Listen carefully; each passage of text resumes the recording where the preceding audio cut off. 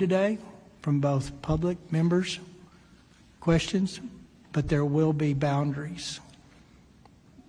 It's not a place where you're going to throw rocks at each other or accuse each other. It's a place where we're going to try to garner information to be better for it.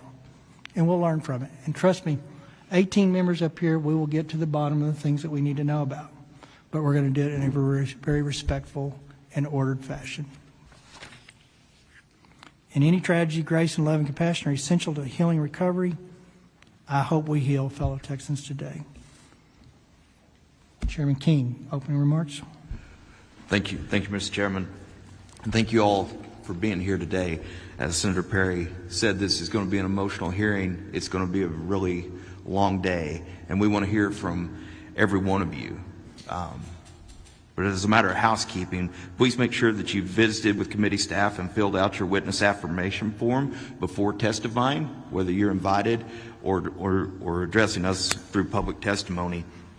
As a reminder, the committee and our visitors today, under House Rule 4, Section 13, House committees are subject to the same rules of decorum that govern House proceedings. Under those rules, the chair is responsible for preserving order and decorum during committee meetings. Outbursts or vocal displays of support or opposition from visitors in the audience are prohibited, and the chair may order the audience to be cleared if there's a disturbance that disrupts the committee meeting. Signs, placards, and other objects of similar nature are prohibited. Members of the committee and witnesses must confine their remarks to the matter being discussed by the committee. Once again, I want to reiterate what the senator said. I want to thank the county, TDM, DPS, and everybody that made this possible. It's never easy to move the capital to another city, especially one that's been through a tragedy of this magnitude. And by the looks of things, starting off, an amazing job has been done, and I appreciate it. At this time, it's my honor to recognize the Lieutenant Governor of Texas, Dan Patrick, for some opening comments. Thank you, Mr. Chairman. I'm going to be very brief. You didn't come to listen to us. We came to listen to you. I do want you to know that on July 4th, it just so happened that Governor Abbott was out of state, so I was the acting governor. When I got the call that morning, got to Austin as quickly as we could to the State Emergency Operations Center. We call it the SOC. And we got on a plane and got here as quickly as we could. Pete Flores, Senator Flores, Wes Verdell, your representative. That day will haunt me for the rest of my life. Like you, we all feel this pain, some much more than others. Winston Churchill said, this is not the end or even the beginning of the end. But perhaps we can now move forward as we still look for one adult and one child and a police or fire chief from another county. But with this hearing, what we're hoping to learn is how do we move forward so that when an event like this happens again at any level, that we are better prepared for it, and that we've known that we did all we can. Because when you think you've done all you can, there's always something else you can do. My attachment to this community now in Kerrville will be lasting forever. The love, the compassion, the teamwork, the volunteerism that showed up that first day and the second day and the third day and the fourth day was remarkable. From the people cooking food out back to the volunteers who came and searched in those first days for life, and then the recovery mode. Forever grateful. This community came together in a way that I've not seen before. And in the 10 years I've been Lieutenant Governor with Governor Abbott, we've had a lot of tragedies in the state. But this one hurts so much. So I want you to know that the Speaker and I, we've never done this before. To my knowledge, it's the first time in history a Speaker and a Lieutenant Governor have ever joined a committee going out somewhere, or even at the Capitol, we don't go to committee hearings. But we said we wanted to have a joint committee. We know it's big, means it goes longer, more questions. But we wanted you to know, and the reason we came here today, so you didn't have to come to us, because we wanted to hear from you, your leaders, and the citizens of this community and the surrounding counties. So understand, this is not the end. This is the beginning. We will pass bills dealing with the immediacy of things that we can address now, but we will be doing this in the next session and the session after that. We will not quit until we find those 3 lost souls, and we will not quit until you feel like we've done everything that we can do that you've asked us to do. So thank you for allowing us into your community. I thank the state of Texas, law enforcement, our EMS, our firefighters, the volunteers, the Navy SEALs, the military, you name them, who all came here because when Texas is in trouble, Texans stand up and support each other. So thank you. It's an honor to be here today. I wish it weren't so. I wish it were another occasion. But we're here because we want you to know that we're in the fight and we're not going to quit until we get it right. Thank you. But Dustin Burrows, Speaker Dustin Burrows. Thank you, Governor. First, let me thank the Lieutenant Governor. He mentioned he was here on the 4th, and he's been in and out of this community, and for agreeing to partner with the House. Like he said, this is unprecedented. The 2 chambers do not come together and have hearings, and we do not do them remotely, but the magnitude of the situation warranted it. And I believe this is hopefully a testament to what we intend to do together in a collaborative fashion for this community and to address these situations. Chairman Perry, Chairman King, and committee members, senators, House members, thank you for your hard work on this and the long day ahead and long days ahead in getting it done. A couple of things I would like to mention. To those who've been invited to testify, the local elected officials, people who have firsthand knowledge of what happened in the lead-up, your candor is appreciated. Your forthrightness will be appreciated. We cannot come up with solutions. We cannot try to improve things if we don't know everything that you can share with us. So I ask you, when you're asked questions and you're testifying to this committee, please understand, the more you share, the more you open up, the more you help us understand because we were not here, the better we can do in crafting legislation to meet the need and meet the moment. But most importantly to the community, our commitment is to y'all. We're in special session. It is such important, solemn, sacred work that we will do. We will come up with some solutions, but the work will not be done. It is impossible for the state to craft legislation in this short time that fully meets everything. We will do our best. We will do some things, but our commitment is to continue beyond this session and these hearings into the next session and the session after that and continue to improve and do better. With that, I thank you for being here and your participation. Thank you. Thank you, Mr. Speaker. Members, I'm going to call up the first panel. Each one of them has up to 10 minutes. If they don't need it, they can move to the next one. We're going to try to get through the panel, and then we'll have member questions. The chairs reserve the right to violate that rule a little bit. If it helps kind of moving it along, we will try to set the stage. But with that, I call Judge Rob Kelly of Kerr County, Sheriff Larry Letha of Kerr County, William B. Dub Thomas of Kerr County. We've got 8 seats. Mayor Joe Herring, City of Kerrville. Dalton Rice, City of Kerrville. William Rector, Upper Guadalupe River Authority. Judge Shane Stolkowitz, of Kendall County. There you go. Thank you, Mr. Vice Chair. And I still butchered, I'm sure. Judge Bella Rubio of Real County. Mr. Chairman, yes, sir. Before we get started, members, this system works different than the one we have in the Capitol. If you touch your your mic and your green light comes on, your mic will be hot at that time. So if you would rather get my attention on the House side, get my attention and Senate on the Senate side, let us know, and we will write your name down in the order of asking questions. Thank you.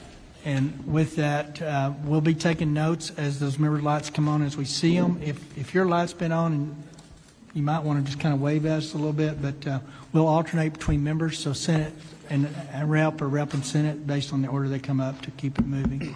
I assume y'all sat down in the order I called you. If you didn't, then go ahead and state your name and your title, and you have about 10 minutes to tell us what you want us to know. Is that on?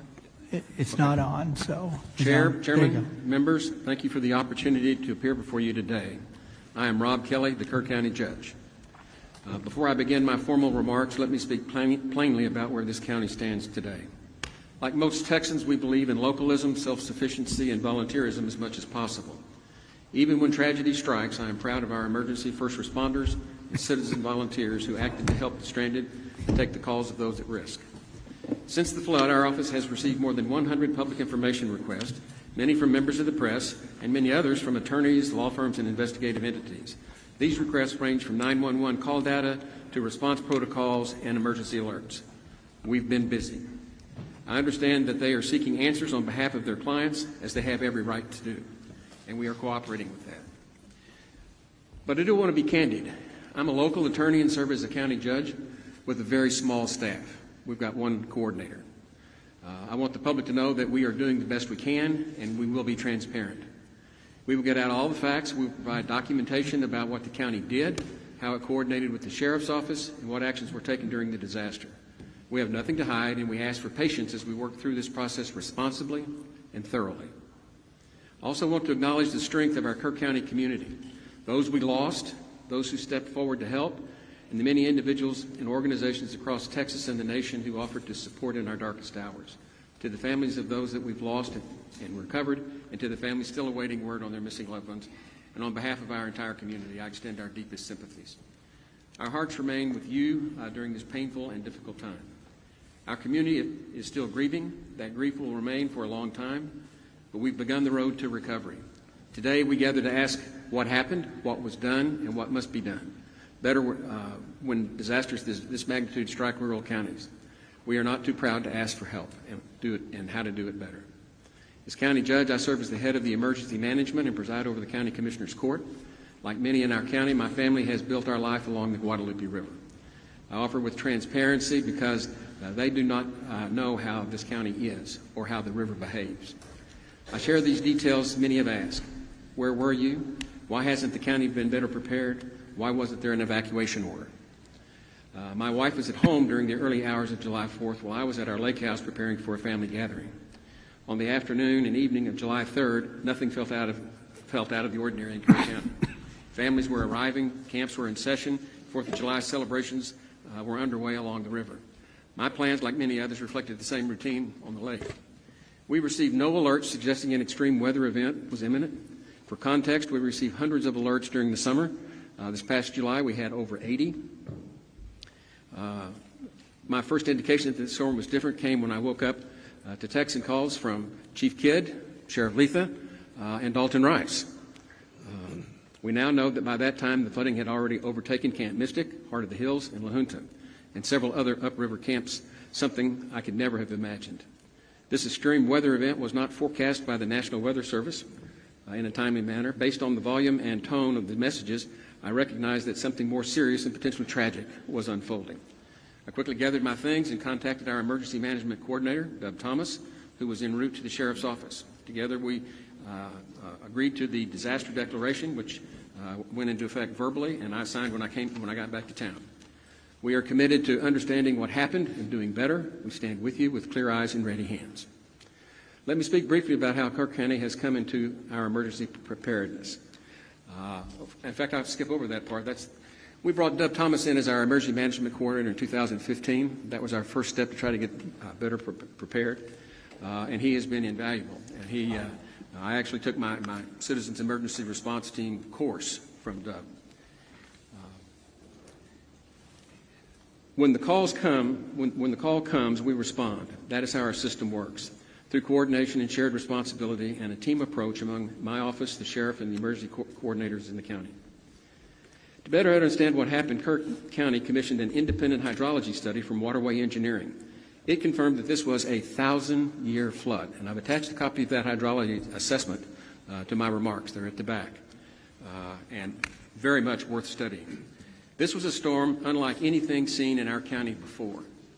It stalled over the South Fork watershed in Hunt and Moe Ranch, far from the population centers and in the location with very few rain monitors or flood gauges. The storm dumped more than 12 inches of rain in under 6 hours. That is not a typical for our weather patterns, which tend to move in and out quickly. This storm sat. It did not pass through. It overwhelmed the watershed. River flows at Hunt exceeded 220,000 cubic feet per second. Water rose more than 20 feet per hour.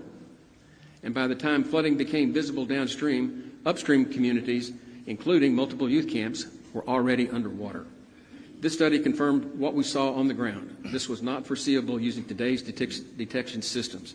It was not forecasted by the National Weather Service or TDM. It was not expected by our emergency response team. And it is exactly the kind of scenario that reveals the urgent need for stronger tools, better detection, and modernized infrastructure, especially in rural communities like ours. The first 911 call to Kerr County Dispatch came from the River Inn Resort at 2:53 a.m. I don't know how many of you know where the River Inn is. It's way out there.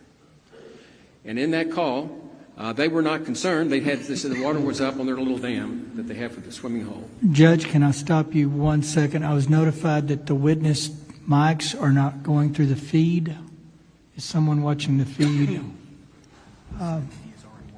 So Senate Committee is working on it, so thank you. Okay. Go ahead. Okay, better? Shortly after that call at 2:53, Deputy Green checked in and shared that he would survey the river and check low water crossings.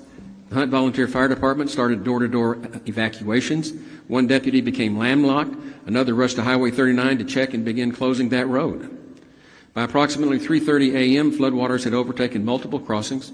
We understood that we were facing a historic event. State and federal partners soon arrived, including the U.S. Coast Guard, Texas Game Wardens, TDM, and DPS, helped us coordinate a multi-agency rescue and recovery effort.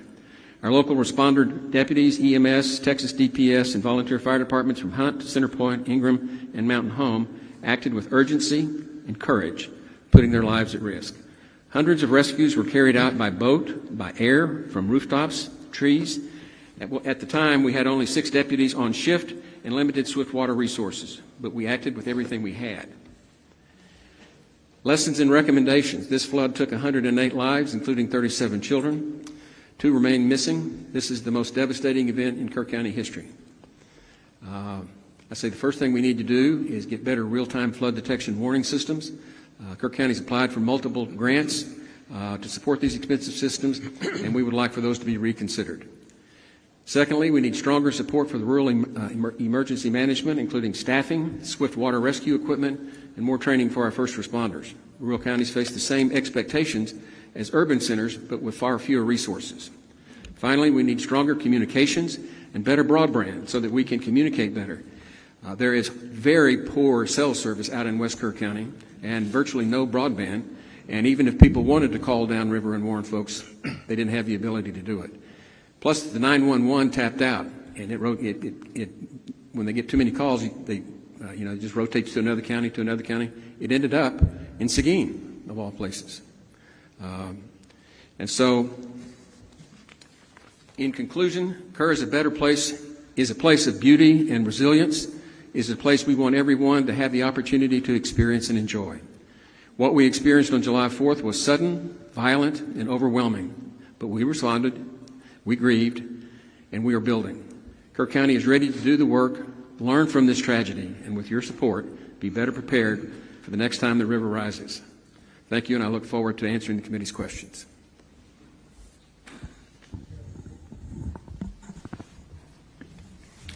Yes, my name's Larry Lee Letha, Kerr County Sheriff. Chair members of the committee, thank you for the opportunity to speak to you today on behalf of the men and women of Kerr County Sheriff's Office, our dispatchers, our deputies, and our entire emergency response team. I appear today not only as sheriff, but as a voice for those who put themselves in harm's way without hesitation, and for a community still recovering from an unprecedented natural disaster. Our deputies and dispatchers perform their jobs with courage, discipline, and determination.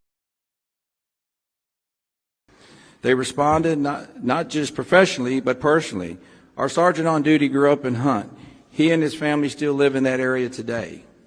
He assessed the low water crossings. He almost lost his vehicle within minutes because he was facing high water like nothing he'd ever seen before. Now, this is the same road that this deputy drives in and day out to come to work. And they did so while the ground underneath them was shifting. Since the flood, people have been asking for fair questions, and I welcome the opportunity to address them today. My goal is to provide helpful context about the conditions we faced and how the events unfolded on the ground in real time. My deputies on duty had no idea, no warning, that there was going to be a major tsunami-like event on the South Fork. I went to bed that evening on July 3rd with zero worries. We had several weather reports that shared good news. We were finally going to get some rain. We had no idea to elevate the preparedness posture with the information we had at the time. That said, one dispatcher began receiving calls from a location upriver. The deputies on duty mobilized, as we always do, to address high-risk flood zones, starting along Highway 39 and heading further west toward Schumacher Crossing. What they encountered were roads already beginning to be overtaken by water in low-lying neighborhoods. They needed immediate evacuation. In those first few hours, one two-man team of dispatchers handled 615 radio transitions and more than 100 emergency calls, while mobilizing our fire department and rescue team. They never faltered. They stayed calm under immense pressure. One dispatcher remained on the line for 24 minutes with two young children whose cabin was filling up with water. She stayed with them till the end. The other responding deputies didn't wait for orders. They deployed immediately. One was nearly overtaken at Shoemaker Crossing, escaping on foot before turning around to help evacuate homes downstream. Another went door to door through the water to wake residents who were still asleep. These homes were not over water yet, but would be within minutes. There was no time for formal orders. They were only there to move, and they moved quickly. We had multiple deputies and first responders in multiple locations rescuing people and facilitating evacuations. Our responders, fire department, used whatever they had to pull people out of harm's way. Most of our firefighters here are volunteers.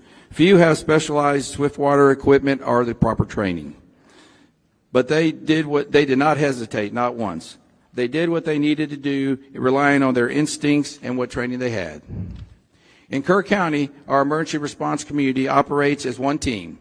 Effective responses require coordination across the board, from the cities of Ingram and Kerrville to my office, to our dispatchers and volunteer fire departments. No single individual is solely responsible for issuing alerts, monitoring our water crossing, or managing every aspect of a large-scale emergency of this matter. We rely on established procedures, coordinate established command, and mobilize resources quickly. It only works when we work together. That's extremely what we did that morning to the best of our abilities. We established an initial incident command center within the first hour, correction. Additional support from the Texas Game Warden and Texas DPS began arriving soon thereafter. I mobilized our special operations team to assist with search and rescue and to begin collecting victims. The air rescue landing zone was located at Ingram Elementary School, and we established a family reunification center at the Ingram High School just blocks away. Our team continued to mobilize and initiate additional resources. We blocked the roads and dispatch managed incoming emergency calls. I was present for Chief Nim Kidd's testimony to this committee last week. He confirmed what we knew at the time about the forecasted weather conditions. We monitor the same National Weather Service reports, and the weather locally showed no indication for worry. We had no idea that a 30 to 35-foot wall of water was going to be coming down the Guadalupe River that morning. And it came with a force, speed, and devastation that no one has ever seen before in this county. Yet no one stood still, no one waited, we all responded as one. I take great pride in how my people responded and how we pulled together under the worst circumstances we've ever faced. This was not familiar of presidents in my view. It was a test of capacity under extreme, unpredictable conditions. As we look ahead, I want to offer a few observations and actions we are already taking at the Sheriff's Office. We are already acting to strengthen protocols regarding low water crossing assessments of our deputies on duty. But more must be done to improve the ability to predict these type of fast-moving weather events. In my view, no alert system would have changed the outcome or prevented the tragic loss of life that was upriver.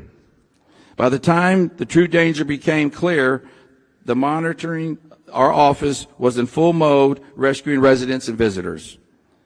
This is a tragic event, but it is also a reality, as we will be committed by learning from and doing everything possible to prevent this in the future.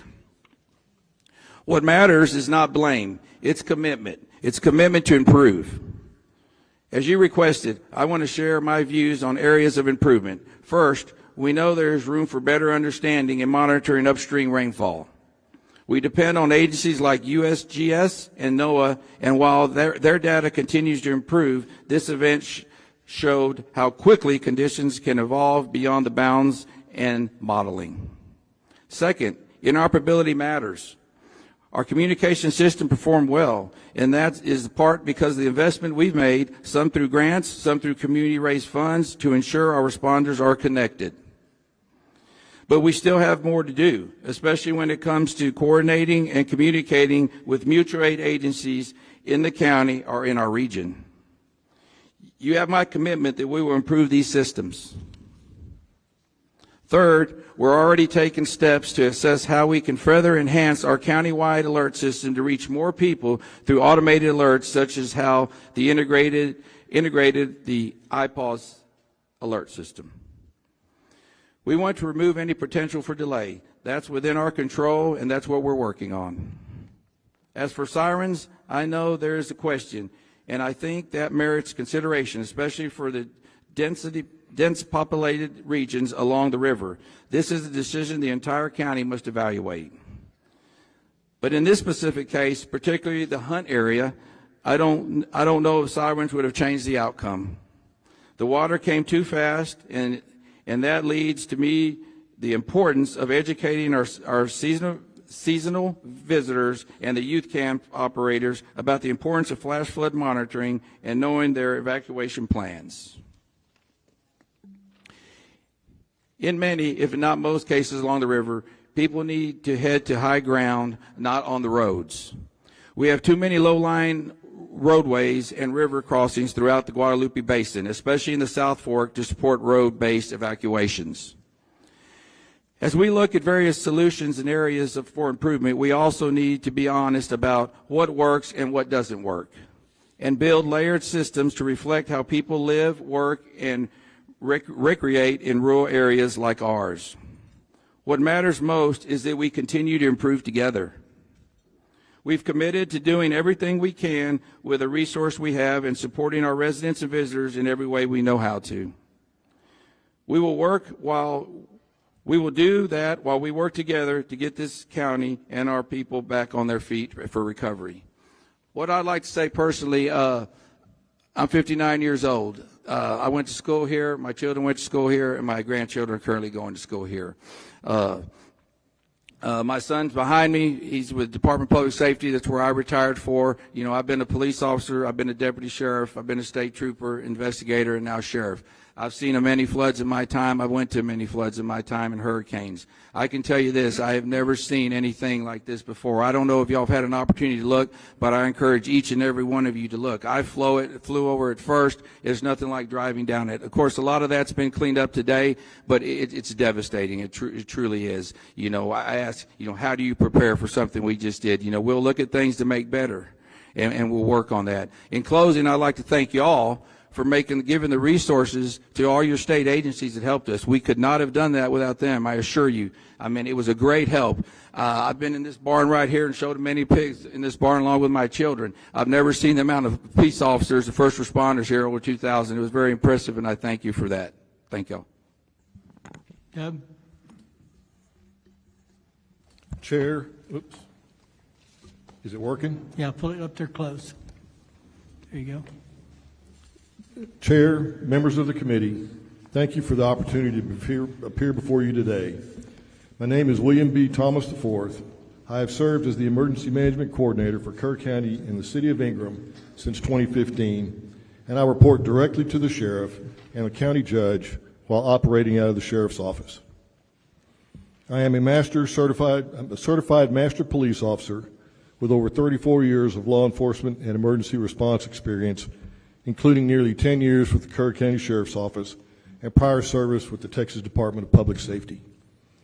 I previously served as a Highway Patrol Lieutenant and held the role of District Disaster Chairman for the El Paso Subdistrict and the role of Assistant District Disaster Chairman for the Waco District. Since moving to this region in 2010, I have focused on strengthening emergency response across Kerr County's 1,100 square miles. As EMC, I coordinate emergency response and all hazards response planning across unincorporated Kerr County and its 2 cities. I work closely with our dispatch, volunteer fire departments, first responders, and emergency medical services.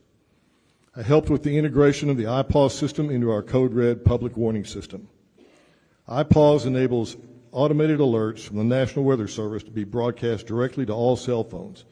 This system has proven essential for a rural county with the highest seasonal population and no 24/7 staffed operations center. Before I speak to what occurred during the July 4th flood, I want to directly address the questions about my whereabouts that night. On July the 2nd, I worked a full day despite not feeling well. That day included a fire chief's meeting where no concerns were raised and no indications of elevated weather risk were noted beyond what is typical for this region during the summer. I returned home around 8:45 p.m. with my symptoms worsening. I had already requested and been approved for personal time off on July the 3rd to fulfill a commitment to my elderly father. However, due to my progressing illness, I remained home to recover. I stayed in bed throughout July the 3rd and did not participate in the regularly scheduled 10 a.m. and 3 p.m. Texas Emergency Management Coordination Center coordination calls. These calls are routinely followed by detailed written summaries, which were distributed to me and other county leadership, ensuring that the flow of situational updates remained uninterrupted in my absence. My supervisors and Sheriff's Office leadership were aware that I was off duty. I briefly woke around 2 p.m. when there was no local rainfall or indication of elevated risk and returned to rest. I was awakened around 5:30 a.m. on July the 4th by my wife following a call from the City of Kerrville EMC, Jeremy Hughes, requesting that I mobilize. I reported immediately to the Sheriff's Office. There was no visible flooding on my drive into the office, but it quickly became clear that the situation was escalating. By approximately 6 a.m., I was actively coordinating our county's response in close contact with the Sheriff, the Emergency Operations Center, and Mr. Hughes, working together under rapidly changing and difficult conditions. Our first responders mobilized without hesitation. The majority of them are volunteers, neighbors, business owners, and community members who serve without pay. Many had no formal swiftwater rescue training, yet they entered dangerous conditions to save lives. Their actions were nothing short of extraordinary, and I want to take this opportunity to publicly recognize their bravery, skill, and selflessness during one of our county's most challenging emergencies. I also want to specifically address the county's alert systems. The first line of notifications we rely on is the National Weather Service's ability to send geo-targeted alerts through NOAA, television, and regular radio frequencies. The complementary WEA message system, which is also activated by the National Weather Service, alerts all wireless devices in that targeted area regardless of subscription. The county took the additional step to implement the Code Red notification system, which is an opt-in subscription-based program that can be used to augment the National Weather Service for those residents opting to receive additional notifications and alerts. However, Code Red provides for limited coverage.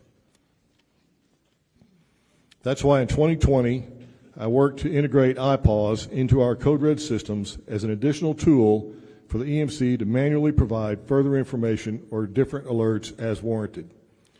During this event, the National Weather Service issued multiple flash flood warnings through iPause, which triggered those automatic alerts. As EMC, I also have the authority to issue iPause alerts manually, and I have done so in other incidents, including one the day before the July 23rd hearing for first responders in the riverbeds. However, during this incident, I did not issue an additional iPause alert because the National Weather Service had already triggered more than a dozen alerts, which all provided a similar forecast. Be aware of the potential for isolated flash flooding. Anticipate rain in the range of between 1 and 3 inches, possibly as much as 7 inches. You may ask, what does a flash flood warning by the National Weather Service prompt me as the Emergency Management Coordinator to do? In our county, we take a coordinated approach to severe weather. Each summer, we receive hundreds of alerts and warnings from the National Weather Service. Our standard protocol begins with assessing low water crossings, which serve as key indicators of rising water levels and flood risk. Those crossings are also critical routes for emergency response, making them a top priority when flash flooding occurs.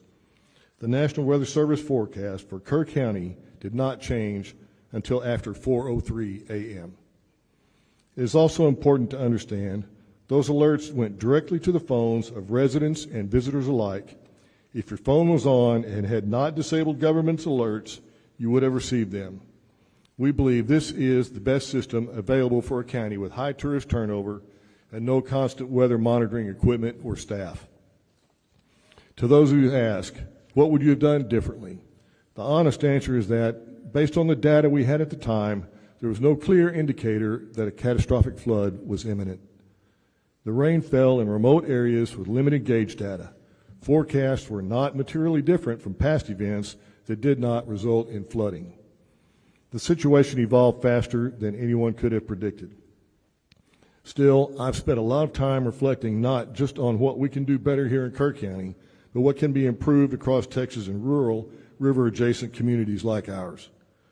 First, we must recognize and support the value of volunteer fire departments and rural responders. These are the people that show up first. They serve wide areas with little funding and limited equipment. We need to invest in their training and their tools. Secondly, we need better data. We need real-time monitoring of rainfall and river gauges, especially in upstream headwaters and watershed zones. We cannot rely solely on radar or traditional forecasting from the National Weather Service. We need systems that detect what's happening on the ground minute by minute. We've discussed these upgrades locally, but Kerr County alone cannot afford them. This isn't just about our county. The Guadalupe River and Hill Country draw thousands from across the state and beyond each year. Our safety infrastructure should reflect that shared responsibility. Since this tragedy, many have asked whether a siren alert system could have helped us respond more effectively or even saved lives. That's not an easy question to answer with certainty. It's something our county has evaluated in the past. Concerns have been raised about their effectiveness in our unique topography, especially in areas with high canyon walls and rural terrain where sirens would be most needed. There are also limitations in reaching visitors who may not understand what the sirens mean or how to respond. Let's not fear the river, but let's respect it.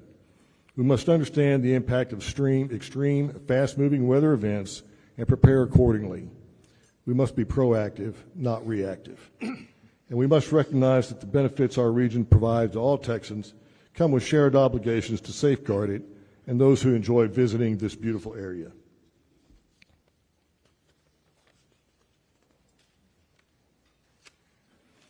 This was a tragedy not just for Kerr County, but for all of the communities downriver, and it must be seen as part of a larger trend with a statewide response.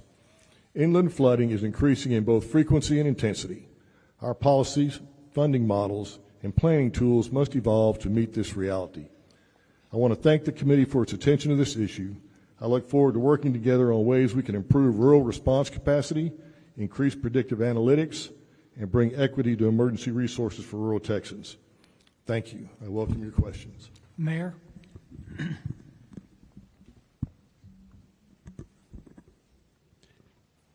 My name is Joe Herring, Jr. I'm the mayor of the city of Kerrville.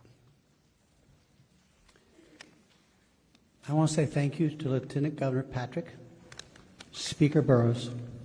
I want to say thank you to Chairman Perry, Chairman King, and all committee members for coming to Kerrville to hold this hearing.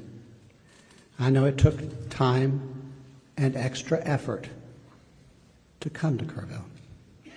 Thank you for your dedication and hard work to come up with solutions for the problems caused by this flood. When Lieutenant Governor Patrick told me this hearing would be in Kerrville, I was thankful. Thankful because it's important for you to be here where the flood happened, but also thankful because it's important for you to hear directly from our community about the tragedy which occurred here in the morning hours of July 4th, 2025. Here's what you need to know about our community. We are grieving.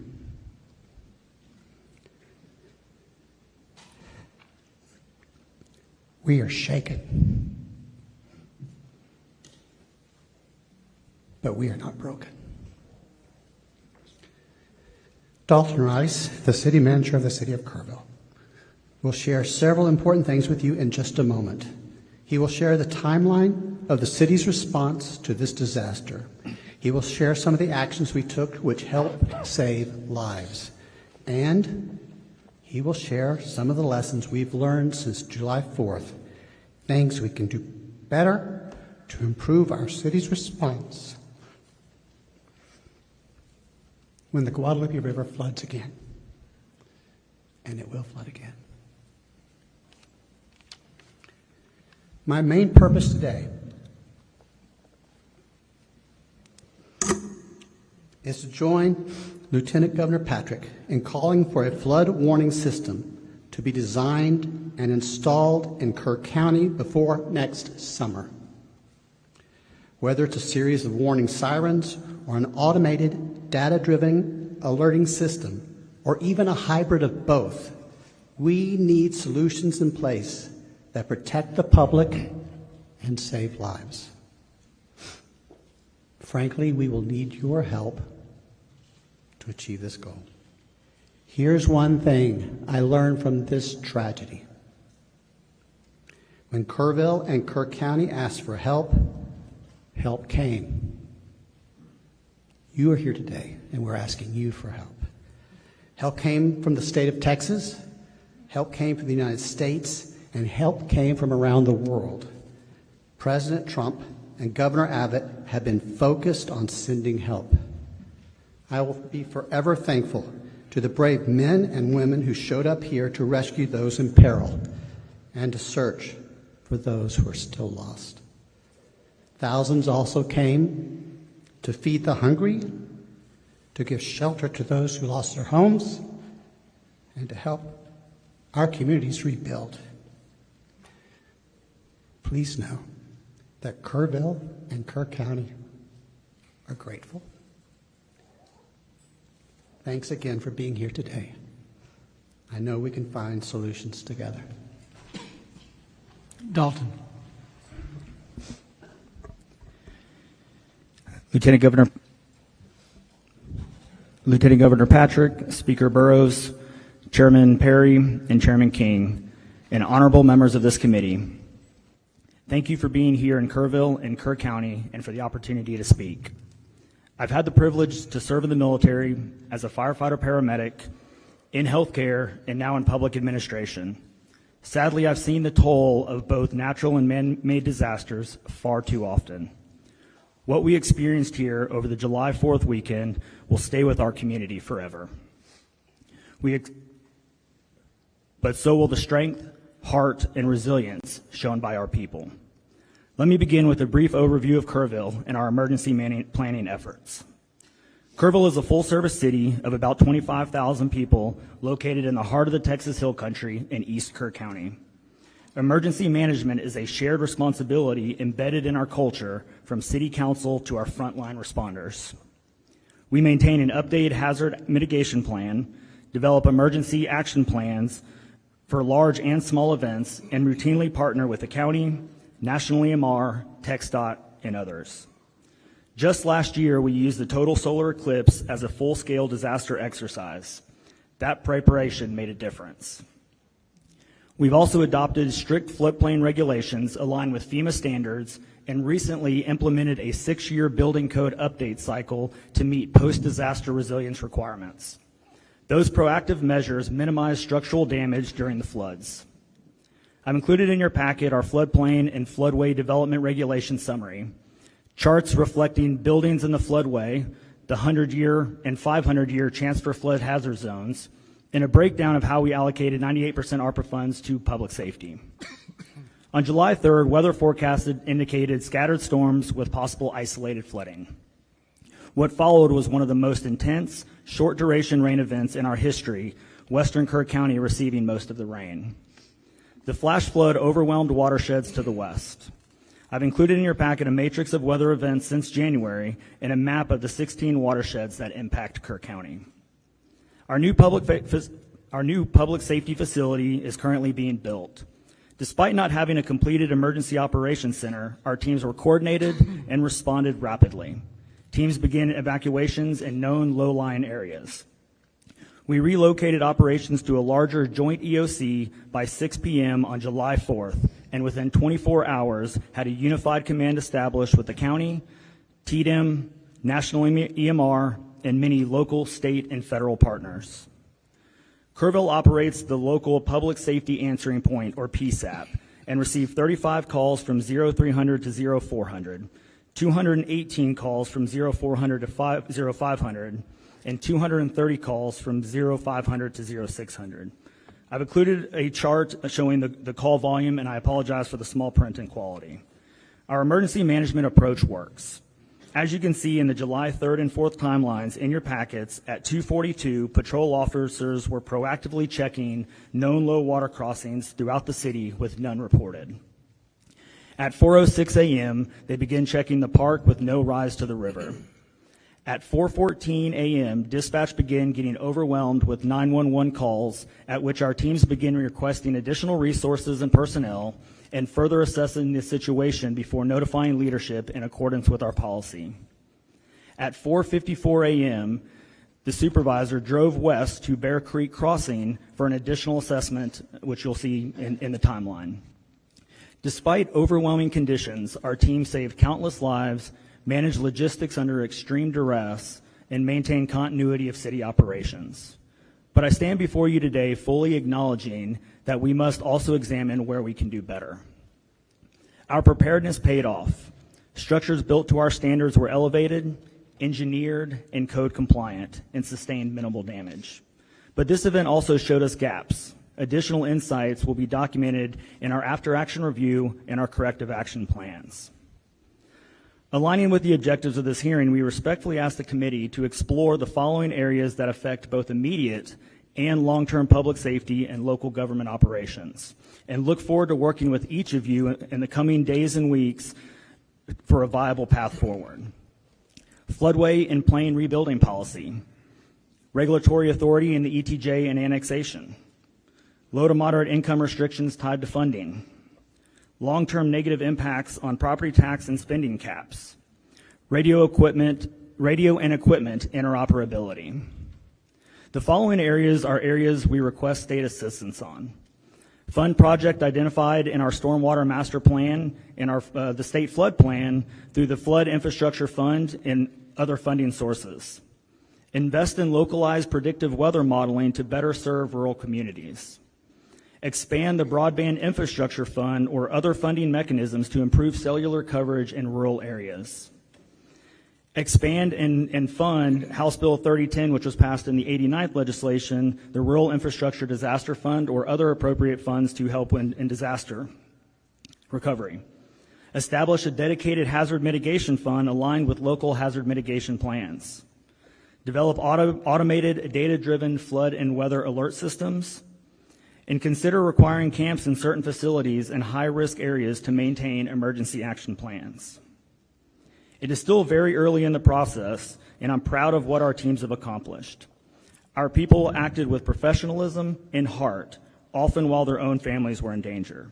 I am proud of them, but we're not too proud to say we can do better, and we want to work with you to make that happen. We've also identified some lessons learned, even in the short time before our after-action review. We've identified areas of improvement in our dispatch center and notification processes. While critical information reached the right people, we recognize the need for more streamlined communication. A 3:34 a.m. call was transferred to the county, but we lacked the procedure to notify all personnel in flooding events across the jurisdictions. Our patrols team showed strong situational awareness, but broader communication is essential. Family communication during the event could have been faster. Although support services were in place, there were moments when families received updates through the media before hearing directly from officials. Once identified, we assigned a public information officer to provide 24/7 family communication, and Sheriff Blatha and I remained directly engaged with the families.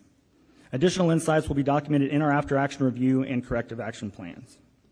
Kerrville will rebuild, but we need the tools and the funding to do it right. Thank you for allowing us to share our story, and I'm happy to answer any questions.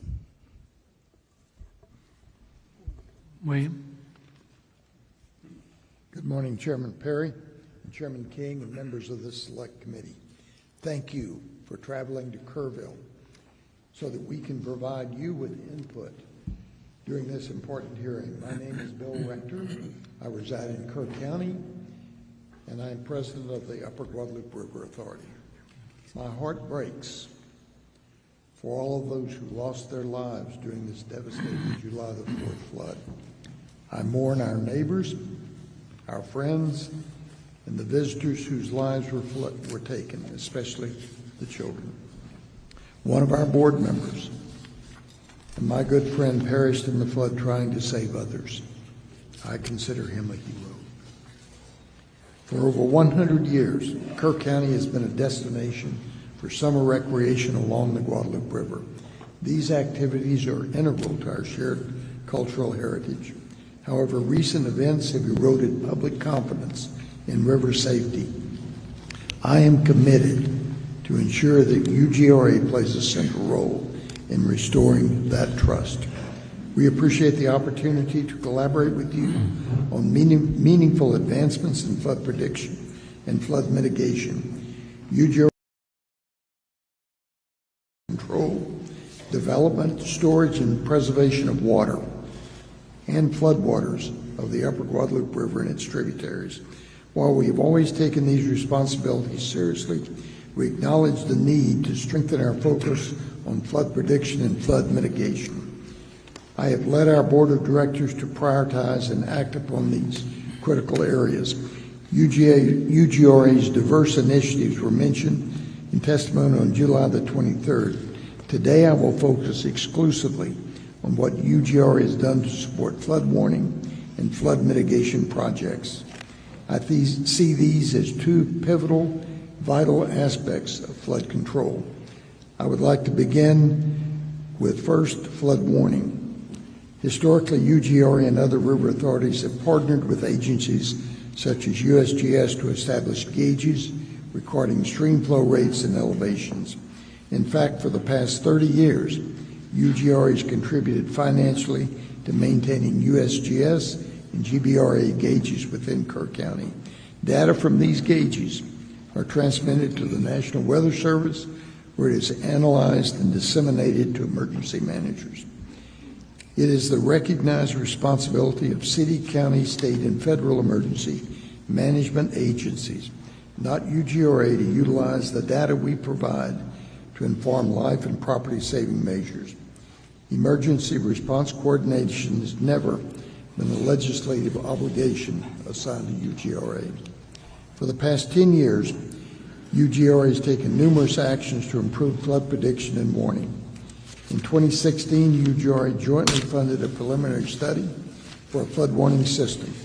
The study was used to support applications to the Texas Department of Emergency Management Hazard Mitigation Grant Program in 2017 and 2018. These grant applications were denied. In 2020, 2 years later, when the first regional flood planning groups were being assembled, the UGRA general manager was appointed to a position on the planning group and actively participated in development of the plan. This, however, never materialized into flood funding for UGRA. In 2023, we knew the clock was ticking. UGRA renewed focus on flood warning by again prioritizing in a strategic plan. In September of 2024, our board invited a hydrologist to present technology for streamlining data access for end users. Based on this presentation, we resolved further to develop a software solution to improve flood prediction and procuring additional rain and stream gauges to enhance local awareness during flood events. This concept was presented at the November 2024 board meeting, and the consensus was to proceed. At the next board meeting in January 2025, we approved release of a request for proposals to start the project. During this time, our board decided not to accept the 5% grant from the Texas Water Development Board. I would like to clarify the rationale behind this decision. When we applied for the grant in April of 2024, we had hoped for approval for at least 50% of the $1 million requested as a cash grant, intending to match it with our reserve funds. The actual offer was only 5% as a cash grant. Furthermore, we were not eligible for a 95% loan without voter approval, since repayment would have been from tax dollars. We also learned that the timeline to submit the full application, which would require professional engineering assistance, was only 6 weeks. That timeline was not feasible for us due to state procurement guidelines. We decided that this and other grant processes were unlikely to provide the timely support for what we considered an urgently needed system. Therefore, we decided to move forward using our own funds to develop a flood prediction solution for Kerr County. After a procurement process, we selected a contractor, signed a contract on June the 4th to start the project. The software solution will integrate existing sensors and create a plan for future sensors that use advanced technology. The current project will be carried forward by using additional reserve funds to purchase, operate, and maintain the new sensors. The planned system will deliver sensor data to a real-time computerized portal accessible 24/7 to emergency managers. Emergency managers can also set alerts that are triggered by thresholds of rainfall or stream levels to direct their attention to critical values. On July the 24th, we convened the Kister's team, local emergency management officials, police, fire departments, and TxDOT to garner feedback on software design and functionality. Work is ongoing to determine needed sensor placement. Placing our board's widely discussed and criticized decision in context, we are now 9 months into the development of this much-needed project, having engaged an expert firm and begun creating a reliable means for emergency managers to access critical data. Had we pursued the 5% grant, we would still be awaiting funding. Our past unsuccessful funding attempts have reinforced our resolve to move forward independently. The second part of flood control is mitigation.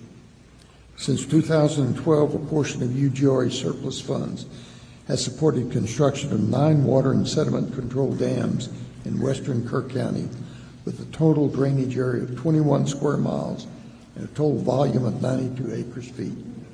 These structures are designed to empty between rain events, gradually releasing water to sustain river flow. However, due to their limited size, they provide only modest flood mitigation during major events. Looking forward, I consider flood mitigation as the long-term solution to the severe flash floods of the Guadalupe River. Canyon Lake Dam is well known for its effectiveness in reducing downstream flooding, despite the massive inflow from the upper Guadalupe River on July the 4th. The reservoir filled only to 68%, averting significant downstream damage. A former UGRA director and respected civil engineer has also recommended investigating the feasibility of constructing additional flood retention dams on upstream watersheds. Such dams could moderate rapid rise in river elevation, providing valuable warning and evacuation time.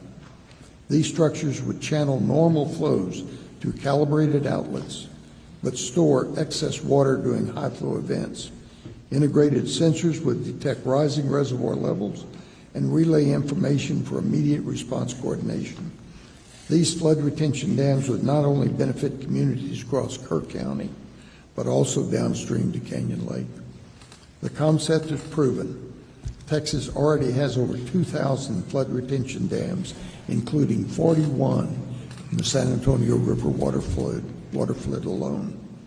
Effective solutions will require substantial, expertly designed projects and significant resources. We recommend that organizations like the U.S. Army Corps of Engineers consider this approach as part of a comprehensive response to the repeated flash flood risks of the Hill Country. Finally, I will share actions I have taken since the flood that I will bring to our board for discussion at our next meeting. We'd like our board to hear from Dr. Bedent of Rice University, as well as other experts to assist in refining our flood information system. You will have the opportunity to hear from Dr. Bedent later today. Our team has made preliminary contact with federal partners and asked how federal agencies like the U.S. Army Corps of Engineers may be able to support flood control projects in Kerr County. I will ask the UGRA board to dedicate $1.5 million of our reserve fund to flood control feasibility studies and infrastructure improvements related to flood prediction. You may wonder if a one-county river authority is too small to meet these challenges. I say no. Our size and strong ties to Kerr County, the city of Ingram, the city of Kerrville, and the Hunt and Centerpoint communities has been and will be an asset to our success. I hope the dedication of this select committee to finding solutions will also explore innovative approaches to these problems. Thank you. I thank you for being here today, and I look forward to your comments. All right. Shane, pull it up close, please.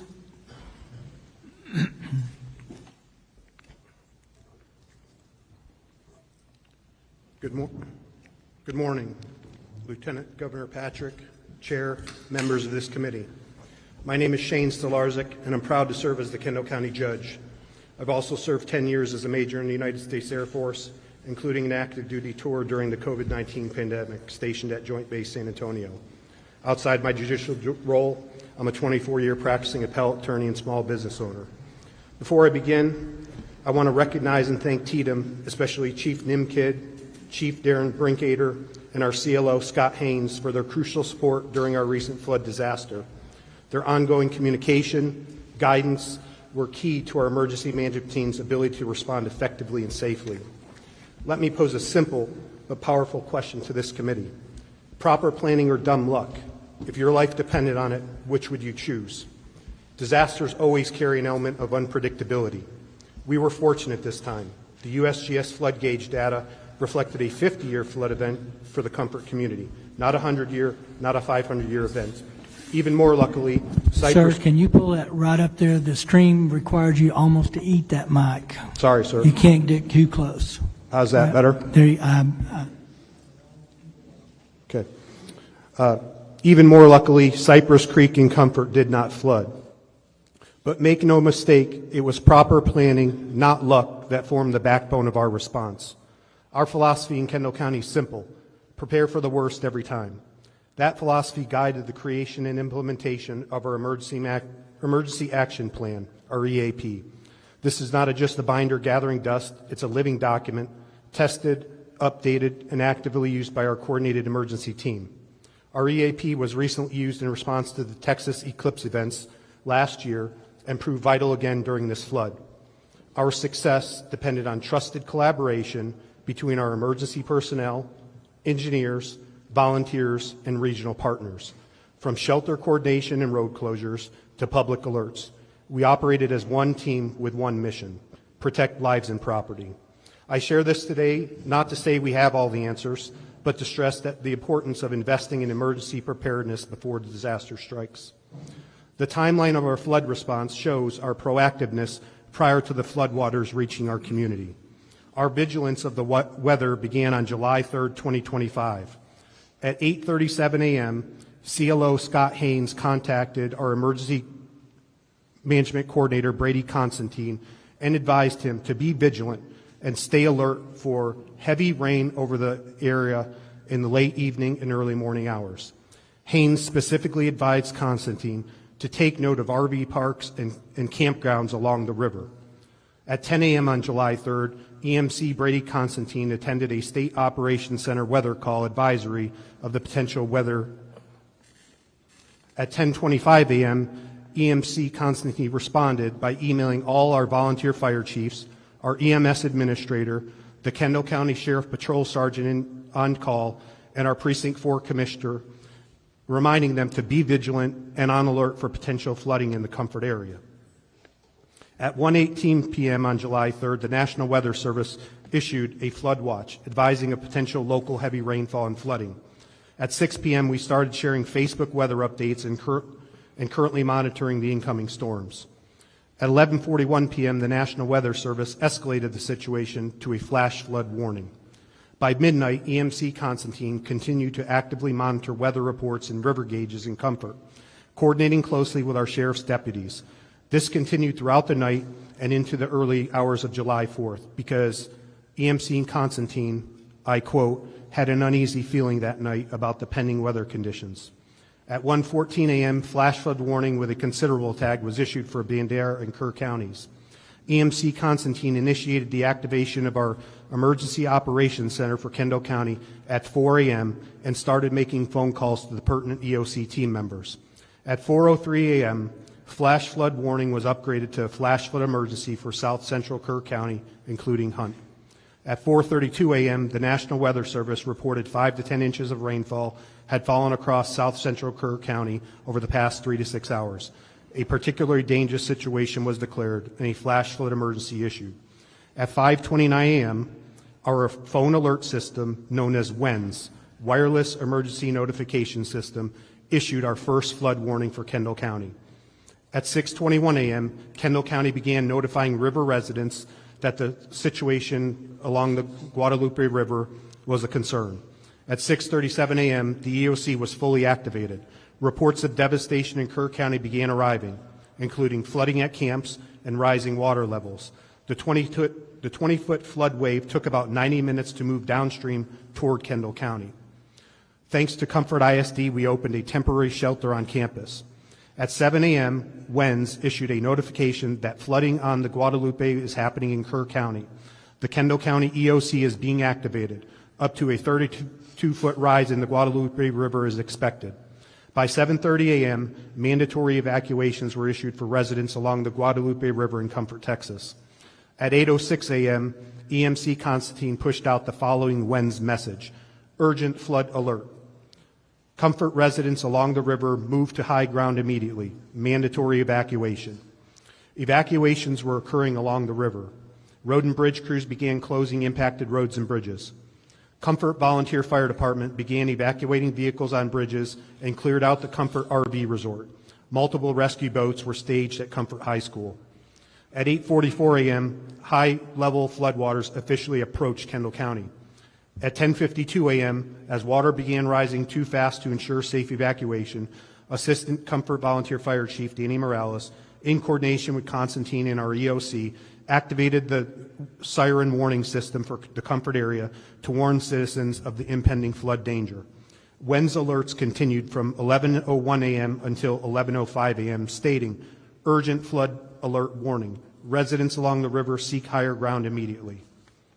A flash flood warning has been issued for Kendall County, 11:05 a.m. Thanks to the rapid, coordinated action, no lives were lost in Kendall County, though we did suffer private property damage along the Guadalupe River. What has Kendall County done to plan, mitigate, and respond? First, we've strengthened our floodplain rules. For example, no RV or manufactured home communities are allowed in the floodplain areas. New construction must be elevated 1 foot above base flood elevation and anchored per hydraulic standards. 2, we invested into a feasibility study for Cypress Creek, investing over $175,000. This is located upstream in Kerr County to help protect our downstream Comfort community. We pursued a countywide drainage master plan to proactively address flood risks across the region. We created a full-time grant coordinator position in the county to identify and apply for grants, including flood mitigation funding. We expanded our ICS and FEMA-based training, focusing more on tabletop exercises and preparation efforts. We implemented the WENS Emergency Alert System, which is an affordable, highly effective emergency communication tool used to notify citizens. We allocated $1.5 million in ARPA funds for culvert improvements throughout the city of Boerne. We also partnered with the soil and water conservation districts in our community to improve flood control structures in the county. And lastly, we passed a bond proposition for $20 million. This bond is known as Prop A. It's to purchase conservation easements and green space, protecting waterways and limiting certain harmful types of development in those areas. Recommendations to improve the state and local response capabilities. Let me first emphasize, TDM performed admirably from Kendall County's perspective. Our CLO, Scott Haynes, was embedded within our EOC from day one. His leadership maintained consistent contact and support with us. We are deeply grateful. That said, here are a few recommendations based on our experience. Improve access to the IPAWS system, the Integrated Public Alert and Warning System. It's currently too limited in access and not user-friendly. WENS and IPAWS can work together, but local officials need better access to both tools. Develop a river-wide emergency alert system, one that tracks the entire Guadalupe River and its tributaries, offering early downstream warnings across jurisdictions. 3, simplify the grant application process for small counties. Avoid requiring costly engineering studies just to apply. These costs deter small counties from even seeking funding. 4, create a COG-wide emergency operations plan to streamline regional coordination and improve response across the Council of Government areas. In closing, our experience in Kendall County is a testament to what preparation, communication, and teamwork can achieve. We didn't have it perfect, but we had a plan, practiced it, and executed it with urgency and coordination. I urge the committee to continue investing in local preparedness, strengthen interagency tools, and ensure small counties have equitable access to resources. Thank you for your time and commitment to protecting Texans. Thank you. Judge Rubio, get the mic up real close, please. There you go. Yes, sir. Good morning. Good morning, chairs and members of the committee. My name is Bella A. Rubio, and I'm the county judge of Real County, which is a contiguous county to Kerr County, with a population of approximately 3,000 people. First and foremost, Kerr County, you are in our daily thoughts and prayers, and to all law enforcement, first responders, volunteers, and citizens, you are the epitome of John 15:13. There's no greater love than to lay down one's life for another. Today I come before you regarding decisions that will be focusing on matters that directly impact the safety and well-being of all our counties and communities throughout Texas, and the need for dependable alert systems. The ability to quickly and effectively share information during emergencies is essential, ensuring that every resident and/or visitor, regardless of their location or situation, receives critical information. As a native pioneer family and a 40-year county employee, I have witnessed firsthand Real County transform from a ranching, hunting community into a tourism-based, popular second homeowner site, as well as a subdivision developer attraction, with the majority of the growth occurring along the banks of the Frio and Nueces River. We also have 3 Christian camps located on both rivers that at full capacity on any given weekday throughout the summer service approximately 3,000 campers, camp counselors. Growing up a quarter of a mile from the Frio River and currently residing on the Frio River for the past 42 years, I have experienced river creek rises in all different sizes, some that have come just like a thief in the night. Witnessed helicopter rescue, people from rooftops and trees, and had my late husband participate in high water rescues throughout his 37-year employment with TxDOT. As part of Real County Courthouse budget preparation in my previous position as county clerk, I have seen the struggle and challenge to fund additional resources to provide and/or implement higher safety levels throughout the local law enforcement budget, road and bridge budget, extra funding for local volunteer fire departments and volunteer EMS, and especially the radio interoperability. While Real County was not catastrophically impacted by the July 4th and July 11th floods as our neighbor Kerr County was, we are still faced with the challenge of alerting the lodging industry, homeowners, and Christian camps at full capacity located along the Frio and Nueces rivers, especially during our peak visitor season.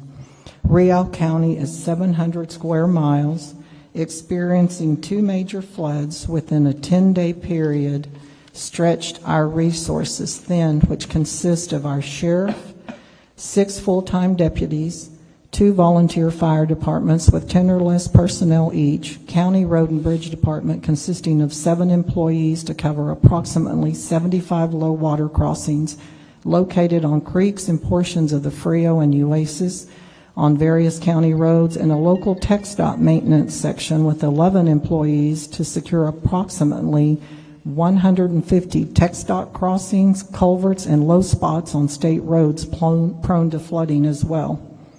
While our sheriff currently utilizes an app system that local residents and/or visitors can utilize to receive notifications, the system does not work in all the areas of the county due to minimal and/or zero cell phone service, nor during power outages, which occur frequently during severe weather.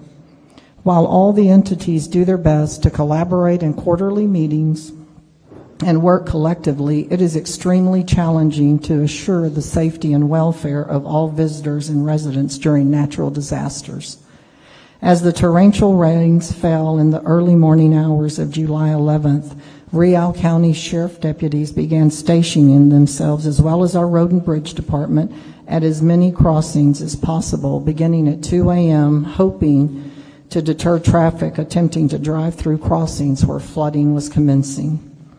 Effective implementation of alert systems in our rural and underserved areas present unique challenges such as limited access to broadband internet and mobile networks, along with financial constraints and lack of awareness, which can and does hinder the dissemination of critical information to those most at risk. Having an effective alert system, whether through mobile apps, sirens, monitors, or all of the above, can effectively save lives, as timely alerts can provide that vital information such as evacuation routes, shelter locations, and safety protocols, enabling individuals to take immediate action and potentially save lives. Minimum damage, as it can allow individuals and business to take steps to mitigate potential damage to property and infrastructure. Enhance emergency responses, real-time alerts and instructions allow first responders to quickly access situations, allocate resources, and coordinate their efforts more effectively, improving response times and efficiency. For counties to be able to promote preparedness through reliable alert systems that would foster a culture of preparedness, empowering individuals to be more aware of risk and take proactive steps to protect themselves and their family, funding assistance must occur. Counties should not be faced with the funding of alert systems through local property taxes, which is basically our only source of income, which have been capped throughout the years and or reduced through property tax relief. While there may be possible grants geared towards purchase of alert systems, there are none that I am aware of for the maintenance and operation of these systems, much less the replacement when destroyed either by natural disasters or types of accidents and or vandalism. In closing, I would add that I understand there's never a perfect solution nor a fail-proof system. However, timely alerts should not have to be considered a luxury, but a fundamental necessity, especially for our most vulnerable population. I thank you for the opportunity to speak on behalf of Real County. I've attached some maps that reflect the the Frio and the Nueces River and the over 50 tributaries, such as creeks that feed into the Frio and impact it, and the Nueces as well, and impact both rivers during flooding. I know that we as Texans are stronger together. Thank you. Thank you, Judge. Members, as a reminder before we start questioning, if you have a question, just raise your hand so we can write you down. I got you. And to our panel, since there's 8 of you, some of you may be better prepared to answer a question. Just for record keeping and for those watching on the live feed, please state your name and who you represent before speaking into the mic, and pull the mic up as close as you can as well. Chair recognizes Representative Louderback. Thank the panel for their service. Sheriff Letha, could you take a minute and give us a timeline on the events of that morning? Absolutely. Thank you, Representative. Yes, there's been a lot of question about time, especially from the media. I'd like to go over, this is the Kerr County Sheriff's Office, okay, what we did during this time. And what I'm going to focus on is from 1:14 a.m. to 5:01. That's kind of the primary time. Now, please understand, I call this a snapshot of what we did. What we've done in about 28 days usually would take about 6 months. And we have a lot of data to look into, recordings, radio transactions, but we've done the best we can to get what we can for today for y'all. So what I'm going to start with is what I call the dispatch workload between 1:14 and 3:30 a.m. That's 2 hours and 16 minutes. Our communications center had 7 phone calls received and processed 22 radio transmissions. Then we moved forward to 3:31 a.m. to 4:22 a.m. in that next 51-minute period. They had 50 phone calls for service and rescue, 114 processed radio transmissions. They were very busy at that time. You have to remember there was a team of 2 in there. Okay. In that time, starting at 1:14 a.m., NWS issues flash flood warning to Kerr County, released on code red. 1 to 2 inches of rain has fallen, anticipating 1 to 2 inches per hour, an additional 2 to 3 inches possible. 2:08, a caller calls in inquiring about road conditions and if they're clear. 2:53, 911 call from River End. Water coming over the river break, they advised the inn visitors of flooding, no evacuation. So that's not normal for us, okay? A lot of times when rain comes, it goes up. That's normal for our area. 3:27 a.m., Mountain Home Volunteer Fire Department reports Shoemaker Crossing is not passable. That's a little bit more of an alert, but not abnormal. Okay, we move to 3:30 a.m., it's different. Dispatch receives a call from a family on a roof requesting air evacuation. Now that's what I consider it's all hands on deck starting at 3:30 a.m. 3:35, dispatch tones out Hunt Volunteer Fire Department to Swiftwater Rescue. 3:39, Mountain Home Volunteer Fire Department asks KCSO to tone out Ingram Volunteer Fire Department for evacuation at River RV Park. 341, KCSO Deputy Green confirms Schumacher Crossing is not passable. 3:43 a.m., KCSO tones out Kerr County Special Ops for Swiftwater Rescue. 3:46, dispatch receives calls with a caller, 2 young children with water overtaking the home, which that was a 24-minute phone call. Our dispatcher did a great job during that phone call. Not only was she on the phone at the time with those 2 children, she was on the phone, had them on speakerphone, on an additional phone, also doing radio transmission and typing. I said she did an amazing job. 3:50 a.m., calls from Casa Bonita advising community is flooding. Dispatch advises seeker higher ground. 3:52, Ingram Volunteer Fire Department goes into service. 3:57 a.m., calls from Camp Mystic, stranded on hill seeking evacuation. 4:05 a.m., multiple reports of cabins off Casa Bonita flooding. 4:08, KCSO tones out Mountain Home to Casa Bonita for water rescue. 4:11, KCSO Sergeant Merritt is landlocked, must abandon his cruiser and begin evacuating nearby residents. So what he did is he got trapped, but he got out of his vehicle and continued to notify people of what's going on. Also provided first aid to one lady in that time. He was kind of out of the game at that point, so we lost kind of. He was actually trying to get a hold of another deputy. I had another female sergeant that was getting ready. That female sergeant lost her vehicle, her department, her office Tahoe, and she was underwater and could barely breathe for 45 minutes. 4:15, KCSO Corporal Tejeda arrives at Highway 39 and barricades the highway.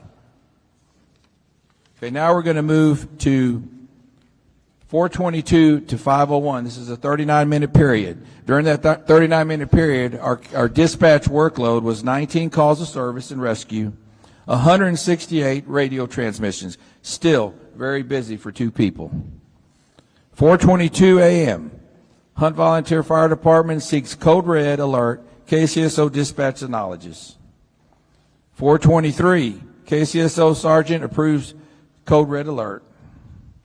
4:24, KCSO Deputy McGee reports he hears kids screaming in the river. 4:28, dispatch calls TxDOT for barricades. 4:30 a.m., TxDOT calls dispatch asking for information on what is happening in reference to the flooding. Okay, please pay attention to 4:32. NWS calls KCSO asking if the roads are closed and if it's flooding. 4:35, KCSO tones out Ingram Volunteer Fire Department. Children trapped in water below Howdy's Park. 4:38, Deputy Green dispatched to Roland Lane to assist with children trapped in the water. 4:42, KCSO Corporal Tejeda advises people are on the roof in Hunt. Dispatchers advising callers to seek higher ground. 4:34, KCSO Corporal Tejeda seeks helicopters evacuation for Hunt. 4:46 a.m., ETA for Swiftwater rescue boat, he's told 10 minutes. Deputy Green says these kids don't have 10 minutes. 4:47 a.m., KCSO dispatch receives calls. Camp La Junta building collapses, seeking water rescue. 5:01, KCSO issues code red alert. From there on, we just continue to be busy, but that's kind of the bulk of the events between that time. Thank you.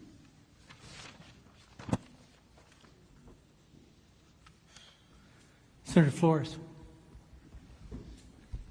Thank you, Mr. Chairman.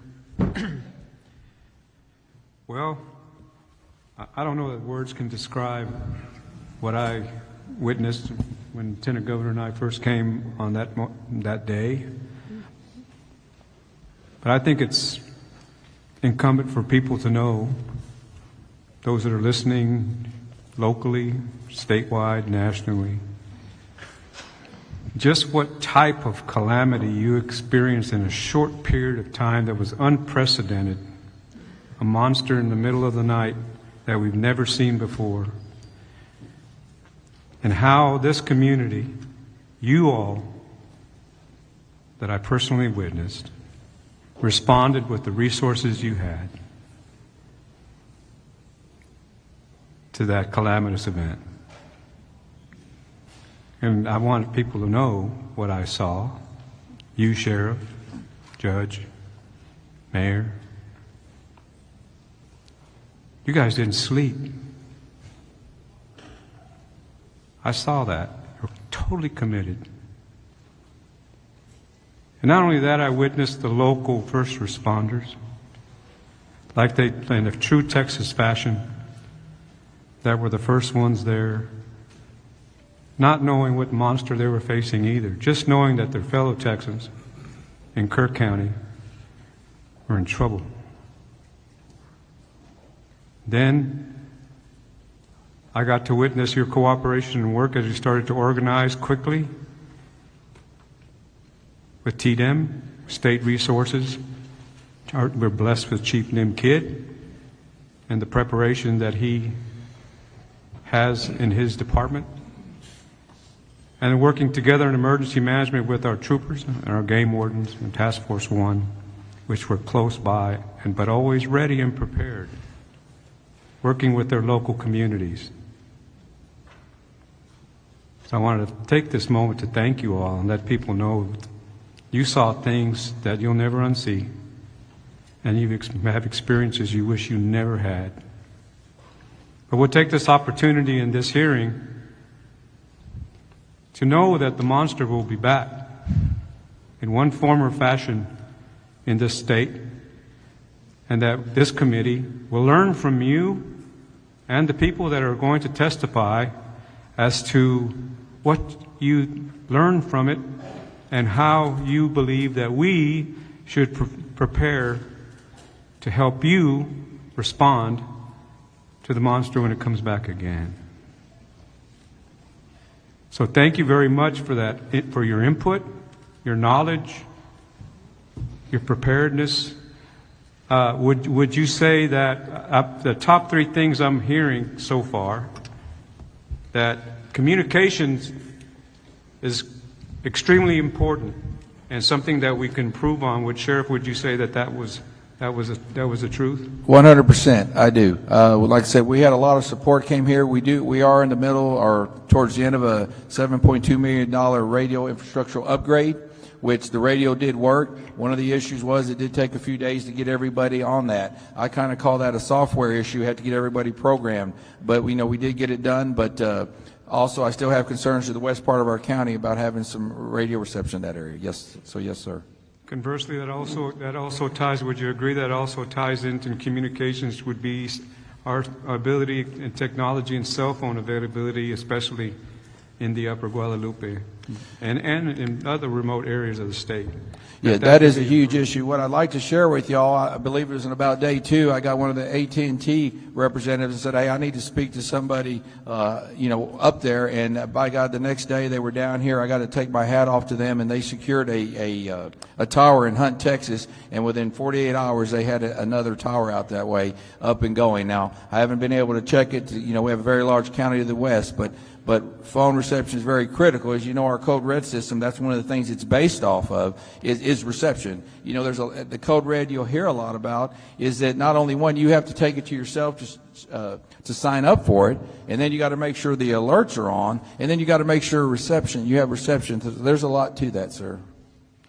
And would you agree also that what I'm hearing is that emergency management coordination, while Texas is some of the best in the world, we can continue to improve that from the local, state, and national level to make it more seamless. Would you say that's another thing that came out of this? Yes, sir, 100%. And of course, the third thing I'm hearing is warning systems of integrated warning systems, but just a warning system that we believe is functional, can be applied statewide. So warning systems, whether that be sirens, whether that be improvements on how the message gets out to the community for that there's an impending flood, an attack, whatever, tornado, that warning systems is another prong that we need to work on and improve. Yes, sir. I think that's very important. I've already had some talks with the courts. I think we really need to look in that and take it serious. And I wish we could have something by next year, but I know this is a very slow and expensive process. But yes, sir. And while you mentioned expensive, of course, there's the other component that it goes with all of this, and that's the funding of it. Exactly. It is very expensive. We work together to be able to do it. Thank you all for what you did. I'll always be indebted to you and be honored working with all of you and for this community and for our state, and we look forward to some positive results. Thank you, Mr. Chairman. Chair recognizes Representative Verdell. Thank you, Chairman King. Couple questions. First, I just want to start off with Kerr County, and Judge Rubio, it's good to see you this morning too. For the Kerr County officials, I wanted to commend y'all on July 4th, how quickly y'all came together as a unified entity to work, especially with TDM and all the other agencies that came in. That was just, I know it was a tragedy, but it was impressive to watch how quickly y'all responded and worked together. Also, I know that they're not on the invited testimony list, but I wanted to give some credit to the others that also helped in that, which was your county commissioners. I know you had Commissioner Jeff Holt and Commissioner Rich Paces on the river actively that morning looking for those that were hopefully still alive on the river, and they did manage to find some. And then you had both your two other commissioners, County Commissioner Don Harris and County Commissioner Tom Jones, that were here actively at the EOC helping with communication. I also want to mention, y'all mentioned this, your volunteer fire departments, they were extremely critical in the rescue and information gathering and everything. So we're incredibly grateful for what those fire departments did with y'all. I hope that they publicly get the credit that they deserve also. And then also, just real quick on the list is your churches, your local schools and the school leaders, local businesses, your law enforcement officers did an amazing job. My brother is a cop here in Kerrville, and I got to watch firsthand what they did, so we're grateful for them. I do have a couple questions, and Dr. Rector, if you don't mind me, Dr. Wright, did I get that right? So you had mentioned diversion dams. I think you also possibly mentioned Charlie Hastings. I'm assuming you might have been talking about him a while ago and the diversion dam. Can you give us some more information on, my understanding is we don't have any diversion dams upstream at the moment, and you do believe that those would be critical infrastructure that could help slow down the amount of water coming down the river so you have more time to react to get people out of harm's way. Would that be correct? Yes, sir. That is absolutely correct. That's the other part of flood warning, and that's mitigation. And I've read several white papers recently that I'm sure you've also read, that a flood warning system probably would not have saved Camp Mystic, Heart of the Hills camp. The water was just moving too fast. It was moving 17 miles an hour. It started only 7 miles from Camp Mystic. There was just no time for a warning system. Flood mitigation is the answer to flash floods that we've experienced over and over and over again in Kerr County. Yes, sir. How many, I know this is hard to even calculate, y'all have, how many tributaries and feeder creeks do you think that y'all would have to interact with upstream of that? Bring the microphone up. Is this better? You got to get it right on top. Okay, thank you very much. Can't talk loud enough. I believe we have three main areas. Of course, the South Fork, which was terribly impacted this time, the North Fork of the Guadalupe, and Johnson Creek. Those three tributaries are important to consider. Yes, sir. One of the things I want to mention, I watched an interview with Mark Armstrong. Many of y'all know Mark Armstrong, who owns the Lake Store. And anyways, he had mentioned that he's been staring at that river every day for 34, 37 years, I think it was, and that there are three kind of stage levels that everybody is aware of. And he said that on this one, it was unprecedented how quickly it rose and how quickly it got above even the highest stage that they had ever expected. And I think that it's important to point out that people upstream that have lived on the river have seen this for, decades, and not, I think it's safe to say there's no way we could have predicted the amount of flooding that was going to happen in that time. And I know outside of Kerr County, a lot of people have been trying to point fingers and blame and everything else. But I think it's important to note that the locals here who know this area better than anyone else in Texas aren't pointing fingers, and they know that this was an unprecedented flood of a magnitude that nobody had expected before. So I just want to make sure that was pointed out to you. But thank you all for being here. Appreciate Thank you, it. sir. Senator Campbell. Thank you, Mr. Chairman. Well, I think we are all committed, everybody on this committee, our Lieutenant Governor and our Speaker, are committed to fully understand why the loss of life associated with this flood and how we can put plans, set plans in place to hopefully prevent such a tragedy. Thank you for your testimony. When Vice Chair Flores and I came down and flew over and looked at the devastation, it's just almost indescribable how something that wasn't really dangerous when we were looking at it caused such destruction just a day or so earlier. Sheriff, I wanted to ask you, you talked, or the judge talked about one of the deputies became landlocked. Why was that? He was trapped almost on a low crossing in front of him and there was no way out. Okay, let me give you a good explanation on that. So that deputy is the one I said happens to live out there in Hunt, Texas. Okay, he was headed out there to check on the road. So he got to what they call Schumacher Crossing. It's flooded. Him and Deputy Green were there. Deputy Green turns around and leaves a little before him. So he's about a mile ahead of Sergeant Merritt. Sergeant Merritt turns around to come back, and what happened is a low-lying area about 2 miles that they'd already crossed had already came up, and he couldn't get out. Deputy Green made it through. His vehicle stalled, but he made it. So Sergeant Merritt stopped, and he knew he couldn't make it, so that's when he turned up, and he went up 1132 Highway 1132 Highway 39, went up there, and as he got up there, his truck got stuck, and that's when he abandoned his vehicle and just started notifying people. So he actually got trapped in between the low water crossings. Our deputies, especially our veteran deputies, kind of know those low-lying areas really well, and you got to be careful. Once you're shut down at Schumacher Crossing, we're done. We can't get to Hunt unless it's in some type of aircraft. Thank you. To that point, those areas have flooded before, or there were low river crossings, low water crossings. Yes, ma'am. So would a bridge over some low water crossings be good to have so that people aren't, one, that they're not landlocked, that they're not locked in anywhere? Yes, it would be, yes. But we don't have that. But that would be something when you're looking at what we can do in the future, provide a bridge over low water crossings. Yes. Thank you for that. Okay. You, let's see, communications. Senator Flores and I came down. It seemed as though you were having to bat down rumors all the time. Correct. I'm not sure how that can be stopped in the future, but we appreciated your accurate reporting, and I just really don't know how to stop the rumor mill, but that causes so much trauma on families. Do you have any suggestions for that?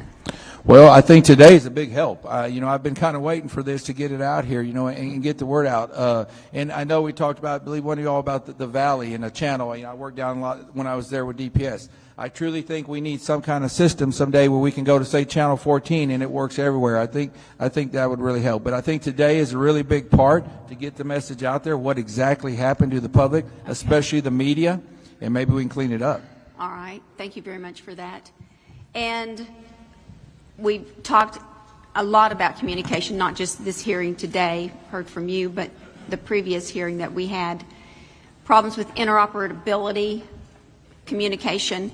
What about reception for the towers, or is there anything, is there fiber that is run to different places that normally, or you found in this flood, did not have reception? People couldn't use their cell phones. Oh yeah, on the phone side, yes. We have a lot of problem out to the west. We have a lot of And what diggers. would remedy that? Additional towers, and that's what AT&T went in there and did. They put us additional tower in Hunt. I don't know how that far that's going to go to the west towards Mountain Home, but that's a fix, is additional towers, which is very expensive. but that's what would be the But fix. fiber hasn't been run to all the areas, right? Correct. Because that's hard to do in Very hard. in the hill in that country. terrain. And I'm not sure if anybody on the panel has the answer for this, but is there something we can do proactive? You know, hill country is beautiful and it's on rock, a lot of rock.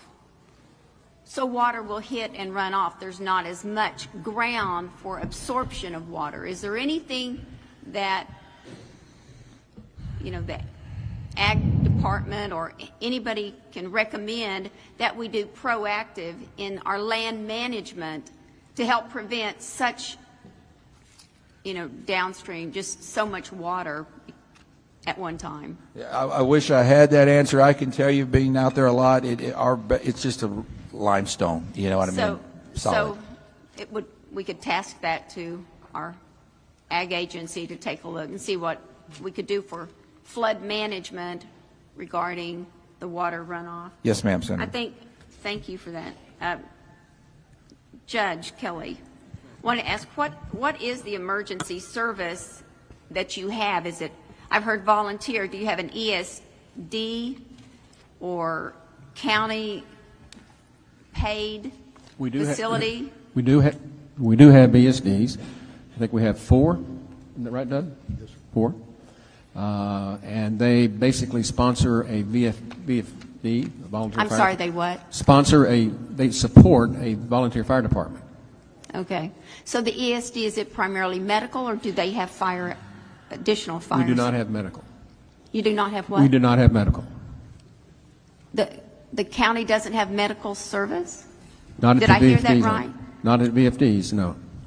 But you have an ambulance service? Well, the city does, and we contract with the city. You contract, okay, so the county doesn't have ambulance, but the city, Kerrville, does have ambulance service that you contract with. Yes. How many ambulances? We operate about 4 ambulances, and then we'll have a peak. We do have 8 if we need them. 1 second. Before you jump into a question, please just say your name yes, sir. and who you represent. Dalton Rice, City Manager of Kerrville. Now go. We have 4 ambulances that we operate around the clock, and then we'll have peak ambulances as needed, and then when we need additional staff to come in, we have 2 or 3 reserves that we could use. Got it. Thank you very much. Yes, ma'am. Dr. Rector. Upper Guadalupe River Authority was established when? 1939? Yes, ma'am. And you govern or you look out for the Guadalupe in one county. That's correct. So you have one job, and that's to manage the river for one county. That's correct. No warning systems except one down on Cypress Creek. We are not involved with warning systems. We are data collection. Okay. Why should you continue to operate independently? Why not put the Upper Guadalupe River Authority with the Guadalupe Blanco River Authority? We have a different river than is downstream. It's not the same Guadalupe River? We are providing the water for downstream. We are funded strictly by ad valorem taxes, whereas Guadalupe Blanco has water production, sewer services that they are able to sell as production. We do not have that income. So if we were merged with them, you would be asking people downstream to support us in Kerr County. Obviously, I haven't looked in detail at that at all, but I would think that the River Authority, Guadalupe Blanco, is pretty big, and I would think that they could work with Kerr County to see how they could help Kerr County as one river authority. We work with them. We have some of our board members actually on some of their boards, so we are cooperating with them. Thank you, Dr. Rector. In my mind, I'm thinking that it's a county river authority. It's a river authority that is managed for one county only. And I'm not sure that there weren't things that could have been done over the years since 1939 that possibly could have helped. I think we're committed on looking at that. And I think one thing that we don't take off the table is if the Upper Guadalupe River Authority could be absorbed by Guadalupe Blanco River Authority. I could be wrong, but I think it's something we need to look at. Thank you, Mr. Chairman. Chair recognizes Colonel Wilson. Thank you, Mr. Chairman. And also, Mr. Chairman, please be advised I'm hearing from constituents outside monitoring that out in the ether they can hear you and everybody else here loud and clear. Thank you so much for being here today and testifying. Sheriff, could you expand your radio network that you have, that all radios now are software, but could you expand what system that is? Yes, it's a Motorola Gator system, a trunking system, sir. Okay. And you mentioned that y'all have invested significantly in communications and so forth. Did I hear that correctly? Yes, sir. It's $7.2 million for the system. Over what period of time? Over the last 2 years. Over the last 2 years. Yes, sir. And there was, what was the, when you were trying to determine what system to go with, what were the parameters that you were considering on which system to buy? Because I know there's a lot of systems out there. Yeah, basically it was down to the Motorola system or LCRA system. For my experience and knowledge, you know, the LCR system is kind of built more for flat area, which, you know, we have 1,100 square miles here of a lot of different terrain, and we have like 4 towers here that we use, and if we were to go to LCRA system, it'd be up to maybe needing 10 towers. I know those towers are very expensive. So what we did, we basically upgraded the system we had in place and bought new hardware, all new radios for all our units, handheld and portable radios. I appreciate that. About how many units of radios did you have? Oh, sir, we not only did we do us, and I took this project, it's not just a sheriff's office. One thing I want to make clear, this is a Kerr County project. We also brought in our volunteer fire departments too, and brought in, I want to say that maybe the radios was about $3.5 million, but don't hold me to that. It was very expensive. I got you. And did you have a pool of radios so that when you do accept other support from, be it federal or state or volunteers from a sister county or something like that, additional radios to expand those out if you needed to expand your network? We have some radios like we did. We handed out during the flood, but we only have so many of those. Right. And so at the end of the day, when on the communications line, when you were gaining all this additional help and support, would you say that you could have used a lot more radios? Oh, yes, sir, definitely. You can't ever have enough radios. Yeah, I appreciate that. And if we had to look at this holistically, is something that you feel that the state could have prepackaged, pre-softwared, if you will, for interoperability purpose to deliver if needed for a mass cow or a situation such as this? Oh, absolutely. Yes, sir. What do you think that would look like exactly? Well, because you don't have just floods, you got to worry about fires too, right? Yes, sir. That season will be coming up soon. But yes, I mean, to me, it would take additional towers here. I mean, right now, I feel very comfortable with what we have, but you know, new towers, more radios would always help. From my understanding, you know, there's really nothing that can tell you what system to get. You know what I mean? I have fellow sheriff's offices and counties next to me that are on different systems than I do, but we do have the capability to talk.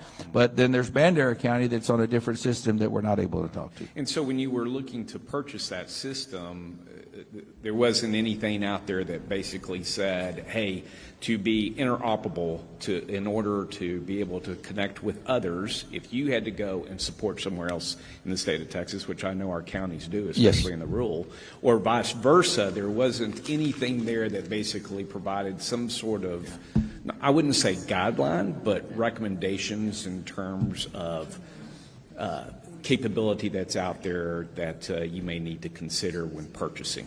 No, there is. We did. It's called a dual band radio, and that's what we went to. We can use it on both our system and the LCRA system. Those radios are very expensive, between the tune of $11,000 to $12,000. So you just think, you know, I want to say we bought a couple hundred of them, maybe between us and the fire department. So kind of do the math. It's very expensive to do. We were just very fortunate to have the funds to be able to do it, because had we not had those funds, we'd be on the same system we were before this. No, I appreciate that, and I just want to make sure I understood correctly, or I'm relaying the question correctly here, is that when you or other counties are going out there considering purchases, if you will, and you know that you want to be interoperable, because in the case of emergency, whether you're going to support somebody else or vice versa, that it would be helpful or would not be helpful if there was a larger document that helped articulate and made recommendation in terms of not necessarily brand but capability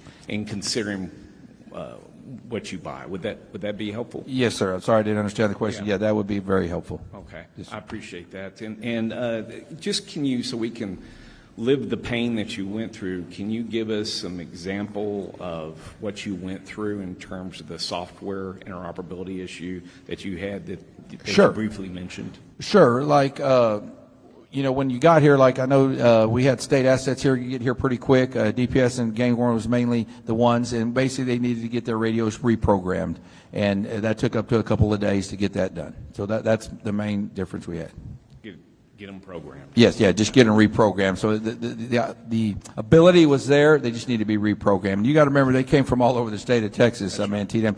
So they just didn't have our radios, our channels. And did the state or anybody provide an IT specialist to help you, or you had to take time from your recovery operations and so forth like that, trying to get everybody on the same network? No. Actually, DPS sent their radio tech in here, and Texas Parks and Wildlife sent they did their own radios here on site. That's great. That's great. All right, thank you. And I noted that you had mentioned the volunteer fire departments. How many volunteer fire departments do y'all have in Kerr County? I'm sorry. Questions to sheriff or the judge either. Sir, we have. Or emergency management. Go ahead. Yeah, we have 7, sir. All right. You might want to state your name again. So I'm sorry, William Thomas. No, thank you. 7 of them, and in the comments there, and I'm just taking a quote from here. Few have specialized swiftwater training or gear. Can you elaborate on that, please? Yes, just like my deputies, I'd like to have them trained. They do so many different things, but swiftwater rescue is just something. Actually, we were looking into that, and we don't have the area here to train. We've kind of made some calls to New Braunfels and visit with them, but that's just not something we have here to train with, and we're going to look at that. Just like we don't have the proper equipment for that. That's not something we do on a day-to-day basis, and not trying to make an excuse here. Those are things I need to look in. Maybe we need to have some additional assets in our vehicles to be able to help with. I know my guys were using whatever water hose, whatever they could at the time, but that is something definitely we need to look into in the future. And the same thing with the volunteer fire departments. You know what I mean? Those are volunteers, non-paid volunteers that also work full-time jobs that need to be able to help. So and that training's very expensive. They have certain limits, and the ESDs are way more fortunate than ones that are not ESDs. Very expensive, but y'all have unlimited resources to make sure that we get all the training needed for our volunteers, right? We'd be in great shape. This is a reoccurring thing that we hear when you look to the Panhandle fires. One of the pieces that they pointed out over and over and over again is our volunteer fire departments are very poorly resourced. And that the training is hard to get or be able to pay for that and so forth. Do you think that if we resourced both training and equipment, that your recruitment of volunteers, because I understand that there is a statewide decline in terms of the number of folks who are actually starting to volunteer out there? Yes. That's an accurate statement, probably here too, right? Absolutely. Okay. Do you think that would help tremendously recruitment and so forth if we were provided for that? Yeah, tremendously. On top of that, I always use, COVID ruined us. As a sheriff and oversee a budget, it's just a shame. Not that the trainings went up, but your equipment, some of my stuff's doubled and tripled. It's just horrible. But so, they don't have the resources that was made available. I absolutely think that would help on the recruiting. But yet, out of all the help that you received, these folks happen to live here and understand where the danger points are. Absolutely. And so, but yet the ones who know best are the ones who's probably least resourced. And I think Chairman King, with your work that you've done and others within the Senate to focus on that area, I would hope that this report would continue to go that direction and reinforcing that is a significant advantage to emergency response when our volunteers, that are organized volunteers, are resourced and they're trained. If I could, to the judges, appreciate your service. I understand you major in the Air Force, and so you probably had an opportunity to plan in uniform and now plan as a judge in emergency management and so forth like that. And of course, you'd probably say plans are great, but unless they're rehearsed, well, the enemy has a vote, don't they? So, yes, sir. On your planning piece, and this is to both of our judges, please, and just a reminder, just state your name when you respond. How often do y'all get together in your counties to actually plan and rehearse? Shane Stolarczyk, Kendall County Judge. Well, I'm a fairly new judge. I took office in January 1st, 2023, and our emergency management coordinator started around that same time as well. So we've been in office a short time, and so we have begun to focus on emergency management together. And so we took advantage of the 2 eclipse events to start using those as rehearsals for more major events, because a lot of the same players are involved for whether it's a flood, fire, snow disaster. All those same players are involved with a flood as well. And so we use those to practice. We also did a tabletop. So right now we have no set schedule for when we're doing training. We haven't done our after action report yet for this event, but we've already made highlights of establishing a more recurrent schedule for these trainings and broadening who's involved, because there's some lessons learned about what key players we need to be involved in our events that we didn't bring in until later. Just, you know, when you're dealing with a situation, sometimes you're focused on the fire in front of you, and you need to, once you have a little time to sit back, you think back, oh, I should have included X, Y, and Z as well. And so I think getting on a set schedule for rehearsal is going to be more advantageous, but right now we don't have one. But the 2 eclipse events, I think, were critical in us being prepared for this event. Well, thank you. And you weren't there for those eclipse events? I was there for both. Okay. Yes, sir. I got you. Thank you. Judge? Bella Rubio, County Judge, Rial County. As I said earlier, our population is less than 3,000, and definitely a catastrophic flood would probably wipe Rial County off the state of Texas map. So our sheriff has quarterly meetings that he began, I don't know, about 4 years ago. We do have a volunteer emergency management coordinator that the sheriff and I had to work hard to talk into being a volunteer emergency management coordinator. However, he is not homegrown per se. He comes with a lot of experience and knowledge, as he was Fort Bend County, I think, firefighter for many years. However, he has no experience as to what 1 inch does on the Frio or Nueces, or 6 inches or 10 inches. And he was actually flooded in both times that we had our floods, July 4th and July 11th, because they came in the wee hours of the morning. But our sheriff is very due diligent in having quarterly meetings, not trainings per se, but we do meet with all the stakeholders, the volunteer fire departments, as well as TxDOT, DPS, Texas Game Wardens.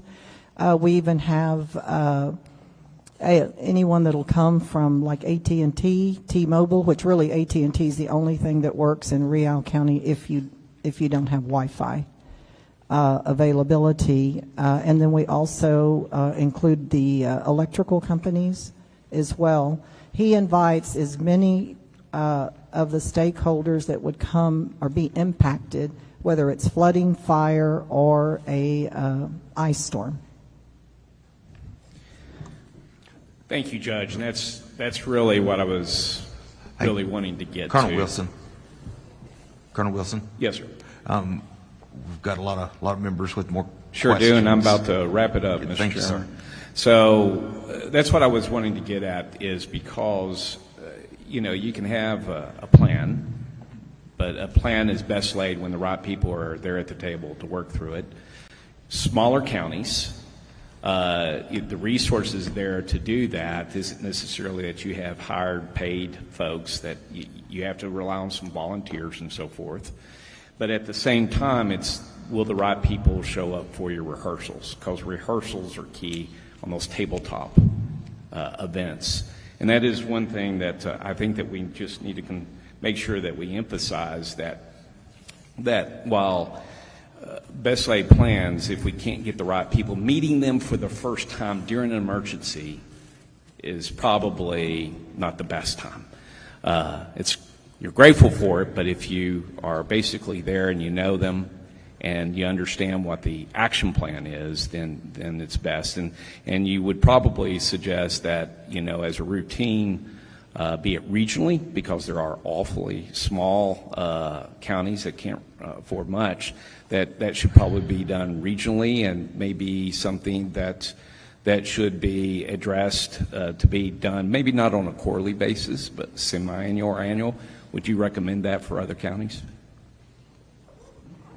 Bella Rubio, County Judge, Real County. I definitely do, and I want to add that another part of the stakeholders that are invited are the superintendents and school board presidents of every school district in Real County, which there's 3, along with all the camp directors, and also the lodging owners as well. They're all invited. Shane Stolarczyk, Kendall County. I concur. We're very fortunate in Kendall County. We have a joint EOC with the city of Bernie, and everyone's very actively involved and takes this very seriously. So all the players that participated in the Eclipse events were the same players that were called up for this event. So we had 2 other instances where we worked together and ran through the motions on a disaster event. And so this was seamless when we called everyone to activation in this event. I appreciate you sharing your best practices. Thank you. All right, members, we've got 4 more members wishing to ask this panel questions. I would ask you to be... I've got 4 as well. So we have 8. Here's what we're going to do.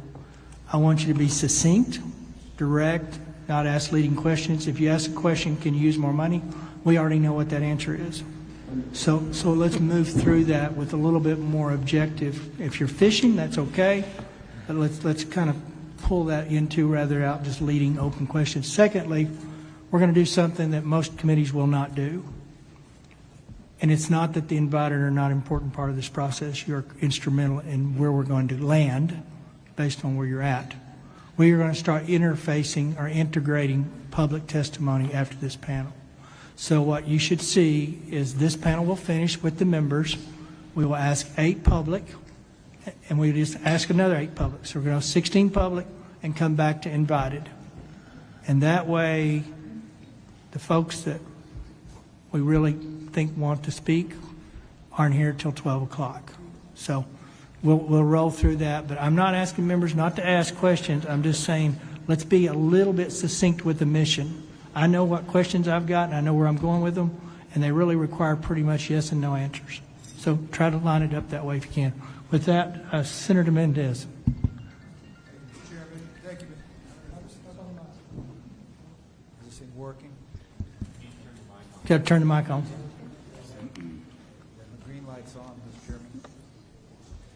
I don't have. Can you hear me? Yeah, thank Yes. you, Mr. Chairman. So, Mr. Chairman, I want to, first of all, let me thank the panel. Particularly, I want to thank the gentleman who answered some tough questions. You know, your whereabouts were asked a lot about, and I appreciate you. I'm not even asking you to respond. I'm just saying thank you for giving us the. I hope you feel better, and I understand you. You know, we all get sick. Things happen. It's important. I think one of the things that was very important too, that I appreciated from just about everybody on the panel, was the copy of their remarks. So I'd like to ask Mr. Rice, Dr. Rector, and Judge Can't say it. Stolarczyk. Stolarczyk. Judge Stolarczyk, if you would provide us a copy of your remarks as well, please.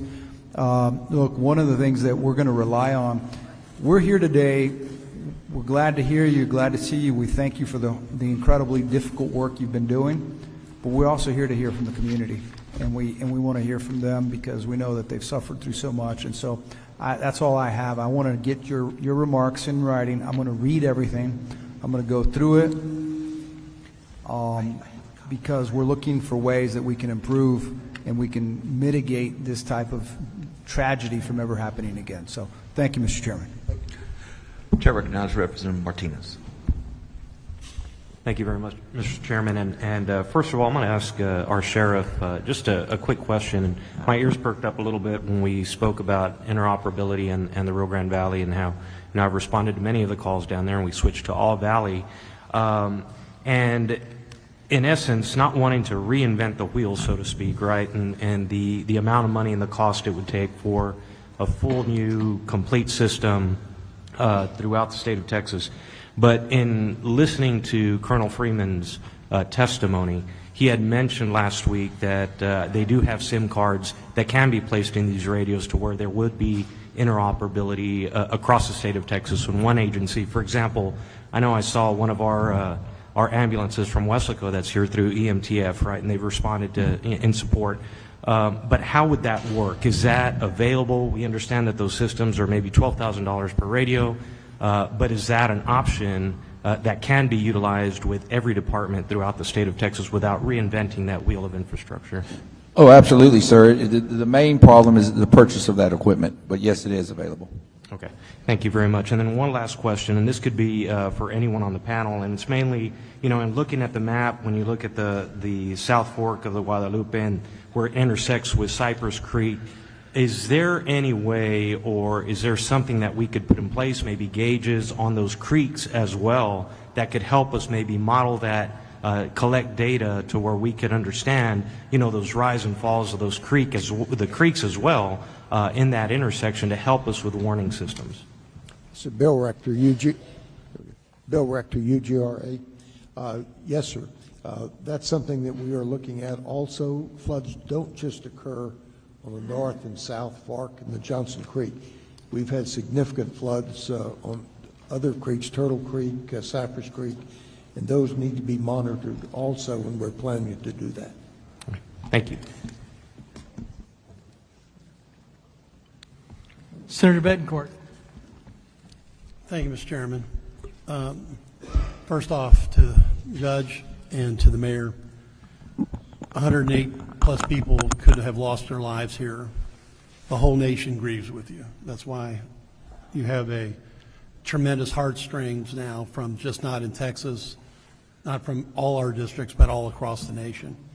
I wanted to start with Judge Rubio real fast. You mentioned in your testimony that you were worried if we had and we're calling it a flood emergency communications and warning system, that we would not have funding for that, for maintenance and operation. I want to make sure you know that Lieutenant Governor Patrick, Speaker Burrows, Governor Abbott have all said that the state's going to pay for it, and we're looking at ways to make sure you have that maintenance and operation money long term. Thank you. Okay. Dr. Rector, you mentioned something that I need to ask further questions about. You said you weren't really sure about a river alert system actually being able to save lives, and you mentioned that the wall of water was moving at 17 miles per hour. Yes, sir. Right? Is that correct? Yes, sir, that's correct. And you said the camps were 7 miles downstream. Now, by my simple Aggie math calculation, that's 24 minutes. Now, if we had an integrated system, and your organization was looking at one, I think it was 10 river crossings, if I remember from the engineering study I read. But if we had an integrated gauge system with an alert that was also tied electronically downstream, we could be popping sirens off as we go. And 24 minutes is enough to get people to higher ground, because that's all you can do here. You don't want to put them into a river crossing. You want to get them to a higher ground. Yes.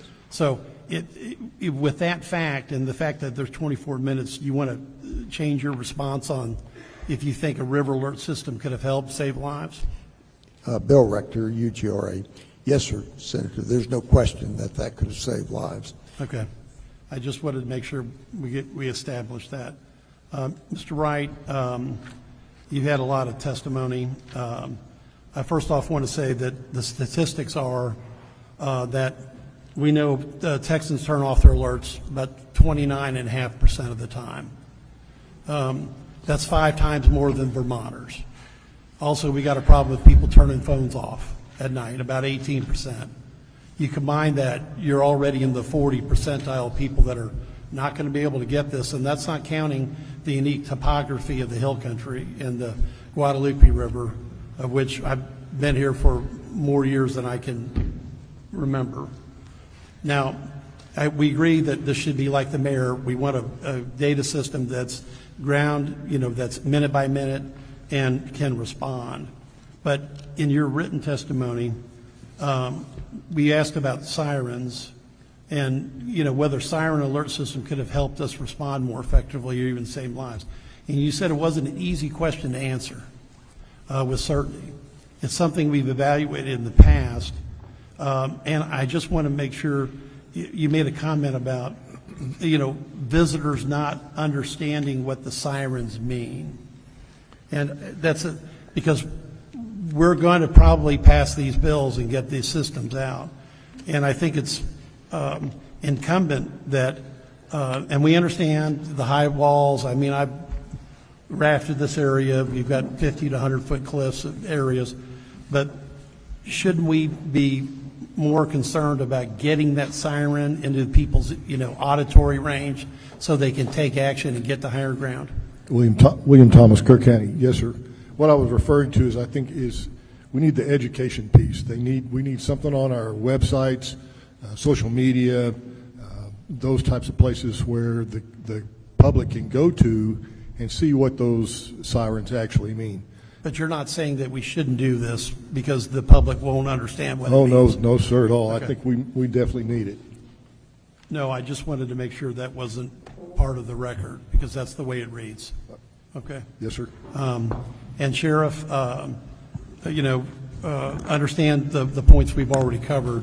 There was one thing that you said that we do have to visit. You said there was no time for formal orders. I need to know what that means. I think the public needs to know what that means. Exactly. When I say formal orders, you talk about an incident command or something like that. At that particular time, it was time to save lives and go to work. You know what I mean? We'll set up, as administration, we'll set that up. When I say it's time to take action, I mean, it was real time. Things are happening right there at that time. Because we agree about the river crossings and the other statements about getting people on higher ground. Now, if there was an emergency alert system, okay, you're not saying by this testimony that you wouldn't have hit the button because the emergency management coordinator works for both you and the judge. Yes. But because when you say there's no time for formal orders, that could be misinterpreted as I didn't have time to do code red. I shouldn't have done a code red. So I want to give you the chance to make sure you specify exactly what occurred. Now, before you do, OEM manager, Director Nidden Kidd said that in testimony that no alert was issued by Kerr County on evacuations. So, okay, what I'm saying on my comment is it's not let's call the administrator or supervisor and ask what to do. I mean, it's time to take action at that time. That's what I'm trying to say. Sir. Okay, so if we had an alert system, now and I do want to ask you and the judge because the director, Kidd was said that there was not an evacuation order issued by Kerr County at any time. Now, is that just oversight? Didn't have the system? What was the issue? Why that evacuation order wasn't issued? It was too late. It was too late. Okay. This was so massive and arrived so quickly that if you've driven that road, and you've been to the camps, we're talking about thousands of campers. And then we have the residents. And trying to move down Highway 39, which is 2-lane with no right-of-ways. And it's 2 lanes with no right-of-ways because it's privately owned. but it's a public use road. And the number of buses that bring the campers out sometimes are bumper to bumper and go on for half a day. Those of you that have seen it know what I'm talking about. To try to get those people out of, and you got to remember the configuration. You've got the North Fork and the South Fork, and then they get to La Junta. We're going to have one heck of a traffic jam at La Junta. And, Closer. Okay, and I got Judge, closer. in the interest of time, could the cubic flow on the river Yes, sir. was 2.5 times the average flow over Niagara Falls. Absolutely. Which is an astonishing number. And I think in 1987, I'm going from memory, I think 10 people lost their lives because we tried to evacuate people across the river. Children in the school bus. Right. So no one would suggest that. Okay. The concept I'm trying to get to is this. The watches were in place till about 1:06. 1:14, the mayor, everyone said that it turns into a warning. And by 4:23 a.m., it's the highest level the Weather Service can get, which is a emergency alert.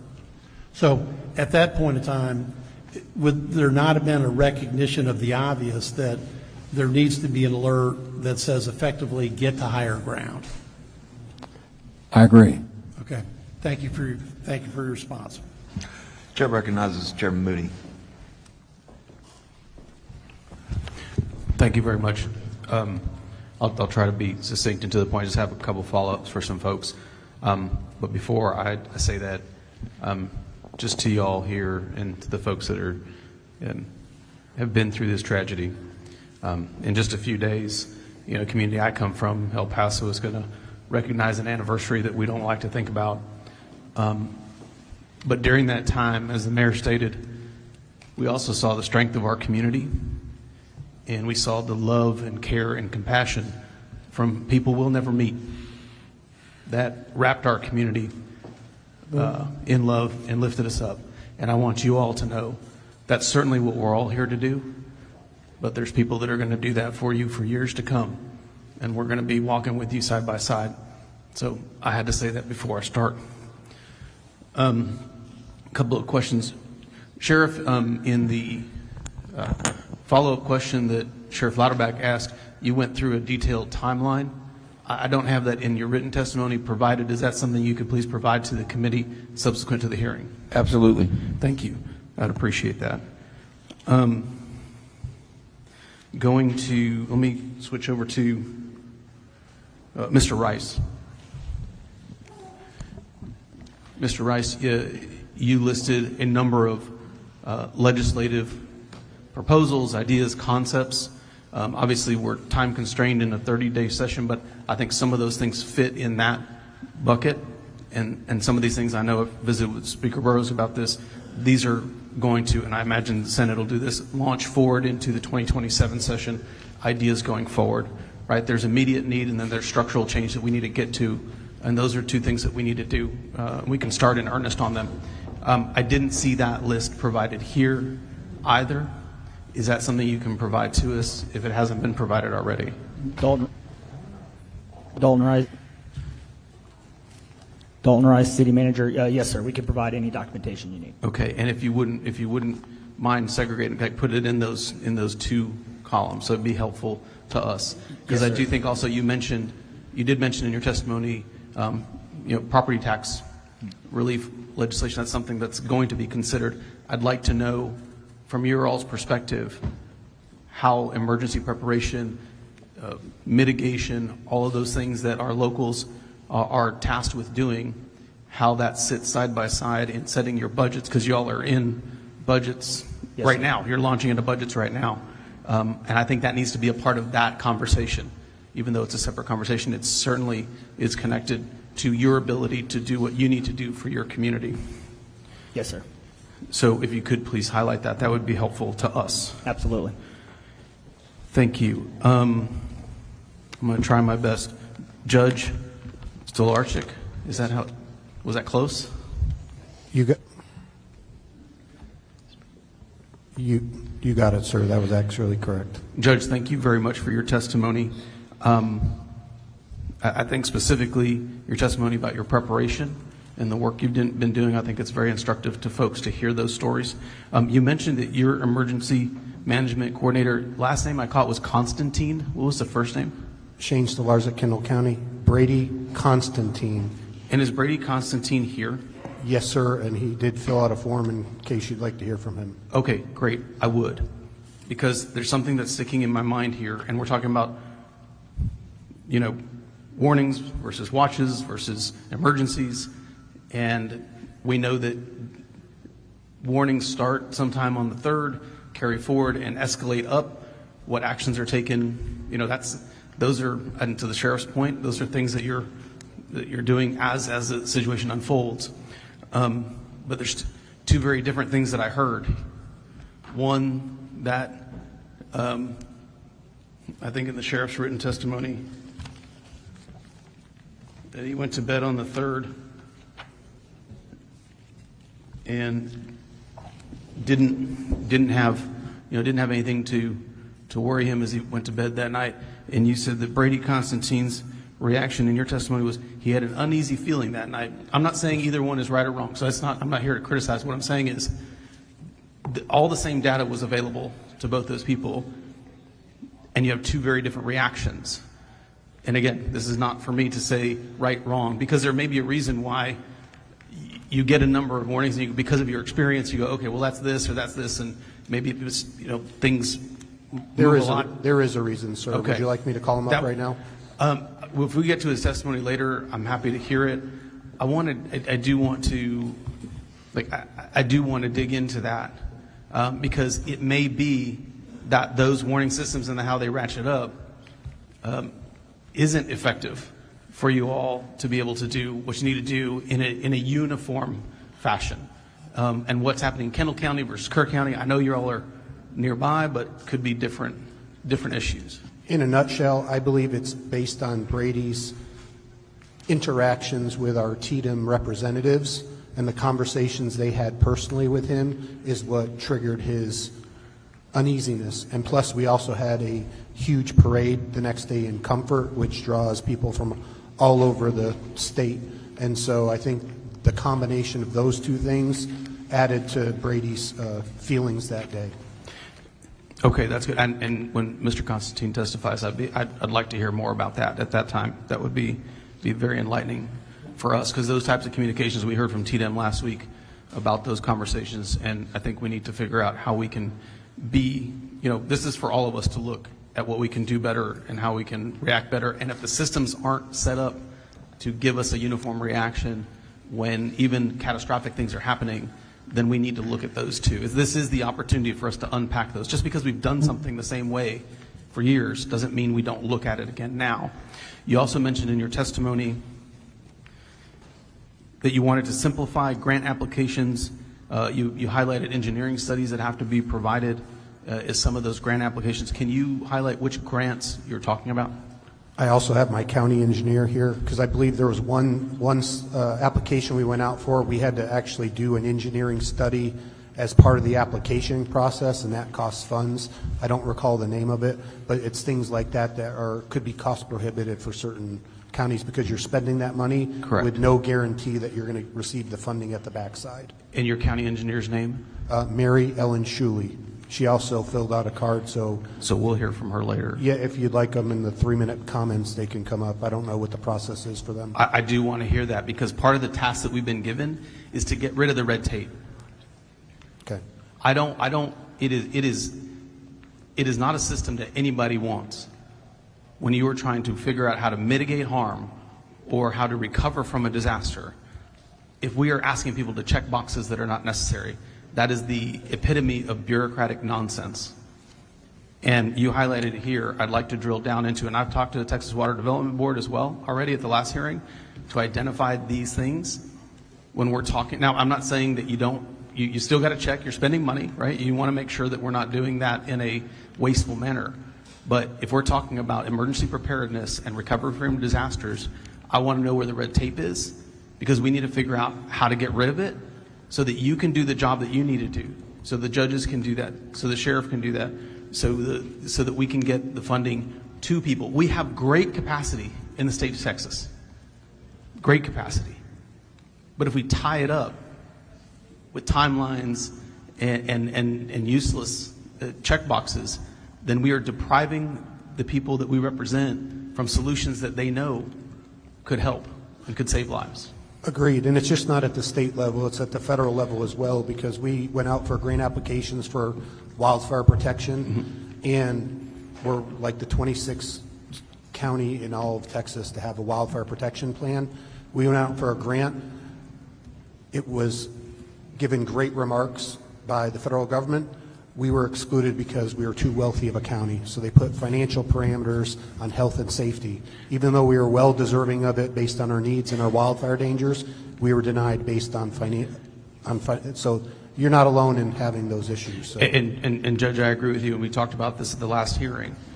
I get why that's something they look at, I think, median household income, and that's how they, with the grant application, there was 5%. Right, they did dump it into a formula, and that's the way we divide it up.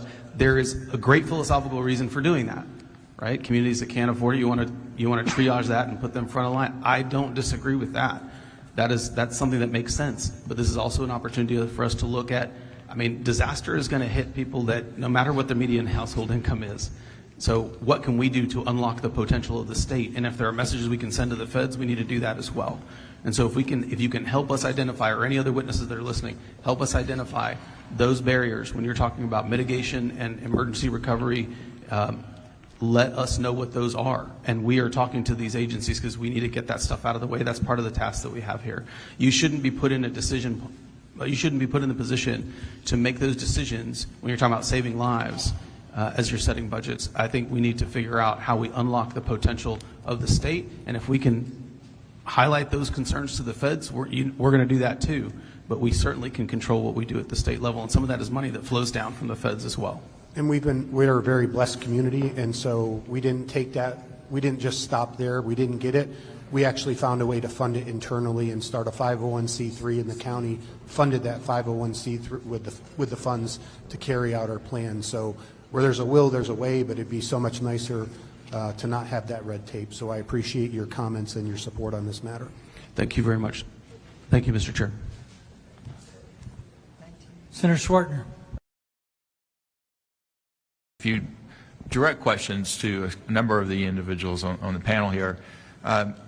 Judge Kelly, I think some constituents and individuals, families of the tragic children that were lost, want to know some very direct answers to some questions I'm going to ask. And I'm going to ask them for those individuals. First, Judge, are there any sirens in Kerr County along the river regarding emergency warning? Not that I know of, but I'll defer to my emergency management coordinator. William Thomas, Kerr County. No, sir, there are no warnings. Right. No sirens. Guadalupe County has like 23 along their section of the GBRA, and I know there are several in Comfort based after disaster that have been installed recently. Judge, you put down in your written testimony that the first indication in this storm was different came from when I woke up to texts and calls from Kidd, Letha, and Rice. Were you awoken, or did you wake up from those texts and calls? And at what time did you wake up? It's going to be in the 5:36 range, something like that. And I don't remember if they woke me up or I woke up. You don't remember? No, I remember looking at my phone. Okay. That's what I did. And you were at the lake? I'm sorry, which lake was that? Travis. Travis Lake, okay. You are the emergency management director for the county, correct? With Mr. Kelly, I'm sorry, with Mr. Thomas being the emergency management coordinator? Yes. All right. And Mr. Thomas, you mentioned in your written testimony that you were sick and were awoken by your wife after a call from the city of Kerrville's EMC, which is your counterpart for the city of Kerrville. Is that correct? William Thomas, Kerr County. Yes, sir, that is correct. Okay. So between the two of y'all are in charge of the emergency management operations for the county of Kerr County. When was an EOC established for Kerr County? The EOC was set up in my absence. By who? I don't really know. Okay. I'm assuming. I think Chief Kidd had gotten here by then.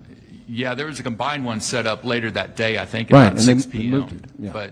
But as far as an EOC, there was one in Kerrville, the city, but Kerr County set up an EOC or not? I don't know. No, the way I understand it is the county actually set up their EOC in the Youth Event Center, which is a county-owned building. It had been moved to that location. What happened out in Ingram at City West Church was an incident command center, as I understood it. Dub, can you clarify? Yes, sir. William Thomas, Kerr County. So we operate a joint EOC.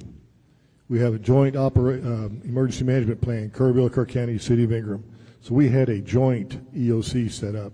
You had a joint EOC set up, not dissimilar to Kendall County and Bernie when they have an emergency situation. That's correct. Okay. Sheriff Letha, did I say your name correctly? I'm sorry if I did not. Yes, sir, you did. Yes. You gave the timeline, and that was very good information. It looks like the 3 o'clock hour was, for lack of better terms, when the SHIT hit the fan. That's when 3:30. Yes. You said in your testimony that when Shoemaker passing or crossing became flooded, it raised some eyebrows in the dispatch center in the KCSO, the Kerr County Sheriff's Office Dispatch Center, correct? Yes, sir. And you mentioned there were a large number of calls and then 114 radio transmissions in the next kind of time frame, 119 or whatever. So a lot of activity. You mentioned that several times. Was there any activity to call you? Because in your testimony, there's no, like when you were awake or whenever you were around. So when was that? So okay, I got my first call at 4:20 is when I came, I'd say, active. My chief deputy contacted me at that time. I had 2 phones going, turned the radio on. I kind of lived to the east part of the county. It's a little bit dry, but I came to the sheriff's office by around 5 a.m. But no, I was notified at 4:20. Okay. So you were notified, of course, because sheriffs and 911 dispatch, they're awake and alert, and someone's answering the phone. So that's good. Did you notify the sheriff, the judge, or the EMC? At that time, what I did, I started calling people out. A little bit later, I did contact the judge. I knew my communication supervisor was trying to get a hold of our EMC. But I started calling people out. And what I did immediately, when I knew what was going on, I started calling hands on deck, getting people out in the field. That was my primary, felt like my responsibility. So it was more focused on rescue and handling the acute situations coming into the 911 call center. Yes, sir. I was not, to me, it wasn't important to notify the judge at that time. We needed to save lives. And there's a way to alert the mass through their phones, but there's not a siren system in Kerr County regarding an emergency event, correct? Yes, sir. There's not. And you don't have the authority to actually activate that, do you, as a sheriff? Well, we don't have that alarm system, sir. Right, but if there was an alarm system, the sheriff doesn't have that authority. It has to be the judge or the mayor. Sorry, I can't answer that question. You don't know the answer to that. No, I don't. Or can you answer that question, Mr. Thomas? William Thomas, Kerr County. If we get a flood warning system here with sirens, it will be the sheriff will be able to activate that system. Yeah, he'll have the authorization. But in this situation, who can activate? Call an evacuation. Can you call one as EMC, or does it have to be the judge or the mayor? Under Chapter 418 of the Government Code, I believe it's the county judge. The county judge. Okay. You're not empowered by statute to do so as EMC. No, sir. But in a life-saving event, we can order people to leave. Right. But you were sick in bed until that morning when you were woken from your wife. That's correct. Okay. Well, there's my focus was on the prevention of loss of life, not necessarily the rescues, which have their own problems, and obviously the coordinate, which I actually commend many people on this panel. It's just, and Sheriff, one other question regarding this.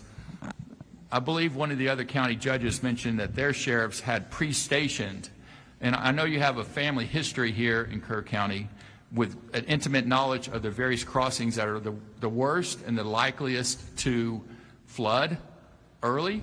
Did you have any sheriff deputies pre-stationed at those crossings? No, at that time, no, I didn't. Can you turn on your mic, sir? Yeah, can you hear me? Yeah, Yes. no, at that time I did not have deputies. They were out in the field. As soon as we started getting phone calls, they went to those areas. Right, but you didn't have any pre-stationed at the low water crossings that are the first to flood in Kerr County based on your knowledge and your family history in this county. Well, no, sir, I didn't. With the prediction of 1 to 3 inches of rain, 5 to 7 in isolated areas, it was just another normal day at that time.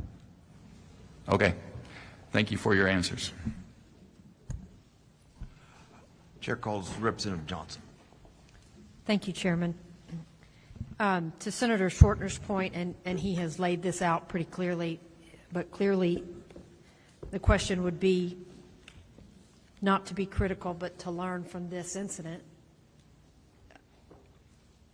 The 3 guys in Kerr County who were responsible for sounding the alarm were effectively unavailable.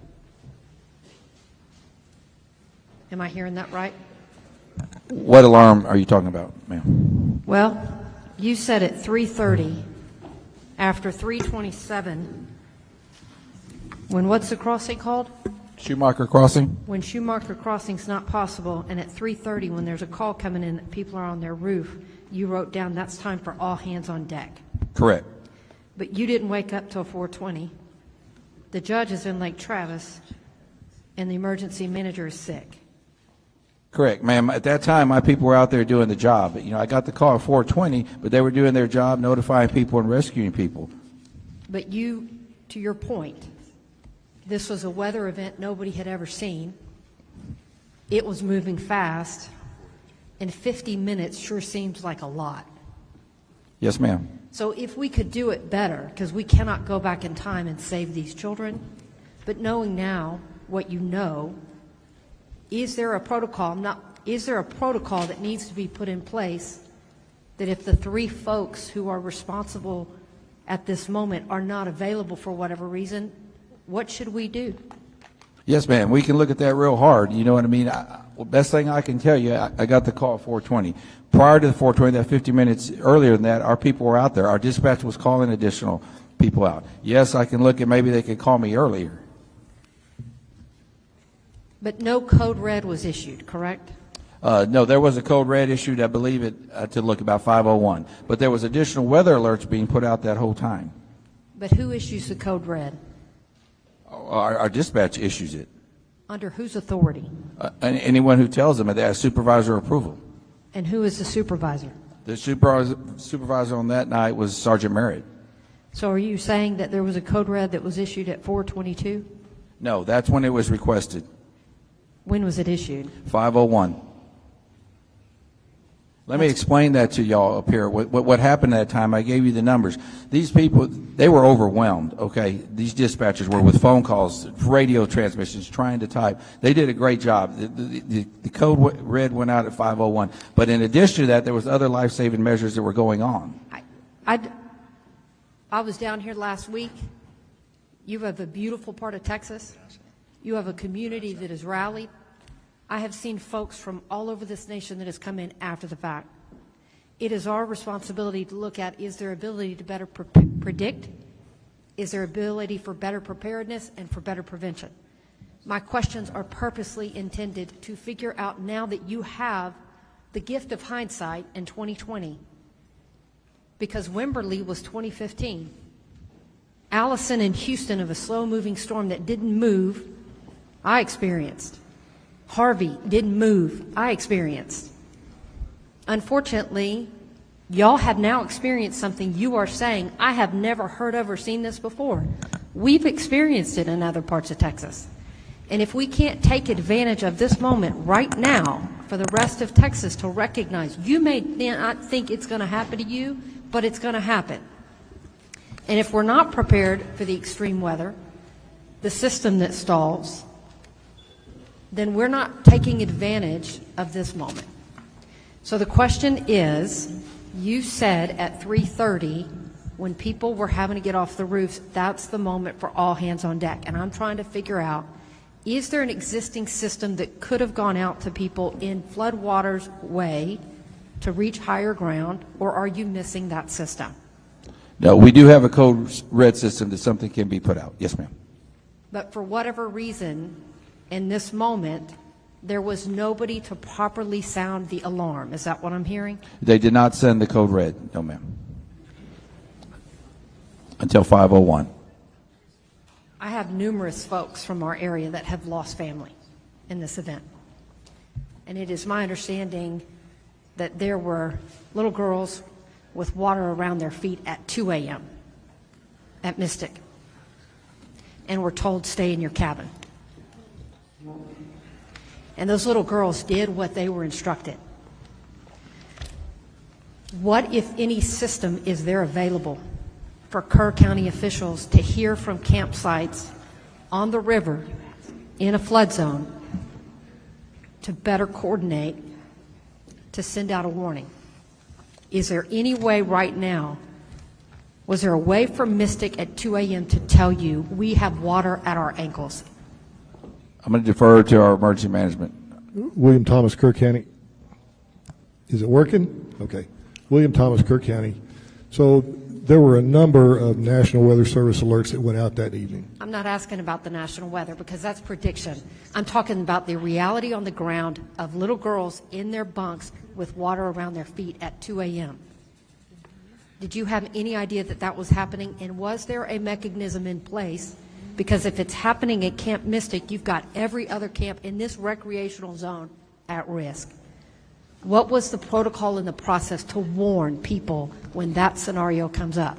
To my knowledge, we were not notified that the girls had water in their camp. Did you have a protocol or a process to give you notice and or to seek assistance at that point, or was this private entity on their own? No, I've had discussions with the camps before, and the process was they need to notify the sheriff's office. Is there any indication that there was any notification? I'd have to defer that to the sheriff. No, ma'am, I don't have any. No, ma'am, I don't have any notifications in my notes. Thank you, Chairman. Thank you, Mr. Chairman. Last week we heard testimony from Chief Nim Kidd from the Texas Department of Emergency Management about hazard mitigation plans. My question is to Mr. Thomas. According to TDEM, counties are required to submit hazard mitigation plans to TDEM, and then TDEM is supposed to provide technical assistance to ensure that you are meeting the requirements for FEMA approval. Have any of your counties received technical assistance from TDEM or an audit of your current hazard mitigation plan? William Thomas, Kerr County. I believe the process is once our hazard mitigation plan is completed, we submit it to TDEM. If there are any questions, they will submit it back. We answer those questions. We resubmit it again to TDEM, and upon their approval, they submit it to FEMA. And were there any recommendations from TDEM on your plan? Not to my knowledge, no, sir. Not to your knowledge. Okay. So up to this date of this extraordinary weather event, your plan was in compliance according to TDEM and FEMA? That's correct, sir. Okay. Thank you, Mr. Chairman.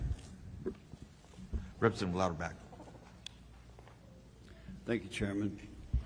Sheriff Letha, at 2:53 in the morning, we knew that the River Inn had a problem, correct? Yes, sir. 3:30, we knew that you had a family on the roof. 3:41, we knew that Schumacher Crossing, from a deputy, from a sergeant who lives there, understood the area, grew up there. So if we're going to have anybody make a decision right then, would it be a sergeant level or above law enforcement person to make the recommendation and make the call right then? We're saving minutes and seconds here. So would it be good for him to be able to have the authority to act in your stead, act in emergency management stead, in the time frame that it takes emergency management to get going, or for you to get up, or for them to be contacted wherever they are, so they can put a proper response in place? But it seems to me like we need an emergency response that is up to the task at the time it's going on. Absolutely, sir. Yes. Thank you. Chair calls, recognizes Representative Darby. Thank you, Mr. Chairman. This line of questioning is very disturbing. To some of the comments, we've had little girls in bunk. We have people dying. And yet we've got officials that are charged with the responsibility for their protection, that are in their beds, they're sick, they're waiting for somebody else. I've not to this time heard about the establishment of a unified command center to handle these responses. But yet I'm more disturbed with your comments, Mr. Thomas, as a river authority charged with not only educating people, but exercising conservation measures, but you're also charged with responsibility of gauging that river and letting people know about the dangers. In the comments last week and testimony from your authority to our committee, it was clearly evident that in 2015 and later in 2023, it was recognized through studies that you paid for that there was a need for an early warning system. In your words, an alert system would have saved lives. And yet, you didn't do anything about it. You waited to receive grant money from some third-party source when you had the funds available in your budget that you collect property taxes for to protect the citizens of Kerr County. You had money in your budget to fund an alert system, but yet you chose not to. Would you care to elaborate on that for the benefit of this committee, on your reasoning for that? And ultimately, the funds that were in your reserve account, did you return those through property tax reductions? You chose that path? Bill Rector, Speak into the microphone. Speak into the microphone. We need to hear your response. I think, is it working? I can hear you now. Thank you. Obviously, we have been frustrated over the years trying to institute flood control, trying to institute a system where that we can better inform our emergency managers of situations. We grew frustrated to the point where we said, we're going to do it ourselves. We're going to just take the bull by the horn. We're going to create our own system, and we're not going to ask for additional funds.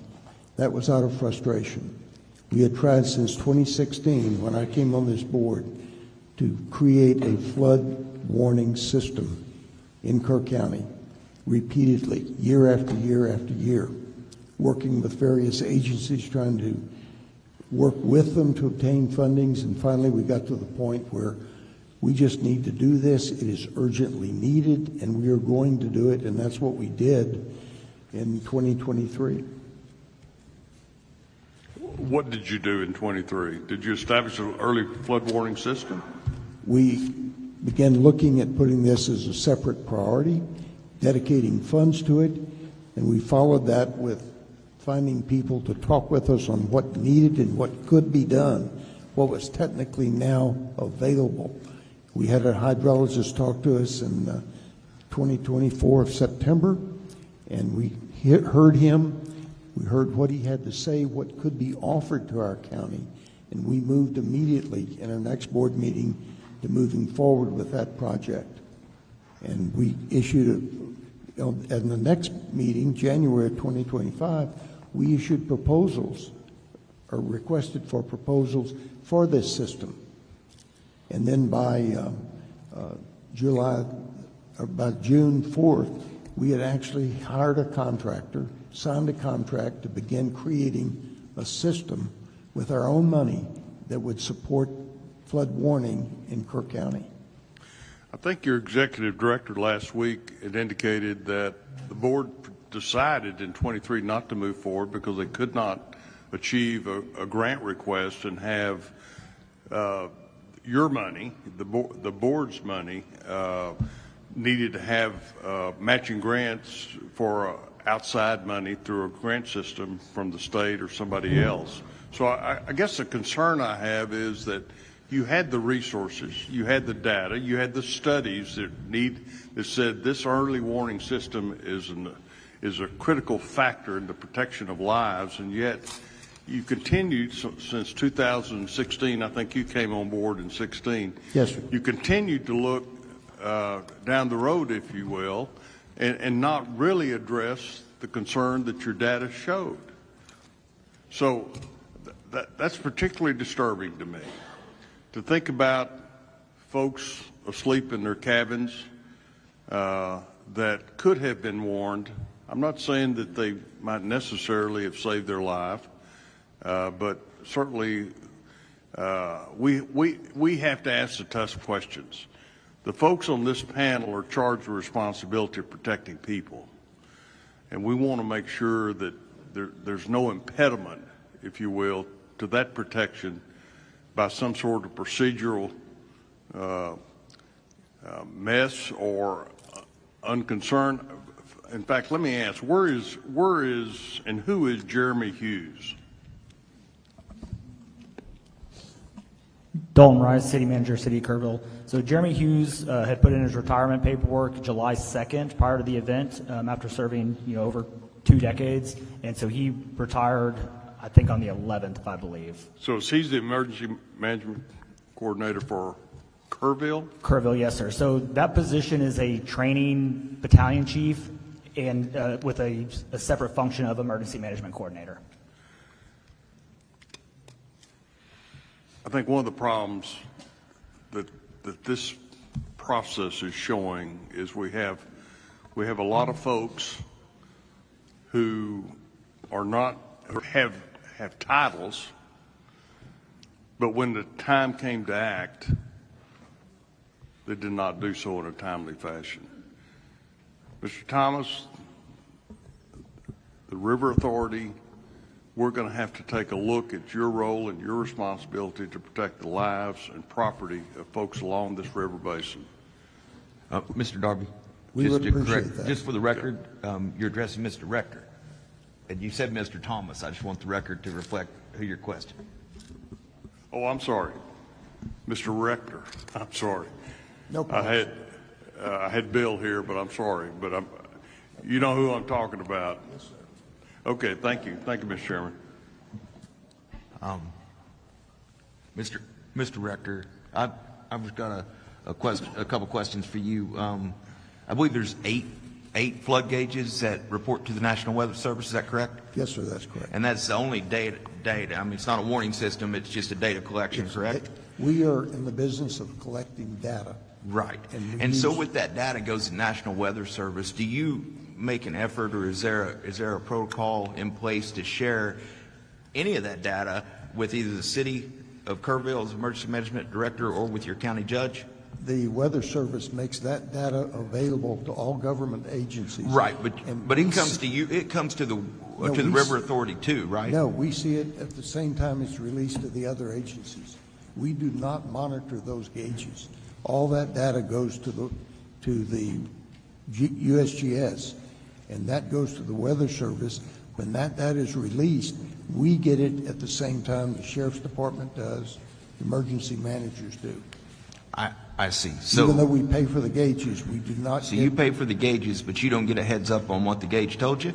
Yes, sir, that's correct. And you pay for those gauges out of property taxes, is that correct? Yes, sir, for 36 years. Are all river authorities, do all river authorities have the ability to levy property taxes? Do you know? I don't know that answer to that, sir. I don't think they do. In fact, I think there's only 2 that levy property taxes.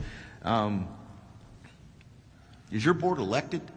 No, sir. It is appointed by the governor. You're appointed by the governor. So do you report to the governor what Yes. you find, to the governor's office, Yes, sir. rather. But you're not accountable to the voters of Kerr County, even though you're taxing them. We are accountable to the voters of Kerr County because they pay taxes that support us, but But they couldn't appoints us. unelect you and take you off the board if they didn't think you were doing a good job. That's correct. Thank you very much.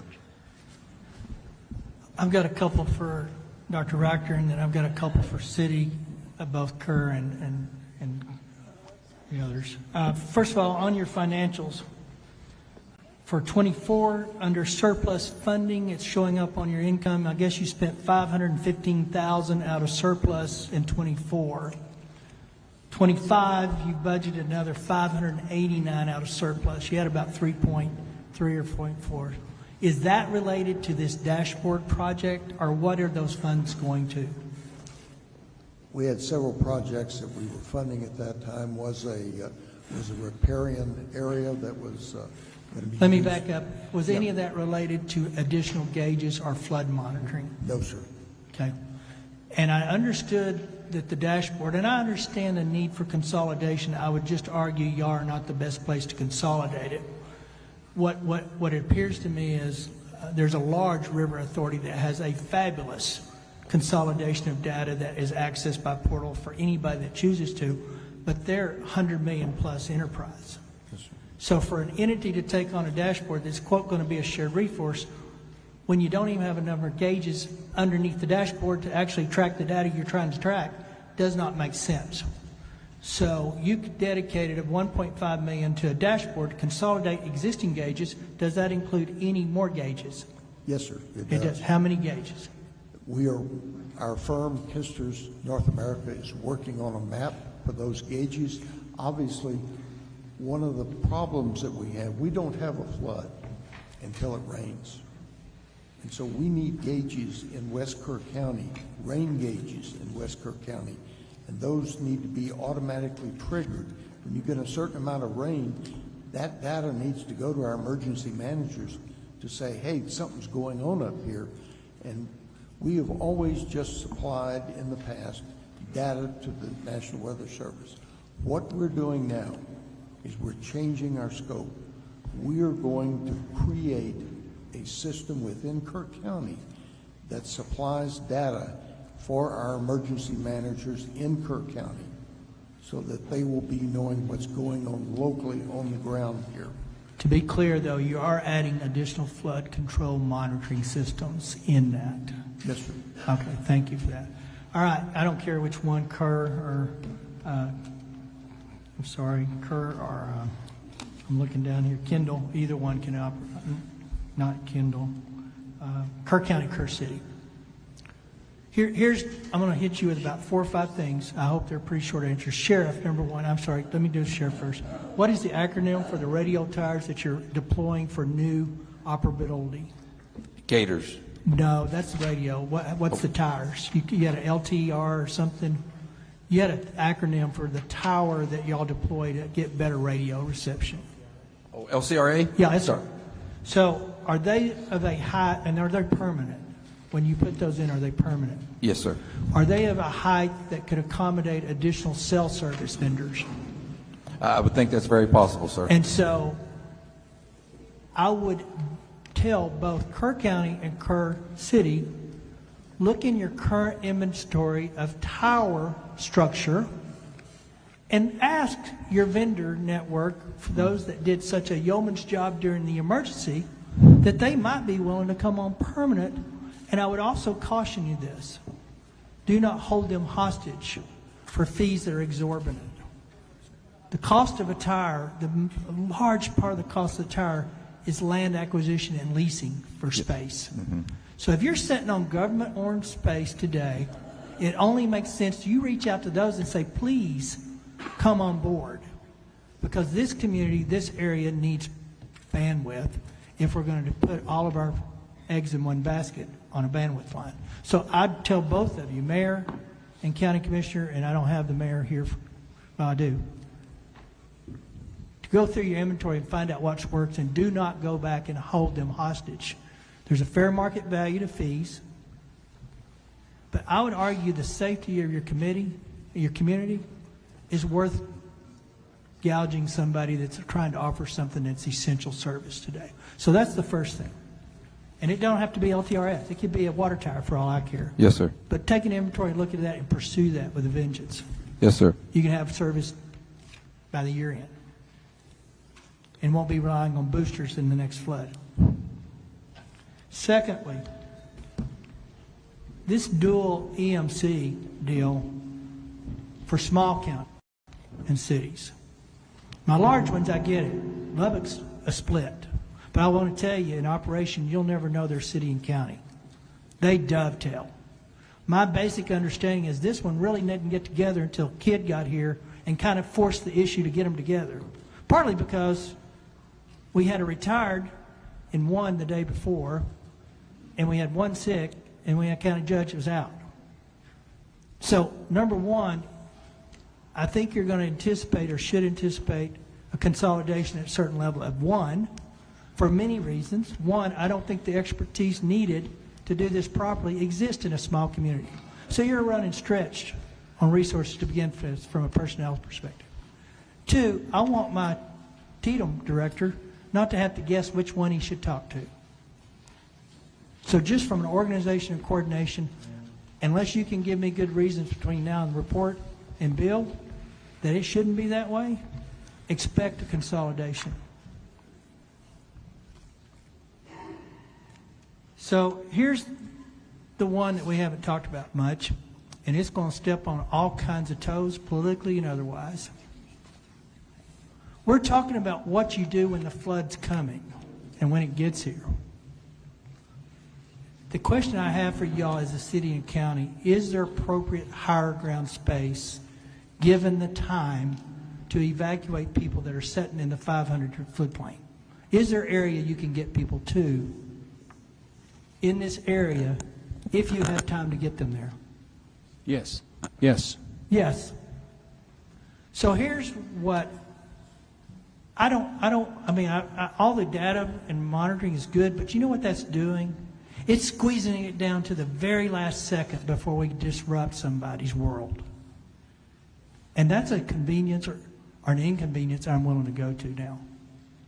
So going forward, under the Health and Human Services codes, I believe it is, safety codes, that's where a lot of the camps are regulated.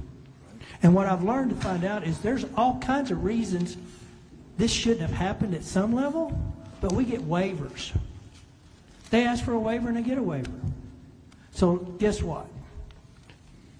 An action plan at a flood warning level. Number two, not the last one in line where it's already too late, but number two, in a flood-prone area, when you're responsible for the lives of people that paid to be there, has to be evacuate to a higher ground. Shelter in higher ground. And we would have had 3 hours if that had been a coordinated place to go and trained and taught. They could have been on higher ground. But what we don't want to do as a community is disrupt the community on a flood warning. Y'all don't get that luxury anymore if you're living on the river. So those are some things that I'm chewing through here, because if we can talk all day about data reporting, our science is pretty good, but we're never going to be able to predict exactly where Mother Nature's going to drop one of those. So all of these folks out here that intentionally I didn't want them here today, but everything in your world's going to change a little bit, because in the next flood warning, if you're in a 500 plane, and most of those places were, there's the 100 and the 5. If you're in the 100, but if you're that close to the river, you're going to higher ground at flood warning level. That's the only way with some certainty you can predict no matter what the river does. And it would have worked in this one had those people went to higher places. The people that got to higher ground, some of the kids in Mystic actually got to a higher ground on their own accord. That's what we got to start talking about, and stop wobbling around some of these things that we let people do inconvenience. Judge? That's not difficult to do. Do what? That's not difficult to do. Well, to adopt a policy on the NWS when they have the flood warning? It's an action plan at this level. Well, let me just say this. It's not a problem as for emergency management to put out shelter on higher ground, and you know, we can do that. On flood warnings, when it says 1 to 3 inches, I'm telling you, some of those people won't move. I'll tell you this, if I'm responsible, if it's my camp and I've charged for that bed, and those kids have been entrusted with under me, it's not an option. Now, if I'm a private, pulled up, put up a tent and sit on the river, so be it. If I'm in the RV camp and I go to RVs and say it's time to shelter higher place, and one of them says, you ain't getting me out of here, check the box, you talk to him, and when he's found down the road, you can go. But we've got a way to stop this. And what you just said is a truth, but sad. It's not that hard to do. No, it's not. And it's just like Chief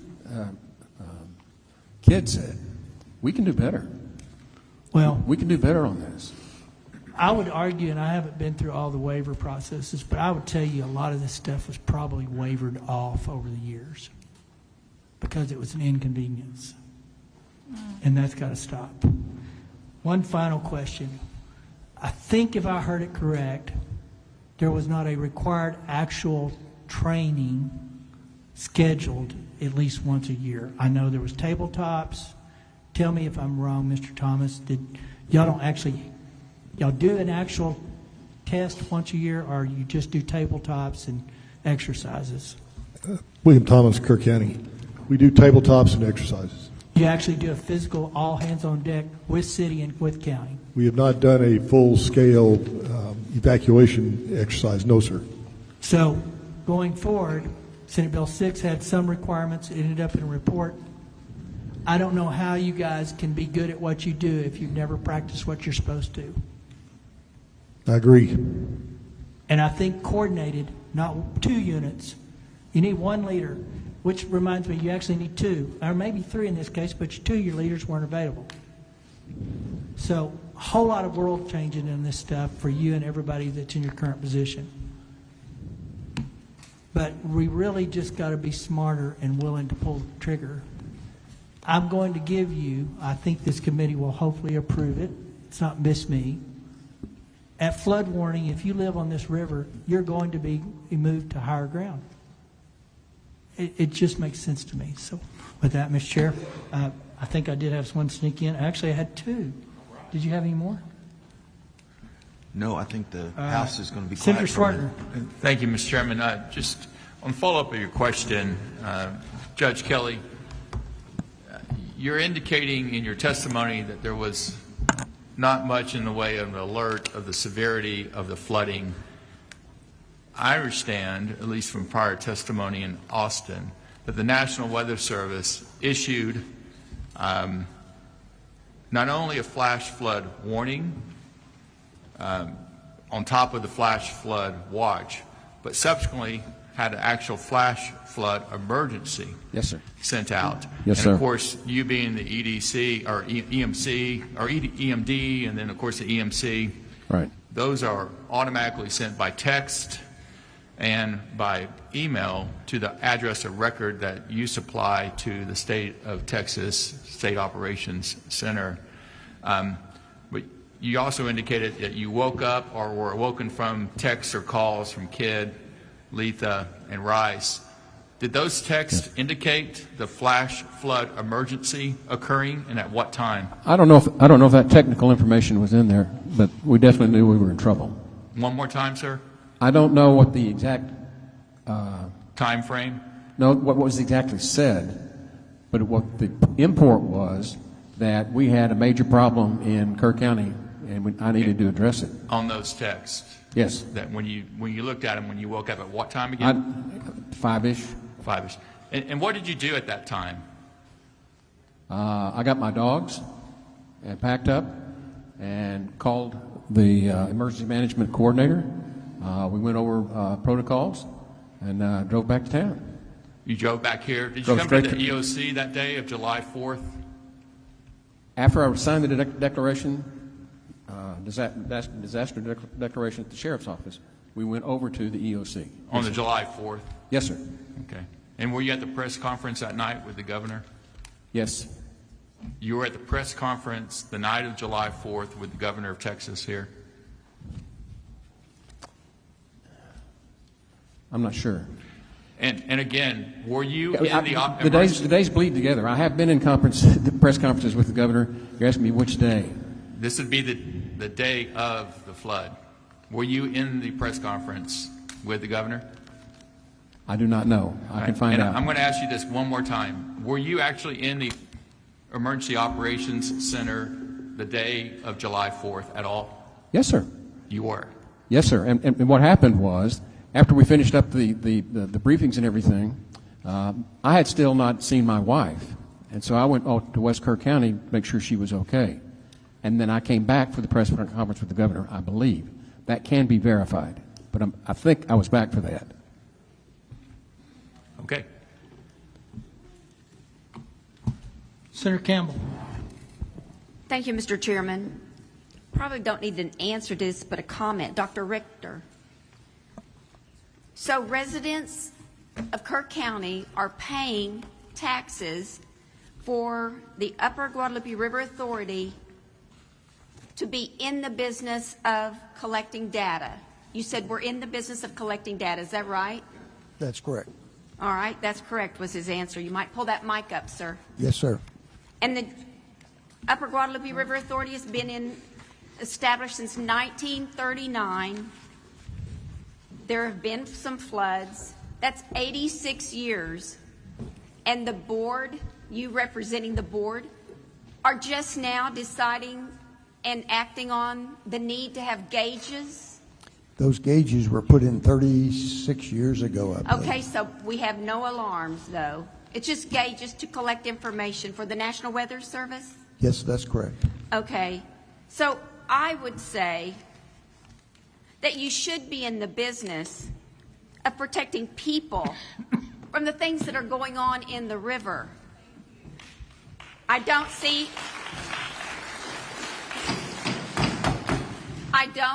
how the Upper Guadalupe River Authority helped in any way in this flood. Thank you, Mr. Chairman. Senator Kokhorst. Thank you, Mr. Chairman. To all of you, we're hearing you, and I know that it was like Senator Flores, you said, the monster in the middle of the night, a historic flood, and we're going to get better from all of this. I drove down with Senators Blanco and Menendez this morning to Hunt and Ingram, and we saw the devastation. We saw some of the debris in the top of the trees, those huge cypress. This was something of a magnitude that, as Sheriff, you generationally, having been here, we've never seen before. So specifically, I want to ask a couple of questions. Mr. Rice, you had some recommendations. I think that Representative Moody asked you if we could get those in writing. I was writing as quickly as I can, but my shorthand's not great. So can you get those to us? Dalton Rice, City Manager. Yes, ma'am, we will have all that information to you all. Thank you. And Sheriff, your timeline is very important because we're comparing those to what we heard in Austin. So if you could get that to us as well. Absolutely. I want to go to your question, your comments in your writing. You said the water came too fast, and that leads me to the importance of educating our seasonal visitors and the youth camp operators about the importance of flash flood monitoring and knowing the evacuation plans. I'm going to ask a question on the evacuation plans. Did y'all know that the camps had those or the RV parks had those? Do those exist, and did anyone know that they existed? I'm going to refer that to our EMC who works with them on a regular basis with the camps, our emergency management coordinator. Thank you. Yes, ma'am. William Thomas, Kerr County. We have 19 camps, summer camps here in Kerr County. I think I have emergency management plans for, they've been submitted by the camps, probably 6 of the camps. Let me clarify that for myself. 6 of 19 camps had emergency plans that you had access to. That have been submitted to me, yes, ma'am. I'm going to ask this as a question, whether it is through statute state statute that we give you the ability, do you think that every camp, especially those in a 100-year floodplain or a 500-year floodplain, should have evacuation plans, including those that are to shelter in place and get to higher ground? Yes, and I mean, I'm a long sixth-generation Texan. I've come to your beautiful county many times. It's been a while since I've driven out to hunt. We see the low water crossing. With all of your timelines and comparing them, it was moved to higher ground. Should we have those plans? Should they know better? And should we require that? Yes, ma'am. I believe if we're going to make school safety rules and regulations for the schools to have safety plans, I think we need to do it for camps as well. Obviously, one camp suffered more than others, and we were able to get, there was something that went very wrong, and then there was an area that they were able to evacuate. And I know that there are a lot of parents with lots of questions. As we move forward, we'll hear from some of those. Representative Johnson, I too represent families that have lost their child or family members. I want to ask the county judge from Kendall County, Judge Stolarczyk. Did y'all lose any lives in Kendall County? Shane Stolarczyk, Kendall County. Pardon me? Shane Stolarczyk, Kendall County. No, ma'am, we lost 0 Kendall County residents. I went through your testimony, and you gave a pretty good timeline of how y'all reacted. It seems like y'all were reacting very expeditiously. In part, I know that the flood was your downriver. Did you think that you had more warnings from Kerr County that it was coming your way, or did y'all react just on the warnings from NOAA and from other warning systems? I would argue that we reacted on both based on our conversations and those warnings, but also based on history. We know there's generally about 6 to 8 hours of a lag between when floodwaters come from upstream by the time they hit Comfort. So we know there was a window built in, but it actually hit us a little faster than we anticipated. Then I want to ask this. You gave some recommendations. I'd like to get that in writing as well. But some of the things that you did, you have no manufacturing housing in the floodplain. Is that correct? You do that. You all have asked for that to happen? Correct. No permanent rental properties, but I believe you can keep them there for up to 90 days, like for park or to park and camp. But I'd have to recheck our rules for the exact specifications for that. In your testimony, you had some bond issuance for $20 million of what y'all were doing with mitigation space, green space. If you could get that to us, I'd really appreciate that very much on the proactive things you did pre this disaster. Correct. The bond initiative is a very unique one. We're a very conservative county, like 80% Republican, but that bond passed by 66%. And so our residents willingly raised taxes to go out so we could purchase large tracts of land to, in areas where we know there's risk for floods, where we want to preserve waterways and also prevent certain kinds of development that could be problematic down the road. So it's our community is very invested in the well-being and welfare of our residents. So that was one of the very big accomplishments that we've done in the past couple of years.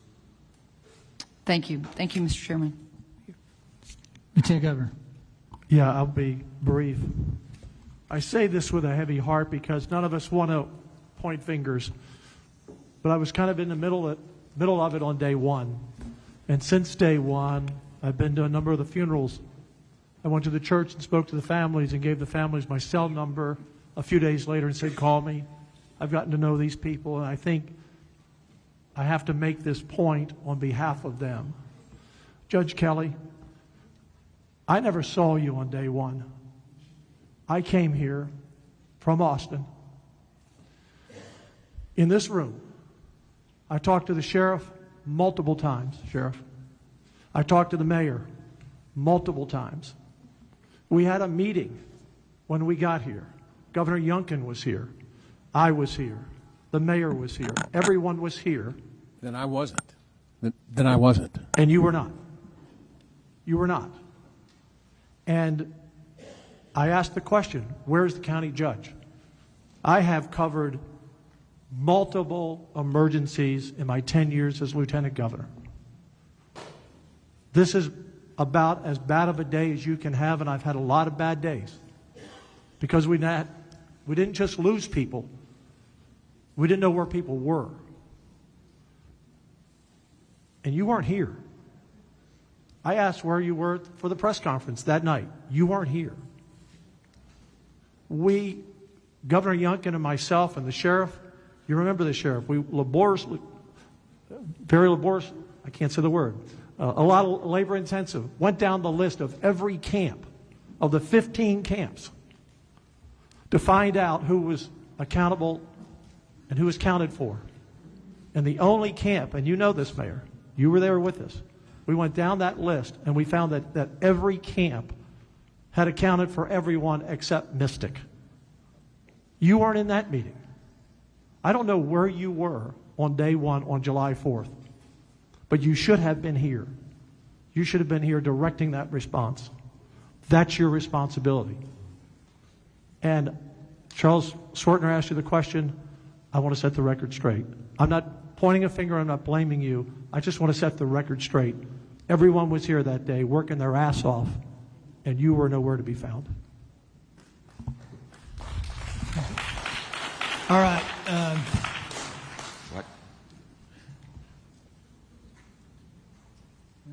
Representative Wilson. Thank you, Mr. Chairman. These questions will be to the sheriff, Mr. Rice, and to Mr. Thomas. Do y'all have previous incident after action reviews? We are going to do one after this, sir. How about from the floods of old? Then we have an issue in like 87. Dalton Rice, city manager. I don't know about the old ones, but anytime we do an incident or have an incident, we have an emergency action plan, an after action review, and corrective action plans. Okay. But after action reviews from previous events, do y'all have? I would have to find that out for you, sir. I don't know. Okay.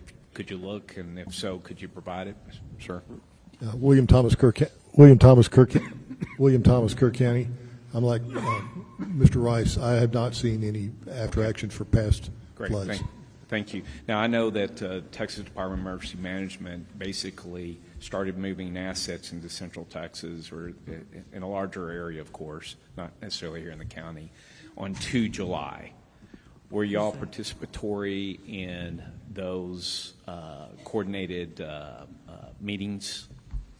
Dalton Rice, city manager.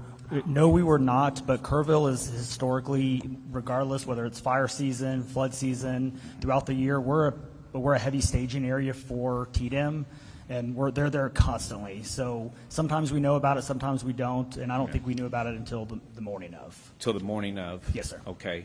There's assets, and you didn't know of it till the morning of. Correct. And I think on the timeline, we had, I think it was about 03:30, give or take. Okay.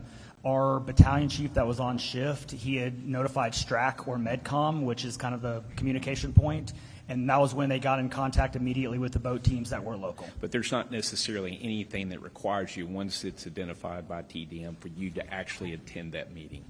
No, sir, I don't think so. Those coordination meetings, and you know the ones I'm talking about in the morning and the evenings. Okay, all right. So in your observations, when you're doing rescue and as well as recovery, and of course, you know, you still have weather events that's happening, you have a lot of help from agencies and so forth like that. Is there something that you identified that, you know, for example, that maybe the state had provided that basically was not a help but a hindrance, like, for example, rescue boats going down, or not in a necessarily was able to meet what this particular mission called for water rescue? Anything in that example at all? Dalton Rice, City Manager. No, I can't think of any hindrances at all. Every state, local, federal resource has been amazing, and they've come in strength with the proper equipment, the proper training, and everything. Okay, that's good to know. Was there any situation for which y'all repeatedly had folks doing rescue out there, but then you had to go and rescue them? No, Sheriff Letha, Kerr County. What I can tell you with some of the volunteers, some of the issues we had, we really appreciate them, but they were in the river searching, and we had some bad weather come back, and we had some trouble trying to get word to them to get them out. That I do know. Thank you very much. All right, members, I believe that's all we've got on this first panel. I do need Sheriff Letha, William Thomas, and Joe Herring to meet down at this very corner and fill out one of these cards. We need you for record. You guys are dismissed, but I would suggest you might stay here just in case there's questions that come up after public testimony. For those that have not signed up that are willing to, or those that wanting to publicly testify, these cards that are on the front desk, please get one of those filled up and get it to the clerk so we make sure we get record. We'll get you if you don't, but you'll still have to sign up the card. All right, you guys are dismissed, and actually subject to the call of the chairs. All right, we're going to start public testimony. We'll do 16 to 8 panels, and then we'll get back on invited. Chair calls Mary Ellen Schul. Mary Ellen Schul. Brady Constantine. Auburn Gallagher. Ashley Willis. Timothy Mabry. Melanie Strong, Charles Holt, Albert Flores. Albert Flores, Charles Holt, Melanie Strong, Timothy Mabry, Ashley Willis, Auburn Gallagher, Brady Constantine, and Mary Ellen Schul. All right.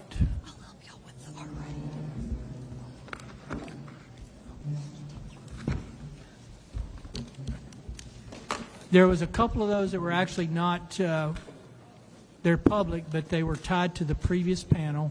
It's going to be a couple of questions that were introduced into the first one here regarding some of the things the panel first said. So we're going to hit those two people only. It was Mr. Constantine and Ashley Willis. So very quickly, I'll ask the question and members can ask. There was a comment made by, I believe it was the EOC, that somebody had an easy feeling about that night. I think it was you. Can you give us a background of, and here's the deal. We all can have easy feelings, right? I mean, we're just kind of human nature. Especially in hindsight, you might kind of start thinking, well, I should have. What was the background for that conversation with Tatum is what it was said. Can you give us the background on that conversation? And say your name and your title, who you're with. Yes, sir. Brady Constantine, Kendall County Emergency Management Coordinator. In context to that, so I'll start with saying I have a lot less years of experience as opposed to many. I'm the second one, I believe, in history for Kendall County to hold this title.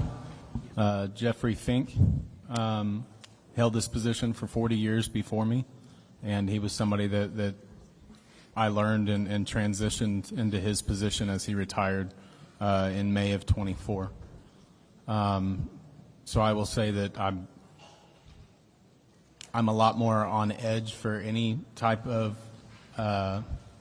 situation that could happen within the county. Sometimes I'm a little too eager or more proactive, but that's me learning more of what my role is now. I grew up in the fire service as a fireman and paramedic the last 20 years. So to be clear, I just want to kind of land the plane.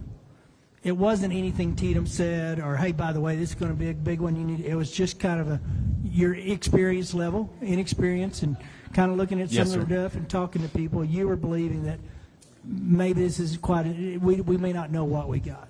Yes, sir. We did have we had a weather call with the SOC at 10 o'clock on the morning of July 3rd. We had our planned parade in the Comfort community that runs down High Street that was planned for that next morning of July 4th that brings a lot of people. And I know that it is my job to kind of have some awareness of that. And so that's what that was in context So to. Yes, wasn't sir. nothing specific. Okay. Members, any questions for Mr. Constantine? Because I don't want to keep him or the engineer up here. Are you the engineer? Mr. Moody. Just to follow up on the chair's questions, Mr. Constantine, you said you participated in a 10 a.m. weather call with on July 3rd, and that was the beginning of the conversation. Obviously, things evolved from there, but that was kind of the inception of that of your action. Yes, sir. I've built a pretty good relationship with my county liaison officer for TDM, Scott Haynes. He knows where my experience level is in the fire service and such, and I still have a lot to learn in emergency management. And so we have a pretty strong relationship. We actually started communicating at 8:30 that morning in regards to potential weather that may or may not actually land in our area or affect Kendall County itself. So that's how my day started on July 3rd, followed by the SOC weather call, not knowing how much or if we were going to get any at all at that point. Okay, and the SOC weather call, that invitation goes out to you and who else? I know it goes out to emergency management partners. As far as just for our COG, for ACOG, or I'm sure, by region, I couldn't tell you exactly who all is actually on that list. And that, do you recall, or do you have the ability to inform us later the participants on that 10 a.m. call?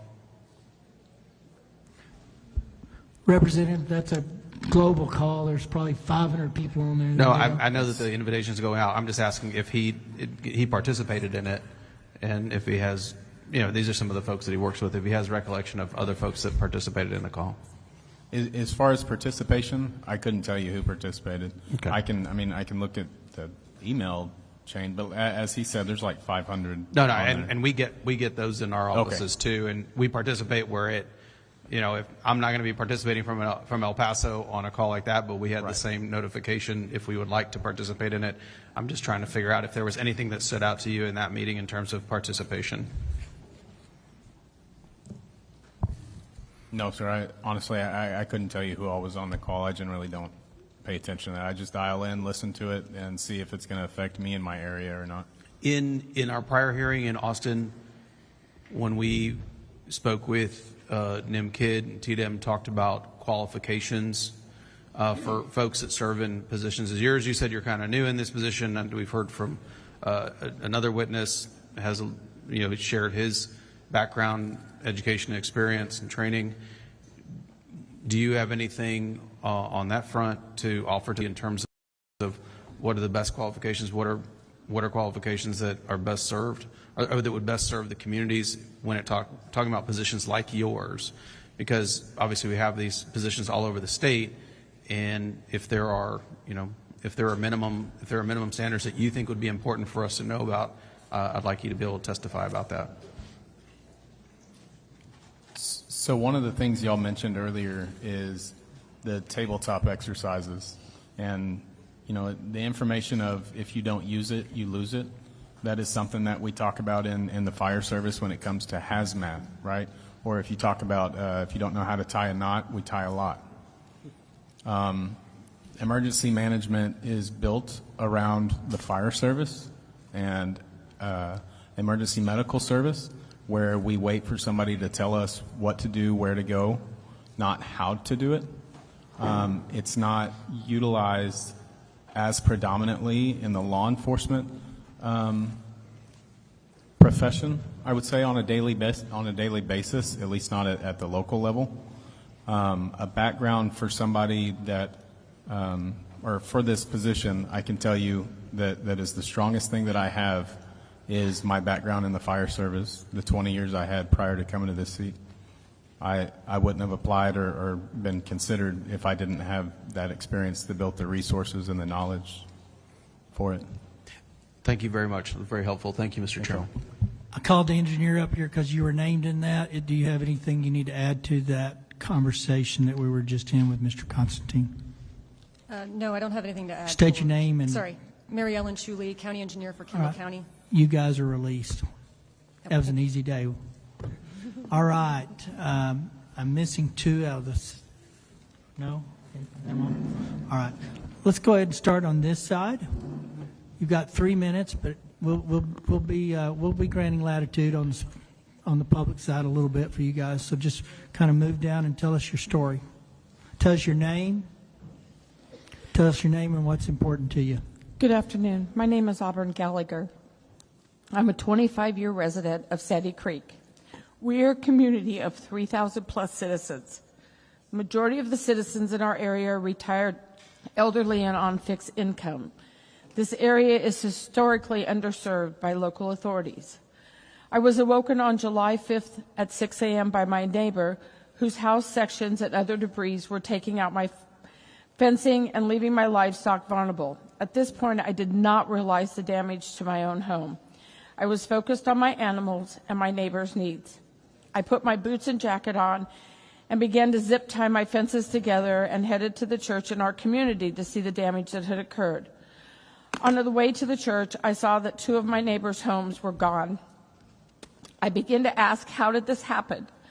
Beginning to develop a plan. Our floodwaters came from a very small watershed with headwaters all within a half mile of our subdivision. The creeks could not shed 18 inches of water in 1.5 hours with the trees clogging the ways.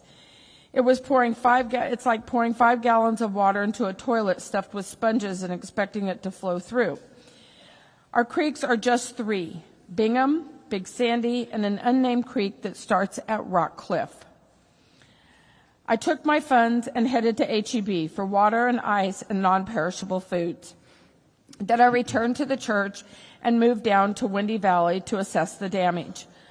It looked like a war zone. I began calling resources I knew and asking for help of volunteers and equipment. The work began. The failures, the lack of communication by Travis County Sheriff's Office, the lack of communication from Judge Andy Brown's office, the Travis County Emergency Services Division lack of communication, failure to notify the residents when in fact I have been personally told by Travis County employees that they were warned at midnight that we were going to flood. However, at 4:39 a.m., we received a text message from Travis County that stated the following: evacuate, wildfire. Really? Wildfire? Flood. Travis County and the state needs to complete the 2015 flood infraction upgrades that were paid for and grants were received. They were not implemented. Now we find out that we have been under a 5-year flood mitigation plan, but no one in Sandy Creek has ever been notified. The delay of resources, please explain to me why New York State cadaver dogs were brought in 5 days into this event, but the cadaver dogs from Texas were never brought in.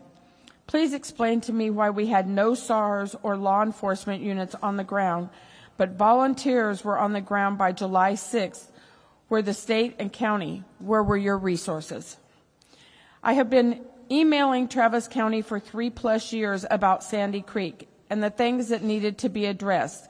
They have never completed any of those requests, which would have fallen under the 2015 flood mitigation plan and the corrections that would have needed to be made.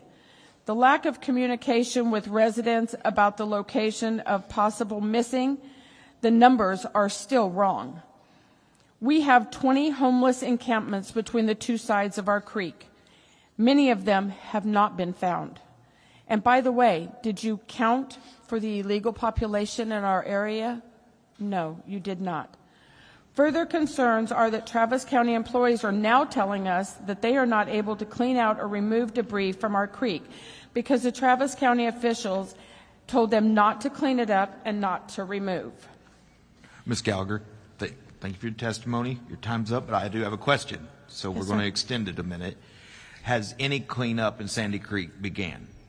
So I'll answer that question as the following. I began bringing in volunteers on July the 6th. My volunteers, chainsaws, heavy equipment, boots on the ground, supplies, whatever we could get, we cleaned up Windy Valley. Windy Valley is done. They have started to remove, they being, I'm not sure whom they are, started to remove some of the debris from the riverbed, but there are many sections that have not been touched, and no one will listen to the residents, sir. Understood. Members, are there further questions of Ms. Gallagher? Seeing none. Thank you for being here. State your name. You have 3 minutes, and we'll probably have a question or two maybe. My name is Ashley Willis. I am also a Sandy Creek resident. At least I used to be. I'll live there again. We can all talk about how woefully inadequate the Travis County response was, but instead I've kind of brought some solutions, some ideas that I think we can move forward. I do agree, since 2015, we've had 10 years, there is 0 flood mitigation plans for Sandy Creek. There are 0 gauges. That is unacceptable. Additionally, in addition to the 22 inches of rain that we received, there are also additional circumstances. We need someone to monitor our tributaries. We have land with private dams that are very old. I'm not coming here with pitchforks, but they all broke. In addition to the rain, the level of damage was catastrophic. Whose job is it to monitor that? Whose job is it to fix that? Our emergency management coordinator, there is not a single standardized set of requirements across the state. There needs to be. As a real estate agent, I have hours of coursework I have to take yearly and tests that I have to take just to be a licensed fiduciary. It's not my job to save lives. Things that we need immediately: temporary housing, transportation, and yes, large equipment, because there is still debris. And I understand that rivers are traditionally what's covered by the county or the state, and tributaries are not, but it's the size of a river now. Additionally, aside from just debris, they are marking people found when they find their body parts. And they match DNA. And then they are not coming back to find the rest of these people. I found a hip and a leg on my property. And we did that, volunteers in the community, not Travis County. Lastly, I do think that there's going to need to be some water testing. There's a lot of contaminants. Actually, second to lastly, red tape in a disaster is ridiculous. The fact that the city of Leander could not come in because they don't have a previous interagency agreement with Travis County in a state of emergency, that makes no sense. Why would they be turned away? If you could please take these into consideration. I know you guys only have 30 days to pass legislation. I don't know how much of this can be done, but we have definitely, just want to thank every volunteer that came out the first week, as well as the weeks after. We're going to have the world's biggest cookout. We do still have an unserved area at the southern end of Long Hollow Loop and at the southern end of Gillum Creek that has not been touched.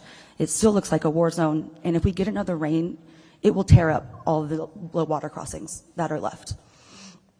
The fact that we have spent our own personal money to help efforts because support has not been there is unacceptable.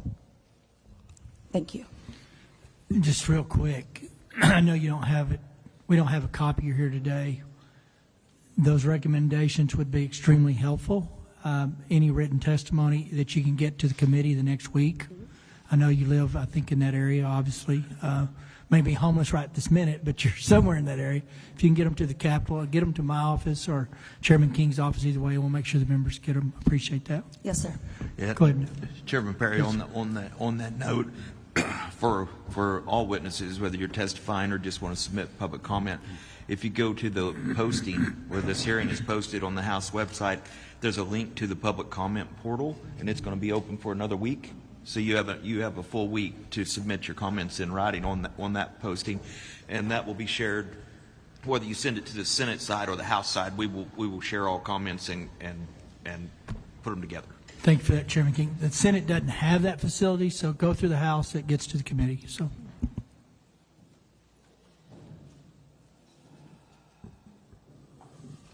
sorry, go ahead and state your name. My name is Melanie Strong, and I'm a resident of Travis County. I'm a general contractor and realtor by trade, and I'm going to give you a brief timeline of my experience as a neighborhood leader and a community liaison.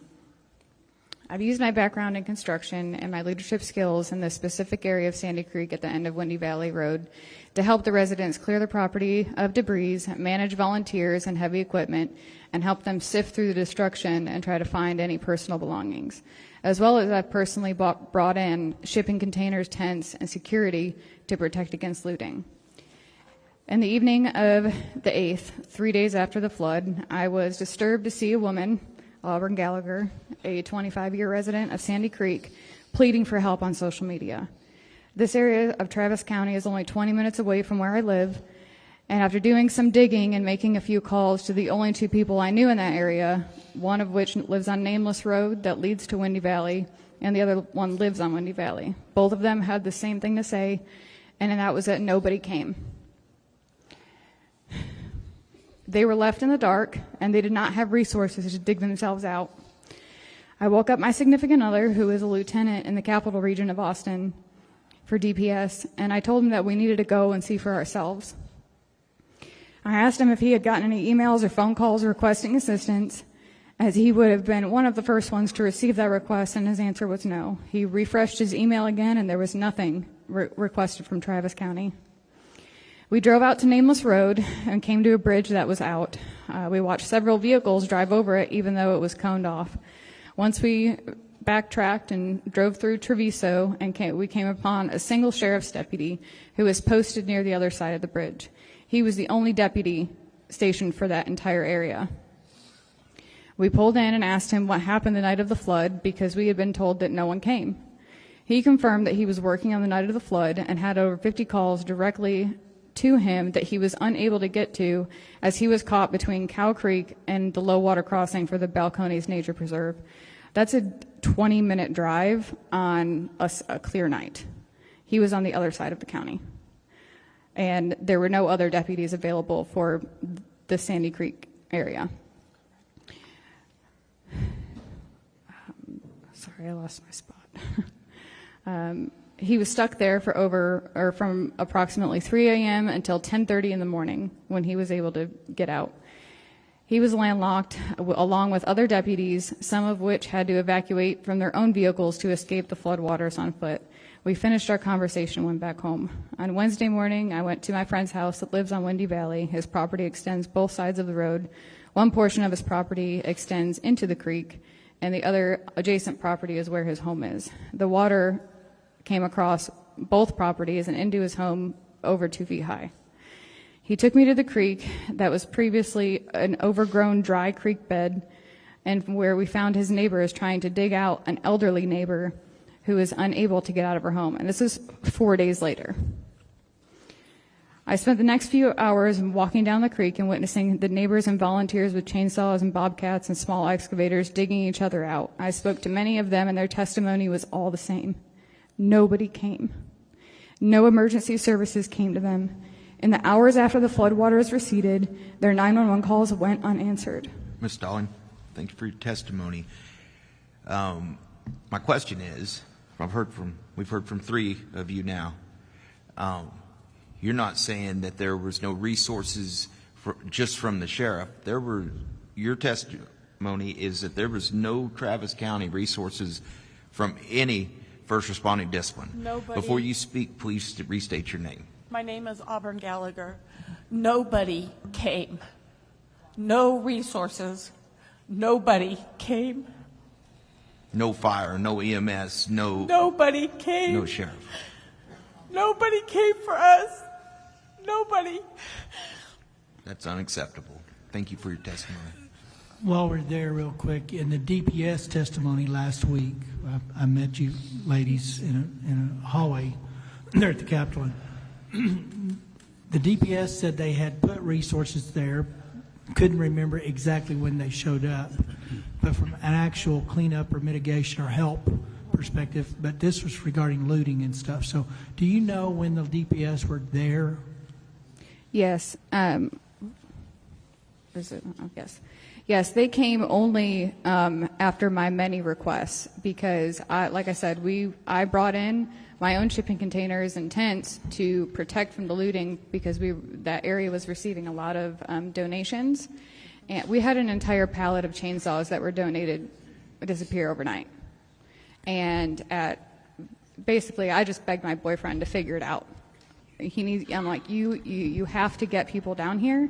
They need help. And he made the captain that is over that area, made TDEM, whoever was in charge at TDEM over there, very aware that although there were a lot of DPS resources that had been allocated to Kerrville and Williamson County, that to let them know that there were still plenty of troopers ready and willing to come assist. And the request was, or the offer was declined.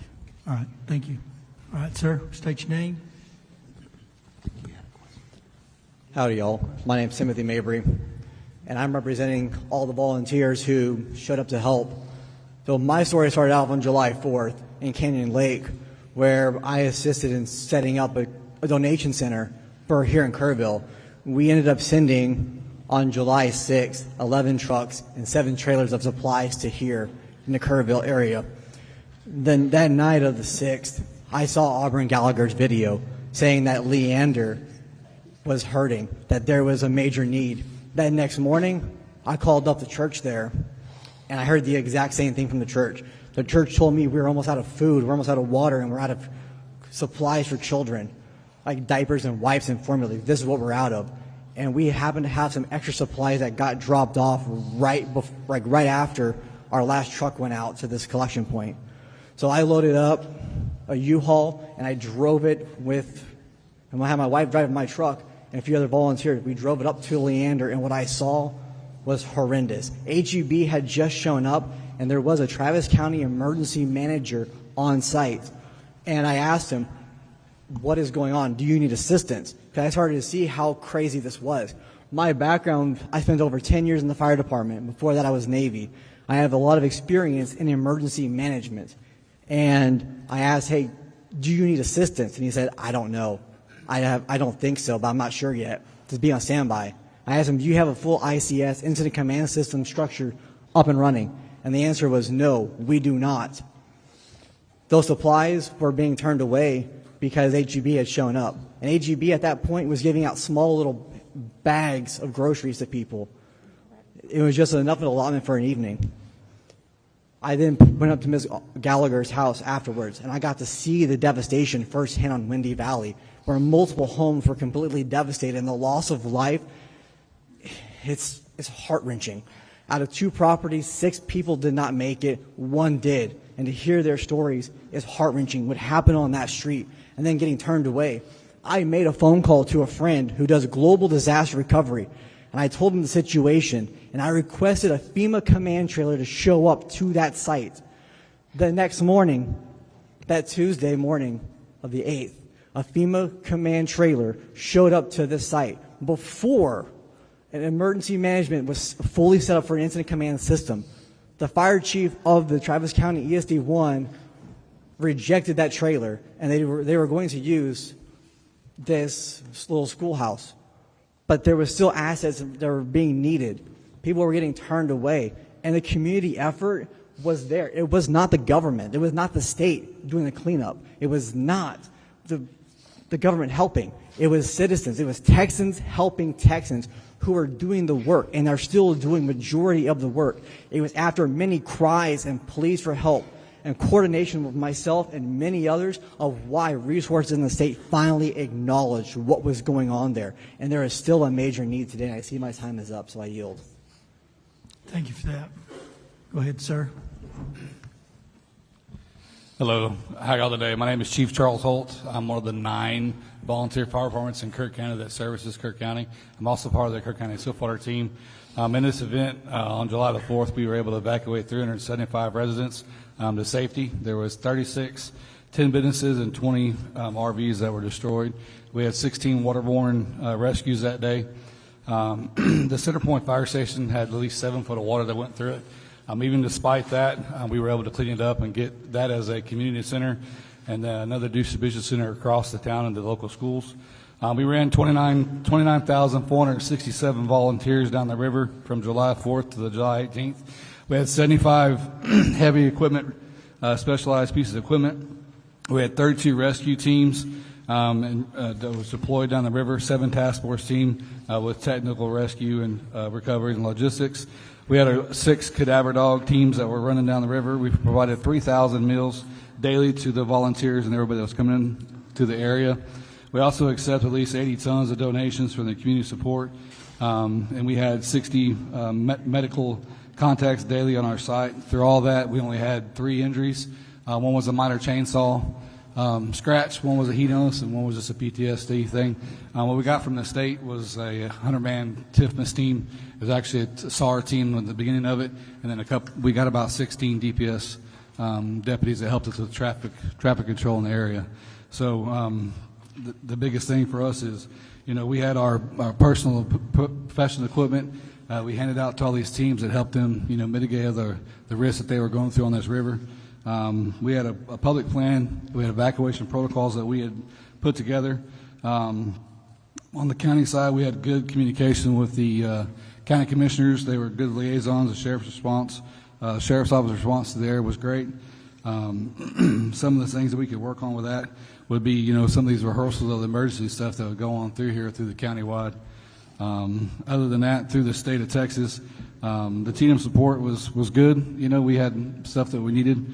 The DPS checkpoints and the state representatives that have come down there to visit us and make sure that we're doing good was amazing. I got to see Mr. Liddell here on several occasions, come down there and see how we were doing and see what we needed.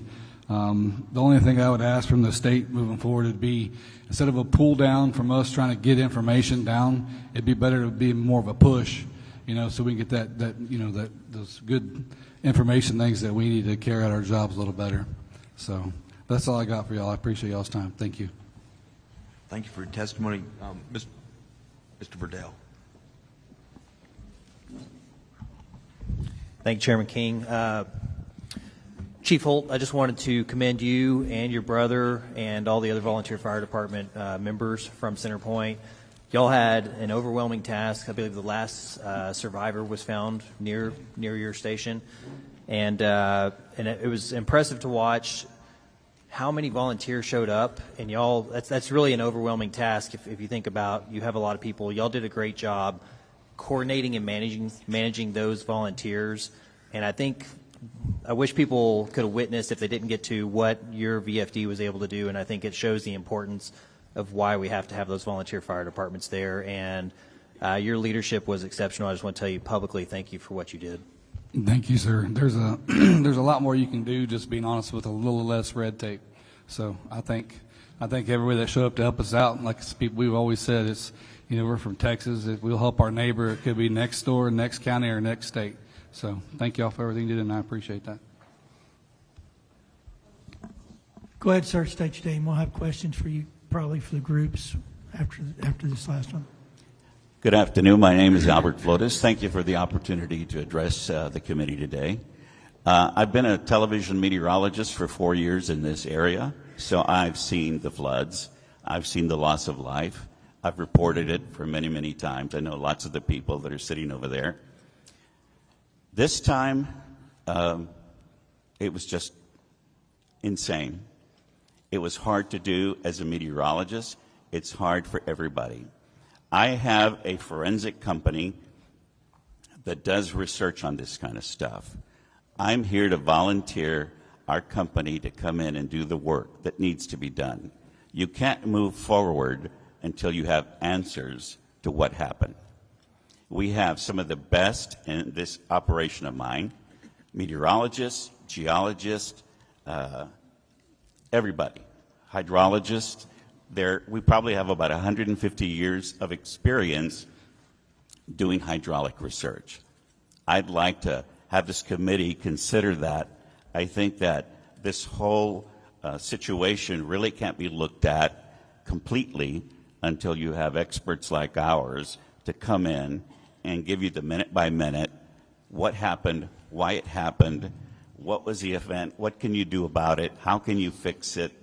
So that's what I'm here to tell you. I know how to get answers. We've done it for many people. I did it for SeaWorld and saved them millions because they had a tornado in their stadium and they didn't know it. So they were being sued for millions. Our forensic team came in and looked at it, and sure enough, we found a tornado inside Shamu Stadium, but it was tiny. It couldn't have been really picked up. I mean, it's not like you saw this giant funnel. Regardless of that, we have the experience, and we're offering to come in and do exactly what I think this needs. At the same time, we have an artificial intelligence company. There's been a lot of problems with phone calls and people getting messages and what do you have and how can you help me? We have artificial intelligence operators that can handle 1,000 calls an hour. They will help people. They'll take their emails. They'll send them text messages. They'll do follow-ups. That's, excuse me, my throat's dry. That's free. My company is giving that away because I have lots of friends in Kerrville. I lived in Bernie, and we just want to help. So our certified company will come in and give you the best report on this storm, and my artificial intelligence company will answer calls 1,000 an hour until this gets done for free. Thank you for that. Senator Campbell. Thank you, Mr. Chairman. Well, Ms. Gallagher and is it Ashley? Ashley and Melanie, thank you so much. Now, I'd gotten a report, and the Travis County judge will be here, or is here, will be on a panel later today. Hopefully you can stay and hear that, and we can talk. Because I was under the understanding that ESDs, more than one, and more than one responded. TDM was there, and that they responded right after 1 o'clock, I believe, on the 5th, 1 o'clock in the morning. That's not true. Go ahead, Ms. Gallagher. No, ma'am, that's not true. When is the first time you saw somebody from emergency services or an ESD? Hold on. So let me explain something. The first time I saw anybody... Speak just a little louder. The first time I saw anybody was when Melanie and her boyfriend rolled up on me on Windy Valley the night of July 5th when I was holding security to secure the items that I had secured. Ms. Campbell, please understand, I have a medical issue. Sure. It makes it even harder. I spent my $3,000 for my community to begin this process. The original products that were brought into this community, my call for help was a TikTok video that got my life threatened for asking for help. I spent my $3,000 on food, water, and ice for my community. No one came until she showed up in the middle of the night. Was Tatum there when I had talked with the judge, Tatum has been very responsive. Were they there the next day or that evening? No, ma'am. Of the 5th or the afternoon of the 5th morning?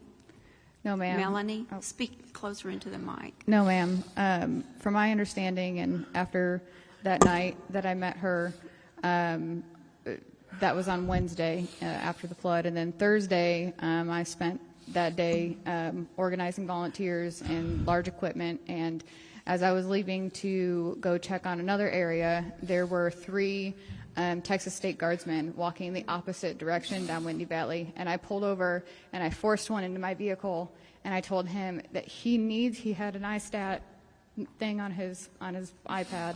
I said, you need to come with me. Nobody has been down here. I said, this is where the destruction is. This is where you need to be. You have to come with me. And he said, ma'am, that's not my mission today. And I said, I'm begging you, please come with me. And he did. And I took him down to the end of Windy Valley, he was on the phone and he spoke with Chief Klingenman, I believe his name is, and that from The next morning, Friday morning, there was Texas State Guard and buses of National Guard, and those were the first people that many of the residents on that side of Sandy Creek Where saw. the bridge had washed out. Yes.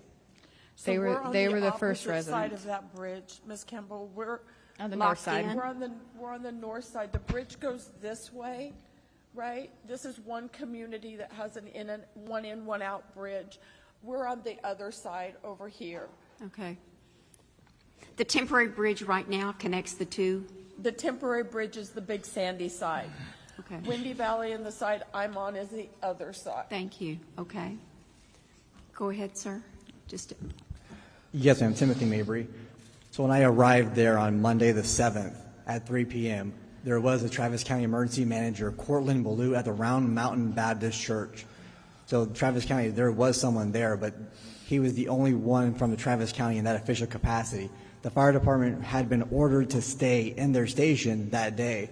I talked with the fire department the next morning, one of the lieutenants on duty, and at that next morning, the Tuesday the 8th, they did not have a full count of who was missing and the level of devastation. And that it was that morning of the 8th is when I was told that the emergency management was going to be coming in the afternoon, and that they were preparing for them to start coming in at that time. Well, I think there's a lot we do need to look into. We'll listen to the judge pretty soon, and thank you all, and I'll be talking with you. And one last thing, Senator Campbell, real Yes, quick. sir. Timothy Mabry again. Senator Menendez. Oh, he was one. He Oh, was I'm just sorry. finishing a comment. That bridge that was built that morning of that Tuesday the 8th, an individual who has a construction company in that area came up to myself and a few other people, and I relayed this to the fire chief, that he could have built a temporary bridge better than one that's currently up right now that same day of the 8th. And it took 8 days later to get another bridge working in order. Okay. Thank you very much. Thank you. Thank you, Mr. Chairman. Senator Menendez. Could I say something before I leave? I'm going to have these folders given to all of you about our forensic company.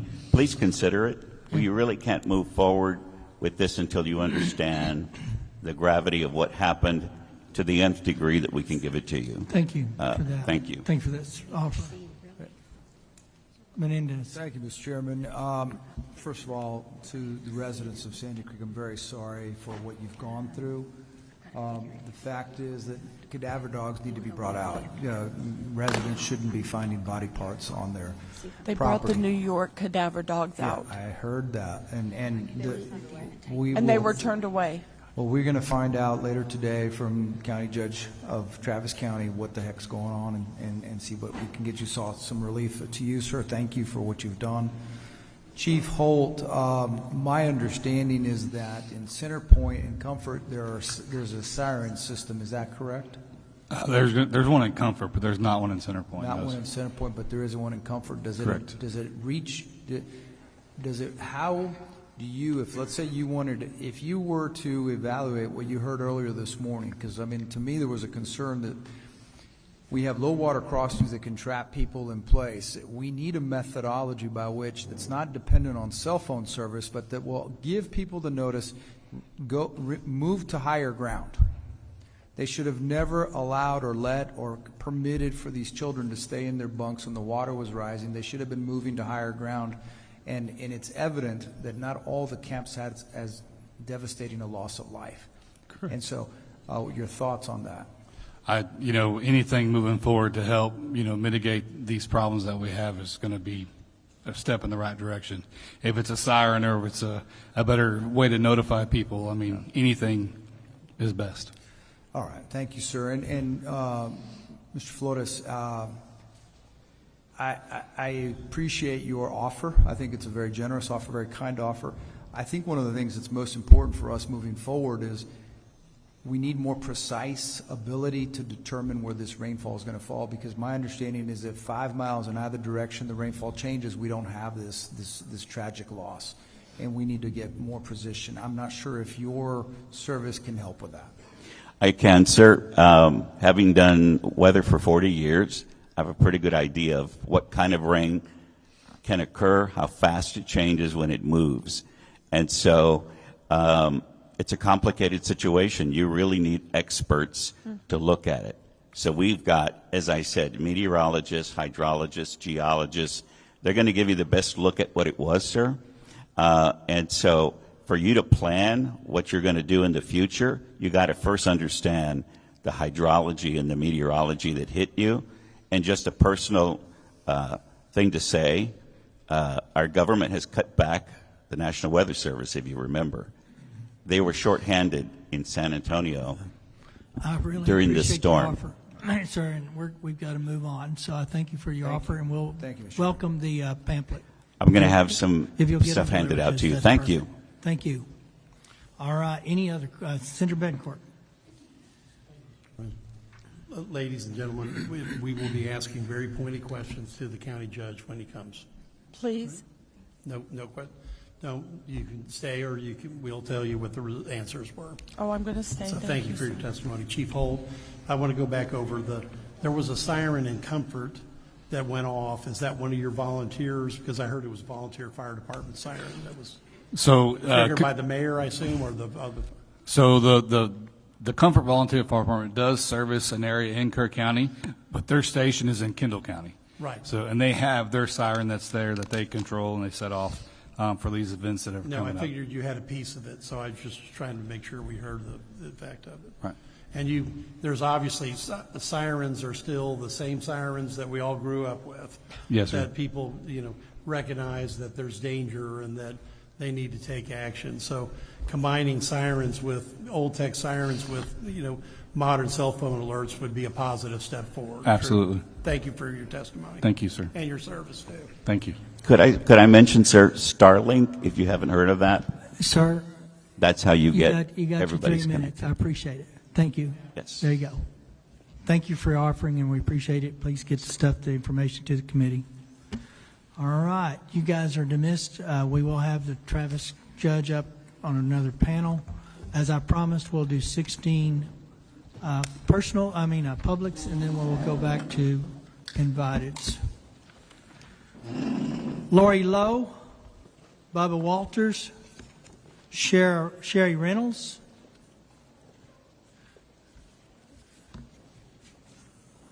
Jacob Willenitz, Terry Hall, Ann Carr, Nancy Zedunkwitz, Zdunkewicz, Roland Smith.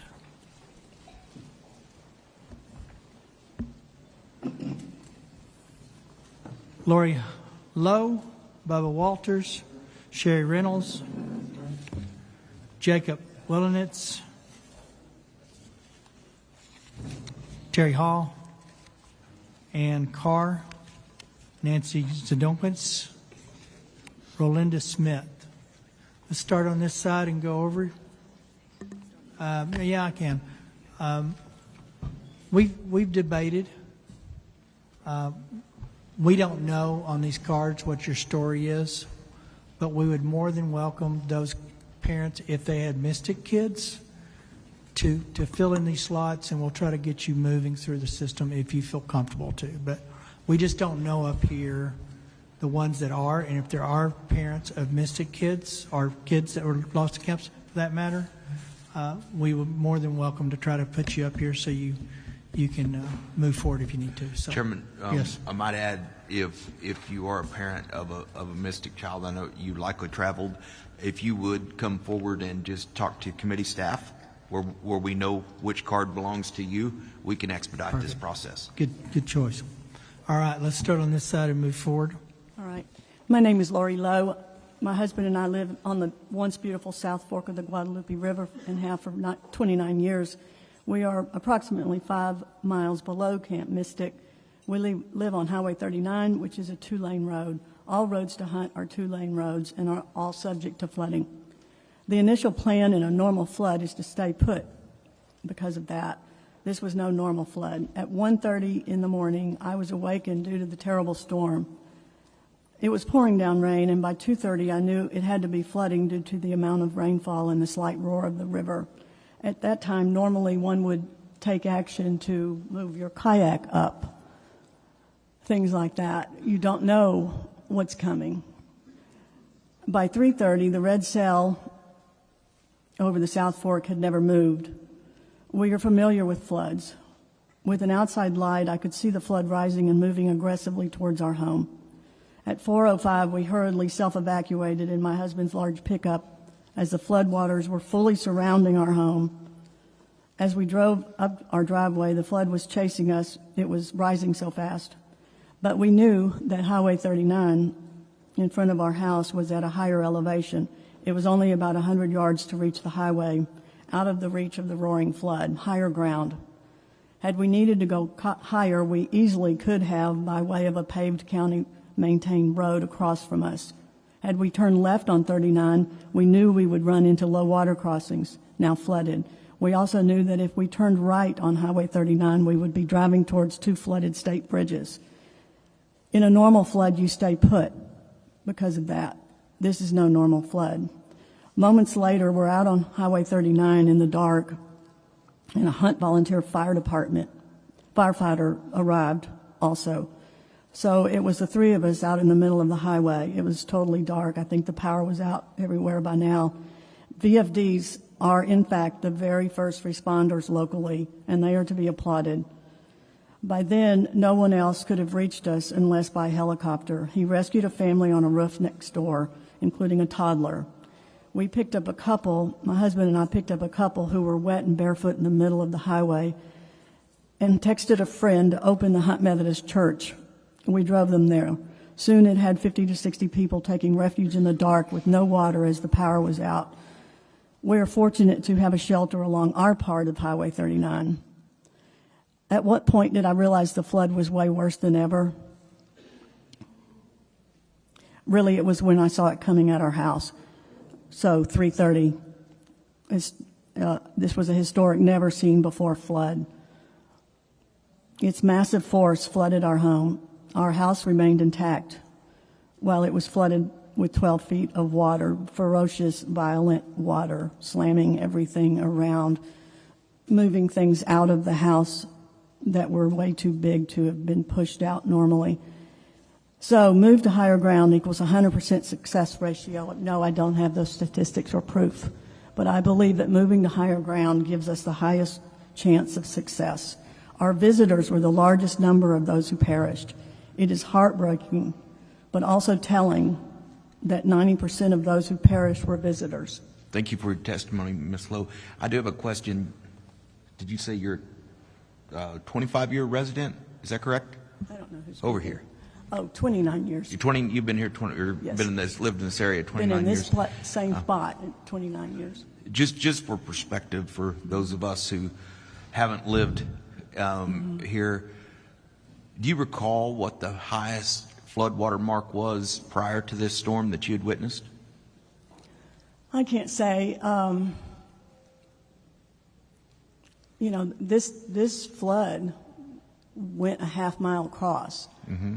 Our little bend in the river is 15 feet wide, and by the end of this flood, it has reached all the way from Highway 39 up into Camp La Junta.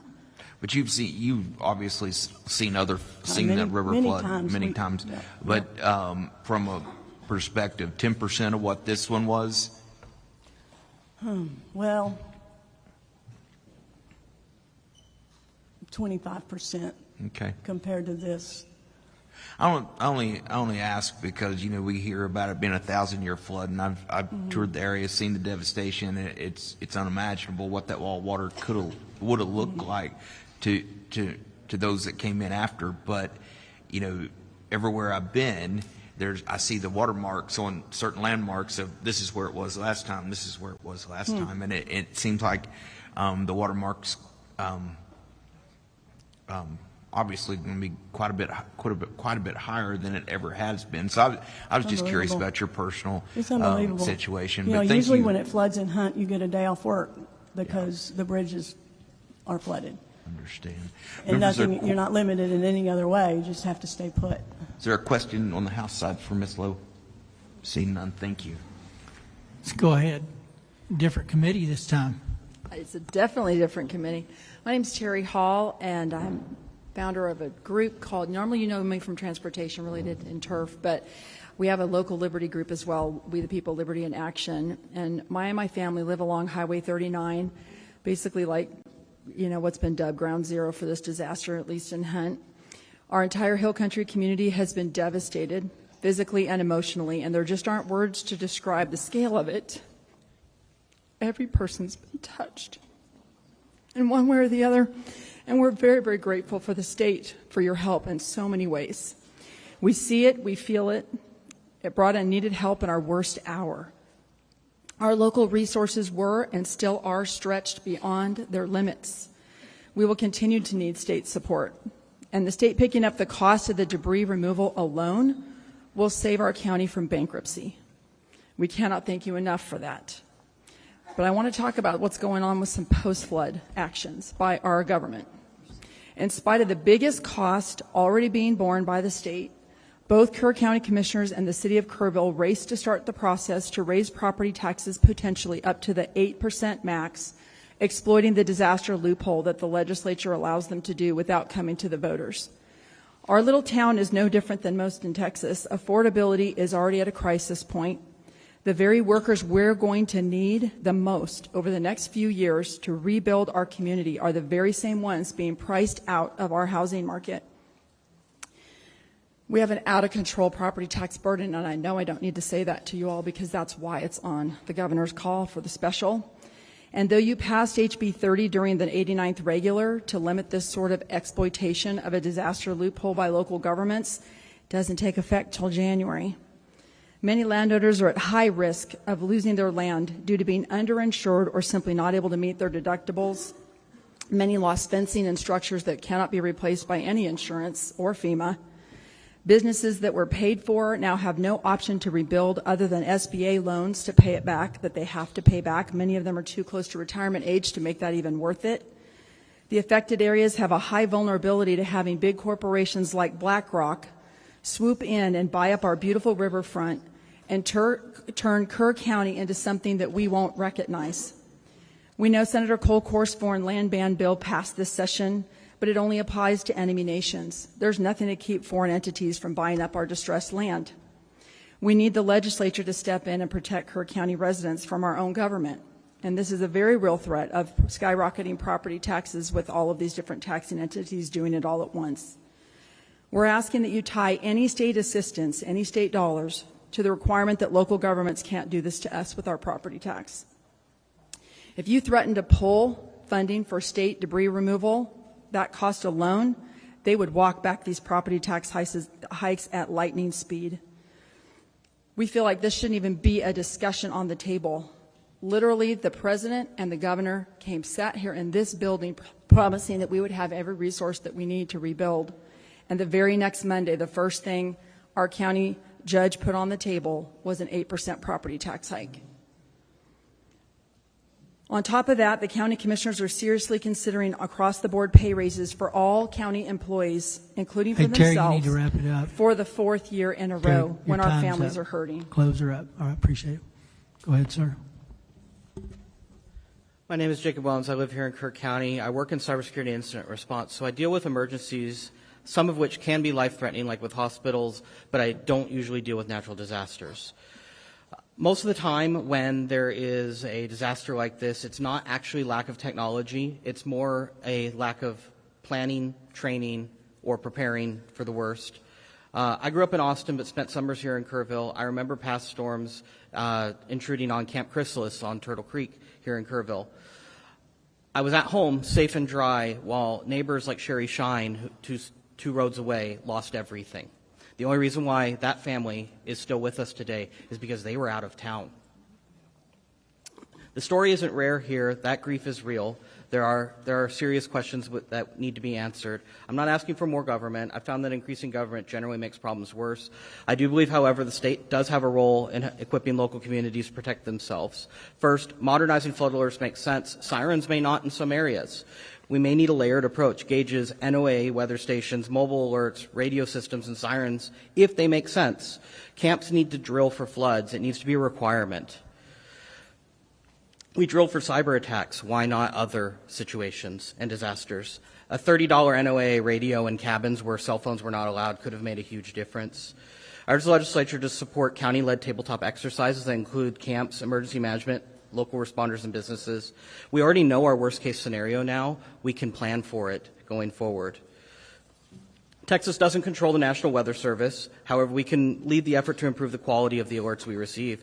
Texas are tuning out repetitive, vague flood warnings. Let's work with our federal partners to make alerts specific, actionable, and worthy of attention. A good example of an excellent alert was the one that was sent a few days after the flood that warned of several foot rise on the river. That is specific, it's actionable, and directed well at those that were near the water.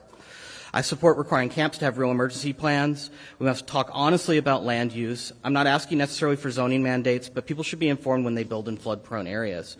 We can encourage better decisions through education and incentive.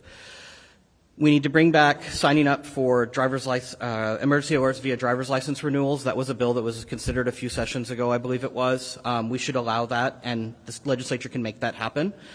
We also can't ignore the emotional toll on the communities that are impacted. We have a little girl in our church that lost her best friend as a result of this flood. Her friend was at Camp Mystic. Had her parents sent her to camp this year, she would be gone as well. Lastly, I wanted to thank Representative Verdell. He was here getting his hands dirty in the mud and the muck, not observing, but actively helping. He spoke with survivors, worked alongside responders, and truly witnessed the scale of all the loss. That kind of firsthand experience is rare in policymaking. I urge you to listen closely to his insights as you consider how best to help Kerr County and other counties that were impacted by this. So we don't need more state bureaucracy. Big government mandates don't solve this. The state still has a critical role to play, though. We need it to help equip the local people, the ones that know the land, the roads, the risks, to plan, train, and prepare. This is a moment to focus on what works: coordinated drills, clear alerts, informed land use, and yes, we need some mental health support in this community. Thank you for your testimony. Let's back local solutions with resources they need. We're going to come back to questions shortly. Go ahead, ma'am. Hello, am I on? My Very name is close. Ann Carr, and I didn't want to be here today. I thought that I had done my job by going to Commissioner's Court on July 14th. I went as a resident of Ingram that lives on Ingram Lake, and we have some real concerns about our lake. Senator Flores and Campbell, I believe y'all flew over Ingram Lake most likely when you went out to hunt. What we have noticed since the flood is our lake has become a toxic pit. We've talked to divers that have been out there. They have found vehicles. We have asked them direct questions. Are there bodies in the water? Their answers are yes. We have an RV in front of our lakefront. Our lakefront is unique in that it's very long. It's about 35 yards long. A lot of the lot owners that surround the lake have deeds that go back 100 years. So we own 50 feet into the lake. We can't get access to our lake to clean in front of our lake. I was told by Judge Rob Kelly that the lake was going to be drained. And I thought, okay, this is great. Our job is done. A week later, I think I read in the Kerrville Daily Times that there is no money from the state to drain the lakes. And that's why I'm here. I did a little bit of homework. It looks like we have about $27 billion in our rainy day fund. And that lake in Ingram is the heart of our city. It brings money into our city. We have people that come in and boat, fish. They spend money at the restaurants. We're a poor community. And we need that lake drained. We need to recover the bodies. Lieutenant Governor Patrick, you said something earlier today about we got to do all we can to make this we got to protect the public, and this is going to require something that's local, that people like me can come out and tell y'all what we're seeing. We have an oil slick that continues to bubble up right in front of our property.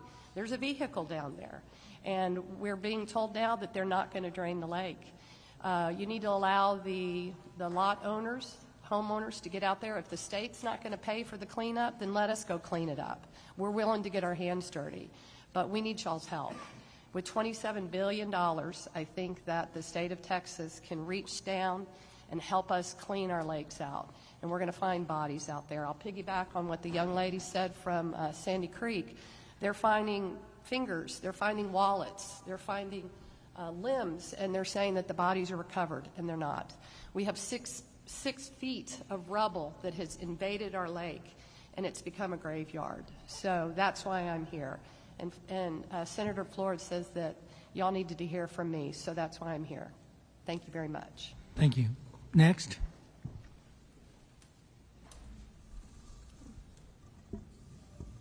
Good afternoon. My name is Nancy Zdunkowitz, and I'm speaking to you on behalf of Hunt, Texas today. I was at our river house in Hunt on July 4th. We're just down the road from Camp Mystic. My family has had property on the South Fork for nearly a century. My mother went to Camp Mystic, so did I. We've weathered many storms, but July 4th was completely different. Our home is 35 to 40 feet above the normal river water level, and by the time my father happened to wake up at 3 a.m., the water was already at the house. And we had no warning. Within minutes, the water was already covering the yard, which is how I injured my ankle. And we raced to our cars. We drove out onto Highway 39. There was nowhere to go.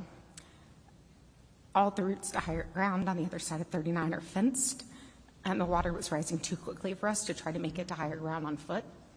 So we climbed on top of our cars, and then we climbed into cedar trees, and I had to help my 66-year-old mom.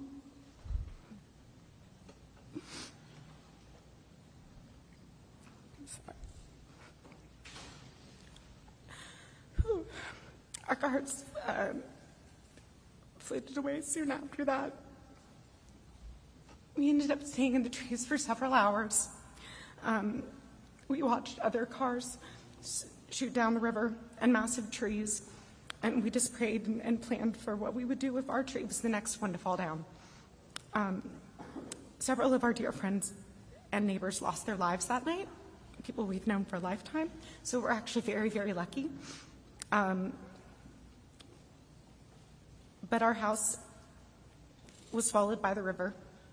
The community that we love has been devastated.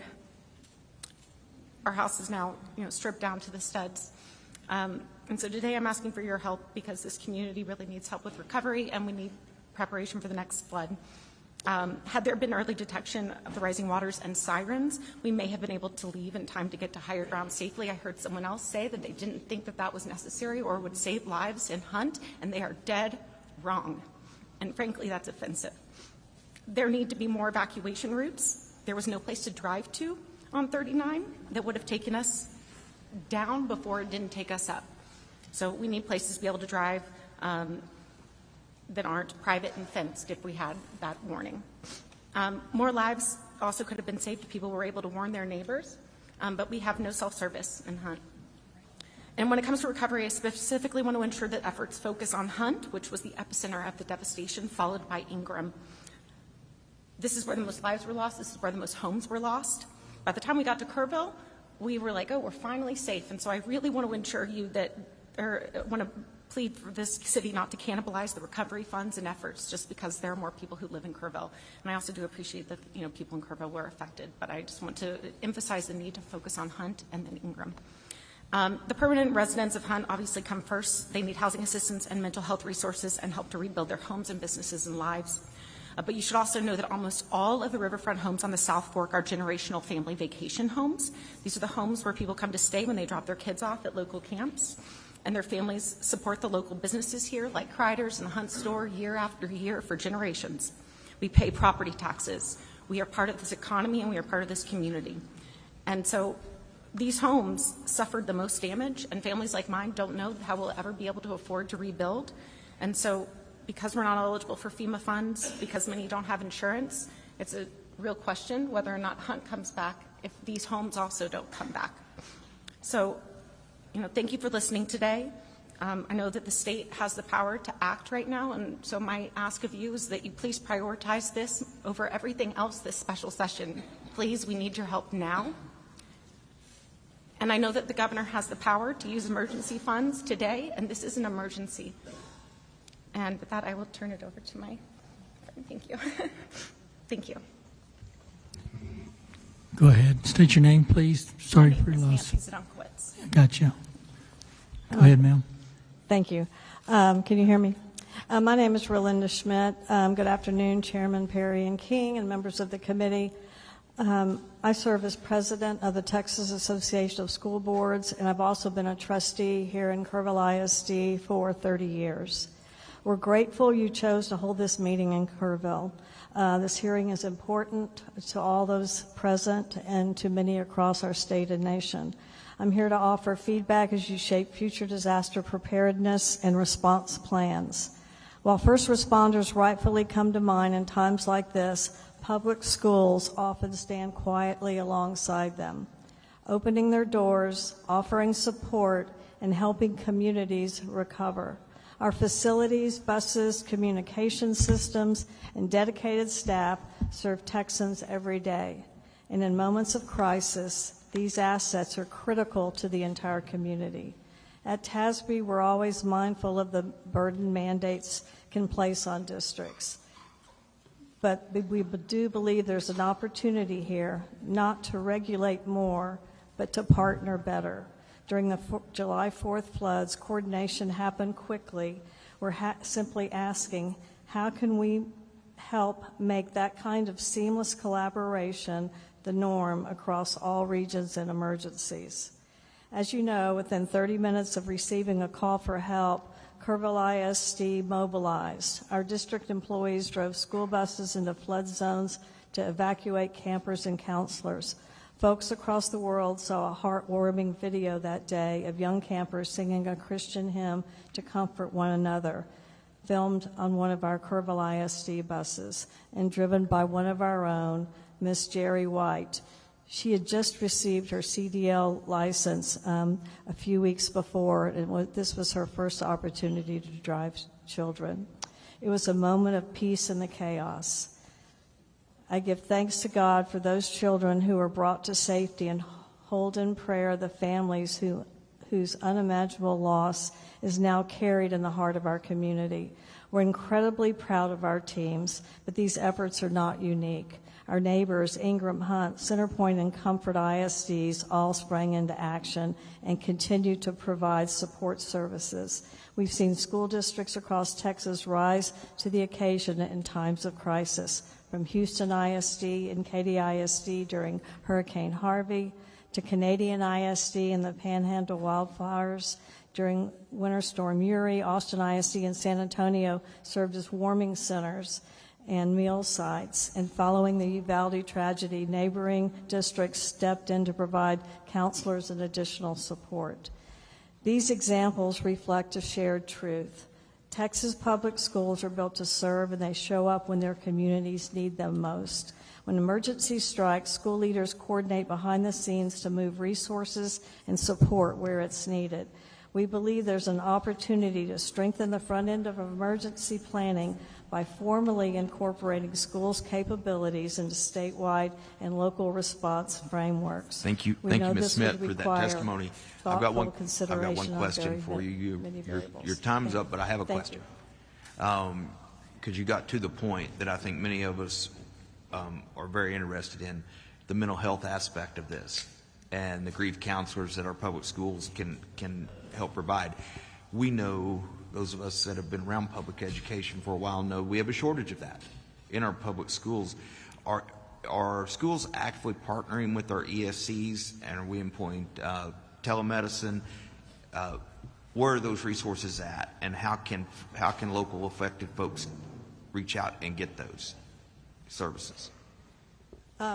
Yes, we do work with our local ESCs, our regional service centers. Yes, sir, we absolutely do that. We're just asking to be in the conversation as we move forward. We feel like that school districts do have resources that are vital to emergency.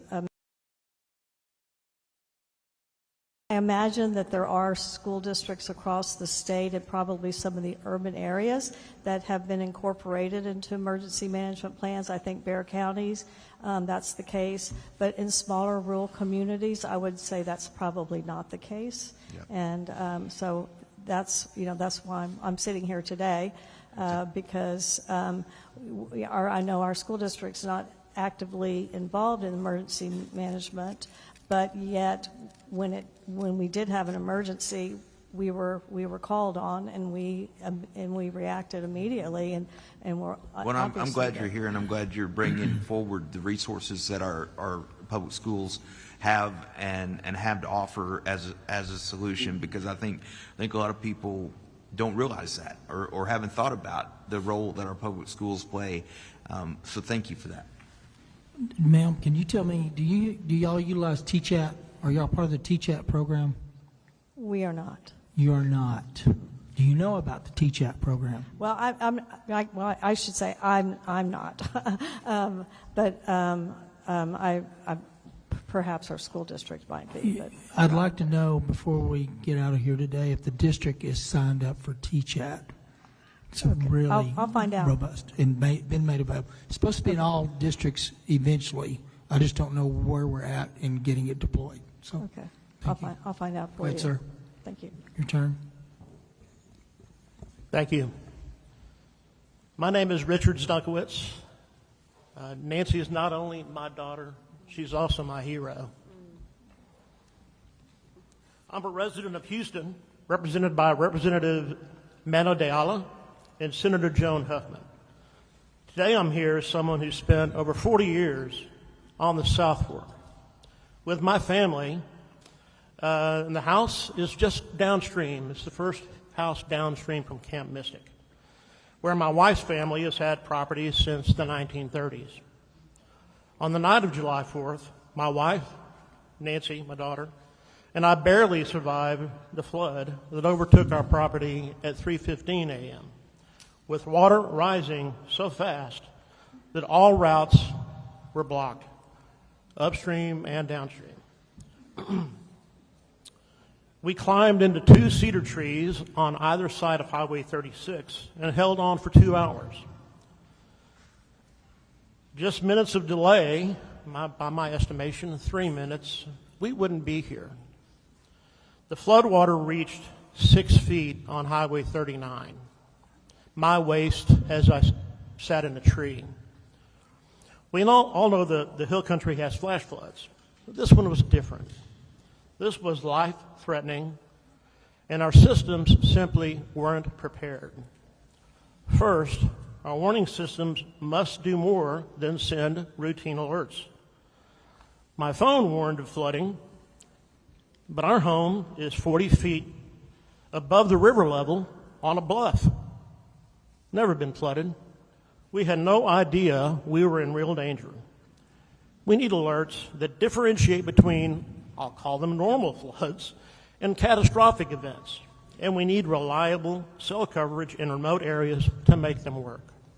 Second, we need to inform visitors, especially campers and short-term renters, who don't understand the terrain or how fast water can rise and how fast it can move. That means better signage, digital alerts, outreach through local lodging and camps, basically a system. Third, sirens are a very good idea, but only if they're backed by reliable power, things like batteries and regular maintenance. I work in that industry, so I know the challenges of remote area reliability. A siren that does not work in a storm is no siren at all. Fourth, some homes stood. Others collapsed or were swept away. We lost 4 friends that morning, including 2 in what appeared to be a really solid house. We should consider updated building codes for floodplain properties, things like elevation standards and rooftop escape. And finally, we need evacuation options. Our property was trapped on both sides. The only escape we had was up into private land. I urge the legislature to identify emergency rights of way in certain flood-prone areas, even if that means new road construction or limited land acquisition. It won't be popular, but it can save lives. One last point, many homes in this area between Ingram Dam and Camp Mystic and beyond are second homes, but they are part of the community and a big part of the economy at certain times of the year. Please don't exclude them from relief programs. Thank you. These families, thank you. Appreciate it. Senator Menendez. Thank you, Mr. Chairman.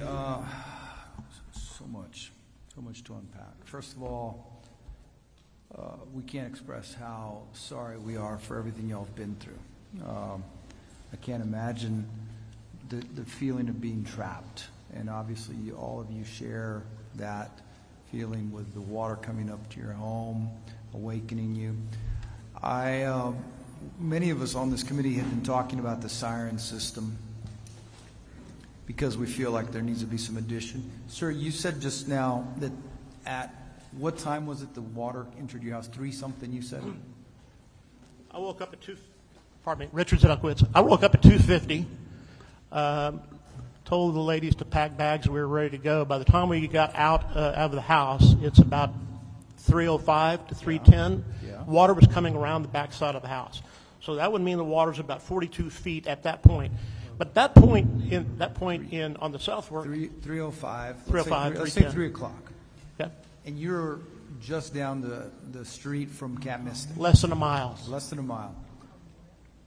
From Camp Mystic. Camp Mystic. So they're in Hunt. Because we know that at 1:14 was the flood warning. So if at 1:14 the flood warning starts a system of announcing, of awakening people somehow, an evacuation or a rise up to a higher ground, and I think you're on to something in terms of some sort of emergency easements that would be forced on folks. People would understand. I think private landowners would understand that if their neighbors need to get to higher ground, they would give them a permission to come up. So there's a lot of good suggestions. I hope you can make your testimony available to us. Absolutely. A hard copy.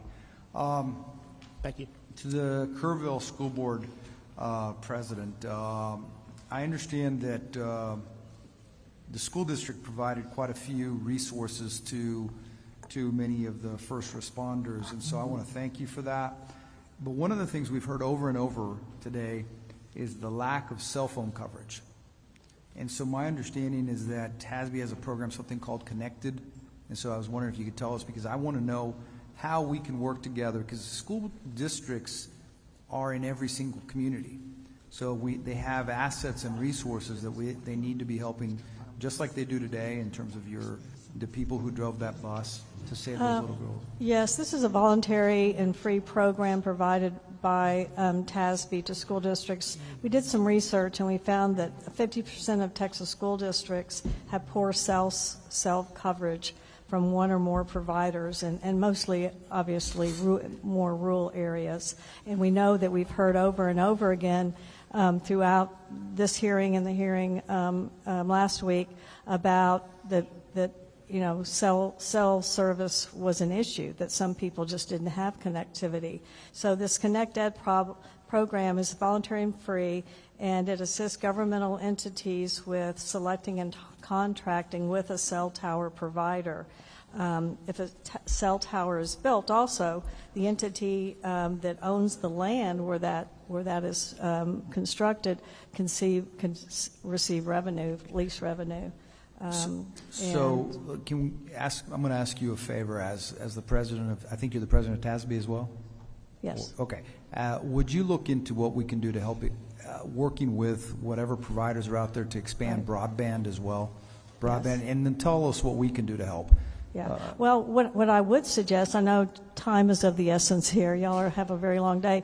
What about if I suggest that I connect our facilities department that's over that program with perhaps some members of this committee, and then they can provide the information to you, and we can see how that could be helpful moving forward and getting better cell service. Yeah, that absolutely Would that be work? helpful. Now, my last thing is to Chairman King's point about the counselors. My understanding is that the education service centers have a contract or an agreement with school districts to sort of share counselors as a result of Uvalde, the tragedy there, that's an ongoing thing. I think one of our school districts in San Antonio is providing counselors here to this region, if I'm not mistaken. That's correct. Yes. That is correct? Mm-hmm. Okay, thank you. Thank you, Mr. Chairman. Mr. Senator Verdell. Baden, oh, you got one? Okay, I got one House member. Mr. Verdell. Thank you, Chairman King. First off, Jacob, thank you for the kind words. I appreciate that. I'm glad you're here today.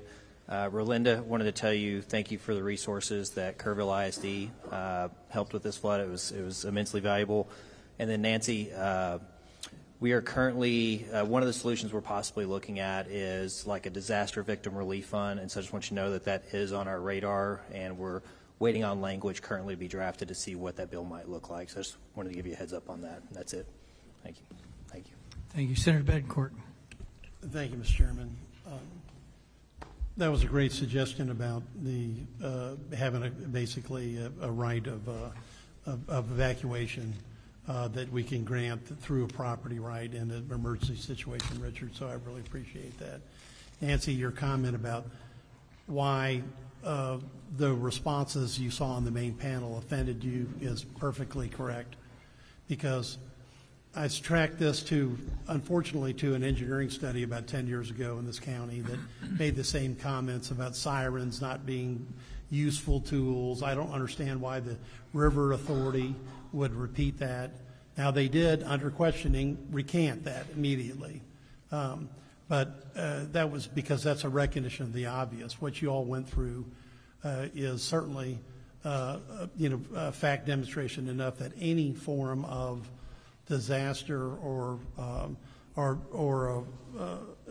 sirens or any type of early alert is so critical, because in the few minutes you all had to try to pack and leave, the water was already at 40 feet above river bottom and rising rapidly. And the only way you could survive was to try to get higher. So yes, the answers were unacceptable. We noted it. Under Lieutenant Governor Patrick's direction and Chairman, I've got to file a bill about these flood emergency communications warning. I'll have your comment in it if we can put it in the caption in the property tax code, the right place. But I just want to make sure, yes, you were right to be offended. The answer was not sufficient. In fact, it was pretty pathetic. Thank you. Any others? All right, you guys, appreciate you being here, appreciate your patience. So I asked for those with mystic losses. I'm going to ask for those with any losses. Any losses. We would like to set you guys just out of respect to get you up here and through the process. So if you haven't signed up and you want to testify, please come on up. We'll get you signed up. Any of those that have experienced losses, this is your next panel. All right. There they are. Okay. And I have an Alicia Baker. Is that you? I said I couldn't tell your story. Your story on your card is very sad. It was clearly there, but it's not. It's one of the few, but just a tremendous loss, actually. So any others that have experienced a loss that wants to come to this panel so that you don't have to wait the whole day, please come now. All right, Alicia Baker, and are you another witness? Yes. What's your name, ma'am? I'm a sister, Kristen Jeffrey You're just a Jones. sister. Did you sign a card? No, You're sir, not testifying. just You're just moral support. Yes, sir. What's your name? Sir, what? Sir. Sir on the end. Hello? Oh, what's your name? I'm sorry. Sir? Bud Bolt. My name is Bud Bolton. Okay. All right. We'll get your card and put those two. That's it. Those that have losses. Okay. All right. Hey, Alicia? Yes. Talk to us. I'm Alicia Jeffrey Baker, and I'm here on behalf of my 11-year-old daughter who passed away and my parents. We were part of the Casa Bonita community, and there were 9 others that were swept away. We started doing our summers here back in 1990. This was not a new endeavor coming out here.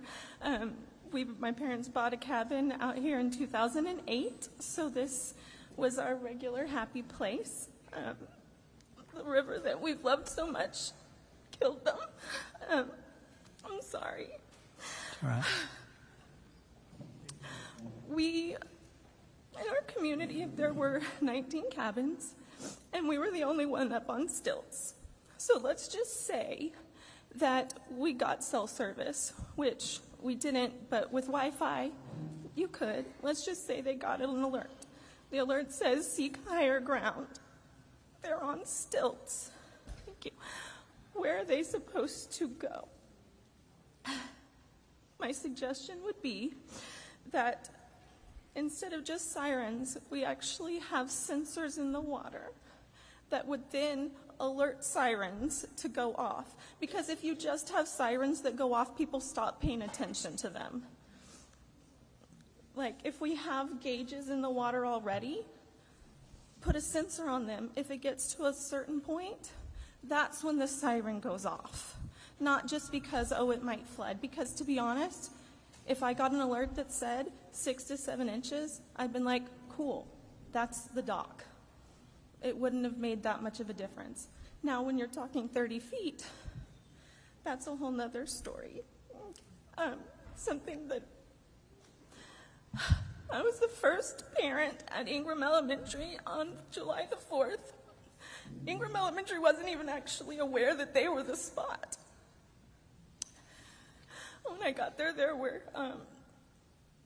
volunteers there. They had no way of communicating anything, and no one was in charge. And I waited there for over 12 hours for news, and literally no one could tell you anything at all.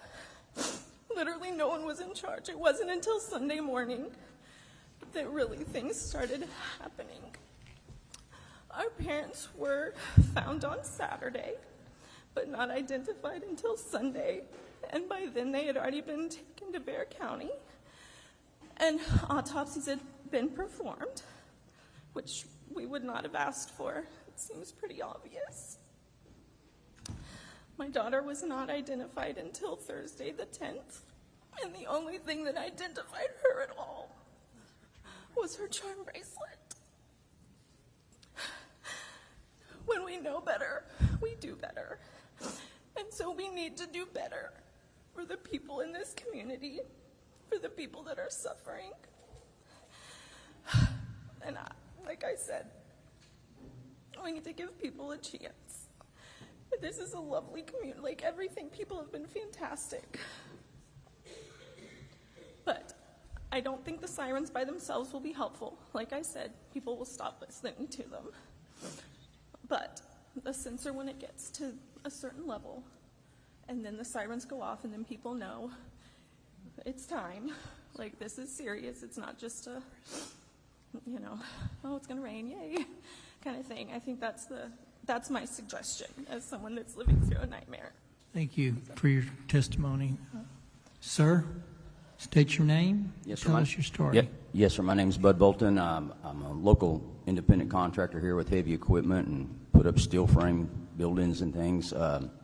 We lost our home on the 4th that morning. On the 4th, me and my wife had no notification. I was watching the river till about 2:30 in the morning because I do a lot of this river conservation work on this river with my equipment, have for many years. We got no warning. My neighbor's the one that woke us up, and he tried to rescue a family on the island out there, which ended up being Pat Green's brother, and couldn't get to him, and so he came and knocked on my door, and we came out, and that water already rose about 9 foot, and this is about 4:15, 4:20, somewhere along in there. It already came up 9 foot. I looked out there, and there's water coming up on my doorstep, and I turned to look out there in the parking lot, and there's about 20 fire trucks, rescue workers, sheriff's department cars, and not a knock on my door, and they're as closest from me to you. My neighbor's the one that got me out, and they're standing that close to me with all these vehicles out there, and not a one of them knocked on doors, not a single one of them. So we went up to higher ground.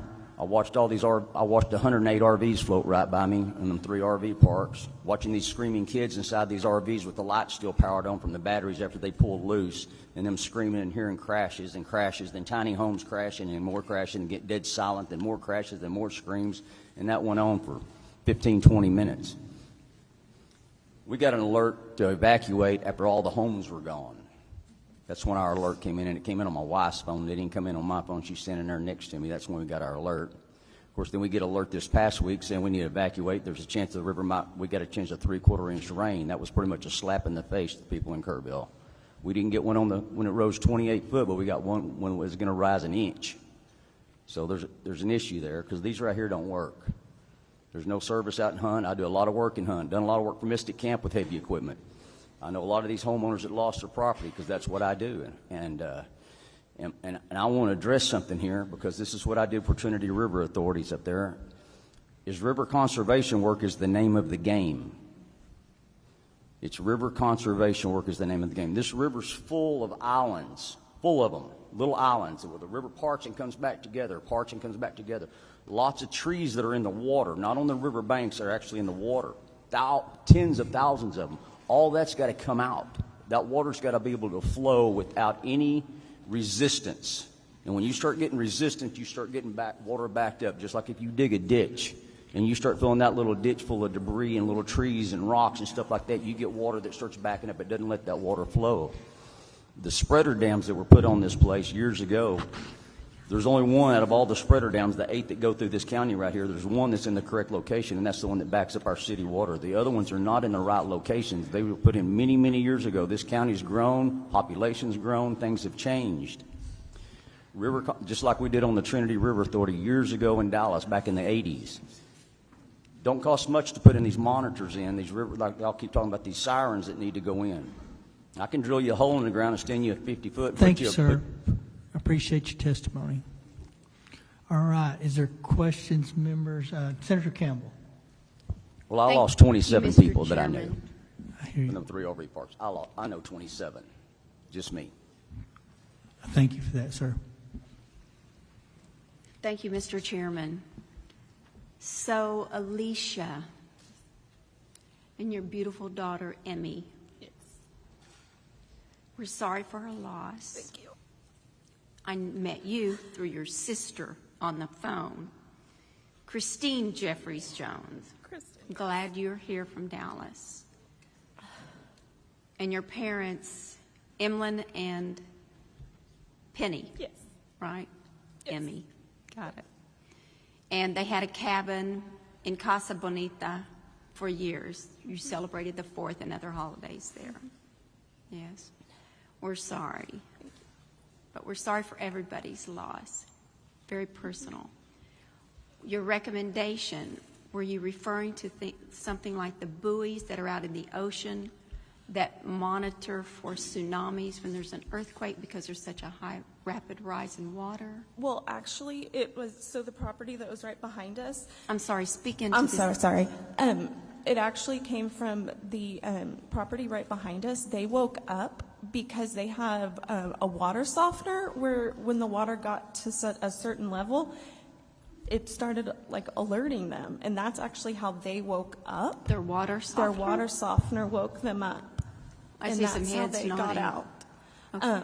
So I don't have honestly the knowledge to know exactly what kinds of sensors, but like if we have water gauges, like I'm sure there's a little like something that can go, but it was actually because of their water softener that made me think they had a sensor and it went off because water was on the floor of their house. Well, again, thank you for coming, and who would have thought that perhaps a remedy can come from a water softener? Yeah, Thank you.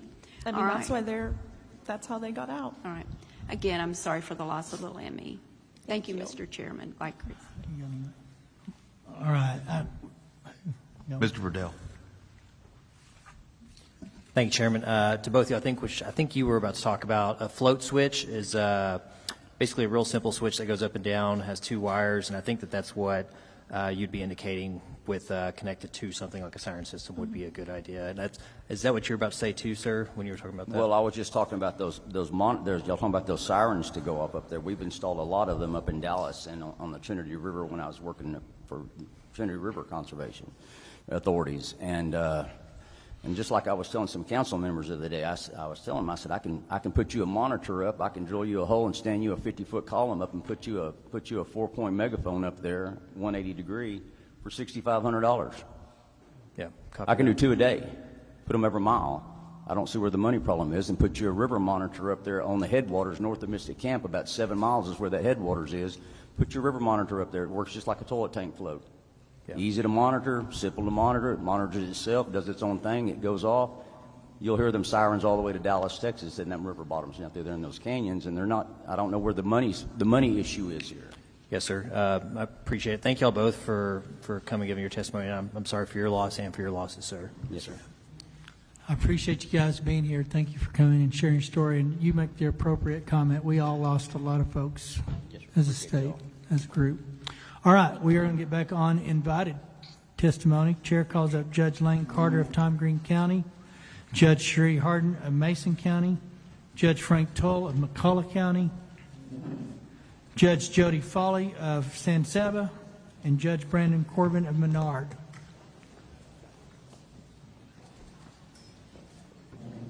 Carter, Harden, Truel, Foley, and Corbin.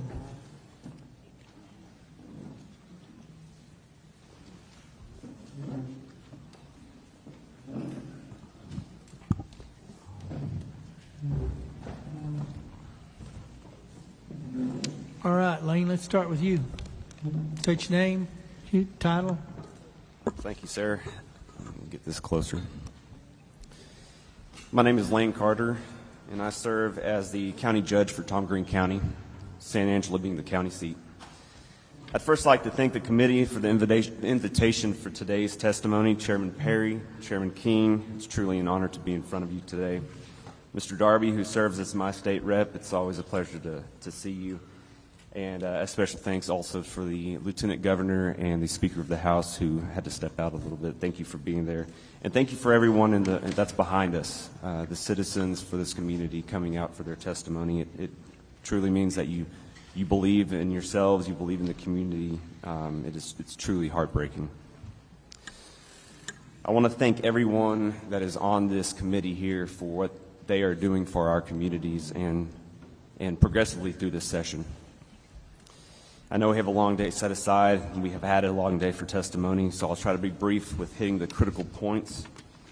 But for our response and the recovery of our July 4th floods, I've provided you an extended version, if you have, for our timeline. I'll refer to this here shortly on the hour-by-hour, minute-by-minute progression of our day. We have a unique setup in Tom Green County in the city of San Angelo. This will be a prelude to the response to our community. In Tom Green County and the city of San Angelo, we have a shared EMC, Emergency Management Coordinator. We have an MOU set up with the city of San Angelo where the EMC is under the administration of the city, however, with a supplement from the county for the operational expenses. We've been blessed to have EMCs like Jerry Huffman, who is a retired TDM, Texas Department of Emergency Management District Director, and now Jose Rivera, who came from us also from TDM as the Regional Task Director.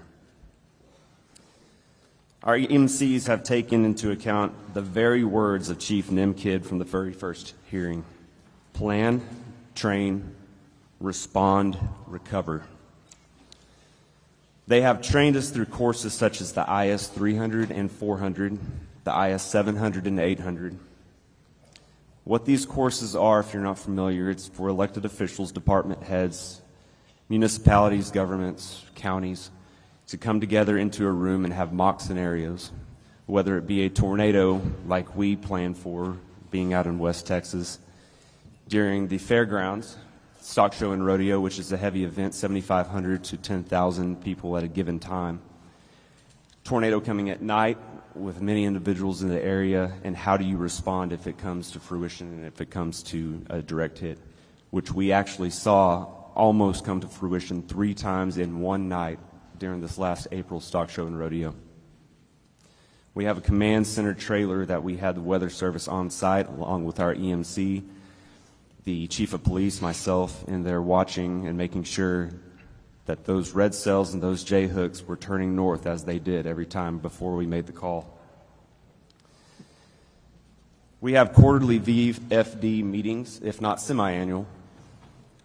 What that is where we have our volunteer fire departments come into the room at the EOC, along with the chief of police, the San Angelo Fire Department, myself, the EMC, TDM, and we discuss actions that need to be implemented, any necessary items that have taken place in the last quarter or the semi-annual part of the year. That way we can stay on top of it and make sure that everybody's on the same page. We also have dispatch there. I don't want to miss, I want to highlight that dispatch is in the room as well. However, it is not only the courses that have proven beneficial. It is our tight-knit partnerships we have with multiple agencies in our community. Many, if not all, being a member of our community COAD, which stands for Community Organizations Active in Disasters. We have a deep ongoing relationship with our nonprofits and strong coordination across all levels of government. This allows us to have solid emergency response plans and empowered leadership that can make fast decisions in the case that one leader might be unavailable at that time. Our COAD was first formed in 2021, and the trainings that we have are held annually for the IS 300 and 400 courses. With that being said, I'd like to point out now following key times. This is a long packet if you can refer to it, but this kind of sets the stage of how our response was in Tom Green County and the city of San Angelo. At 1:38 a.m., first flood advisory was sent out by the National Weather Service. I'm going to skip down to 3:59 a.m. PD dispatch receives the first call for the water rescue. This happened with Grape Creek Volunteer Fire Department responding. Quail Valley, East Concho, and Dove Creek Volunteer Fire Departments called out also for mutual aid. At 4 a.m., Public Works started barricading the roadways due to floodways. We have known floodways in our area, nothing that has come to this fruition in the past. But like Mr. Darby said in the first hearing, we don't see 14 inches of rain annually in Tom Green County, let alone in a 12-hour period. Between 5 a.m. and 6 a.m., call volumes for water rescues and assist for motorists increased dramatically. At 5:24 a.m. is when TDM DDC 10, which is Sean Baxter, Jerry Huffman's old position, called myself as Tom Green County Judge to inform of multiple water rescues currently underway north Tom Green County 2105 and Navajo Lane, and that I, as judge, was the point of contact given that our EMC was technically out of town at that moment. He informed me that we were in need of transport, possibly 2 vans containing 15 passengers each. I started rapid firing our phone calls, first to John Austin Stokes, which is to the mayor, and then to Chris Moran, Dr. Moran, which is a SAISD director. All went to voicemail, which signified that we did have a tower issue at that time. They started calling back later after a little while, which knows that it was either a tower issue or an overload at that point. I got a hold of, I also called the chief of police. It went through, but he was already responding. It went to voicemail. Once I got a hold of the Tom Green County Sheriff, I informed him that we were in need of a transport van, which he graciously offered up our jail transport bus. And if he didn't have a deputy to drive it, he was going to drive it himself. 6:10 a.m., the county and TDM established the EOC and DDEOC at the Texas A&M AgriLife Extension Building out north US 87. And at 6:58 a.m., San Angelo's COAD was notified by myself and TDM Sean Baxter for assistance. 7:05 a.m., first evacuees arrive at AgriLife EOC. And we also learned at 7:30 a.m. of the response that was happening within the city of San Angelo proper. What we found out during this flood event is we had rising water north of town, and we had swift water on the east side, northeast side, progressing south of town. This is where we saw the swift water rescues happening within the city limits, Bell Street, Cohenheim, Pulliam Streets. This is where we saw a majority of the houses that have been washed away off the slabs, or if pier and beam off their footer. 7:48 a.m., after sending a text out to the mayor, we made contact with Mayor Tom Thompson and the city manager, notifying that the EOC had been set up at Texas AgriLife. The mayor arrived at 8:23 a.m., where we discussed the communication strategies that we needed to inform the citizens of where to stay away from and what the next steps were going to be if you were in an affected area. 9:10 a.m., our DRC, the Disaster Relief Center, was set up with a unified command at Paul Ann Baptist Church, where we started assisting with sheltering assistance, volunteer management, donations management, and financial donations. The evacuees from the AgriLife Center were then consolidated with the Unified Command at Paul Ann Baptist Church. At 10:30 a.m., our first press conference was held, informing what has happened, what our steps were, what we've seen, and where we were going. And by 11:40 a.m., both myself and the city mayor, Tom Thompson, had signed and declared the city of San Angelo and Tom Green County as a disaster. 10:35 p.m., an aerial assessment of the affected area was performed in a DPS helicopter by myself and the mayor, and I am very gracious for the helicopter being stationed there at Mathisfield. This was a crucial part to allow for what you'll see at the last part of this day of establishing the map of the affected area. At 1 p.m., the first donations were arriving from the COAD, which helped with hotel vouchers and gift cards. Hey, Judge Carter, you're going to have to push it through. Well, I know you got it all day by the minutes, but the significance of these times presented is the fact that the recovery stage was initiated before the response stage was over within 3 hours. What our key point is that judgment doesn't come with the initial response, it comes with your recovery. In Tom Green County, we felt it crucial to our citizens to inform the actions, next steps necessary, and resources available. Unfortunately, we did have one loss of life. We continue to keep the family in their hopes in our thoughts and prayers, but we commend the first responders for their swift actions, because without their skills and knowledge, we could have had more loss of life. And with that, I'll leave the rest for questions we'll have some later. questions, probably. Thank you. All right, go ahead, Judge. Thank you. My name is Cherie Harden, and I'm the Mason County Judge. I do want to say thank you for the Lieutenant Governor and the Speaker for being here today, as well as the co-chairman and all of you members of the Joint Committee. Thank you for inviting us here to tell our stories. On behalf of Mason County, we do say that our hearts are broken for all of those who've lost loved ones and for all of those who have suffered incomprehensible devastation. Our thoughts and prayers continue for all. I did want to describe Mason County just a little bit. We are at the bottom of the lower Concho Valley area and the upper Hill Country area. Our county is about 400 square miles in size and roughly 4,000 in population. We do have the Llano River that runs through the southern part of the county, with an arm of being the James River, extending from the Llano River, and the San Saba River that flows across the northern part of our county.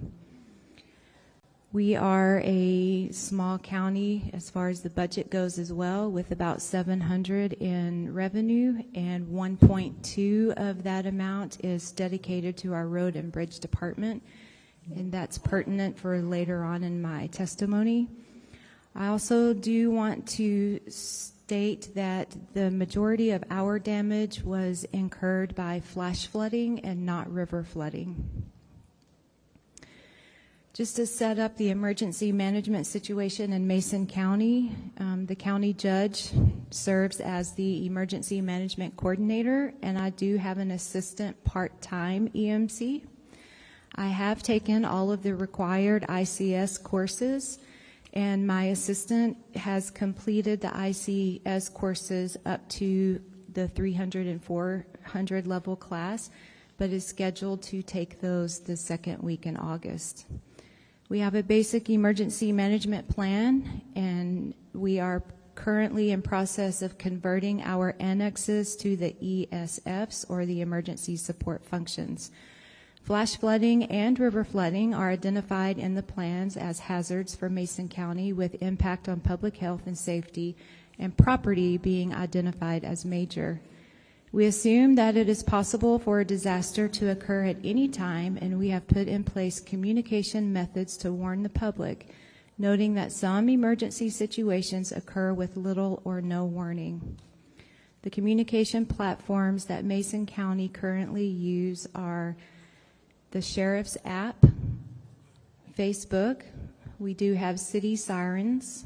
We utilize our websites, and we do utilize Code Red, saved for imminent or level 1 threats.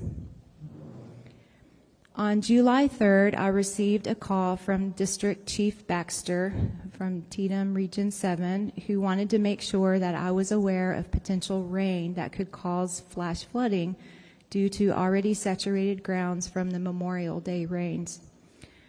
Periodically throughout the evening, the Sheriff's app pushed out notifications of flash flood watches for Mason County, as National Weather Service alerts are automatically pushed out on the Sheriff's app. Around 3 a.m. on July 4th, the Sheriff's app pushed out a flash flood warning for Mason County.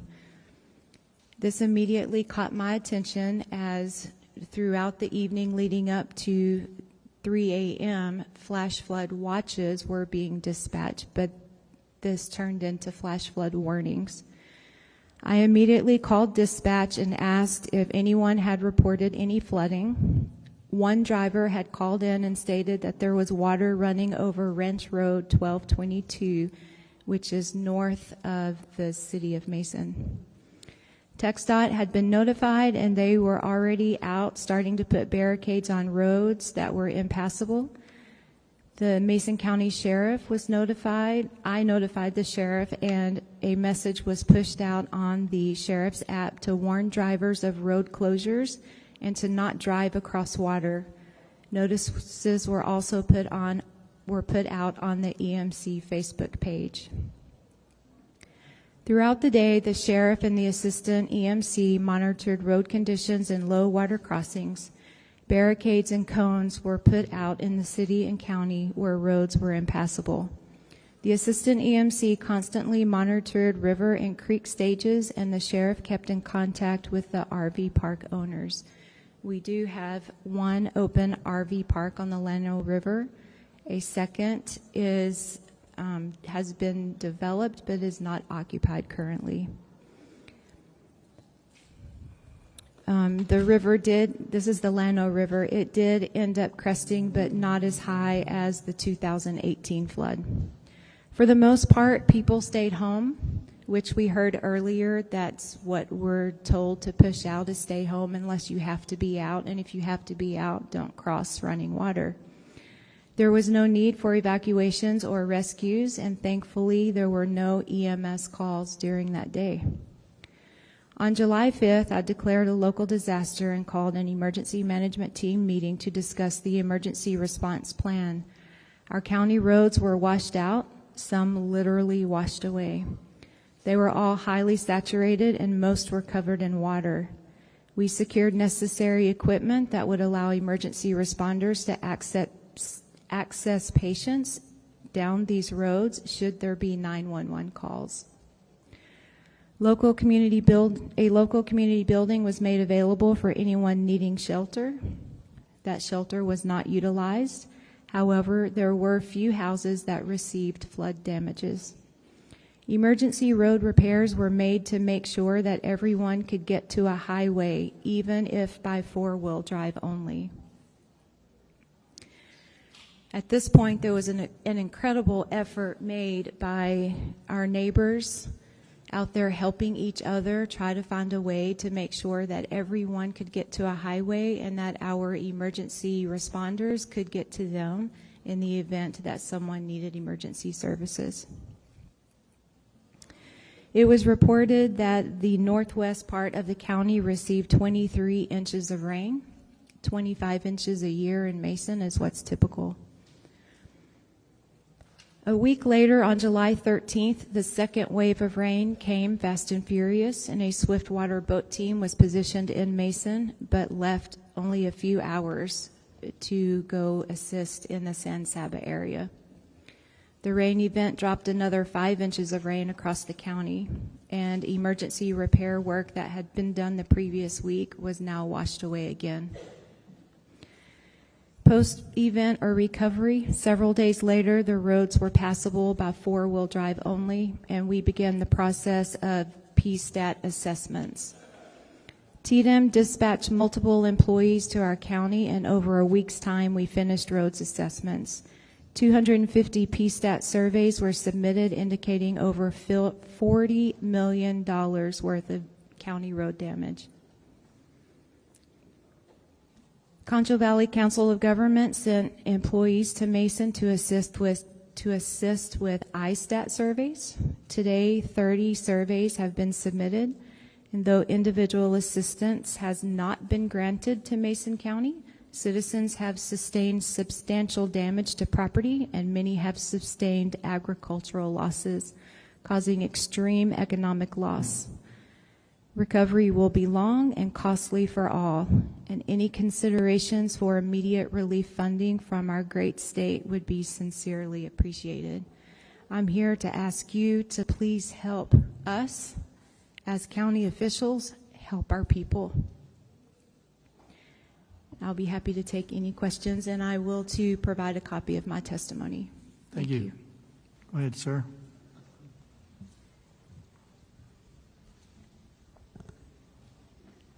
My name is Frank Trull. Pull that up close and talk loud. I talk pretty softly, so it might we'll be a pull it little up bit really close then. little bit of a challenge. But my name is Frank Trull. I'm the McCulloch County Judge. I have been since 2021. We have a little bit different situation compared to most as far as the flooding went. Thank goodness it wasn't on the higher level of things. It was on the lower level. We still had quite a bit of damage both to individual properties and to our county roads, some of our county buildings as well, such as our courthouse. The roof suffered damage, a lot of water leaks and so forth. That's kind of been undetermined yet as far as what insurance will or won't cover. I'll give a brief description of some of the actions taken in response to the flood. The morning of July 3rd, I received calls from Sean Baxter, who's the Texas Division of Emergency Management District 10 Chief, and Guy Duncan, who is the Tatum Section Chief. Baxter and Duncan advised me that forecasted weather in our area could result in up to 12 inches of rainfall throughout July the 4th. Truly thankful for those two gentlemen's briefing and feel like their attention provided several hours of prior notice before the inclement weather arrived. After speaking with Chief Baxter, I received a flood watch warning from the National Weather Service that indicated flooding could be possible in McCulloch County from 1:30 that day on the 3rd through July the 4th. I sent out an emergency notice through TextMyGov. That's what we use. It's probably similar to Code Red. It's not a reverse 911, but it's a system that I can send out notices. And then beginning at 1:37 a.m. on the 4th, McCulloch County Dispatch began receiving calls of stranded motorists due to the floodwaters. At 2:02 a.m., there were calls requesting emergency assistance due to some of the individuals' homes flooding. According to the National Weather Service, San Angelo at 4 a.m., the riverbank stage, and that's going to be the San Saba River, which is south of Brady, measured 5.9 feet. The bank full, just to give you an idea, is 16 feet. About 5:30 a.m., the radar indicated thunderstorms producing heavy rainfall. Across that warned area, between 1.5 and 2.5 inches of rainfall had fallen. Additional rainfall was expected of 1 to 2 inches more, and that's when the indicator for flash floodings were imminent. About an hour later, the National Weather Service San Angelo changed the forecast from minor flooding to major flooding, and the riverbank stage measured 17.6 feet. It took 2.5 hours, and the river rose 11.7 feet. About 7 a.m., I spoke with dispatch to see what the call volume was. They advised that there had only been a few calls and that 2 families or individuals had been displaced from their homes. Some of the other calls were related to the stranded motorists that I spoke about previously. I arrived at the courthouse about 8 a.m., and that's where I observed all of the water leaks throughout the courthouse.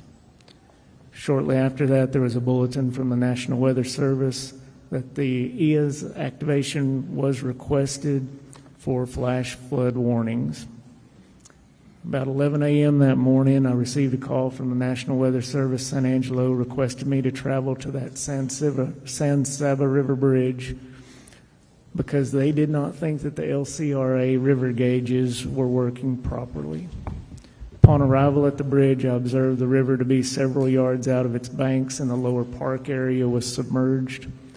The river was about 6 feet from the bottom of the bridge, and I'd estimate that the bottom of the bridge being about 30 feet in height.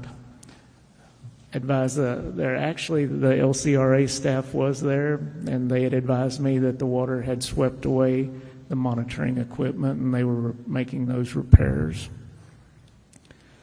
A couple hours later, the river stage was 29.7 feet, and the flood stage, activation stage, is actually at 18 feet.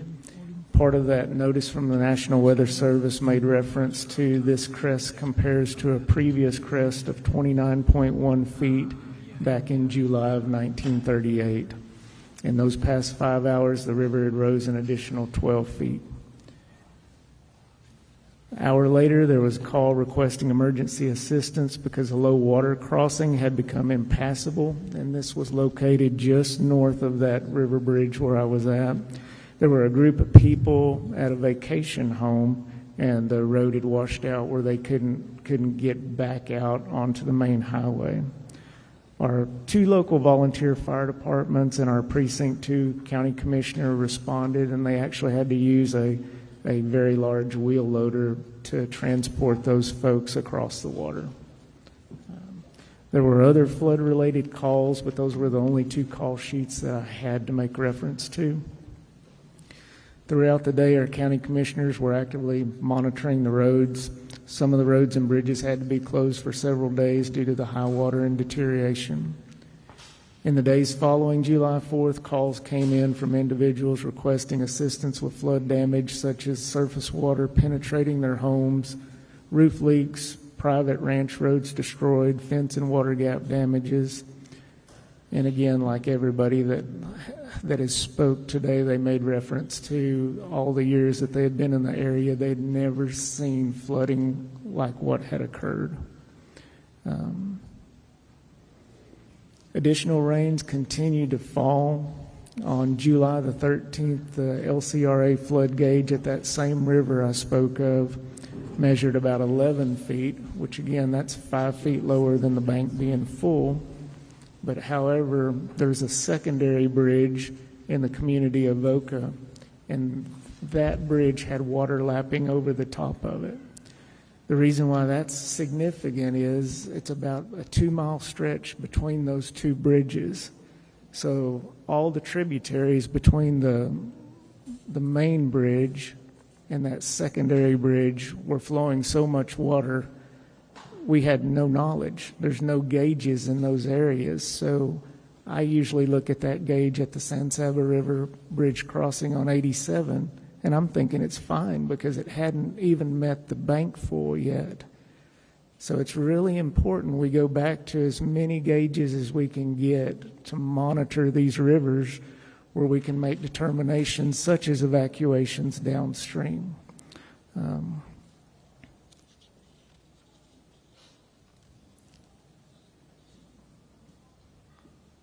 There's several coordinated efforts for our local folks, for the ones that were displaced. Salvation Army, American Red Cross, our local McCullough County Resource Center. Our city manager coordinated a flood victim assistance event and helped those folks get their ISTATs done with the help of the Concho Valley Council of Governments as well. We had a nice group of people there helping those victims. As of to date, there have been 155 individuals in McCullough County who've completed those surveys, including 3 properties that are probably total losses, 27 properties with major damage, 95 properties with minor, and 30 properties described as affected. In close, just listening to everything, I've been here with y'all the whole time. One thing that I would like you to think about is possibly and a state position for an emergency management coordinator in our counties, or maybe a combination in our smaller counties, like the three of us here, where we don't have a huge population. I think, like you talk about, like you spoke of, all the training, it's so important that you have similar people that are making a lot of these decisions. And I think if TDM was to train our emergency management coordinators, or actually the state have that position, I think it may make a huge difference in how everything plays out from the beginning of the incident all the way through the end. We know TDM steps in when we ask them to, and we're very thankful for that. But if they're on the front end of it, then they would know all of our, I hate to say it, but our lack of resources in certain areas, maybe lack of equipment and so forth. They would already know on the front end where we could make those plans, I think, way more efficiently and better.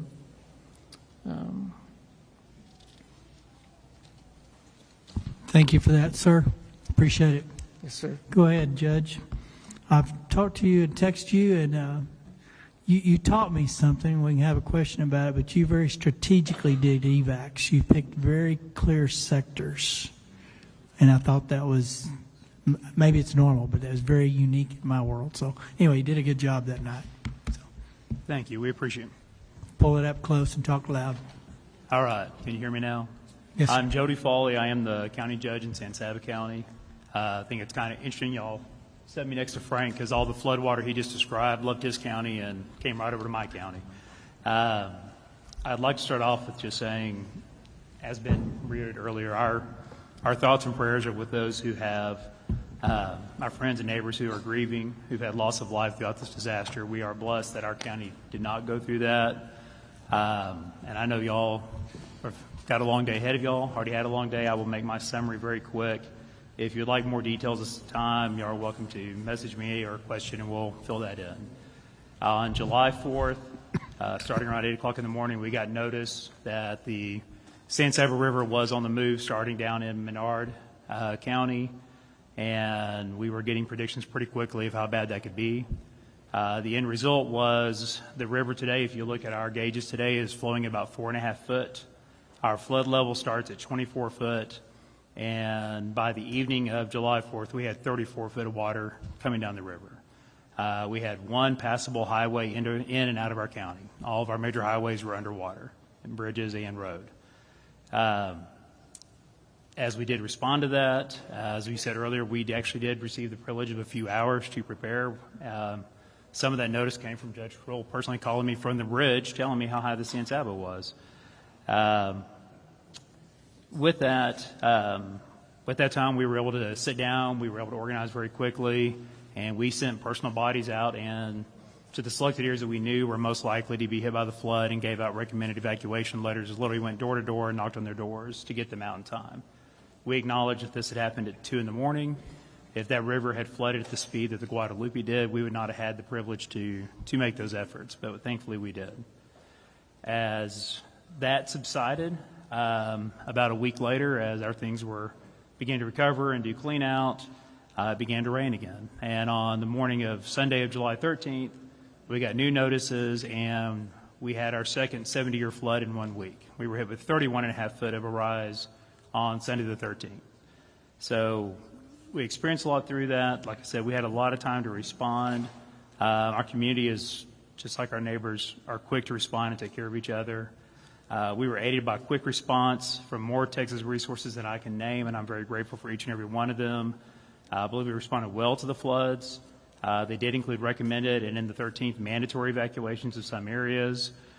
We had numerous water rescues, but gratefully no loss of life. What I would like to address briefly with y'all is what helped in our county, and I think would definitely help in other rural counties of our size, is we do have a very experienced emergency management coordinator that is in county.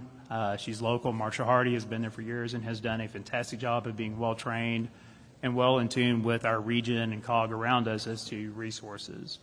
The other part of that worked in tandem with her is that we actually have a county liaison officer from TDM who's dedicated to San Saba County and offices in my courthouse. Thankfully, he's also born and raised San Saba. He knows the area very well, and Wyatt Deans is his name. He did a fantastic job. Within 15 minutes of the first alert, I was already at the courthouse, and both of my CLO and my EMC were sitting in my office. We had an EOC set up in our commissioner's courtroom within the hour, and before lunch, we already had an evacuation center ready, and we had the notices going out to the public. Having those two people having a TDM that could pull down the state and federal resources in as quickly as, they were there we had some people ready to go before the flood completely even hit us. They were in so quickly. And combine that with a local EMC who understood our community and our local resources, like our volunteer fire department, who does have some swift water rescue capabilities and we're involved in those in our community, was invaluable to us. A second thing I'd like to point out, a lot of talk has been about gauges and measuring and sensing where the water's at, water flow, all those type of issues. I'm no expert on that, but what I can tell you is where the San Saba fits, we're in the Lower Colorado River Authority. LCRA has something called the hydromet set up. They have gauges that run. I can tell you right now what the river flow in San Saba is when it starts the headwaters in McCavitt all the way to the time that it flows into the Colorado River, and then what happens in the Colorado going on down. It's a fantastic system, and I guarantee you that. And they have a combination where it'll forecast with the National Weather Service to forecast prediction of where everything's going to crest and approximately the time frame it's going to do it in. I didn't believe in them. I was very, very cynical going into them, but I can tell you the 2 floods in a week, they were very reliable. They're not dead perfect. They were off by minutes. They were off by a foot or two, but they were very reliable, and they made our planning and our preparation so much easier. If you could combine those gauges with some type of sensors for alarms at the same time. I will express a concern that I believe the panel before us expressed is all these alarms are great, whether it's by phone or it's by siren. I don't care how you do it. Those are all great things. But I get, and all of you get, I probably get 4 messages a day telling me, oh, guess what's going on in the weather now, weather now, weather now. We get alerts all day long from different things throughout the community. If the emergency alert system is used and set up in that manner, it will be ignored when the time comes it's needed. It has to be only for those vast emergencies and these extreme situations. The areas of need I'd like to express with y'all is, it was addressed earlier about agriculture. We're a ranching community. 90% of my river is ranchers and pecan orchards. Lots of damage, maybe not threats to life, but a lot of damage has gone through there, and there are very few resources that have come to be available on the agricultural side. We've had everybody in the world in our county to help us in our homes, in our community, which is great. But our ag has almost nobody standing up to help them outside of other ranchers and other communities coming forward to do so. Another thing I'd like to address as far as the recovery that we're dealing with, and I believe it was Representative Moody mentioned earlier about all the red tape kind of getting in the way, is we received notice yesterday that through the National Flood Insurance Program tied with FEMA, that of all these homes in our area that were hit, which in San Saba County, 90% of the homes hit are impoverished homes. This was not a wealthy area. These aren't second homes. These are people that have lived in granddad's home for the last 3 generations. They don't have money to pay for flood insurance. And now we had volunteers come in. They've already cleaned all those homes. They've gutted them. They sprayed them for mold. They're ready for rebuilding. And as soon as they started, we're being told, oh, you can't rebuild. Wait another week. We're going to send assessors down. And we're going to value if the cost of repairs of your home is 50% more than the value of your home, which these aren't expensive homes, then you have to meet all new flood standards. You're talking about putting these homes on stilts, destroying them, building new homes, and that's going to be required or you're not allowed to continue to rebuild or live in that home. These people can't afford flood insurance. They can't afford to go through this. They don't have the ability. There's nobody to fund them to do this. We have the ability to help them recover. We have the volunteers. We have the material right now. We could have homes built in the next couple months and have these people back to their life. But we can't do that because the red tape's standing in the way of helping these people. I know that's not state policy. I know that's federal, but we really need help to realize that every one of these situations is unique. What happened in San Angelo and the way they flooded, the way my river is much slower rising and Cumming River compared to what the Guadalupe did. The system has to be unique to the type of rivers they're on. You can't just say we're going to do one piece of legislation and everything's going to be fixed for everybody. It needs to be well thought out. I know you only get 30 days, but this needs to go on for a much longer time frame and really look throughout our state of the different areas and the different needs by county and by river. Thank you all. Hey, Judge. All right. Judge Last and certainly least, I'm Brandon Corbin from Menard County. Menard County is also a disadvantaged community. We are 1,962 souls that live in Menard County, and we're in the bottom 10 in the state in valuation. So we have a tax rate that's too high that doesn't generate enough money. So nice combination of that. But in respect for this committee and the job ahead of you today, I'm going to move very quickly through my outline.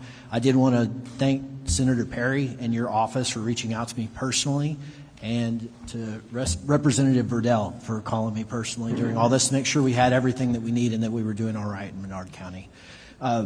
This has been said previously, but I think it's very important that on July 3rd, our section chief called all of us and said, this is different, pay attention.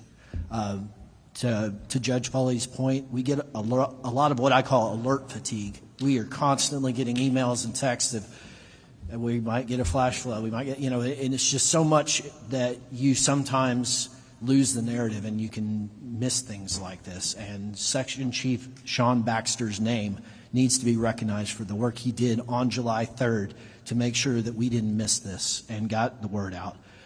In the afternoon of July 3rd, I put a Facebook post out. That's the most effective way for me to communicate with my community. We do also have Code Red, which is another one of these reverse 911 systems that came into play later. But we did that, and we called at-risk citizens. We let our RV park know. We let our Baptist camp know, hey, we're worried about this. Please be vigilant. The next morning on the 4th, it started a little later for us. Our first call out for swiftwater rescue wasn't until 7 a.m. It was in the southeast part of our county, and that one was like most of the ones that we responded to that day. A volunteer fire department crew dispatched, and they were stopped before they could get anywhere close to these people by floodwaters crossing FM roads and county roads. I wrote down a quote from one of them. I asked, hey, do we need swiftwater boats? What do we need? And they said, well, if we had a boat, we could have gone 20 yards across this draw, but then we still been 5 miles away from the people that we needed to try to help. All in all, we had 11 citizens go into the water that day and into life-threatening peril. That included 4 cars swept off roads and 6 citizens leaving their homes to try to get to safety on foot or, in one case, in a canoe. And by the grace of God, they all survived. We didn't have any fatalities or major injuries. Several of those, like I said, we just could not physically get to them. We have a constable that has a helicopter, and in several cases, they tried to drop life vests to people. There's a draw in the city of Menard. There's a draw called Harris Hollow. I'm sure most of you have driven through it. There's a big bridge on the south side. That draw is usually empty. It swelled to the size of 4 city blocks. So all of the south side of Menard basically became part of Harris Hollow that runs to the river there. It wasn't like my peers to where the river came up in this case. It was coming down straight on top of us. So we had over 8 inches in about 2.5 hours. So that alluvial flooding really is what did us in the city, damaged most of the streets in the city, and most of the towns on that half of our community got between 2 and 6 inches of water into them. The San Saba River crusted that day at 17 feet. Normal is 3 feet. But again, 18 feet is flood stage, and that's when it spills out into town and creates a much bigger problem. So we were blessed that it stopped just short of that.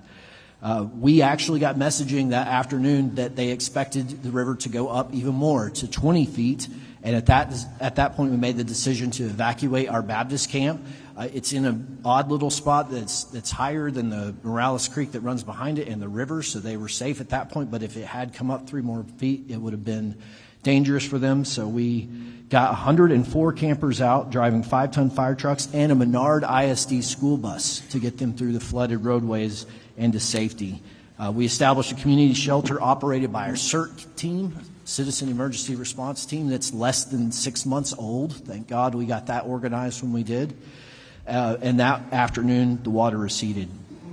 So fast forward again, I'm trying to just hit the highlights for you. On July 6th, the following Monday, we had a secondary event as we're starting to organize resources and try to get people aid that came down enough to flood our community a second time. In that case, it came in under the courthouse into the basement, took out the elevator, damaged antique wood structures and everything in the doors, and added a whole new layer to this. I'm not going to talk much about roads, but virtually every road in Menard County has major damage, and we've had great mutual aid from TxDOT. They've sent crews out to help us blade those roads. We can't fully repair them yet, but we can make it to where emergency responders are able to get to our citizens if something did come up. By July 7th, we started to get regional support. You've heard the Concho Valley Council of Governments. They were huge in all this. The Concho Valley Community Action Agency was also huge in getting aid to my citizens. And one of the things that I hope all you take away from this is I think regionalism is a major player in this. A tailored approach and maybe shared resources as you look for answers for the future. Some volunteer organizations such as Beautification of Menard Mission Team, and county staff began going door to door to fill out these iStats. I'm proud to say that with a community of less than 2,000 people, we have gotten 303 iStats complete.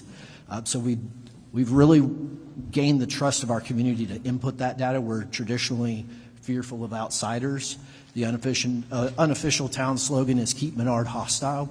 So we were kind of doing an uphill battle to get people to input that data, but we were able to accomplish it. As far as asks, the flood gauge is just as needed on the San Saba River. So I'm at the headwaters, and then it hits Judge Trull and Judge Foley. LCRA is an excellent resource. I have to toggle between that and a USGS gauge in Fort McCavitt, which is on my western border, to see the trend. So I'm bouncing back and forth. I think it'd be great if we could consolidate that data and give us a easy-to-use application or something that pulls that information together for decision makers to look at in real time. As simple as additional gauges, I wrote down some specific ones. If you look at those flood maps, Rocky Creek, Los Morris, Elm Creek, and then the floodplain of the headwaters of the San Saba is mostly in Schleicher County. There's about 30 square miles out there, so some of those are usually dry draws, but if it had an alert, that would be very helpful and ensure that we help people get out of the way when these things come down. I think we benefit from new floodplain mapping as well. It's been decades since we had accurate floodplain maps. There's been talk of a project, and it's kind of started and stopped. And one other quick thing, ISTAT has excellent methodology to gather all that information. I discovered this week there's a button basically, or a checkbox that says I need help or I need resources, and that doesn't go anywhere right now. So if there was a way to that could send me a red flag or something that we could then allocate resources and make sure those people get the help they ask for, that'd be great. Thank you. Thank you, guys. I think there's a few questions. Yep. Mr. Burdell. Thank you, Chairman King. Appreciate it. It's a small world, and it's weird how we cross paths. Judge Corbin, I lived in your county near the river for 3 years. Judge Foley, I actually lived in your county for 2 years at Haverlaw Ranch. Judge Trull, you were my next door neighbor for 3 years. Judge Hardin, we go to church, and Judge Carter, I went to college at ASU, so I lived in San Angelo also. So that's kind of weird, small world. But I have a couple questions that I think are important for people to know. Judge Hardin, we talked about this before. FEMA, how much did you mention that we have in damage right now in Mason County? $40 million. You said 40? Is that 40.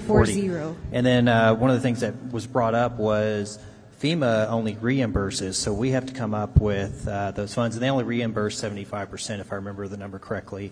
Where do those funds for our counties, where are they going to come from before FEMA reimburses? Well, that's a great question. Thank you. That's what we're struggling with right now to figure out. And I'm just being very candid. I'm here pleading for financial help to get us started in the emergency road repairs. I mentioned earlier that our road and bridge budget is $1.2 million.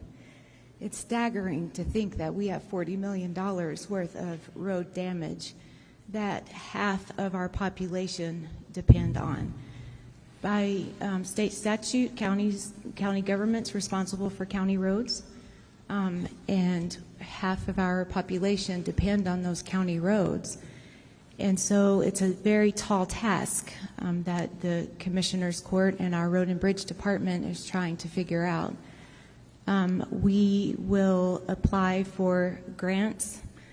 This doesn't help with money right now, but several months ago, with the guidance of TDM, we have applied to FEMA to renew our hazardous mitigation plan. And that's a process, but I'm expecting, quite honestly, thinking positive, that we'll be approved for that, which will open the door for grant funding to help us mitigate our county roads and especially the roads that are prone to flooding. Several of our roads sustained flooding in 2018, and I'm not trying to throw anyone under the bus or anything, but we did qualify for FEMA reimbursement public assistance back in 2018, and we are still waiting for some of that funding. So when we do figure out how to start repairing and rebuilding these roads, we will submit for reimbursement so that we can just keep that money going. We will obviously have to apply for extensions. We went through our debriefing yesterday, the applicant debriefing, and we're expected to have these repairs done within 18 months. It's 300 miles of granite gravel road. I don't have the answers, but I am here asking for help in finding those answers and for some relief funding to get us started in the project. Thank you. Appreciate that. Just for not comparison, but an idea of how much rainfall y'all received in your counties. I know Kerr, I think they said 14 inches during that first day or so. How many inches of rain did y'all get in each of your counties? I'm at 32 inches year to date. Our average is 22 per year. Thank you. Yeah, we're in the same ballpark. I think we had reports of anywhere from 8 inches of one side of the county to over 20 inches just on the night of the 4th, and then repeated on the 13th.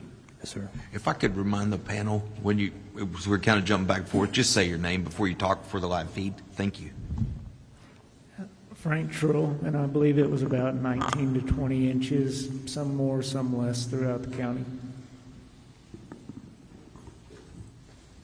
The northwest part of our county sustained the most, right at between 30 and 33 inches in that part of the county. Our yearly average is 25 inches. Lane Carter, we had our annual allocation that night of 14. Comment. Thank you. Just got two more questions left. One is for Judge Trull, and it may apply to y'all also. We have some U.S. Army Corps of Engineering dams in Brady, and would you say that those were incredibly valuable, that we had those there to protect the courthouse as much as possible from the creek that flooded right next to it?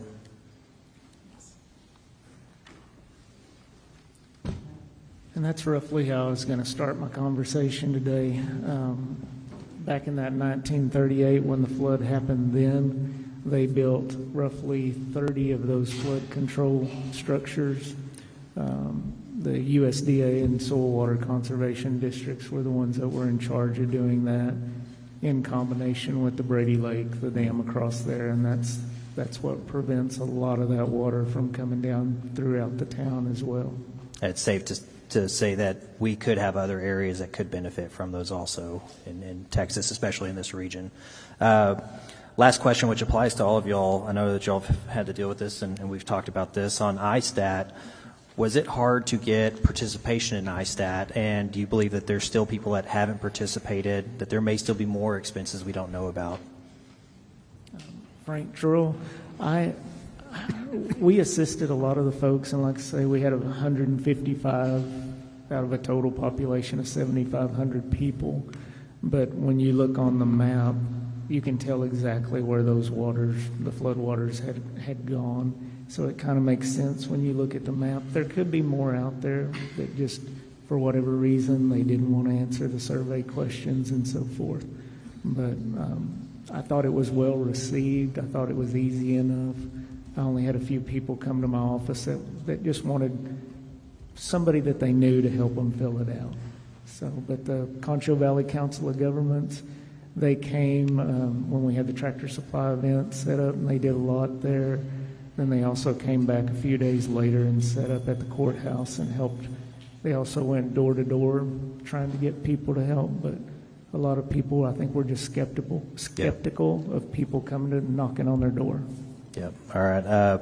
Last thing, just thank y'all for y'all's leadership during this time. I appreciate y'all being here, and thank y'all very much. Senator Blanco. Thank you, Mr. Chairman. Thank you all for your testimony.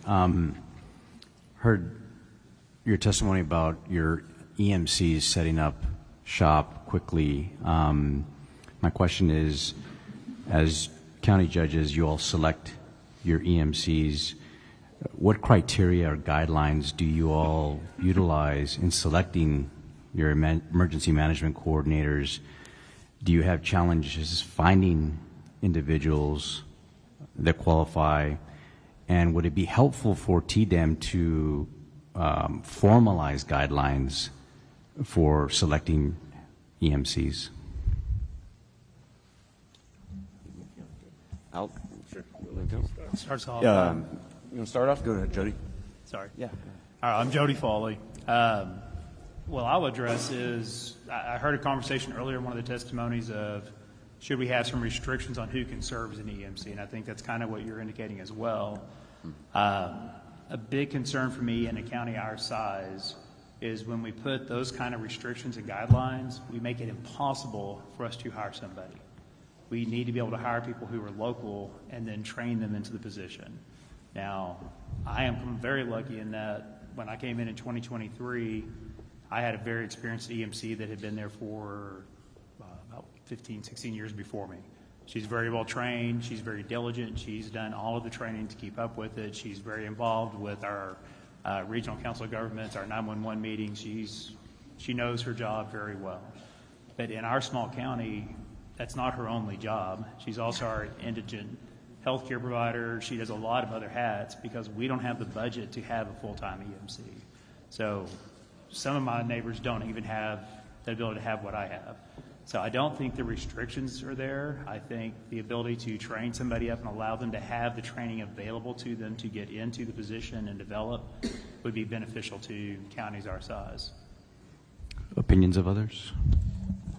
Brandon Corbin, Menard County. I'd echo Judge Foley. That would make it difficult for us to staff. My position was created after Winter Storm Uri, and I'm again blessed to have an outstanding lifetime emergency responder in that position. But he's only a half EMC. His other half is facilities maintenance. So when he's not doing this, he literally mows the courthouse lawn. If I'm not doing it, that's Judge Foley reminded me the first time he met me. I was on a lawnmower in the courtyard. So I guess if the underlying root issue is competence of these EMCs, and honestly, I think that falls back on the local elected official to make sure that that person is doing the job more so than something I would ask you to do from a legislative standpoint, to put a lot of extra requirements. Yeah. My last question, currently the hazard mitigation maps, the plans rather, are required to be updated every 5 years.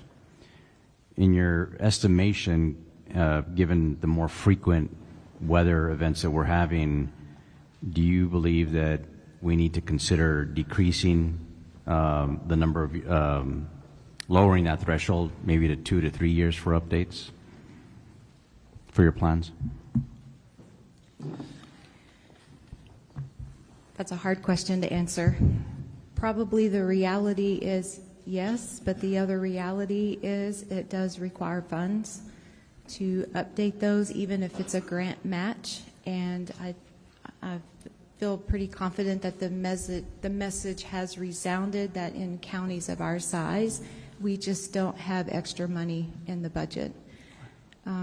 If I may go back to the previous question just for a second, sure, because it's been said and it's so very important.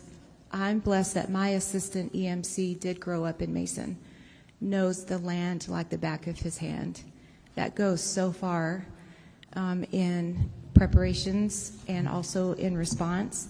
He also has a military background. He volunteers for the fire department, and he has his basic certification for EMS. The Commissioners Court, as you all know, we're in the process of budgeting, and for 2026, we are looking at how we can best utilize him and his gifts, talents, and abilities for our county. We've been struggling with a second out call for our EMS. We only have funds right now. We have 2 ambulances, but we only have enough money in our budget to have 1 call out at a time. So on the second call out, we have to rely on mutual aid, a neighboring county. So we're trying to figure out a way how we could better utilize him in moving him into a full-time EMC position and also help out with second out calls. Okay. Thank you. Representative Darby. Thank you. I haven't moved around like Representative Verdell, but I've worked with all of you over the years and your predecessors, and thank you for being here today. Judge Carter, the governor had said that Tom Green County's response is to be considered the gold standard for how you prepare. I noticed in your prepared remarks that you said you and the city of San Angelo had spent years in preparation behind your emergency readiness. And so, including the establishment of the COAD network, and I don't think we've given enough attention to that. It's called the Community Organization Active in Disaster, yes, and I've not heard that mentioned in other discussions about how we prepare for these disasters. So would you elaborate a little bit on that and how that was organized and what it does? Absolutely, yes, sir. So our COAD is formed by a vast array of nonprofits, including CVCAA, United Way, Red Cross, and there's an oversight board, a committee that shows that response. So the crucial portion of this was enacting that as fast as possible. And I think that is what has been the key to our success in the recovery stage, staging that in the first initial response stage to make sure that the recovery stage is initiated in a timely manner and we can get back to normal. So it's putting those agencies into one spot that all communicate together in the time of need. And with that board being the oversight of those agencies, there's one point of communication, and that was with Miss Cameron Cummings. She's the one that we initiated the call with at first, and she showed up, I believe, before the first evacuees arrived at our EOC. And she was on the ball on making the calls with all the other agencies, with the San Angelo Area Foundation, and arranging the volunteer efforts, the donation efforts, and those such. Part of your comments said that part of your success could be attributed to emergency equipment already being secured. And as we learned in San Angelo, you had already contracted for disaster debris removal. Talk a little bit about that. I mean, I think the key to all this is preparation, having a plan in place, preparation for that plan, and then the execution of the plan. We've seen a lot of this break down in this recent disaster, but talk a little bit about your efforts to pre-position your county in response to a potential disaster. Yes, sir. Once again, Lane Carter, Judge of Tom Green County. Having those agreements in place really expedited that process to where we could get in contact with those agencies and those the disaster cleanup agencies, the companies that come in to make sure that the debris is not just sitting on the side of the road for weeks on end. We initiated that with the county and the city of San Angelo the day of. In a few hours into that, having those agreements in place is a very crucial point for the expedition of your recovery. The communication between those and making sure everything's up to date having it, whether it's being ran through the city council or run through the commissioner's court. It's absolutely the key role to the success of the recovery rate. We'll point out that TDM had stationed a swiftwater rescue team in San Angelo on July 3rd. Yes. The day before. So there was warning. There was warning. Events were coming. Yes. I mean, communities were warned. And so the idea that this totally came out of the blue and was completely unexpected is just doesn't wash with me. Our swiftwater rescue boat team from TDM was placed initially as a response that they were going to be dispatched and deployed to our southern counties. And then I believe that boat team was then dispatched, we found out later, to Kerr County in those relief efforts.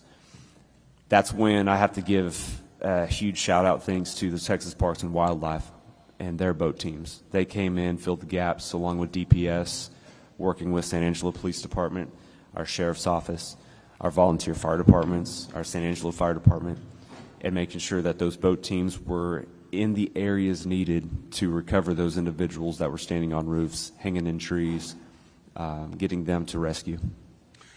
For the benefit of the committee and the people gathered, I would just use your words. Proactive investment in disaster readiness saves lives and speeds recovery. And I think that should be a marching order for all of us. But with regard to the other committee members, what are some of the barriers residents and first responders are facing in your communities regarding assessing medical and mental health care services in your county? I'd like to hear. We've got a panel later on talking about mental health, but while I got you here, let's talk about that. I can start that. I'm Brandon Corbin again, Menard County Judge. Mental health is top of mind right now, especially as a lot of these first responders come home. A lot of the people that have been here dealing with this tragedy in Kerrville. And I was very proud of our Rural Health Network. They set up a first responder support event last week and had counselors on hand, had just kind of a event there to coordinate all the options that are available to help these people. You have to have trust in someone in order to share your trauma and to begin your recovery process. And that's a big part of it. So having someone there that can advocate for them and say, hey, this doctor is legit, and they're not somebody that you go to church with and that you're going to then share your darkest secret. But we're also dealing with what I would call survivor guilt. I cannot tell you how many times I saw people absolutely redlined who'd been up for, we went, I'd say 10 days on absolutely high alert with these 3 events that we were in. And people felt guilty, feeling bad because we're not Kerrville and we're not dealing with the horrors that were happening here in the recovery process. And I think we have to help people get past that and actually, acknowledge that they're going to need some help getting past this as well. Anyone else?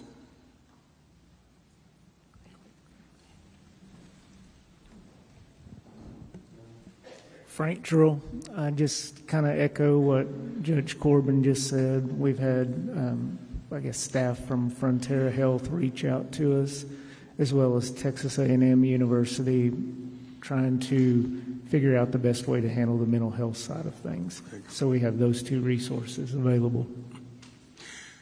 Okay, my last question relates to what a previous panelist referred to, and that is kind of the ongoing disaster response that each of your counties are facing as you rebuild your roads, other infrastructure.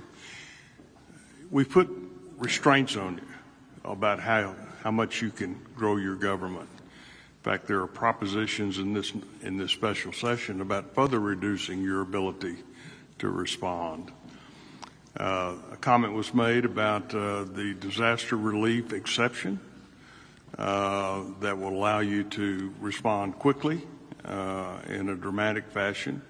Would any of you care to comment on that? And what this panel would like to listen to is the ability of our local leaders to respond in times of crisis and respond with the appropriate resources. So You've got an opportunity to speak to a panel of senators and representatives here. Tell us what you want us to know.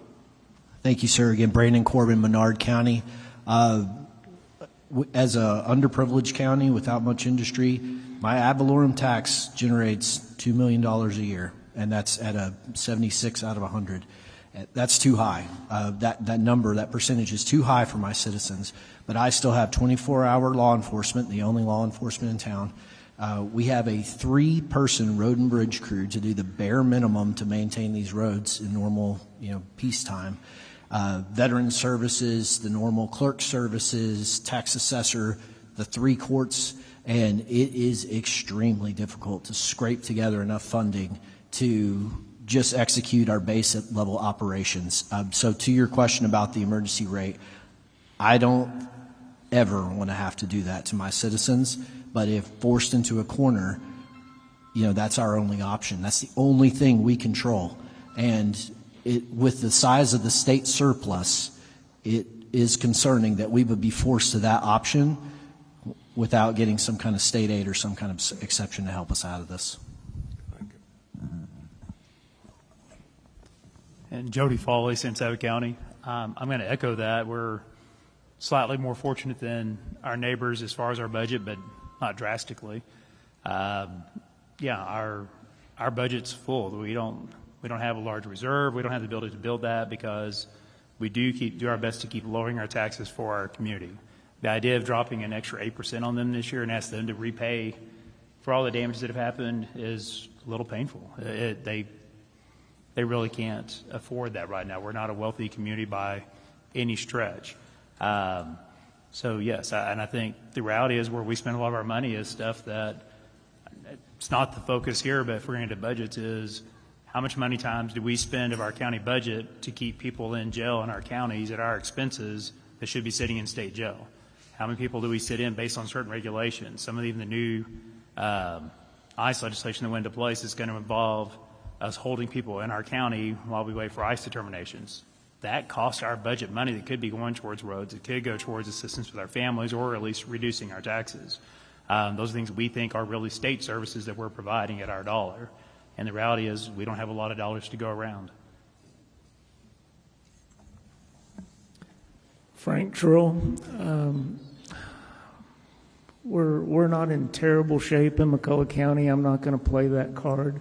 We would find a way for the startup funds to do our road work. But on the other hand, we may have to cut some corners somewhere to make it happen. So if there was state assistance available just for the startup portion of it, and that would be that 25% that we'd have to cover that FEMA wouldn't, that's what would be appreciated if we had some help with that 25% of all the road work that needs to be done. Then if we look at the courthouse and it takes a new roof, back in 2009 when we did the renovation, $350,000 just for the roof back then. So again, the dollars just keep adding up the more you look at it. Thank you. Judge Hardin, Mason County. I also echo what my fellow judges have said. We actually just took out certificate of obligations to help us purchase road and bridge equipment that was 40 years old and continued to break down. So we were in that cycle of, spending 80% of our money, helping to make repairs on equipment that just continued to break down, and road materials that continue to wash away. And so the fact that we've had to take out those certificate of obligations is a very clear indicator that our road and bridge department is suffering financially. We also transfer from our general fund some monies to our road and bridge fund annually to help with that. But I do want to say that as far as the I-stats go, the information that is requested is damages to primary residents and then also agricultural losses. And probably the majority of the phone calls that my office gets is, can I report driveway damage, private road damage? How do I report those types of damages to my property? And I will say that I'm speaking as Judge Harden here, not as the Mason County Commissioners Court. I'm not going to put words in my commissioners' mouths. I am grateful that we have the ability to go up to that 8% on the tax rate. But to tax our citizens in a desperate time of need on top of a debt rate that we're currently having to impose on them just doesn't feel right. It's something that we do want to avoid if at all cost. Lane Carter, Tom Green County. Even though we're a county of more of a urban rural, 128,000 people of Tom Green County, it still is a never-ending struggle to stay on top of the economic drive that keeps us afloat. We do house a county jail that can house 570 inmates. We house 4 district courts and 2 court-at-laws, so the court sector of our county is very vast, and that keeps up the amount, the majority amount of whatever our tax base is going towards, along with our sheriff's office and a large IT budget. So we're always in efforts to make sure that we can stay afloat on that to where we can lower our tax rate incrementally ever so often.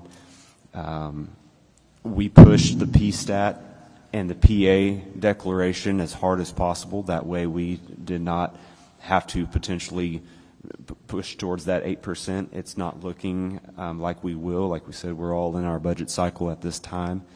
So we're blessed in Tom Green County for that. But one thing I wanted to tap on that I believe Judge Corbin mentioned earlier was the regionalization. Judge Foley is the only one not in our Council of Governments, but borders us.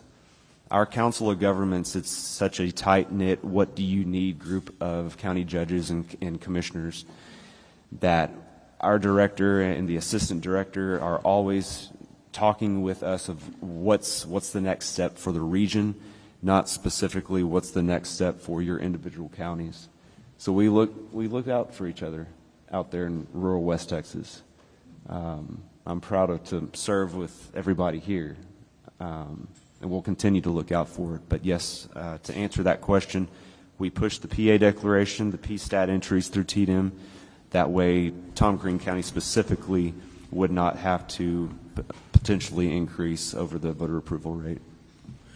Well, thank you. I want to echo, I too want to express my gratitude to each one of you judges for the job you do for your counties.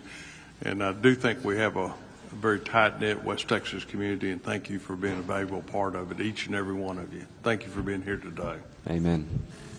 Yeah, I think I've talked to all of you, or tried to text all of you, or served out of 2 redistrictings once or twice. So I'll just say this. Chief Kidd said something that was very telling regarding Sangelo. If everybody ran their ship the way Sangelo operated with all the preparedness, and he would have a job. So it's an ultimate compliment. I'm going to ask real quick, do y'all actually drill your plan? Judge Corbin, Menard County, yes, sir, we do. You do? What was the question? Do you actually have a drill? Do you actually physically drill your plan, put your folks together in a room under a simulated disaster? We have not done one in preparation for a flood or in the very recent past. We did do one in preparation of the eclipse a year and a half ago. And I think the actual disaster is important, but what we're looking for is system. Something, it doesn't matter what the disaster is, everybody knows their role and everybody knows what to do when they need to do it. So how about you, Judge Trull? Frank Trull, we have a monthly LEPC meeting, and at those we kind of discuss all of the areas where there could be upcoming problems and so forth, whether it's emergency management or just it may be things about the hospital or nursing homes and so forth like that. Right. We do have a tabletop planned for next month. So. Okay. Judge? Yes, sir. Judge Hardin, Mason County. We do have an unofficial system, I guess, put in place where it's just an automatic, this is what happens. We have not had specific flash flood planning or drilling. This is another reason why there's such a push to have a full-time emergency management department and emergency management coordinator, is to get a pattern, a consistent pattern of that drilling. Yes, sir. Judge Carter. Lane Carter, Tom Green County. Yes, sir, we do. We have our IS 300 and 400 annually. We try to do that every August. This year it might come, since we're coming up on it and tomorrow. Have to, and of course, recovering with the flood events now, move that back a little bit. But we do drill, like Chief Kidd said, plan, train, respond. So we do that I would just annually. say night and day difference in those that do plan and those that don't. We had one fatality in Sangelo and no other fatalities in your area. And I know I was getting text from Tatum, but also text from you. Tatum was your first contact pretty much. Is that a fair statement? Yes, sir. And you knew what to do. Thank you for that. Senator Menendez. Thank you, Mr. Chairman. First of all, let me tell you, be very frank with you, I wasn't quite sure what I was going to expect to hear from you all, but what I have heard is I've been very impressed. I'm particularly impressed with the concern with your taxpayers and your candor in terms of your financial situation. And one of the things is, I think you've been here all morning, correct? So you heard earlier this morning when the emergency was going on, and it seemed like the people or the person that could call the evacuation, it was impossible to get a hold of them. And one of the questions that we're grappling with is, if we can't get a hold of a county judge and there needs to be an evacuation, how would you feel individually if after a certain amount of time there was a law passed that would allow for TDEM to issue a temporary order until we can get in touch with you? Maybe something's going on with your own home or family and you're tied up taking care of them, but something needs to be done. Would you be opposed or would you be okay with that? And if you, whoever cares to answer. Go ahead. Brandon Corbin, Menard County, I would be in full support of that. I think a lot of the legalism of only the judge or the mayor being given certain authority just slows down in these situations. I don't see much value in it. Thank you.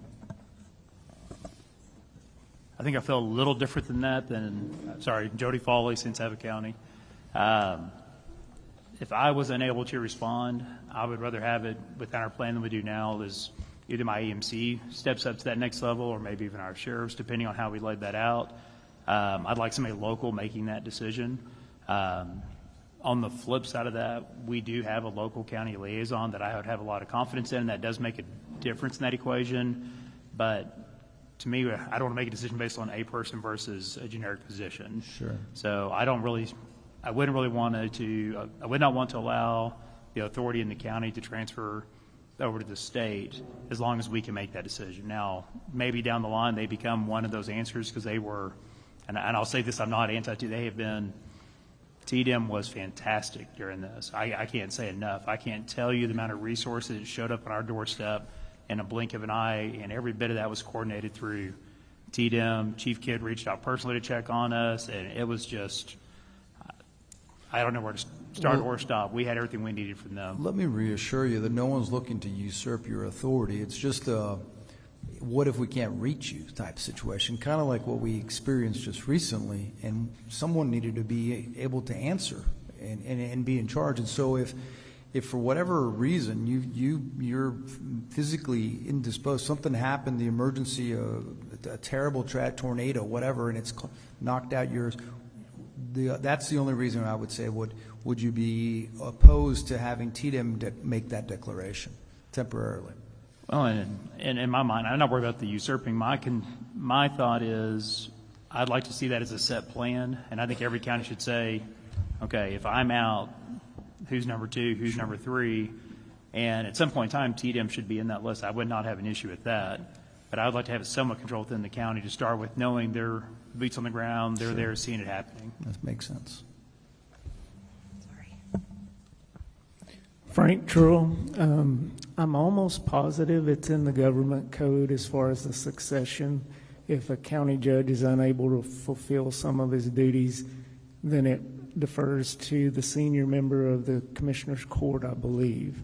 I'd have to double check, but it seems like I've had this conversation with some of our TDM representatives simply because I'm without an emergency management coordinator right now. Okay. I'm taking that role, and that was part of our concern. If something happened to me, who would be next? And Exactly. I believe that's accurate, but I would definitely have to look that up for you. Understood.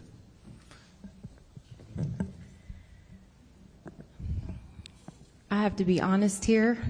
When I received a call from Senator Perry and Representative Verdell, both, I was not in Mason County as the emergency management coordinator. I was actually in San Angelo for what used to be called the Pops Concert for the July 4th celebration that happens on the evening of July 3rd. Sure. Understandable. Mm-hmm.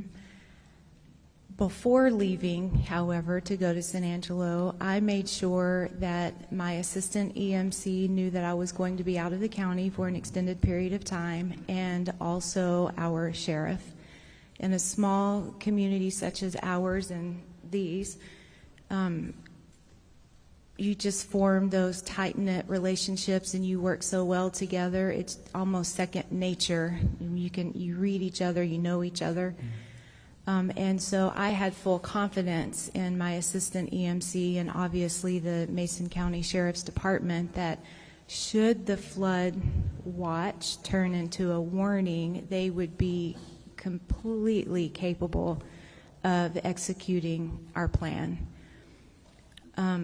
We do make sure that we keep the Form 147 updated, which is the tool that TDM uses to know how to contact the EMC, the assistant EMC, the mayor, the succession that has been mentioned here.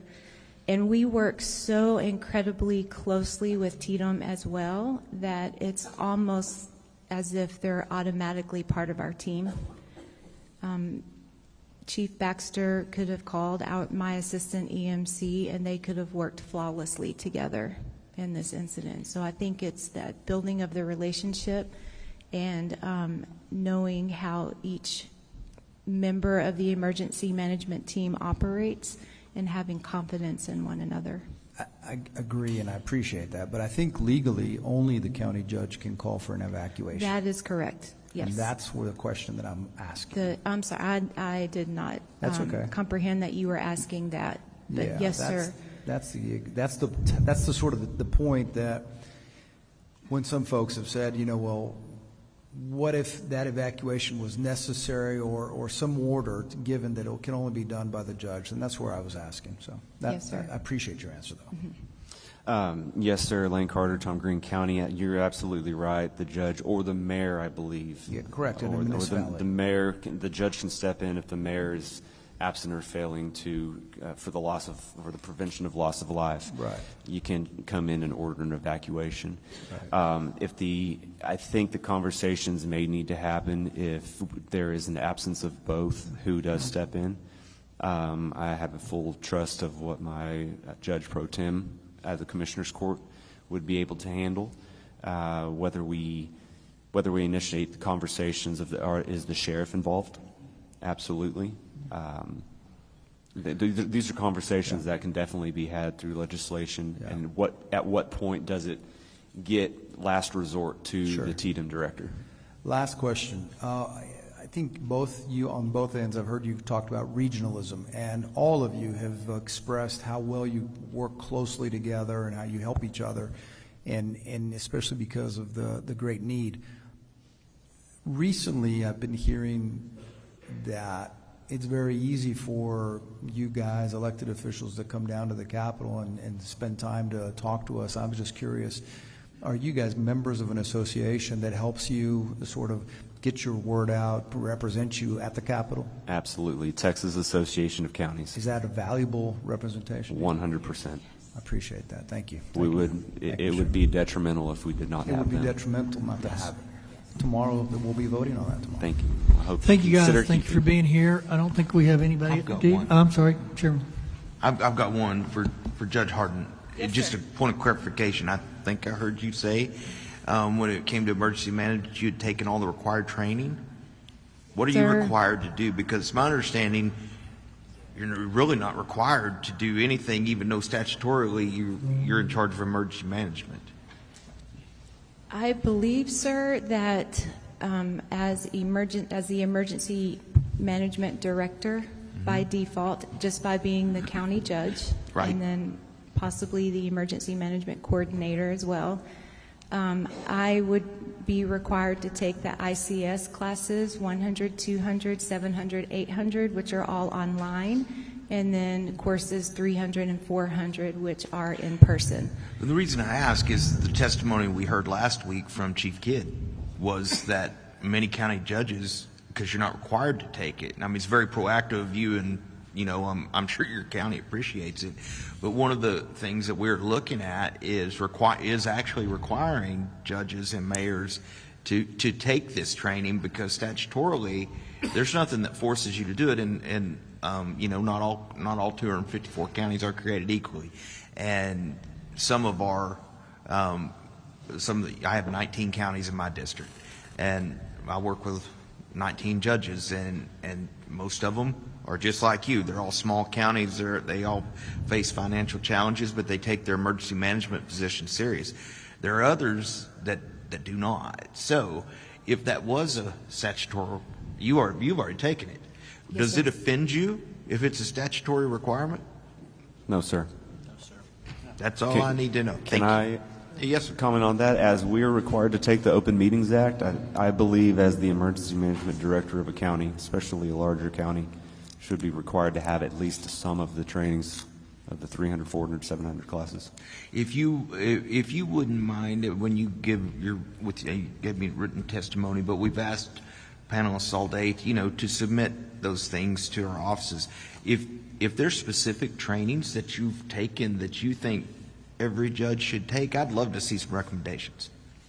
And it's a 2-day course. Thank you. Thank you. All right. Anybody else? Thank you guys for being here. Thank Thank you. you for hanging in there with us, and good testimony and good county judges. Thank you all You did very a lot. much. Thank you, sir. Appreciate Thank it, you guys. for reaching out that day, too, as well. All right, we're going to go back to 8, public panel. Eric S. Cooper, Jacob Torres, Mike Richards, Janice Riley, Lieutenant Pete Chambers, yeah. Ryan Pape, Ron Lehrman, Kathleen Brinklin.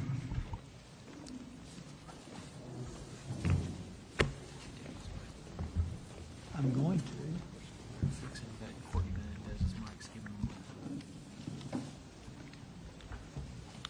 Got a little technical treatment there. I got Kathleen Brinkman. Is that you? Nope. Ron Lehrman? Nope. Ryan Pape? Pape? Nope. Pete Chambers. Okay, got Pete Chambers. Janice Riley. Got Janice Riley. Mike Richards. Jacob Torres. Last call. Eric Cooper. Yes. That's you. Okay, give me 2 more. I need 4 too. Okay. Chair calls Mike Hughes. Tom. I believe it's Joser, but it might be in yes, sir. Moser. Your M and your N and your J, but there is no J. So Barbara Ferguson and Betty Murphy. Betty Murphy. You there? All right, that's got a full 8, doesn't it? Does it not? Give me another one. Kelly Rabone. Kelly Rabone. Come on back up. You're the next contestant. these were not here, so. All right, let's start on the right. Give us your name. Got 3 minutes, and let's move down the line, and we'll have questions for all of you at the end. Thank you, Chair, committee members. My name is Eric Cooper. I lead the San Antonio and the San Angelo food banks. We serve 29 counties. There's 20 food banks that serve all 254. Of the 29 counties we serve, 15 of those counties were impacted by flooding. We fight the daily disaster of poverty, but when a natural disaster or man-made disaster occurs, we respond to that too. When neighbors are hurting and are in crisis, words can often be inadequate. Food expresses love and nourishment. Many of our food pantries were going to be closed the weekend of July 4th, so we preloaded and stocked them for their following week's distributions. But at the onset of the disaster, we received calls from our churches, from our local VOAD and the COAD, making deliveries into the DRCs in San Angelo and to our nonprofits in the impacted areas. I want to thank all of our food pantries, those nonprofits, schools, churches, for all taking action, especially those connected to the VOAD and the COAD, and the role of the Salvation Army here in Kerrville. The countless volunteers, all that helped with our call center helpline, responding to requests for water and meals. Many of those volunteers packed care boxes, and since July 4th, we distributed about $2 million in food. I also wanted to thank all those that donated, the individuals, the churches, the companies, especially HEB, USAA, and Valero, Feeding Texas and Feeding America.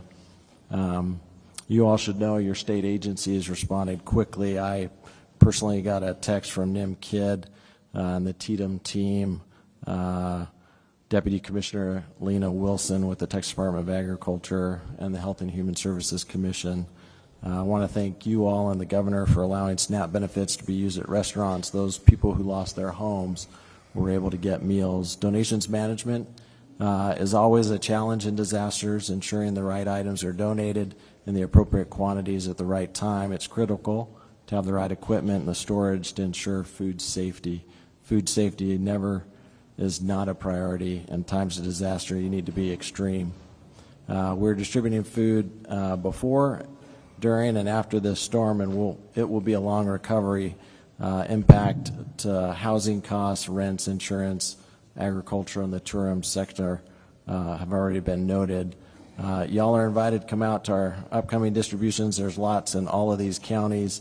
Last Saturday in San Angelo, there was about 650 families served at San Angelo Stadium.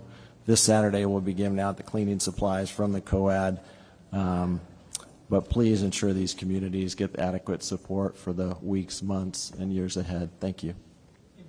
Mr. Moser. State your name. You got 3 minutes. My name is Mike Hughes.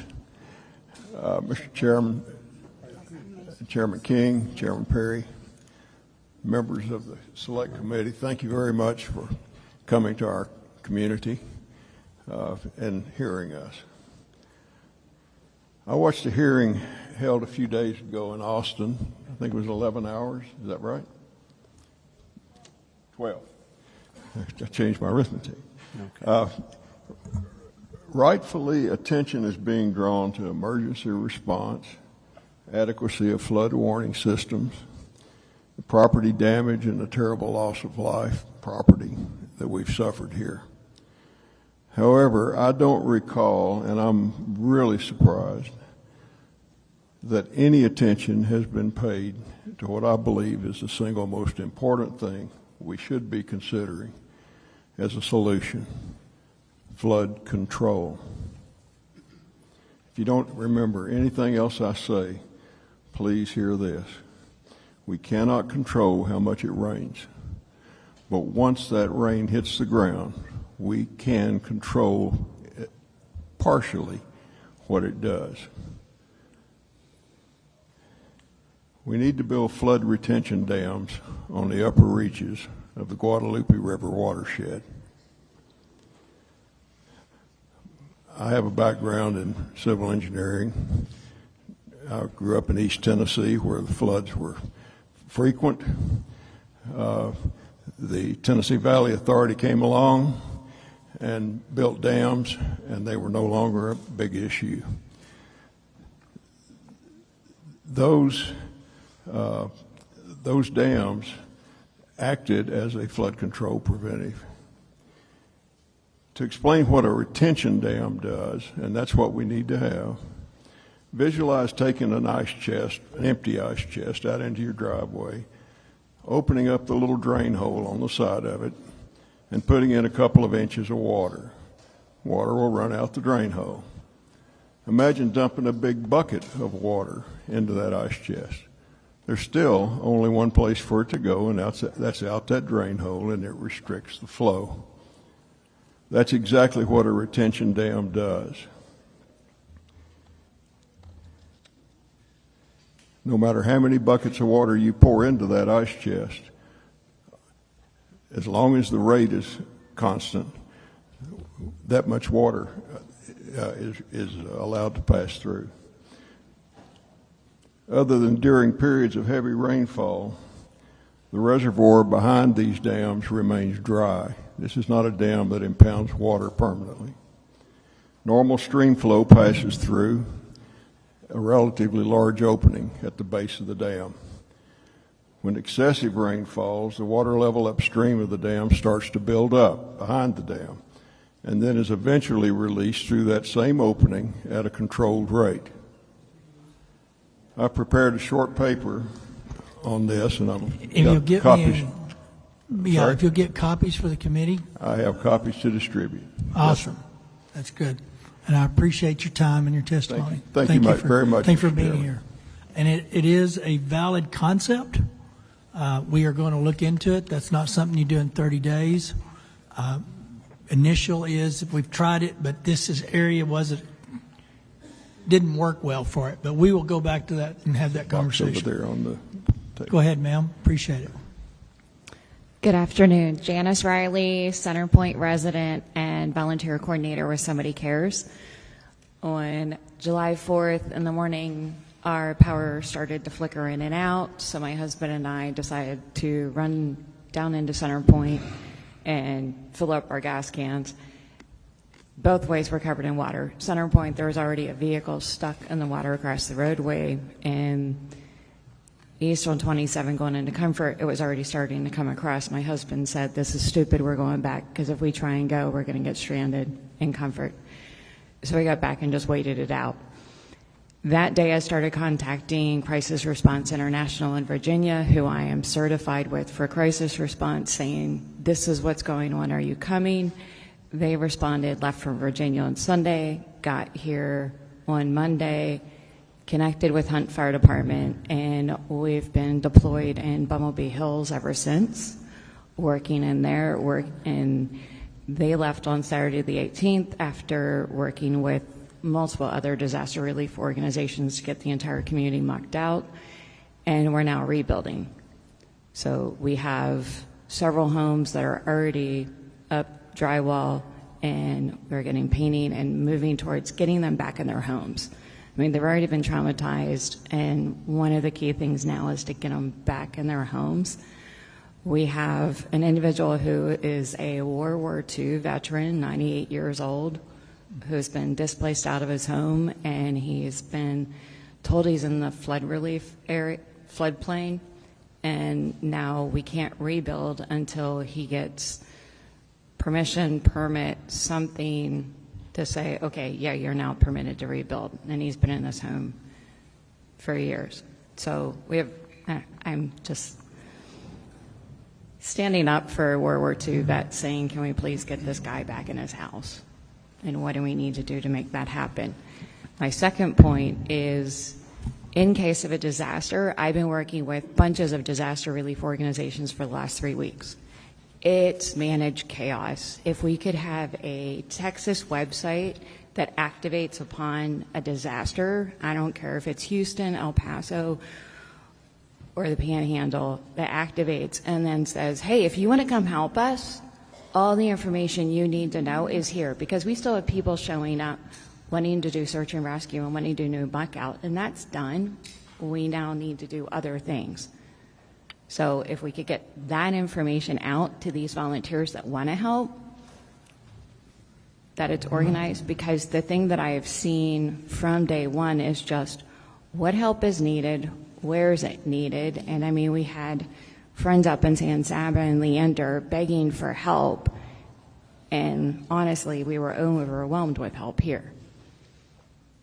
Thank you. Thank you. Go ahead, ma'am. Good afternoon. My name is Kelly Raybon, and I am a mom from Houston, and Representative Johnson, I am one of your constituents. So on July 4th, I got the text that is every parent's worst nightmare, that my sons were caught in the Hill Country flood at Camp La Junta. I raced to Kerrville to learn that my 7-year-old, just finished kindergarten, Brock, had survived only because his brave teenage from the bottom bunk to the top bunk to the rafters of his cabin, riding out the storm as the structure literally fell apart around him. My 9-year-old was in a higher cabin, and for 12 agonizing hours, he had no idea if his little brother was alive. Today, my sons are physically safe, but for our family, the storm is not over. Brock scans every room for higher ground. He checks the weather constantly. He battles nightmares of water dripping from the ceiling or his mattress being wet. His fear is so profound that he's now anxious about the tsunami in Hawaii. He lives with the terror that no child or any person should have to carry, but so many of us now do. I have tried to find help. I've asked the camp. I've asked FEMA. The answer is the same. Sorry, we don't know what to tell you. You're in Houston. While Texans are showing up for each other in extraordinary ways, and the people here are just phenomenal, I shouldn't have to rely on a Facebook group of volunteers to find trauma care for my children. I'm a former journalist, and I understand how politics work, and I pray that these hearings are more than just for show, because every day that we just focus on political posturing instead of people is another day that families like mine are falling through the cracks. And as Representative Moody noted last week, we are better than this.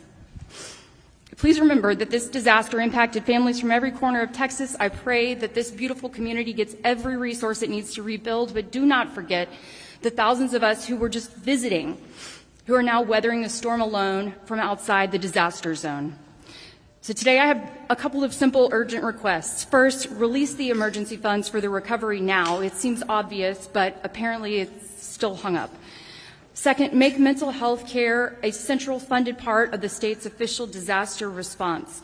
That means creating a system to identify who is impacted and proactively providing them with care, no matter where in Texas or beyond they call home. If they were here, they need help. And third, after hearing about the camp emergency plans or lack thereof, please address that. That should be mandatory and frankly published on every camp's website for the public to view, not just in an office somewhere. My sons didn't ask for this tragedy, but as their mom and a lifelong Texan, I am firmly asking for your help. It's time for the state government to do its job, and please help the wounds that cannot be seen, because they will not heal on their own. Thank you. Thank you, ma'am. Lieutenant? Are we on? Yes. God bless you, ma'am. You're why we're here. My name is Lieutenant Colonel Pete Chambers. I'm retired out of the Texas Military Department in 2022. I served 39 years in my nation, for my nation, the last 8 blessed to serve Texas in the Texas National Guard. I've served on 2 governor task forces. I've served in Operation Lone Star. Since leaving the Texas National Guard, I started a non-for-profit, the Texas version of the Remnant Ministry, TX. We've responded to disasters around the nation. This one was in our backyard. On the 4th of July, at 0600 hours, I received a call that there was a problem in Kerrville, and there was a problem. And we lit out, and we were there by 0830 on the scene, coordinating with local response. Now, what we do is we set a footprint I work with a lot of organizations, a lot of serious operators. I was a Green Beret myself.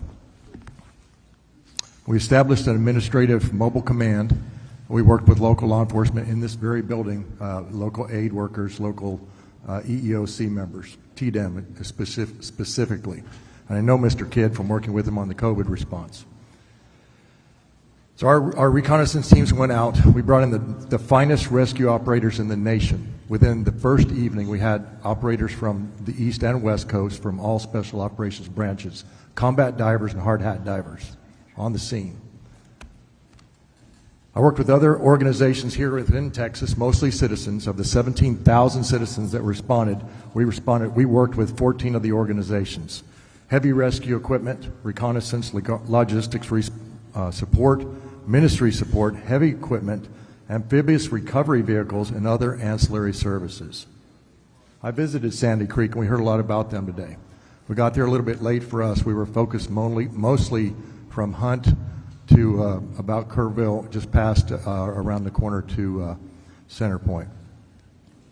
But when I got to Sandy Creek, my heart was broken because it looked like a third world country, and there wasn't a lot of help. And I want to thank those citizens who rescued and recovered themselves today, to remember them. Information ops are important, and we did. We put out sit-reps 3 times a day, situation reports to the citizens on our social media, right? We're using it. And thank God for the AT&T folks. I pay a bill to them every month, and so now I'm thanking God for them, who put in the towers for us. It made it a lot easier. Texans and other Americans helping Texans made up a part of the 17,000 citizens conducting their civic duty. It is a civic duty. We did it on the Red River when I was young. Tornado hit one town, everybody else showed up in the other town. I ask you to look at House Bill 4914, designed to fundamentally reconstitute and modernize the State Guard, the Texas State Guard, to a professional and mission-driven, focused, state-controlled Homeland Defense and premier disaster response force. We've looked at it. We helped to design that when I was still in uniform. Representative Moody, thank you for your comments about love and compassion. I'm in the ministry now. I put on a different uniform. It's found in Ephesians 6. Appreciate it, sir. Go ahead and try to get I'll finish it up. Get in there. To the citizens of Texas and everything dear to the American character, we thank you for coming to our aid, America, with all dispatch. Love and compassion. Doc Chambers. Thank you for that. Now I got the right guy. Yes. State your name. Pardon Get me. your 3 minutes. Yes. Sir. I'm Tom Moser. Thank you for this opportunity to testify today. I choose to testify because I was a Kerr County Commissioner from 2012 to 2021. As such, I introduced and advocated for an improvement in the Kerr County flood warning system. And I did this, Representative Johnson, based on what happened in 2015. Funding for this planned flood warning system was submitted to 2 state grants. We were denied on both, and I think that was mentioned earlier today. I'm not here to look back, but I'm here to advocate for a new, improved flood warning system that could be extremely reliable and extremely efficient. I advocate and recommend this not only as a long-time Kerr County resident and former county commissioner, but also as a former NASA program manager on Apollo, Space Shuttle, and Space Station. So I know something about getting projects done. In 1990, President Kennedy was bold. He said, put a man on the moon, bring him back safely within this decade.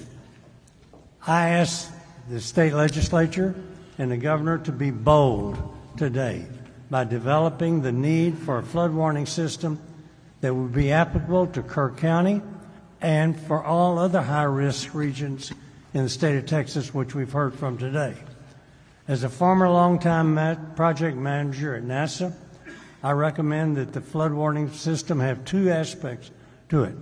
Number 1, predict the flood, and number 2, project the warning. Okay? And in so doing with that, to predict a flood would require a model, which is being developed, I understand. If not, it should be developed which would predict the rainfall, the rise in the rivers based on three things: based on weather projections, number two, measured rainfall data, and number three, the rate of rise in the rivers.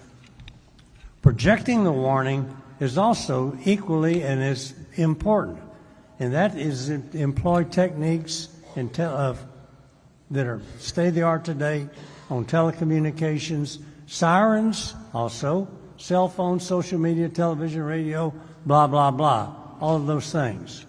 So what we need to do is to be bold and say, let's project the flood warning system early so people can get to safe grounds.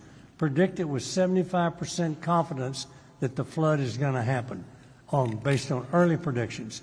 Then upgrade that with the more data that's available. So do that. Have these requirements. We've had a lot of people say, here's what I recommend we do.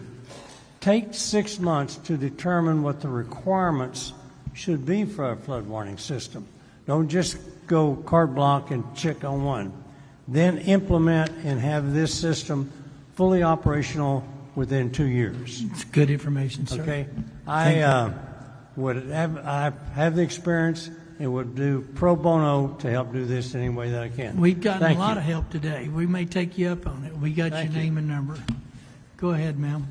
Hello, hello. My name's Barbara Ferguson. I'm a Kerr County resident, and one of the things that occurred to me is we've listened to testimony from Austin and here today as well. Our cell phone coverage across the state in rural areas is sadly lacking. I also spend time on a ranch in Kerr County. We have no cell service there, and I'm just one of the many across this state that are in a location where there is no one to call because there's no way to call. And that happened up in the Hunt area. Until we improve that, we can't institute a kind of warning system that Mr. Moser just talked about. We've got to improve our cell service. The FCC, it seems like, was charged the cell phone companies decades ago to implement coverage in rural areas, and that those promises they made have never come to fruition. We have to do something to force cell phone companies to provide to rural areas. I also think a better opt-in and out choices on cell phones. I turn my cell phone alerts off because they go off constantly. I turn my phone off at night and I sleep. Now, if I lived in a flood-prone area, I'd probably leave it on. But we've got to do better in not having the cry wolf syndrome. So we've got to come up with some options for people. One additional thing is the loss of electricity in rural areas is common during storms. The implication this would have on sirens needs to be considered. What are our options there? How effective would they be in a storm given the loss of electricity? And Hunt lost electricity. Finally, to perhaps clarify what appeared to be a misunderstanding in your first committee hearing in Austin, earlier today, UGRA is not tasked with emergency operations. It protects the headwaters and some 30 miles of our river, not only for the benefit of Kerr County, but for all the counties in the beautiful Guadalupe River flow. Its functions include testing for water quality, water levels, encouraging conservation, and the protection of the riparian zones. It protects our river that all of Texas benefits from. The number of, most importantly for this committee, the number of water gauges UGRA oversees, some of which the federal government recently informed them they would no longer fund, need to be increased, not decreased. We're facing a possible reduction in the number of gauges that feed information to the National Weather Service. That cannot be allowed to happen. In fact, having additional gauges higher up the river and on tributaries may help the National Weather Service issue earlier and more accurate Thank warnings. you for your testimony. Sir, just please state your name, and you've got 3 minutes. Yeah, my name's Mike Richards, and I've got a ranch in Bandera, and I've got a land in Center Point. And I received a call from my daughter that lives on the land in Center Point on the next morning after the flood. She said there was a dead guy, by her house. And so I went over there, and we recovered a total of 10 people on my property. And there's so many different things that are wrong. For instance, FEMA sucks, FEMA needs to be abolished, period. Kerrville and Kerr County, all through this, we just quit searching Saturday. All through this whole thing, people would call them from different cities and say, "Hey man, y'all need to come up." No, we're full. We don't need it. Well, they should have said we're full, but call Hunt or call Center Point.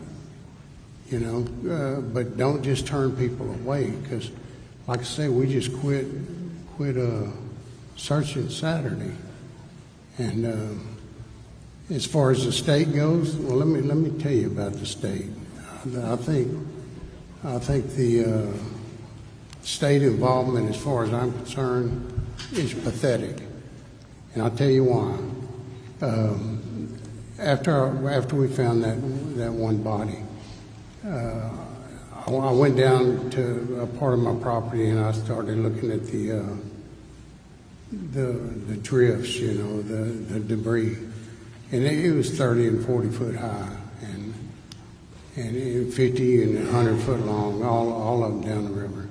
I said, well, I can't touch it with the equipment I have, so I'm going to call around and get an excavator, see if I can rent one. And I started calling around, nothing. About 10 minutes later, some guy calls me on the phone. He says, "Is this Mike Richards?" Yeah, and I don't know who it was, but he says, "I got these excavators, I got dozers, I got anything you need.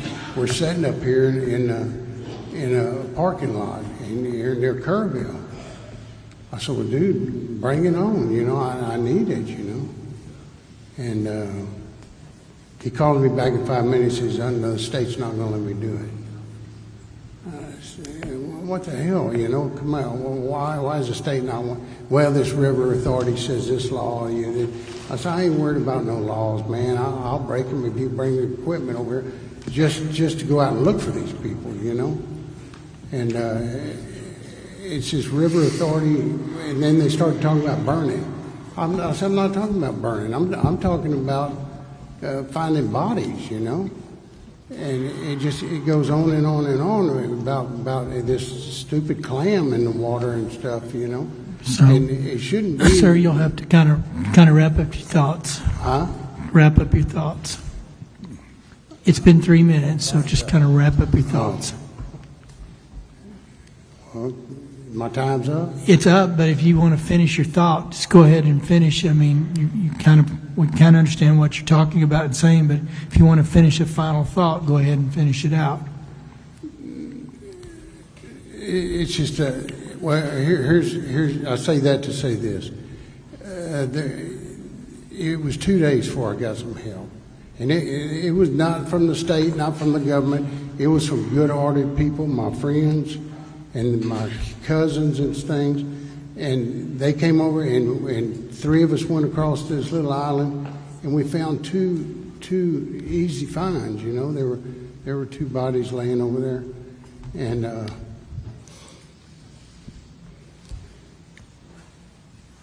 one of them had been bleeding, and that indicates that he was alive when he got there. But I wish I'd had the opportunity to find him. But all these bullshit laws and stuff, everybody's got, and do this, do that, you can't do this, can't. No, whenever it comes to finding bodies out there, dude, all that crap needs to go to the wayside. Sir, I appreciate it. I understand there's bureaucracy that gets in the way of people trying to do good work, and that's one of our charges, to try to bring it back. So I appreciate you testifying and appreciate what you did. All right, members, questions? Senator Kokors. Thank you so much. If I could, the gentleman on the end, your synopsis is let the volunteers keep working. Is that what you were saying? You know, those volunteers, my God, I mean, they are doing God's work. These volunteers and all this millions of dollars that come from all over the place getting donated, where in the hell's that going? It ain't going to the volunteers, you know. I mean, where? You know, my God, I've got volunteers. I got the time they showed up and the time they left, and I can't afford to pay them. But they did it out of the kindness of the heart. All that money is going to some politician's slush fund somewhere. I mean, we need to consider. I will correct you on that. Okay, it's not. Let's chill on the conversation. Let's keep it on the subject matter. That money is not going to politicians. Well, that money I hope that there's going to be sir, I'm not going to argue with you. Huh? That money will not go to politicians. It will get to the help that it's seeking, because it's going to be I administered hope there's by an account quality NGOs. for it. I'm not going to argue with you. You can leave, or you can sit there and answer the questions directly. But that money. I answer them correctly. You just made an accusation that money is That's going my into the charity opinion. members. Well, your opinion is your opinion, but it's not factually exactly accurate, right. and it's my right to call it out. This is an NGO, and I can name you about 100 NGOs that are looking for paychecks. I don't know what an NGO is, but there is a Non-governmental entities and nonprofits are not getting paid to do this work, and they're doing a yeoman's job. By definition, a volunteer is not expecting a pay. Period. And so hopefully most of that money I've been aware of is going back to individual assistance, helping to rebuild some homes in the areas that I'm talking to. But we're not going to have the conversation where you start calling politicians out. I will say, and let me conclude, one of the things we talked about in the last hearing was I've had constituents who came from Senate District 18 to volunteer here, and they were discouraged when they were told that they no longer, by state officials, or that they were no longer needed. And we're going to work through that. That's part of this process of how you organize volunteers and how you utilize them. So thank you for your testimony. To the mom of the La Junta boys, I'm sorry, I don't remember your name or didn't write it down. Kelly Raybon. Kelly, I got, you gave us 3 recommendations. I got number 2, which is proactively help with mental health, and then the last, which is something I'm working on actually right now, on the part of the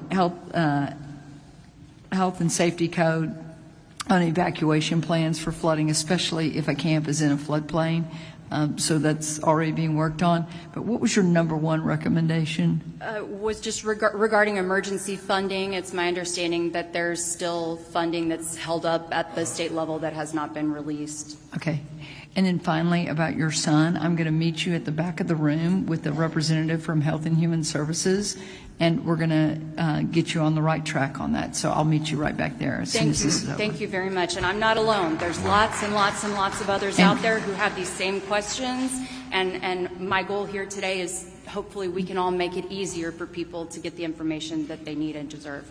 I'm Chair of Health and Human Services in the Texas Senate and honored to serve in that role. And we have lots of resources, and we're going to make sure that we get better about telling people how to get those. So thank you so much for being here today. Thank you, Mr. Chairman. Representative Verdell. Thank you, Chairman King. Appreciate it. Mike, we met, I think, on day 2. I just want you to know I did reference some people to your property to try to help you out, and I'm glad that you're here today. You being there. You actually care. I know it's been very hard on you. You care a lot about your property, and I'm sorry for what you're having to go through. And I hope that someday you can enjoy the property again, like you've known it before. I know it's going to be tough to get to, but I just want you to know we do care for you, and I understand where you're coming from with what you're saying. To the others on the committee or the panel, Barbara, Tom, Doc, Kelly. All right, you're working at Bumblebee Inns, right? You've been helping out at Bumblebee Inns. Yeah, Am I saying that right? Janice Riley. I live in Center Yes, Point. Yeah. And then I apologize, I've forgotten y'all's two names, but I just want to say, yes, sir. Yeah, I want to say thank y'all for all of y'all's help in the community. I know that y'all have helped in each way you can. This is tough, and that's what we're here for, is to try to find if there's solutions going forward. And Mike, I feel for you. I promise you I do. And you know, I hope we can get back to some kind of normal at some point for you and for others. But I just want to tell y'all, thank y'all for being here, taking the time. Thank you for telling us about your child and what he's going through also, Kelly. Appreciate that. But that's all I had. I just wanted to make sure to let Mike know. Thanks. Senator Hinojosa. Thank you, Chairman, and thank you to the panelists. You know, this brought up another very important point that I don't think has had enough emphasis on it, but a lot of you, I understand the gentleman's frustration at the end there. I know as a young man, my family and I, whenever there were disasters like this, we try to volunteer and go respond wherever it was. I remember in particular Hurricane Katrina, and where we chartered a couple of buses and went out there because the need was just to try to get people, you know, as they were rescued, just out of there and get them to a shelter or something. And I'll never forget one of the moments where when we arrived, there was a gentleman who had spent basically his life savings to charter 20 buses. But because of governmental red tape and other things, they sidelined those buses. He was there crying on the steps because, you know, he'd spent all this money and it wasn't being utilized just because, hey, we're not letting you in. You know, Texas is a wonderful state, in my opinion, the best state in this nation. In the United States, we see the best in people when disasters tend to happen. So we respond in Texas, from Texas to other states, and we see that as well. But just in Texas itself, we have just so many people willing to and ready to help. Ma'am, to your point, the third from the left here on the panel, you were talking about potentially a website or something. I think we've been talking about something like that where we could organize maybe ahead of time where it's not a long-winded process. Now, rightfully so, there are concerns. You know, you don't want people who are going to loot and cause chaos to come rummaging through people's personal items. You don't want somebody who's had a history of sexual offenses to be out there watching over a kid's area. You know, those are important, legitimate concerns. But, you know, also to the gentleman's point, there's a lot of times where people want to give money, but they're not sure where. They haven't pre-registered. They haven't gone through all the certifications to be part of the Red Cross or any of these other organizations. But I think we as a state, we have so many wonderful people who are willing to come and help. And if there were a way for us to organize them in a way to say, hey, we need people out here with chainsaws right now. We need people out here with waiters who are willing to go out and do some searching. We need the gentleman here from the food bank, you know, what specifically do we need so that we're not bringing a whole bunch of stuff that isn't needed. You know, if there were a way to have this coordinated ahead of time, I think we could see so much more help from people that are willing to do it out of the generosity of their own hearts. And that would really help us as a state, would help the community in a more immediate fashion. So I just wanted to give you the opportunity to expand a little bit more on some of those ideas that you had when you had mentioned the website and some of the other things that you witnessed. Just wanted to see if you would be willing to elaborate a little bit more on that. Sure. Janice Riley with Centerpoint and Somebody Cares. I think it's a great question that there's so many thoughts to this.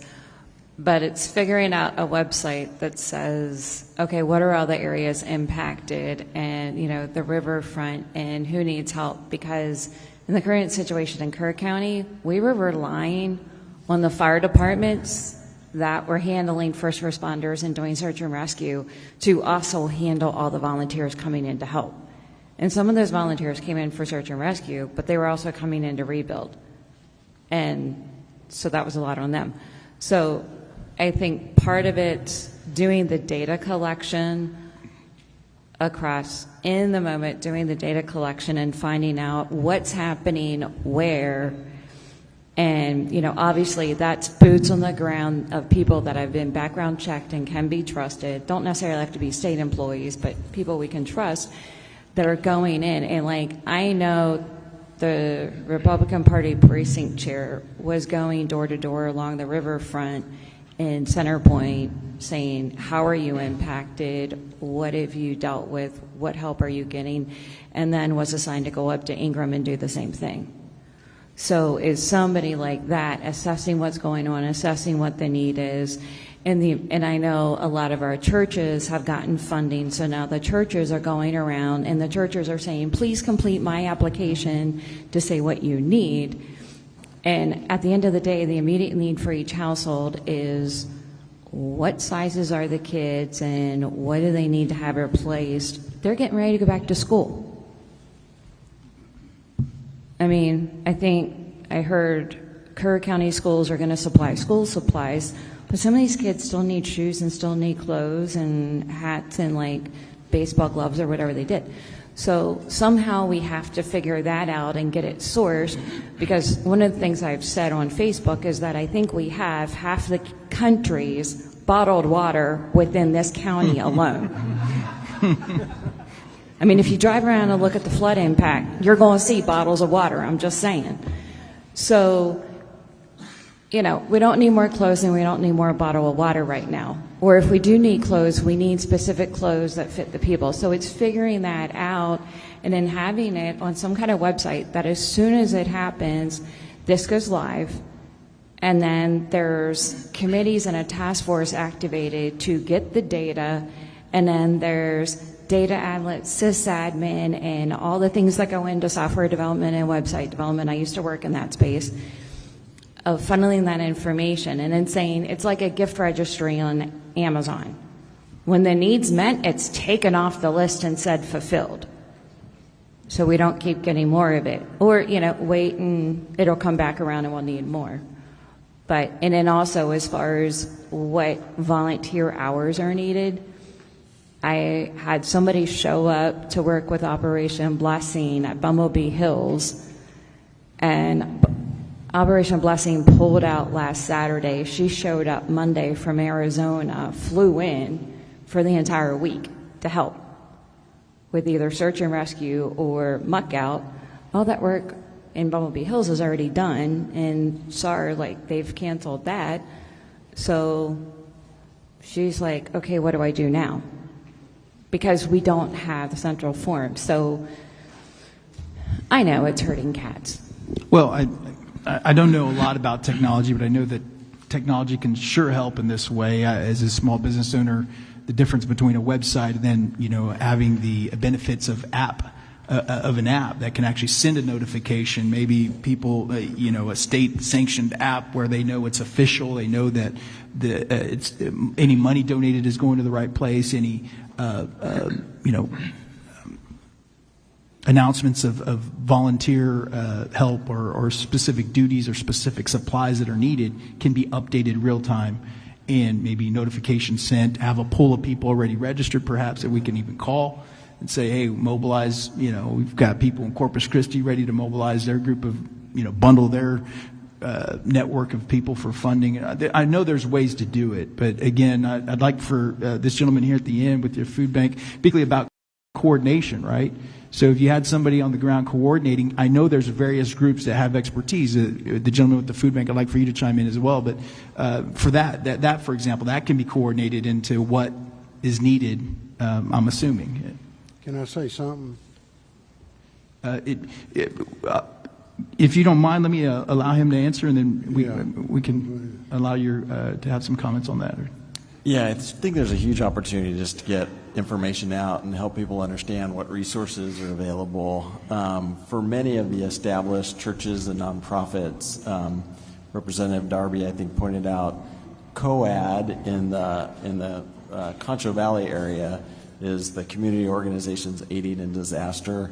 In kind of the San Antonio area, it's called VOAD, same organization, it's just Volunteer Organizations Aiding in Disaster, and that becomes a communication hub of all the organizations that are doing work. And so if someone has a need or surplus, if it's access to neighbors that were impacted, then people can shift resources. Those organizations can shift resources. If someone has a surplus of volunteers, then those volunteers could be shifted to other organizations that might need them. And so just being a part of an organization where you can get access to communication is hard. I think this is a disaster, and we've suffered many here in Texas. And I think giving ourselves some break, right, that the nature of the disaster is going to create friction and confusion, but how can we improve? And I think it's just that opportunity to really network in those times when you're not in the middle of it and establish relationships. I think Tatum's been celebrated a lot, and I think, hats off to Nim Kidd, and he's a San Antonio guy.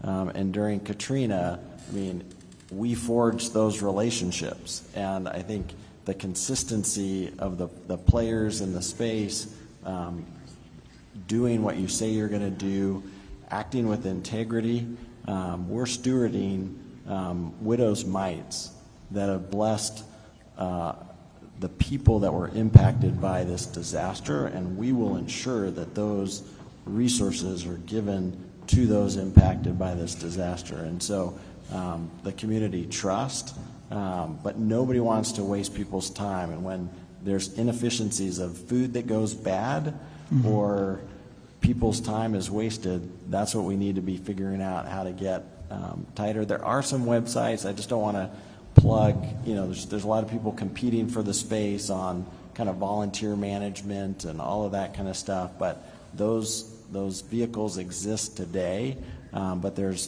politics on which one gets used or not used. But showing up and being a part of a community and the communication, I think, brings some efficiencies, and we saw that in the San Angelo area. Appreciate that, Sarah. At the end, if you wanted to add anything. Yeah, what you said is so true, because one of the main things I think the state dropped the ball on is that there was zero communication, zero coordination. And that may have been happening somewhere else, but it wasn't happening where I was at. But there's no reason that the state can't send somebody in to the landowners in particular areas and communicate with them and say, hey, this is what we want to do. And we're going to search for bodies. Then we're going to get the dogs. Then we're going to do this. Then we're going to do that. And give everybody a structure. Because otherwise, my neighbors are sitting there with bulldozers pushing them up, and we're finding bodies in there. It's not because of them, their fault. It's because they never looked for bodies before, Right. They need some advice, and everybody needs to be on the same page. But yet, nobody with the state ever came through my gate and said a word to me, or FEMA, or whoever. Man, we had to do that all on our own, And it just, we figured out the easiest way to do it. But that's the way it's got to be done. There has to be more communication, and it has to be with everybody along that river. Because if you're trying to reach the same objective, to find those bodies with respect, then it needs to be all done the same way, and no burning, and just everybody needs to be on the same page, and they weren't. That's well said, and I believe that's what we're trying to shoot for, is a more standardized process, like you said, in times where it's not, other than the disaster moment itself. This is the time to try to figure out that structure and try to learn from what we can do a lot better. So that's the goal here, and I appreciate all of your feedback on that. Kelly, I just want to say, we've got 4 kids, our 2 youngest right in that same age group, and that just hits home. Our prayers are with you, all the people impacted. So God bless you guys. Thank you very much. Senator Menendez. Thank you, Mr. Chairman. Eric, no pressure. You've got, 29 counties right now? So in those 29 counties, you're helping distribute food, and I read an article that some food that was perishable that they weren't going to be able to use here, you guys were sort of helping redistribute that. And so my thought was, I don't know if you heard the folks from the Sandy Creek area behind you that they hadn't had anything. I know they're in Travis County. I'm just saying maybe you've got a counterpart you can talk to and see what you can do to help them out. Thank you for what you do. The other thing is that you have a history of using technology to help people get their benefits. You mentioned earlier that SNAP is now allowing people to purchase hot food or food in restaurants, and I want to make sure that that's the case. We should make that the case all the time, because one of the concerns I'd heard is you can go to an H-E-B and buy a raw chicken, but you can't buy a prepared chicken. What the hell kind of sense does that make if your kitchen is broken or gone? And I mean, if you need to eat, you need to eat. Can you let me know what's going on with that so we can maybe address that? Yes, Senator, thank you. Eric Cooper, San Antonio Food Bank and the San Angelo Food Bank. Absolutely, we'll reach out to the Central Texas Food Bank and make sure that they're aware of needs in their area and do what we can to help. But under USDA, the Supplemental Nutrition Assistance Program, SNAP, is only authorized to be used for groceries. And so that's where items that have some food prep behind it are not eligible. But it takes a waiver, a declaration. The governor was able to obtain that to allow families that receive SNAP to use that at restaurants. It's for a limited time. It's during the duration of a disaster. And so, yeah, for those that are on the program in those impacted areas, they are authorized to do that. The SNAP program also has provision for restoration. So for those households that lost power, their food spoiled in their refrigerator, SNAP benefits can replace those food items. Many might now be eligible for SNAP because maybe employment was impacted. So our helpline, the main number, 210-431-8326, or you can go to San Angelo foodbank.org or to safoodbank.org for the San Antonio region. That's this area, Kerrville. And we can help navigate impacted families for services through the Health and Human Services Commission for SNAP and other federal programs, in addition to getting physical food and food boxes, connecting with their local food pantries. And I just can't say enough about here in Kerrville. There's some phenomenal nonprofits that we partner with every day, that our truck delivers to every day, that are seeing that need. And in these areas of floods, oftentimes they're families that are low income. They're prone flooding areas, and they just don't recover when a disaster hits. But they just keep getting pounded and pounded. And so please, just everything you can do to help this community will go a long way. My last point that you can help us out with, because you have such a broad coverage. We've heard earlier that the focus is on Kerrville because it's the focus is everyone knows about the floodings in Kerrville, but Hunt, Ingram, Centerpoint, I mean, it's a region that's impacted, and we need to make sure Sandy Creek, it's a region that's been impacted, that we need to make sure they get the things they need. And so the focus is great that we have one here, but we have to address the whole region. Thank you. Thank you, Mr. Chairman. Senator Betancourt. Thank you, Chairman Perry. For the guys my age, two quick questions. The TVA analogy is a good one. It's a little less, here in this watershed, maybe less macro, maybe more micro, so I'm looking forward to the paper. Is there one key recommendation that you had?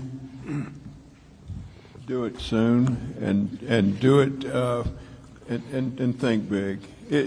These structures need to be quite large to be effective. They need to have a lot of storage area. They're going to cost a lot of money. Yes. Typically, U.S. Army Corps of Engineers is the source for that for not only the funds, but the well, and construction. the key structure on the river is the Canyon Dam right now. Yeah. That prevents flooding downstream. But I appreciate the analogy. Thank And you to very my Apollo manager over here. Yes, sir. Gene Krantz is supposedly has said that failure is not an option. Now, apparently he didn't say it, but the attitude pervaded the Apollo program. And so you've come up with two really good points. But I'm going to ask the tough question. I want to know, as a commissioner, you submitted 2 state of Texas grants in 16 and 17. What were they, and why did the state turn you down? They were for $1 million, okay, based on an engineering study that we performed. And the first one, I believe, was for Tatum, okay, and it was the grant purpose was primarily for flood mitigation, but we went in as a flood warning system, and it was not approved. And the second one, I don't know exactly, I don't remember which one it was, but it was part of the Hurricane Harvey. It was a Harvey? Yeah, the Hurricane Harvey containment. funding that made some grants available. And Right. so we're not successful on both of those. And you don't know the reason why? Or Pardon me? what was Commissioner Roser, what was the stated reason? I don't remember that. GrantWorks was working with us to apply for those grants, and I could provide that to you, but I don't know it right now. I'll find that out. I think Kelly might be old enough to remember Harvey.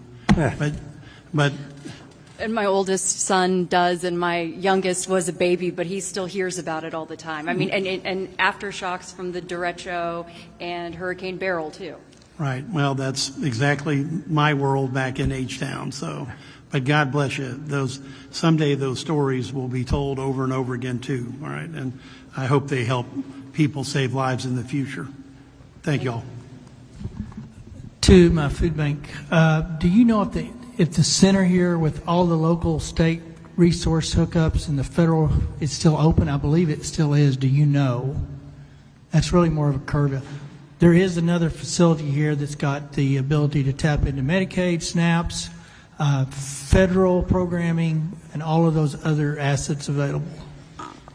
Yes, sir. So we do have staff in the area that are doing that and will continue to be in the area. It's actually a location where we consolidated all of those resources from the state and federal in one room, one building. I believe they're still operational, and I think they pretty much stay until nobody else is coming in. So I should know where that location is, but it's local. It's here somewhere if someone knows. I'm pretty sure it's still open, but it had all of those state resources and federal resources at the time. Something as I need to get my driver's license because it got lost in the flood. I needed to know how to get my passport renewed because it got lost in the flood, and all of those little things like that, birth certificates and stuff. So that was one resource stop shop. I believe it's still available today, but if I'm wrong, I'm wrong. But I think they told me they would be here a while, so that's good. I need to call back, and I apologize, sir, in that I kind of snapped at you there, but you were coming at it. But here's what I'm protecting. My local church out of Lubbock, Texas, gave $50,000 to, I imagine, the foundation or something down here. So the last thing I want to do is have a donor community believe that those monies are not going to be spent well. It's not fair to them, and it's not fair to the people that are going to get that money. So it's just one of those things we've got to protect because we've got good-hearted, kind-hearted people doing the right thing, and there are legitimate places to put that money so that it's not at risk of being scammed, and there's a process to distribute. In my history with disasters, it ends up going to small businesses to make their payrolls and keep their lights on for a while. It goes to individual assistance. I will give you one example. Samaritan's Purse is currently staying in San Angelo till the end of August, and they're rebuilding houses today because San Angelo had it organized where they had mudded out and debris was gone in less than a week.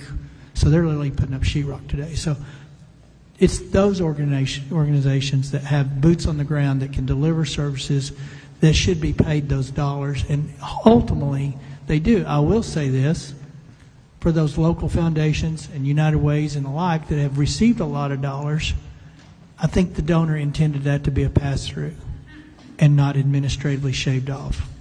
So, to your point, I appreciate where you were coming from. but we don't want to send a message that your money are going to go somewhere other than it was intended to. And that's really where I came from. So I didn't mean to jump, but when you made that blanket statement, it was kind of like everybody that's given $1 is now going to have a heartsick feeling today. No, it's not that, man. I'm just so burned out on these people that have given so much. The first responders, these volunteers, just nothing, you know. I mean, they're out a lot of money, you know. There ought to be some kind of pot or something, you know, that would go to reimburse them, if not make money, you know. I mean, and I'm not sure, I don't disagree with you, and maybe one of these local foundations can come up with an application for reimbursement and proof and stuff. So that's their call, but I think you make a valid point. A lot of people come down here and stay 3 or 4 weeks at, you know, gas, hotels, and oils, but a lot of them are working for these NGOs, the non-governmental authorities, like Texas Baptist Ministries. They pay for those hotels. So there's a lot of good stuff going on out there, but to your point, those guys that just showed up to try to help you, maybe somewhere in this mix of reimbursement process. To Senator Hanosa's project, part of our task was to come up with a volunteer coordinating system so that when we do get people standing in line wanting to help, we're not having them cause more harm. We are vetting them to make sure they don't have a criminal record that could cause harm if they're filtering through stuff. And so we're trying to get it all under one umbrella here and move forward. So, Mr. Chairman, before they go, Representative Verdell had a final comment. Yeah, thank you, Chairman. Just wanted to address this for you, Mike. I had the same concerns you did about the money that's being donated and where it's going, and social media has a lot of those same questions too. And so I've talked to some of the people associated with the foundation and another foundation, and it's my understanding that the volunteer fire departments have received a very generous donation from. So let's take Community Foundation, for example, where a lot of the money is going to. My understanding is that the VFDs, and I don't want to say the number publicly because I don't know if it's supposed to be public, but there's a lot of money that's come into the Community Foundation, and they've given so far a pretty good chunk of that out. And those VFDs came out. They received very good compensation donation. I don't know how to say that exactly, but it is there. And I talked to someone with a different foundation that's helping, and I appreciate you, Senator Perry, Chairman Perry, for mentioning Samaritan's Purse. That was something I had a reference to because some of the foundations are not able to give directly to people, but someone like Samaritan's Purse, which actually, Barbara, you mentioned to me before, I think, on Samaritan's Purse, they're able to help directly on the ground. So you may see some of the money not going directly to people from that foundation, but you'll see them going to another C3 nonprofit that can then get money to those people to help them. And so that's I'm with you. We want to make sure that there is ultimate accountability for what happens to those dollars. And the good news is those C3s are required to report publicly. And then just one more back to you. You know, I'm a blue-collar guy. I'm a diesel mechanic and a truck driver that moonlights as a politician. And when it comes to wanting to get things done, I don't want to wait around for government to get things done, just like you. And I understand your frustration there, where we just want to get out and get stuff done. And so I'm with you. I just want you to know that. And I want you to know that as far as I'm aware, the money that's been brought in has not been deviated to the wrong places at the moment. And we'll sure, as time goes by, if that has happened, we will figure that out. So there will be an accountability at the end of all this, you know. I mean, but there's a lot of so the C3s are required to publicly report a lot of their stuff. So I think there will be accountability if there is misuse of it. So yes, sir. I believe you. Yes, sir. I appreciate it. Does anybody else got a question? I've got one comment.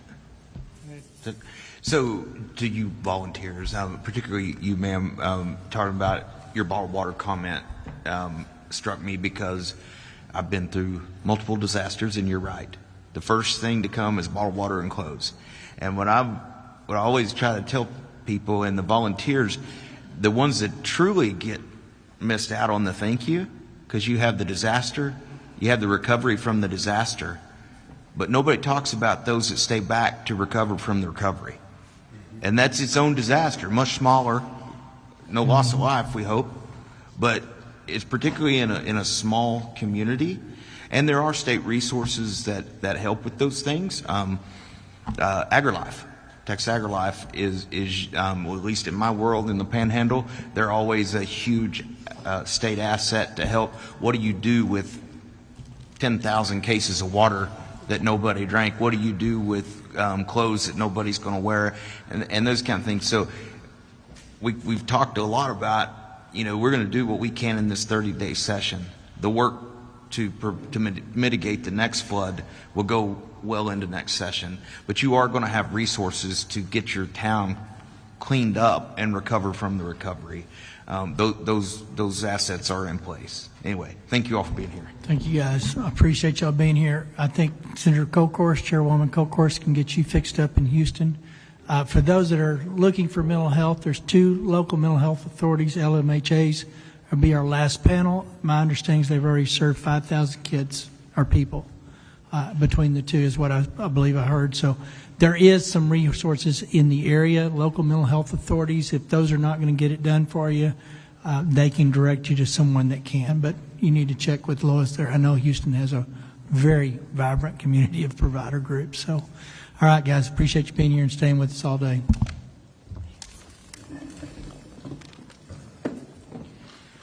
All right, I'm going to go to the third panel. Judge Andrew Brown of Travis County, Judge Stephen Snell of Williamson County, Chief Valerie Frustro of City of San Antonio, Brian Wilson of Burnett County.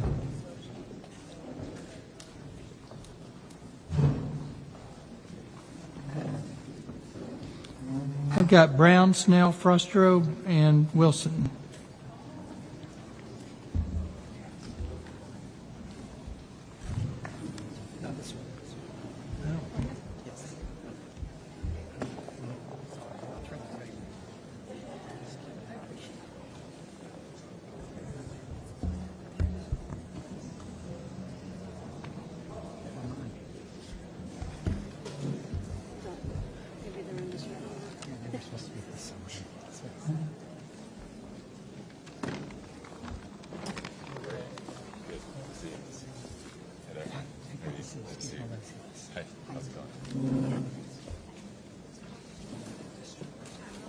Yes.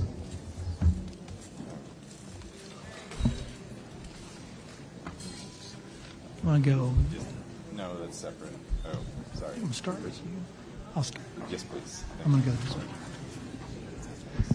So let's go ahead and start from my left. We'll pick you up and go this route. State your name, your position, your title, and tell us what you need us to hear. All right, thank you, joint chairs. My name is Steve Snell. I am the county judge of Williamson County. Just got the job on April 21st, so exactly 2 months and 2 weeks. We experienced the storm and the flood. I got a call from my sheriff that Kerr County had called and requested swift water rescue on the 4th. So he was letting me know we're sending 4 deputies to the swift water rescue in Kerrville to assist with Camp Mystic and the others, and that we would be sending more teams in the morning. While the world watched with great sadness as the campsites and others along the Guadalupe experienced the flooding, the rain continued in Williamson County. It had rained all day, so the ground was soaked, but the heavy rain started around 11:30, especially west of Liberty Hill, with rainfall totals as high as 21 inches, unconfirmed in a small concentrated area over that short period of time. I think the official rainfall total was 14.7 inches. About 2 in the morning, we experienced multiple lightning. Again, heavy rain, so I was glued to my phone. When I'd just taken over as judge, we'd had some thunderstorms, and it had caused over 10 houses to catch on fire from the lightning. So I was just glued to my phone because the lightning was on top of us. The rain was coming down hard. 911 calls started coming in around 2:30 in Williamson County. That's right about the same time that we got our first flood warning expectation from the NWS. One of those 911 callers was a lady named Sherry Richardson. Sherry Richardson lived in a house right next door to Hope House on the same property. I don't know if those of y'all in Central Texas have ever heard of Hope House, but it is a residential home for special need children with profound disabilities. And her home was a little bit lower and closer to the river than Hope House. But her main concern is she called to tell about her house because she was trapped in her house. The water had come quick off a tributary, a dry creek, trapped her in her home. But all she was worried about is getting those children out of Hope House. A few minutes later, the house was swept away by the flood waters, and she perished in the flood, but not before we were able to mobilize. Teams organized quickly. Camp Mabry sent a Black Hawk helicopter with the Texas Military Department, Division of the State Guard headed towards Liberty Hill, and we were able to evacuate and rescue all 13 children that were residents and 3 nighttime workers from the home, thanks to the pleading of, and the 911 call of Sherry Richardson. At that point, we mobilized pretty quickly because on the western side of our county, there are many low water crossings. So we not only had our sheriff and EMS, but we had road and bridge out, putting out barricades, blocking off where we know the low water crossings are. Simultaneously, we had the sheriff's office, and we had EMS, and we even had help from the Georgetown City Police going to the east side where we have known low water areas. So we have 2 RV parks that are always underwater every time it floods a little bit. We were actually able to go door to door and get everybody out, and a few RVs out in time before the floodwaters got too high. Those are just a few examples of the heroism that took place in the hours of that storm, the night and into the next day. Many lives were saved in Williamson County by the quick and decisive actions of the Williamson County Emergency Services Team, county fire departments, and city police. Unfortunately, Sherry would not be the only life lost in Williamson County, as we lost 2 more lives due to low water crossings and being swept away by the river. Overall, in Williamson County, EMS teams ran several rescue missions, saving 26 lives from the floodwaters, and ultimately recovered the 3 missing people deceased and were able to return them to their families. The quick and decisive actions in Williamson County saved many lives. In addition to emergency services, Williamson County also had Road and Bridge Department out in force, identifying and closing low water crossings and repairing damage. At one point, we had 29 roads that were closed due to washout and 1 major bridge. And we were able to work for 3 straight days and get all of our roads open, but 5 within 2 days. And now we are down to just 1 road or 1 bridge that is still out. We feel this is all due to the training, expertise, and quick decision making to keep our citizens safe. Public safety and protection of life and property are core values that drive the Wilco EMS teams. My biggest takeaway as judge from the events of that week are the way the team acted quickly and decisively and came together. During the recovery operation, we were assisted by every fire department and EMS team in the county, and then from 7 divisions around the state, including as far away as Brownsville, Farr County, Bryan, Waco, and then we had 1 canine team actually from Mexico come to help. Like many places in Kerr County is no exception, volunteers descended into the community to help clean up, provide donations poured in by the truckload. There was 1 gentleman testifying earlier from the Cajun Navy. The Cajun Navy sent an 18-wheeler to Liberty Hill as well, and we had 50 people there within 20 minutes to help unload that truck. Community came together in amazing ways. As you've heard already today, several churches and ISDs teamed up to get the process started, to help people get their lives back together and to sort the many donations and sort out all the volunteers that we had. I think on any given day we had up to 1,000 volunteers in Liberty Hill and Georgetown helping. One of the challenges, and you've heard this today also, the generosity sometimes creates challenges.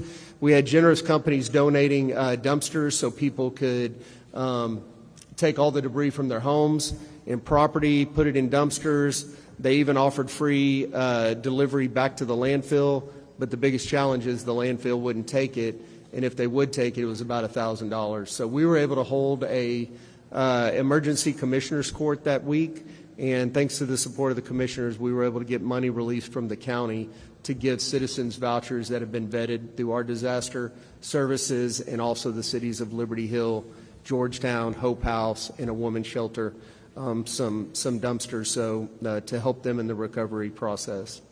Wilco Communications team was excellent as well. We continually communicated with our citizens on the many things, the many services we had, especially as we set up the MARC and the Disaster Recovery Center.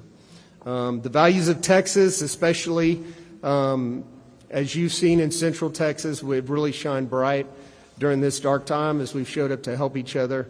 And many, many businesses have stepped up to help, of course, HEB being a great one as well. I feel Williamson County was very fortunate. Although we had severe flooding, we do not have the same challenges that Kerr County had with the amount of vacationers on our river. Our geography really doesn't allow for that.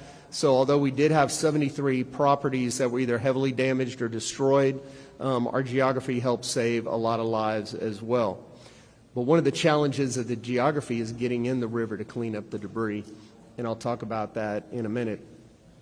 I want to thank the many first responders, volunteers, and those who donated. One thing I want to say about the first responders, and I know I saw that when I came to Kerr County, you always worry that as they're responding to the disaster, that we're very fortunate that all of our first responders return to base each night. So want to thank my elected officials. They were very active, Colonel Wilson and Senator Schwartner, very active. I know Senator Flores as well. Haven't gotten to know you that well yet, but very active, very hands-on, wanted to know how you could help, so I appreciate that. And thank the governor for getting us, doing what he could to get us the federal declaration. Also want to thank NIMKID and Blair Walsh. Once life slowed down a little bit in Williamson County, Representative Wilson and I were able to come here to this site and get some hands-on training. I believe we spent 4 to 5 hours here seeing how a mass casualty event works. In the event we would never need it. Hopefully we never will, but if it does happen, Williamson County is much more prepared, and I am well prepared. So then again, we're all connected. We all come out to help each other. So just grateful for all the help that Williamson County has gotten, and the fact that we had 2 TDEM employees set up with us at the county from the get-go was very, very helpful to us as well. One of the things you asked us to do is talk about areas to help. Obviously, for the San Gabriel River, we need help from the state in cleaning up that river. I think our emergency total for the county is $25 million, but we really don't have the resources to clean up that river, so we would like some resources from the state. One thing that I think is important, Williamson County is about 700,000 people, and we have a lot of resources to do a lot of great things. We have an incredible team with a lot of experience and expertise. We also have some cities in Georgetown, Round Rock, that have the resources to handle emergencies as well. But half the county is still rural, and we still have small towns, and they have the same challenges that Kerrville and some of the areas around here have. So they don't have the resources. So looking at that, a way to pool resources, a way to help the rural areas, not only of our county, but all of Texas, no matter what the emergency is, I think could help us all. Judge, you need to kind of wrap it up. I will. I'll wrap it up right now. Thank you very much. Yeah. The other thing I've heard is on sirens and alert systems. So in Central Texas and Williamson County, we have several sirens, Georgetown and Gerald in particular, for tornadoes. And they're designed for people who are outside, not necessarily inside. And when that alarm sounds, people are trained to go inside and seek shelter. A flood of this magnitude or a flash flood would garner a different response. So talking to the mayors in Williamson County, some new technology that would incorporate either different types of sirens or maybe a voice command along with the siren that lets people know what to do. Like it's a flood, seek higher ground.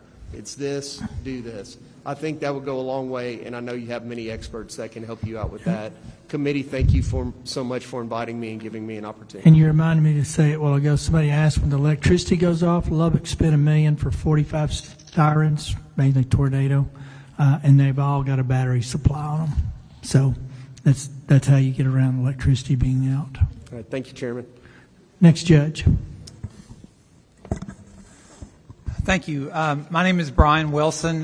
Greetings, Chairman Perry and Chairman King. I really appreciate the opportunity to be here, senators and representatives. I am the Burnett County judge. I was appointed in March, just a few weeks before Judge Snell. So today, I apologize. I got called kind of late last night, so I didn't have all the preparation time until 11:30 last night at the courthouse. But I'll do the best I can and leave room for you to ask me questions. For us, the story began on July 4th when we heard about Kerr County, and my wife and I were praying and just heartbroken over what was going on, and it was just so devastating. And we went to bed that night. It had been a little bit of rain. We've been in about 4 years of drought over there in Burnett County, and remember waking up about 3:30 to some just amazing downpour and lightning. And my wife asked me, "Oh, you think the cows are going to be okay?" And I said, "Yeah, most of them are up on the hill, so don't worry about it." So we only had 2 heifers down at the house where there's a chance of flooding.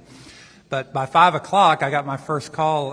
The emergency management coordinator said that it was really starting to cause problems, and that we were getting dispatch calls, and I should start to head in. And of course, I'm trapped between the 2 forks of the San Gabriel, the North Fork and the Russell Fork, which is just a couple hundred yards from my house. And sure enough, at first break of day, the water was already up to my driveway, which is more than 150 yards away from. So there was no way I was going anywhere for a few hours. So I stayed in contact with the Emergency Operations Center, and then got into town about 10 o'clock and went straight to the courthouse and did my disaster declaration. At 5:30, our fire chief, responding to one of the calls, was lost, Chief Michael Phillips at the Marble Falls VFD, Volunteer Fire Department. And he was swept away, and by then we were missing about 12 people. In the next few hours, our sheriff deputies, dozens of firefighters, every ESD and volunteer fire department activated. Because of the nature of the flood, hit in the north part of the county on the Gabriel rivers, but then it also hit on the eastern side of the county. So basically the part in 2018 that was flooded along the river, along the Colorado River, was pretty much untouched. There was a little bit of, one guy said his boat got ruined crushed in his dock or whatever, but other than that, I heard no stories, anything. And same with the south side in Precinct 4. So it was kind of like a half moon shape across the county. So some of it was river flooding, some of it was flash flooding. Anyway, but we had 63 rescues over the next several hours. They saved people from trees, from holes that were cut in the rooftops over in the north side of the county on the San Gabriel, and from floating houses there in town. Even in the city of Burnett received quite a bit of damage. It was truly amazing to witness the community so committed. Volunteers saved each other as well as the fire departments. We did have some on the resources in Granite Shoals and places along the lake deployed swiftwater rescue boats and things like that. So initially, Burnett County had about a dozen missing people, and over the next 2 days, local firefighters, sheriff deputies, police, and along with DPS, Parks and Wildlife, and the Texas Military Department recovered bodies of lost victims. The special districts sent out special units. The LCRA, Lower Colorado River Authority, sent out their police force to help us, as well as Texas Task Force 1 and Texas Task Force 2. We had a few volunteers that showed up along some of the creeks to help after the water subsided a little bit. The sheriff investigators began seeking more information about how the names were added. So we had so many missing people. They really worked. Calvin Boyd and his investigators really started looking for these people and how did their name get on our list originally. And by after a couple days, within 2 days, we had cleared. We had five deceased persons and then one our missing fire chief. Our local disaster recovery system was called the Ark of the Highland Lakes, and it was a bunch of churches and individuals that was created right after the 2018 flood. And so they provided over the next couple of days, 18,000 meals along with food and temporary shelter. Anybody that didn't have a place to stay, we got them a place to stay. If they had pets, we got them. We even took along their children. But they provided diapers, dry goods, gift cards, anything people needed. We had a policy in Burnett County, people first. We don't care so much about the rules. Take care of the people. That's the number one thing that we do in Burnett County. And so over the next, we opened over 527 people came to our multi-agency resource center. We had 433 cases that have been opened by the ARC for long-term recovery and assistance, which would include cash and housing and whatever people need. Our community from others around the state, including legislators, stood up and helped. We had a bunch of legislators and their aides come and muck out our houses, and we appreciate that. They worked alongside my grandkids. Burnett County, like I said, we opened the multi-agency center, then the recovery center, and then we opened the disaster recovery center with FEMA. There was HEB, Red Cross, Bluebonnet Trails, Community Service, Rio Grande Legal Aid, and Central Texas Groundwater District. A lot of people didn't know if you got a flood that your well might be poisoned with bacteria. So we got the word out. I got on the radio numerous times to tell people. My neighbor from Houston actually heard me on the radio talking about how to save his well or test his well and then get it shocked. So we did everything we could to get out the word on social media, and then also managing the message. We were talking about websites earlier. It's really important that people manage, what resources are for your county. But still, even people called from Lampasas, they called from San Saba. We sent resources. Our Ark of Highland Lakes even sent resources and muck out teams outside the area to help. So finally, in talking about doing a good job, as I stood out on the parking lot in the sheriff's office that day, I realized the legislature had done a really good job, because I was looking at all those resources.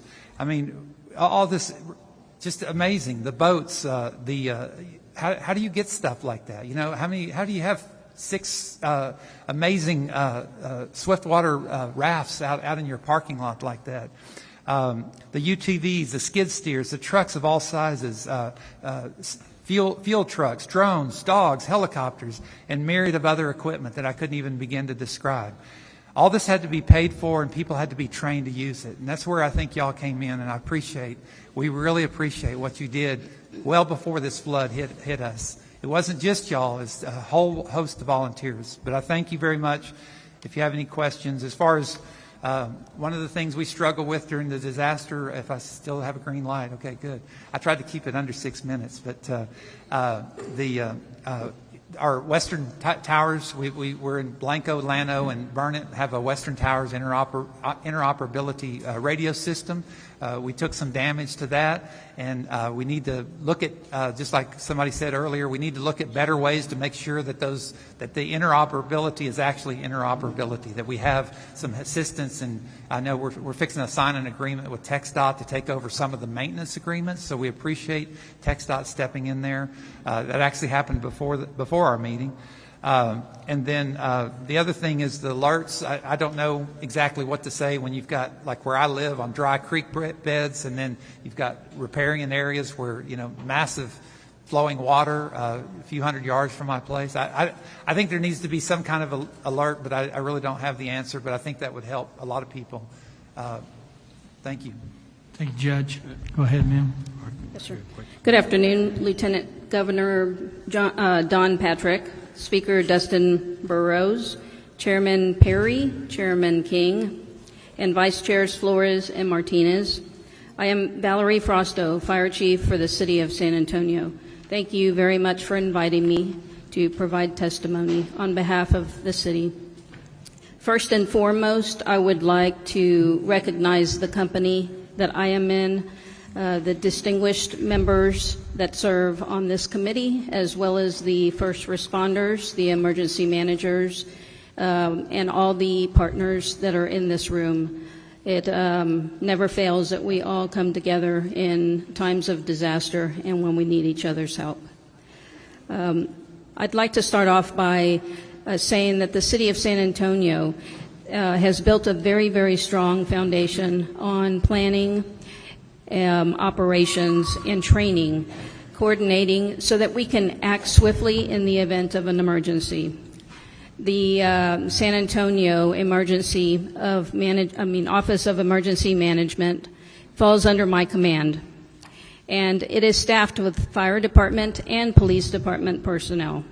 Its mission is to coordinate and manage all aspects of an incident, including preparedness, response, recovery, and mitigation.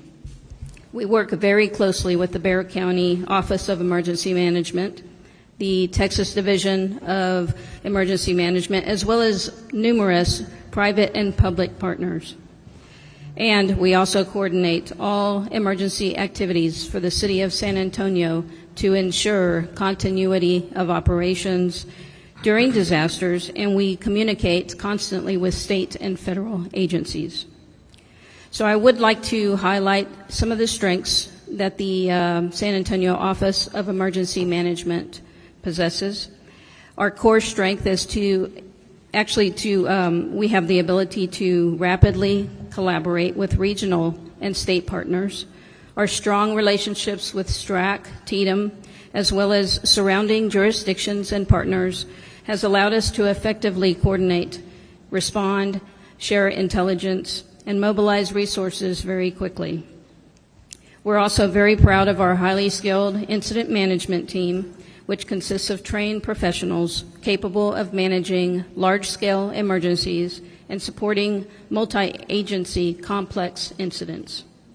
Our incident management team is a regional asset that adds tremendous value to disaster preparedness and response efforts across San Antonio and South Texas. And when we are called to help, we respond. As far as specific actions taken by the flash floods in the summer of 2025, the tragedy in Kerrville occurred less than a month after the flooding in San Antonio. During the 4th of July flood incident, San Antonio Fire Department answered the call to support our neighbors in time of need. We dispatched boat rescue teams, the AMBUS, medical strike teams, as well as IMT and support staff to include chaplains and peer support. At the request of TDM, we had boat teams staged in the area on July 2nd by midday. And since that time, we have worked tirelessly alongside our partners, other agencies, to assist with rescue and recovery operations under extremely challenging and hazardous conditions. And today, we still remain engaged. I want to highlight a close call that we had when it actually brought to light the dangers that we face. In the early morning hours of July 4th, the San Antonio Fire Department, 2 boat teams were traveling down the road, responding to calls for to help with recovery or to help with rescue. And they came upon some high water. Has been mentioned multiple times today, they could not escape. They got trapped. They couldn't turn either direction because both roadways were flooded, and they resorted to cutting fences and scrambling, trying to essentially run away from the water. So they ended up having to board their boats that were on their trailers in order to save themselves. And they were very, very fortunate, but it was a very, very close call that we could have been one of the fatalities very easily. Since then, the equipment has been recovered, but both vehicles sustained heavy damage and both need to be replaced, as well as 2 trailers. Equipment can always be replaced, but people cannot. This incident is a powerful reminder of just how unpredictable and dangerous these conditions are, even for the most experienced teams. And I consider the San Antonio Fire Department boat teams and technical rescue team the most trained in the state, without a doubt. When I responded to Kerrville to offer support, I witnessed the aftermath, and it was truly heartbreaking. I saw the look on everybody's face. I saw the first responders struggling. They were very much overwhelmed, and it just puts into perspective that we need to do everything that we can to avoid being put in that position.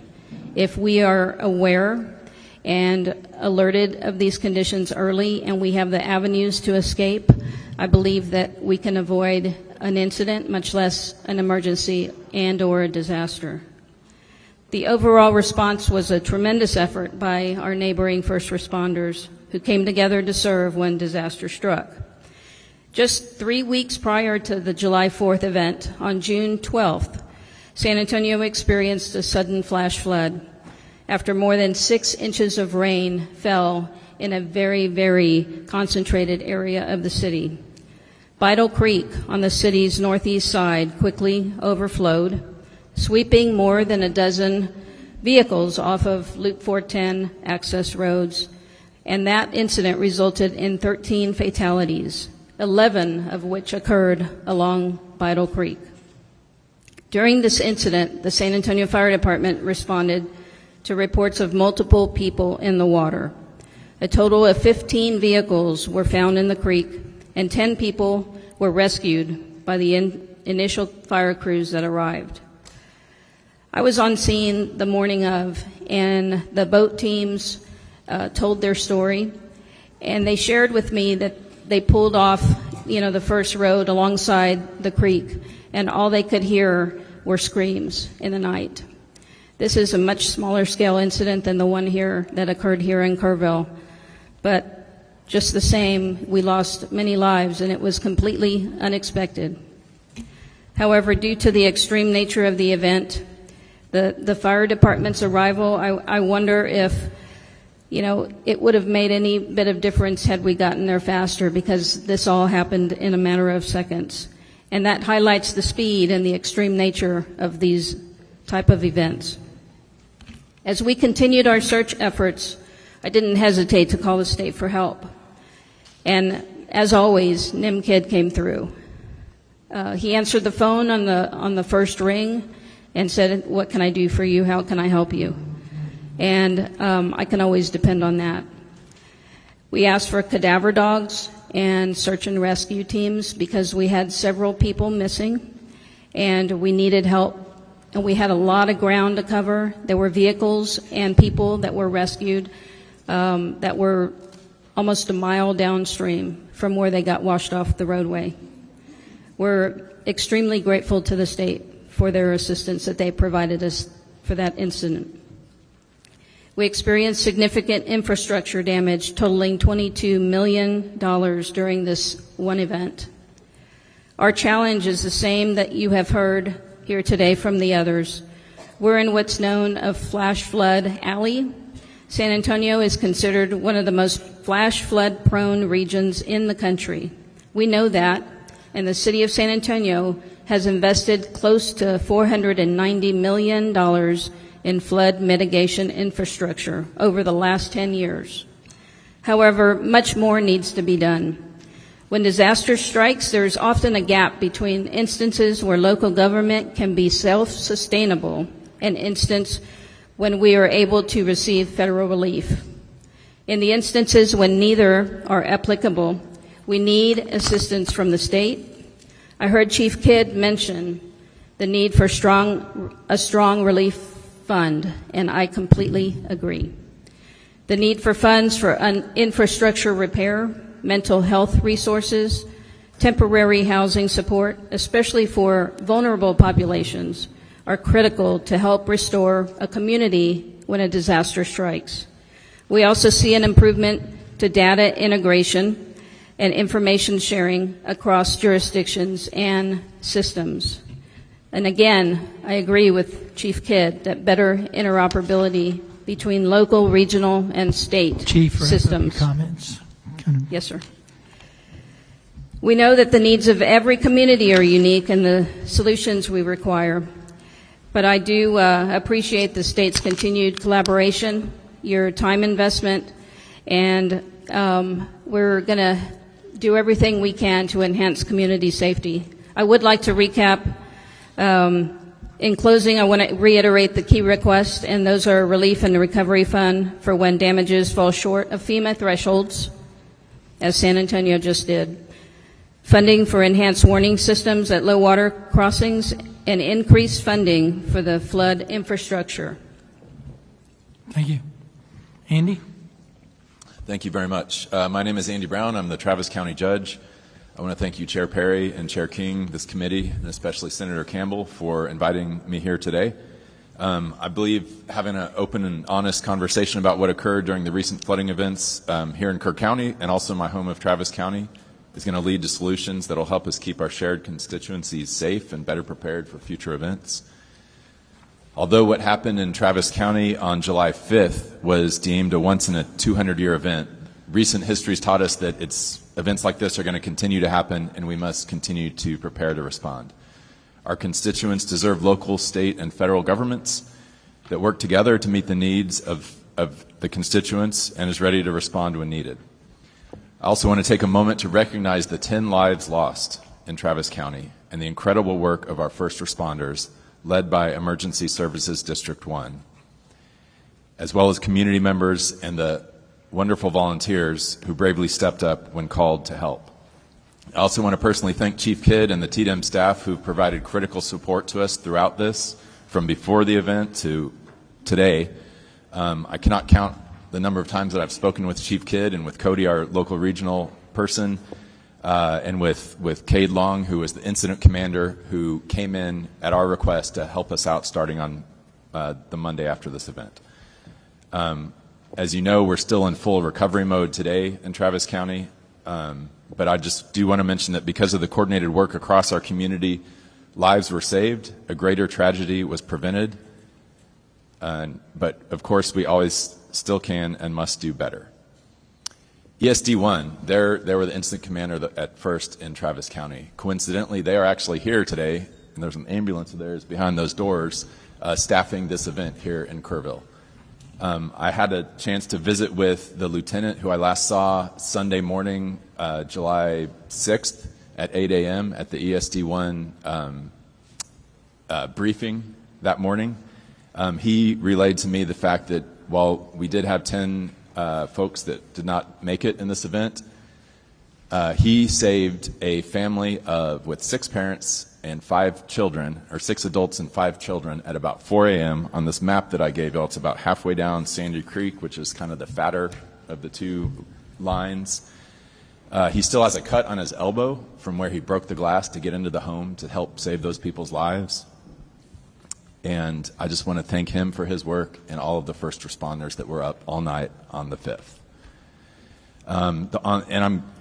Senator, at your request, I'm going to kind of go through the timeline. If that gets too cumbersome, happy to jump forward, but I wanted to give you all a little base of the timeline. So over the early morning hours of July 5th, the Sandy and Cow Creek areas in the northwestern part of Travis County, that's represented by this map that I handed out to y'all. It's 176 square miles that are in ESD-1. That area sustained fatal flooding that resulted in the loss of 10 lives.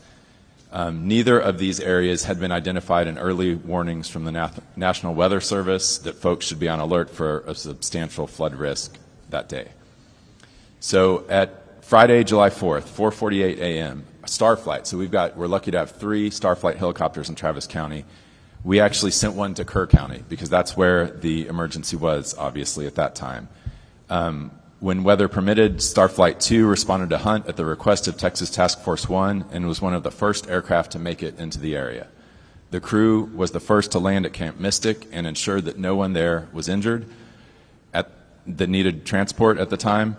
They provided information to the Coast Guard and Texas Military Department Blackhawks that were tasked with evacuating campers. They performed hoist rescues of 2 adults needing medical attention from the River Inn, where the water rushed through the first floor and the inn was now isolated because of high water. These 2 hoists were out of 5 total completed during the day 1 of that response. So they evacuated 3 injured victims to a hospital in Kerrville, 6 victims to the casualty collection point, and then responded to numerous reports of potential victims. It stayed overnight in Gillespie County. eventually returning here to Travis County. At 11:53 on Friday, Starflight, our EOC staff, and I checked in about activities in Kerrville. We looked at forecasts for Travis County. Nothing seemed significant for the Sandy Creek area. On 4:13 p.m. on Friday, no issues for the county, no flooding expected. Light rain this evening and overnight was the forecast. 9:34 p.m. on Friday, the Starflight flight aircraft and crew returned to Austin from Hunt, and we had an extra aircraft on hand at the Blanco base overnight just in case. 9:43 p.m. TDEM reached out to me personally and asked if we had any needs relating to the water in the Colorado around Marble Falls. There were chances of opening some floodgates.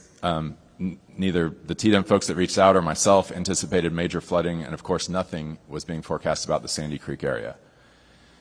At 10:43 p.m., this was kind of the first time we started getting some sign of things happening. Travis County Office of Emergency Management Duty Officer Blake Clamfer began tracking severe flood weather to the west, but anticipated still no impacts to Travis County. At that time, we expected no impact here outside of some much-needed rainfall. 10:52 p.m., the National Weather Service issues a flash flood warning, kind of the second level of warnings that y'all have heard about today, for areas south of Big Sandy Creek, neighborhoods of Pecan Hollow, south of Pecan Hollow, south of Windy Valley, south of the places that you're hearing about today. The polygon drawn for the 10:52 p.m. warning that the IPOS system sent out was focused south and west of these neighborhoods, primarily around Lake Travis, indicating the initial underestimation of the event's scope. The National Weather Service warning was effective until 1:15 a.m. 11:55 p.m., our Office of Emergency Management Duty Officer Blake contacted a sheriff's deputy to check on reports of flash flooding or high water in the area of Big Sandy and Cow Creek. The sheriff's deputy advises that no 911 calls had come in about flooding, but we asked him to go check Cow Creek anyhow at FM 1431. 12:08 a.m., the deputy finds water over the roadway and a car washed off the road. Reports this to the EOC.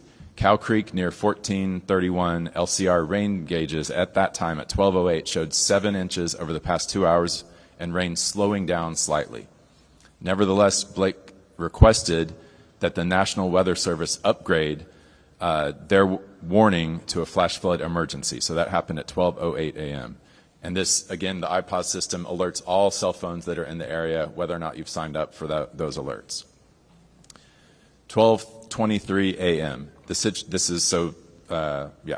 situation escalates rapidly as the first water rescue call is received by 911, with Emergency Services District, ESD1, who's here today, dispatched to the 24408 block of FM 1431 Road. This marks the beginning of a series of emergency calls. 12:36 a.m., Emergency Management Coordinator is notified by the Duty Officer Blake of flash flooding in northwest Travis County. The Sheriff's Department reports a car washed off the road, possibly near Cow Creek. Turned out to be a family of 6 that was rescued. 12:41 a.m. Northwest National Weather Service escalates to a flash flood emergency at our request. That alert goes out. It says it's effective till 5 a.m. This alert's polygon does include Big Sandy, Windy Valley, Juniper Trail neighborhoods, the areas that we're talking about here today. 1:03 a.m. they issue the National Weather Service issues a second flash flood warning effective till 3 a.m. Notably, it ticked back to a warning. I'm not sure why that happened, but that's what went out. Covered the Big Sandy, Windy Valley, Juniper Trail areas. 1:07 a.m. we had a sheriff's deputy that was washed off the road. So he on his the camera that you can see as he was driving, he was coming down Nameless Road. You can see the double yellow lines as he's approaching what is a low water area. It's not even a crossing over a creek. It's a low water area at that time. He was going 25 miles an hour. Then you see the water over. He was fine. He got out just fine, but his car was destroyed and washed away. We lost a second vehicle as well a little bit later. 1 a.m., Big Sandy Creek rose from 6 feet at 1 a.m. to 21 feet by 4 a.m. 1:30 a.m. Our ESD liaison, so we have a person who is hired by all the emergency services districts in Travis County. We've got several of them. That's the fire and emergency service outside of the city limits of Austin. they've hired someone named Gus, who is their liaison to the EOC. So he started at 1:30 a.m. In addition to the computer-aided dispatch that was calling and dispatching ESDs and Austin Fire from across the county out to Sandy Creek, he picked up the phone and started calling to make sure that all the chiefs were aware of what was going on and get them to send their folks out there. By 3:30 a.m., all ESD chiefs were aware and had been sending assets. The command post was in Lago Vista at ESD 1 at an administration building next to their ISD. That was the first incident command post that we had. And that remained the incident command post until TDM, at my request, took over. I'll get to that in a minute, but we requested their help on Monday, and they took over. 1:58 a.m. to 6:50 a.m., we had 36 water rescue calls to 911 dispatch, with ESD responding to addresses across Nameless Road, Cottonwood Drive, Long Hollow Loop, Windy Valley Road, Yopon Trail, Big Sandy Drive, Sandy Meadow Circle, and other locations in the impacted area. The rapid succession of calls underscores the severity of the flooding, with homes and roads being inundated. 2 a.m., Starflight efforts. Starflight aircraft attempted to respond to the initial request for help along the Big Sandy Creek and Nameless Road starting at 2 a.m. Despite multiple efforts, the crew was unable to get to that area due to the lack of visibility and the torrential rain. So our 3 Starflight helicopters, which are some of the best in the world, were unable to fly in that torrential rain that night. They hopscotched around a little bit, but they could not get there.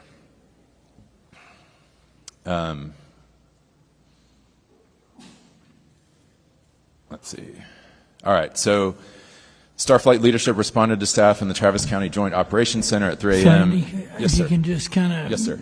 I know we got Okay. about minute increments and they're important. So effectively, you were in control of it till Monday morning when Yes, sir. TDM took over. You contacted TDM. Yes, sir. Prior to that, you had sheriffs dispatched. You had helicopters trying to get in.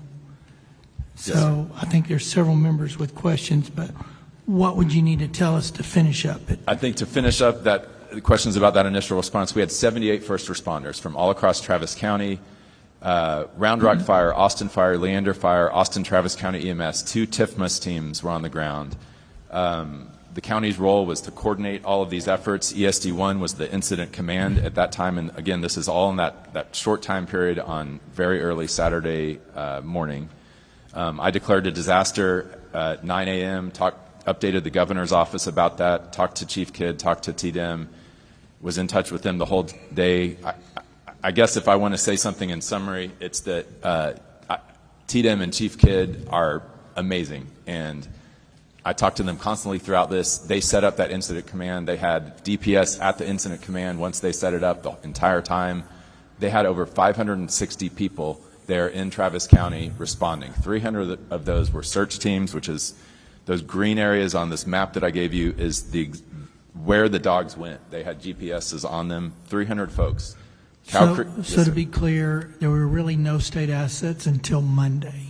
That is not, no, sir. We got our first state assets Saturday afternoon. TDM sent 2 teams. One was from Llano to help search along the creek. Okay. And we were told earlier they were cadaver dogs from New York, not Texas, which they were also involved in Kerr. I have a hunch cadaver dogs are really rare commodities. And so I don't know if we had access to cadaver dogs to go around, so I don't know what that is. I know I've got several members. I don't know who they want to talk to. I just got 3 members to go to. Do you have any? Okay. All right. Senator Campbell. Thank you, Mr. Chairman.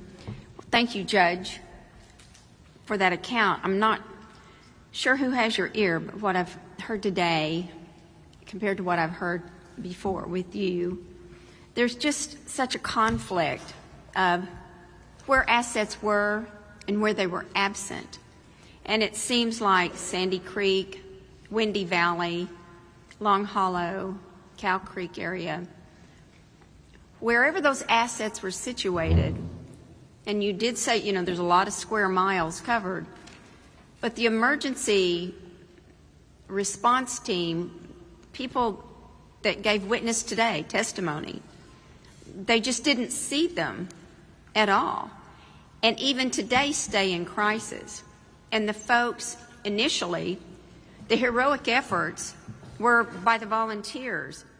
I mean, we have Auburn, Gallagher, and Melanie Strong, who brings in her own backhoe or some large piece of equipment, Yeah.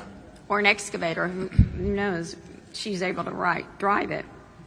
And then Ashley Willis, and then Timothy Mabry, who's from Canyon Lake, comes in to organize things. So the volunteers that actually, except for Mabry, live in the area. Well, and Melanie, I'm not sure how she was reined in, but she knew the people in the area, and so she was helped. But that's who was on the ground. They just didn't find other resources. And you talked how we had all these, and I can't tell. I mean, there's no words to explain just how excellent TDM is, our DPS, Texas Parks and Wildlife. There's just no words to say how excellent they demonstrate. But calling them, and you first asked them to come in, when did you say? 5:30 in the morning? Or when did you say you asked TDM to step in? On Monday. Monday. They helped us before that, but to become the incident command structure. So Cade Long, who has worked in Asheville in their recovery, he works for TDM full-time. I asked Chief Kidd to send someone to run the incident command, and he came, and yes, that was on Monday. But then the flood was really on the 5th, the morning of the 5th. It was. So that was Saturday morning. Why do you think it was so long between the time the flood happened on the 5th and reaching out to TDM, asking them to put boots on the ground, which they did, but on the 7th? Yeah, fair question. So I'm in touch with TDM the entire time. So we asked them to send the teams that we needed to help us search on Saturday. They sent those right away. Those teams had to leave to come back here to Kerr County Saturday night into Sunday. So on Sunday, it was our group that was doing the search. So I met at 8 a.m. on Sunday morning. I was out there at the Round Mountain Baptist Church. That's where we set up the initial command. I had the pleasure of meeting Aubrey, who came and testified here today. She was there with me. We both saw over 50 firefighters in the parking lot that morning at their briefing together. Okay. There was, no question that we had every resource possible there from Travis County, from TDM on those first 2 days. Those were the days where they were doing search and rescue. Okay. They had these things that looked like radar guns that looked for heat that they were going up. I think what we need to do is, I've talked with them to get specific information from them and dates, and sit down with you and have you go out there and see what's going on, because they're still in crisis.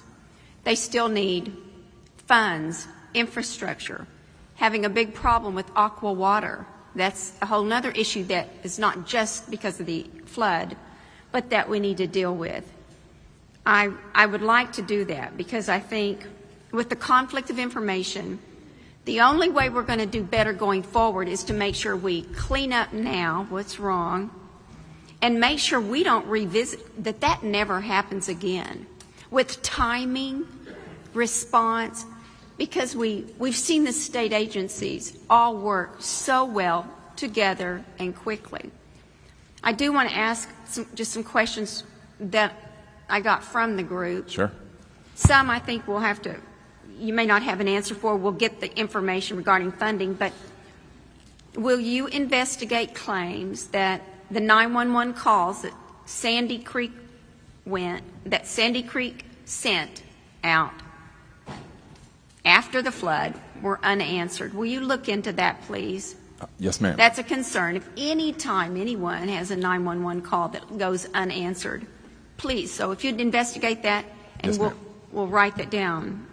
And did you notice that, or did you receive notice that troopers, and we can write it down for you too, but you can make those notes. I appreciate that. Did you receive notice that troopers from other regions were available? And if so, why didn't we access those troopers? I can answer that one right now. We Go had ahead, a please. DPS trooper, a lieutenant in the headquarters the entire time. Oh, just at the headquarters. At the incident command headquarters And- with Cade Long the entire and- time. He was aware of everything that we were doing. Okay, and again, the incident command headquarters was stationed It hopped around at first. It was at the ESD1 at first, and then it went to the church, the Round Mountain Baptist Church, and then it got a more permanent location thanks to Leander ISD at Heisel Middle School. Yes, ma'am. Okay. The next three are related to funding that will, and they're just questions I can't answer, but my office will get with you. Will flood relief funds require all the listed documents? Because just as Chairman Perry was saying, documents are lost, passports, driver's license. How do you even prove up that you have an electric bill when you can't find anything? And thankfully, we have DPS out there this week printing new driver's licenses for people if they need them. We had on Sunday. And where is that? Where are they going? Where do people go to get that? To the Round Mountain Baptist Church, the pod, the sort of resources of. We have showers. Are they going to be there? That's the place you've got Yes. the laundromat, showers. Is that right? Yes, laundromat, laundry, showers, cooling tent, resources. HEB has been amazing throughout this. And that's on somebody paved a parking lot to put these on? Yes. Yep, okay. I believe it was Pflugerville Road and Bridge that came and paved that parking lot. Okay. Early on. And will assistance amounts be based on losses or incomes, and how do they prove that last tax? So we, along with, it was this judge's idea from Williamson County, but the Central Texas Community Foundation, they set up a fund with them. We followed suit and did the same thing. All of the money that we raise, I think that they raise, is going to go, it will go directly to residents only. And none of it is coming to us. So how do they, how do they access that, or what is either a site? Where do they go to look into receiving funding? That it does go pass Yes, ma'am. through and not taken up as administrative fees by other organizations. Where do they go? So we're still in the fundraising part. So if anyone's listening today and wants to donate to Travis or Williamson County, it's the Central Texas Community Foundation. But they are administering it. They have experience doing this. Any money they give out is considered disaster relief, so it's not taxable. And where can they find the site, either the physical location or the email? Where do they find where they either need to show up or where they need to email? So where can they get that info? So right now, if they need resources, FEMA and Travis County Health and Human Services is set up at the Round Mountain Baptist Church. That is the epicenter of all assistance. We will have the same, once these funds become available, once an application process is developed by the Community Foundation, they will be at that same place. When it's developed. So the application, it's not developed yet? I think they probably have it already. We just haven't said go because, frankly, we're still trying to raise money into it. Still trying to raise money, but they're needing funds now. So if we can get that Yes, ma'am. going, we'll get that going. I think we have about 300,000 is my understanding. We're trying to get to 2 million. A lot that can, they need that. There are multiple dams, homemade, I didn't know this, homemade dams, because the area is fed by springs. So homemade dams, which are not earthen dams, they're not cement structures produced from the Corps of Engineers, they broke. And Yes. that added to the flooding. I don't know, what are the ordinances, or what does the county say regarding homemade dams? And are we going to prohibit that? So we put a stop work order on the dam you're referring to. It was sort of a two-part dam. There was a lower part, an upper part. The lower part was destroyed at some point in the flooding. My understanding is they were rebuilding it. We put a stop work order on that. So that's on personal property, Yes, private ma'am. property. Yes, But it still affects people downhill. it could. 4 of them, just how many? But the point is, Travis County's going to look into every one of those homemade dams to stop, because they can't just. Yes, ma'am. And I'm in touch with Melanie on this. We texted earlier today Melanie. about that. So, yes, Okay, yes. that Yeah. Melanie. Okay. And trying to have a better flood detection system. I think we've heard that out of that's a main theme going on through. Yes, ma'am. So I'd like us to meet and go over, compare the timelines, see what resources we can get to them now. They are still in crisis. Yes, ma'am. And there's still not enough communication. So if we can do that, it's a lot to unpack here, but thank you very much. Could I give you one anecdote about that dam? Yes. Is that all right, Mr. No, Chair? it's fine. Okay. So this is, I think, a a bright spot in disaster recovery and TDEM. So on Monday at about, 1 or 2 o'clock, we got word from a TCEQ engineer that the dam you're referring to, the upper one that had not burst during the flood, might burst. And it was upriver from about 380 people in the part of Sandy Creek that were trapped by that bridge going out that I'm sure you've heard about. So I talked to the sheriff immediately. We were about to start evacuating those 385 people. I called Cade, who's my contact at TDEM. I said, can you talk in 5 minutes? And he said, yes. And so he patched us through to the State Operations Center, headquarters. We got our county engineer, we had the sheriff, me, and we told them what was happening.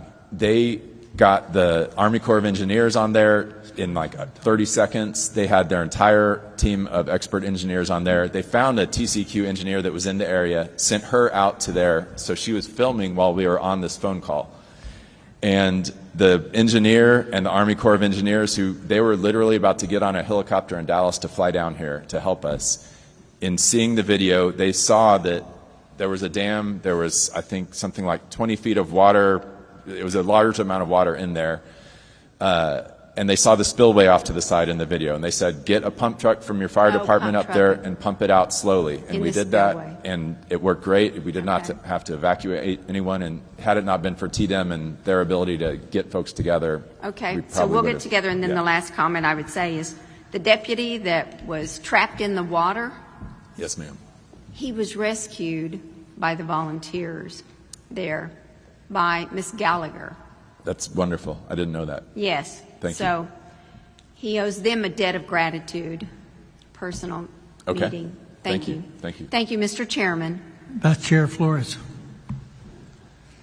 Thank you, Mr. Chairman. Judge Snell, hello, and I'm glad to serve Williamson County with you, and welcome to your introduction to county government. You came from school district? Correct. I was superintendent of Liberty Hill ISD for the last 6.5 years. Well, we'll get to this together, and I appreciate you. My comments for Judge Wilson. Judge Wilson, thank you very much for being here, and of course you jumped into your new position at about the same time, and it's an honor to be able to serve with you, and our condolences and regrets to all the citizens of Burnett and Marble Falls and that have suffered from this event, and especially our first responders. They go forth in spite of the risk, as the saying says.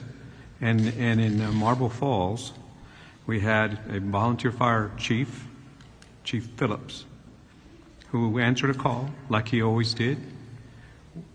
His neighbors called, we need help, and he didn't hesitate 1 minute, threw his equipment on, went out in that flood, and he's been missing since then. His truck has been found, but not him. He's still missing. Is that correct? That's correct. Brian Wilson, that is correct. So, and we had a memorial for him the other day, and rightly so. Do you have everything you need? I understand Task Force 1 and 2 have been redeployed to try to make another attempt at another stretch of the watershed there to try to find him, as it's been our commitment to try to do our very best to recover all that are missing. So is Task Force 1 and 2 still there working? No, sir. Brian Wilson, Burnett County Judge.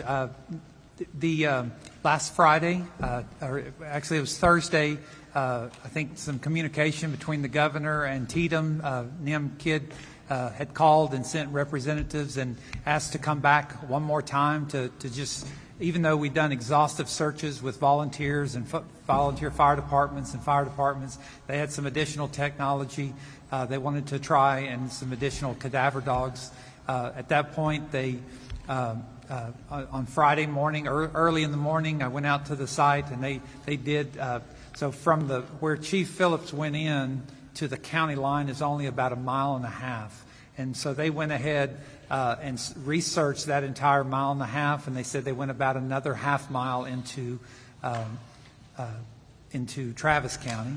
Sorry, Andy, I didn't ask your permission. But anyway, the other thing was the 3 days before that, 2 or 3 days before that, Parks and Wildlife, Houston PD dive team. Sorry, I don't remember all of them. There's quite a few resources that have been applied. They went into Lake Travis. They did a very exhaustive search trying to look in the debris field that's right at the end of Cow Creek in Lake Travis. But it's so massive and so thick, unfortunately, we still were not able to find our chief. So I would ask, what in your opinion, and based on what you know of how this happened, and before, during, and after, what would be some of your top 2 suggestions on how to what you did right, or what needs to be corrected doesn't happen again? Well, I mean, we've heard some testimony today about what to do about heavy rains and things like that. I mean, my kids were down in Houston when Beryl and Uri hit, and it just spent 2.5-3 weeks without any power, living in a downtown area. And the thing is, I mean, I've been a rancher my whole life and out in the country, and flash floods are just part of the flash flood alley part is a reality. We need to continue to teach people. I mean, I'm so grateful to have an emergency management team that's ready to respond, a sheriff that's just all in all the time, and all of his staff. We had, thank God. I'm sorry, I don't mean to, but I've kind of always begrudged these ESDs and additional taxing authorities. But quite honestly, in the last couple of years, I've seen the wisdom of the legislature, because the resources that we have in place in Burnett County with 10 ESDs, fixing to be 11, is just incredible. There's just no way we could pull off what we did in the last 2 weeks. Because, I mean, it was all in for days and days, right? I mean, 18, 20-hour days just on end for everybody while we were missing people and had a hope to find them. So I appreciate that. So we need to make sure that the ESD system stays strong. Consider providing additional funding, because they really did get out on the front end of this thing when the sheriffs. I was trapped. I told you, between the Gabriels, and there was 1 or 2, I think 2 deputies that were trapped with me. So I mean, what are we supposed to do to get to provide help? Nobody was calling on that end of the county. All the calls were on the other end of the county. So anyway, and then continue your legislation and work on the interoperability radio system so that we could communicate. We had a few hiccups on communication, but we're very grateful to all the help. And NIMKID called me numerous times, and I appreciate that. Cody McDonald was in our operations center. We set up immediately in the sheriff's office, but we did have a command center at Faith Academy in the south side, because we actually had 2 search areas. First there in the city of Burnett, where we lost several lives, and then also down in far south, right on the Travis County, close to the Travis County, where the bridge washed out. So anyway, that's all I have to say. Thank you, Judge. Yes, I understood. There was that recurring theme that we have of communications was a big issue, and we all coordinated communications to come in from Fort Worth, I believe, is where they brought it from. Yeah, they brought in the mobile service on wheels, because in Cow Creek, on the border between Travis County, some of those peaks and ravines were just impossible to get cell signal into, especially along Cow Creek. It's just a deep ravine cutting through the 2 counties. So, thank you. So I want to switch to San Antonio, if I may, and Senator Menendez, if you don't mind, and Senator Campbell. But I brought it up in the last hearing, since we're talking about flooding and responses and how to be more effective or to prevent. On June the 10th, there at Vital Creek on 410, I think it was the access road, there was about 3 inches of rain. But San Antonio is notorious for flooding. I've served in Kerr County, so I know how that is. But 13 people, while they were commuting right there at Vital Creek, were all swept into the creek and lost their lives. And then we heard about it for about a couple of weeks, and then we heard nothing more. And then, of course, now we have this. But it's still the same thing. It's a flash flood. What steps is San Antonio taking that you know of as an emergency management responder on that event and other events just like it in that urban area, but especially you know that 13 people lost their lives there. There's other similar events in low water crossings in not only the urban areas but everywhere else. That's another topic as we do our response. But can you tell us what after action that you did or that you know of that would prevent people from on their morning commute with a 3-inch rain getting killed on 410 at Bidle Creek and other places similarly situated? Yes, sir. Valerie Frosto, San Antonio. We have taken measures since then and had an after-action report or after-action meeting, and there were issues that were identified, but we are finalizing that report, so I have not had the opportunity to see those items. I do know that we have hired a third party to review or to assess the infrastructure damage, and because the area that the vehicles were washed off of, it was a frontage road of 410, that is not one of the areas known to flood. We did not consider that flood-prone area because historically that creek has risen, but not to that level. And I believe that it was because of the 6+ inches of rain in a very, very concentrated area that actual incident occurred. But until we get the final report from the third party, for now we're just holding off and letting them assess the damage, and also provide us with their findings as well.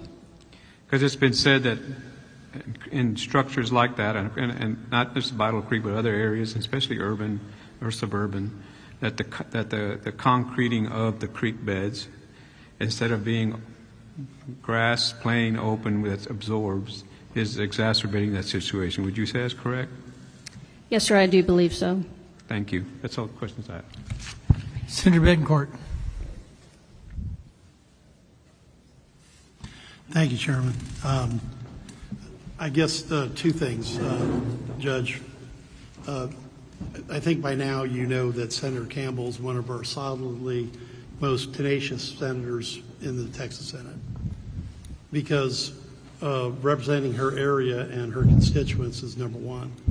There's a lot of parallels between what happened here and a little bit of what happened at Sandy Creek. You've got a late night storm.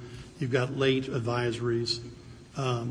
The other, were you actually present there too, or were you in the county during that night?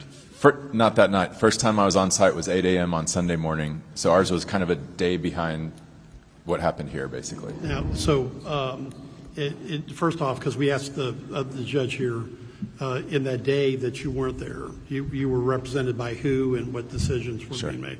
Yeah, so our structure, I have the person that I appoint to be the emergency manager is Eric Carter. His deputy is Blake Clampfer. So Blake is the person I referenced that was on duty all night long. He knows that he is empowered to call the National Weather Service like he did when he sees something that is not being met. So he called them, asked them to up the alert and send another one, and they did. And he was also the one directing the Sheriff's Department to go look at the roads. I agree. It's a bit of an oddity for you to get upgraded to an emergency and then the next advisory to go backwards. Yes, sir. And so that's something that if we get to the National Weather Service testimony, we'll talk about that. I think it's an important point because the judge from Williamson County, when he's running into major debris fields problems, he's not shy about asking for money and help. Okay. Now this brings me to the questions. I have never been at a hearing where we walk in thinking that we're talking about one disaster and the first three witnesses are about another. And there were two more witnesses during the day, I counted 5 of them, who are vociferously unhappy with the Travis County response because their eyewitness testimony of what they saw is completely different than what you laid out. And I think I'm really concerned by what Melanie was saying about debris fields that have a large amount of human remains in it that are still in existence. So have you been reaching out to try to get help on that at this point? Yes, sir. So the map that I gave y'all is so this is the TDM search, and I can answer the chair's question also. So the Texas team of dog teams, so we had 14 teams. The Texas teams took Cow Creek, so they went up and down there. This green area is where the dogs searched. They did 3 searches. So they did an initial very fast search, and then they did 2 very methodical searches. Each of these numbers on here is a zone. So this also caused a lot of frustration, I think, among the residents, understandably so. It's a slow process. The dogs can do what the dogs can do. We had 14 teams to do it. Ideally, we don't want debris removed until the dogs have completed these 3 searches. But if you have private property and you see a bunch of debris and you want to remove it, that's your right. So to answer your question, they have searched those 3 times in the best way that TDM knows how to.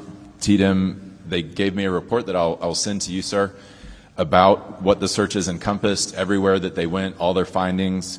And I'm more than happy to send, the Sheriff's Department can send, if there are individual instances of suspicion of human remains somewhere, our Sheriff's Department can do that. Happy to call TDM if we need to get a team back out here, but I would like to send you the report, sir, so you could read it more in depth first. And Judge, I think, look, this is you're ably represented in the Senate by Senator Campbell, and but you have an opportunity because there's a whole group of people behind you that I hope you take the opportunity to turn around and look at this point. Besides Melanie, okay, and Senator Campbell is here as well. So I would hope you would avail the opportunity to have a discussion, because I've not seen such a disconnect between the first few, eyewitness testimony in a disaster, and then have the elected official come in later. And these are just 2 non-intersecting tracks at this point. I agree, and I don't know what to say. If we want to grab the paramedic from the back that was there himself all night, if you want to look at pictures from my social media. Not to. More than any of that is. I would bow to the wisdom of the senior senator. Okay. I'm going but at some point in time, you do need to have that meeting, because I would love to. We don't get this type of testimony very often, and have it that graphic, and have it that detailed, and have it that factual. Yes, sir. Thank you. Thank you. Senator Menendez. Thank you, Mr. Chairman. I want to thank my colleagues for their continued support of Kerr County, in particular San Antonio. I want to thank Chief. Chief, you're pretty new on the job at Kerr County in San Antonio. How long have you been the chief now? My first day was November 1st of 2024. 24. So I shouldn't say you're that new. It's been a while now. What I do want to say is, on this flash flood that occurred June the 12th, we had 15, according to the letter you presented us your testimony, we had 15 vehicles found in the creek. 10 people were rescued. And this, you're telling us here, these were swept off Loop 410? Yes, sir. So just for my colleagues from the Houston area, imagine vehicles swept off your Loop 610. That's unheard of. I've never heard of vehicles swept off. Loop 410 is not a low water crossing. That is unbelievable. And one of the things that I think is a concern for water to go that fast, the 6 inches, part of it has to do with the fact that there's been so much development north, in the northern part of the county, that has sped the speed of water that has been flowing through our creeks and our rivers and our floodways. And I mean, we've tried to address that with detention ponds and other things, retention ponds and other things. But have you done any studies on the flow of the water? Because I know you said we've invested almost $500 million in flood mitigation infrastructure. That, I would say, would fall under Public Works. Yeah. And we do have an expert witness here if needed.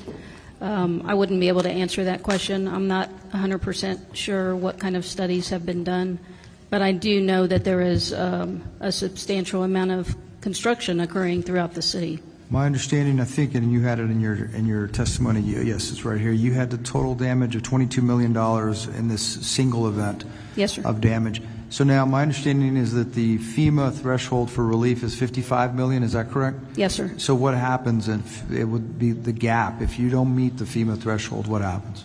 Well, we did not hesitate to file the disaster declaration and took steps to ensure that we were knocking on doors to gather all the losses.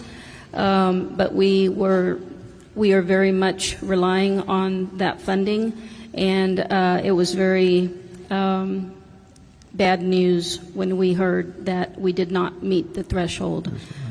We didn't anticipate that was even a possibility because we knew that the damage was substantial. So at this point in time, I don't believe that we've identified the funding, which is why that is, one of the top items on my list. Very good. Thank you very much. And so, yes, sir. Thank you, Chief. And Judge Snell, new on the job. How long ago were you a school superintendent at Liberty Hill? So I finished on August 20th and started on or April 20th and started on the 21st. I was a superintendent total 11 years, school administrator for 28 years. Very good. Oh, thank you for your service to the children of our state. Thank you, Mr. Chairman. Ms. Johnson. Thank you, Chairman. We have gotten an opportunity to hear a lot about what has happened in Kerr County and Kerrville, and there's been so much reporting around it. But the same question applies to everybody here, because each of you in that same period of time, days before or after, or weeks before, have experienced loss of life, and in some cases significant loss of life, because of the flash floods. So I'm asking the same question, hindsight being 2020, and some of you have more gauges, monitors, but for each of you, if you don't mind, and I know we heard your story of the one individual that was concerned with the residential camp, and that may be the answer there. But if each of you could identify, is there something that needs to happen differently to be able to give folks the warning of either low crossing waterway, closing off roads quicker, better information? And the one caveat to that, all of you have expressed and all of us have experienced, weather prediction is not perfect. We're going to have a panel to talk about that in a minute. So I'm not talking about the failed predictions. I'm talking about what do we need to do better to see the reality in real time and get warnings to folks. Brian Wilson, Burnett County Judge. I think when you look, Judge Foley talked a little bit earlier about Hydromet at the LCRA. I mean, it's an incredible system, the Lower Colorado River. So I happen to live in the San Gabriel River Valley now, but most of my life I've been in Bastrop and except when I was at Tech in Level Land, the few years I lived out there, where we had 19 inches of rain in one day when I was running an apple orchard out there, and I mean, just 3 feet of water stood up on its rear and then had nowhere to go for about a day and a half. I lost the entire crop that year.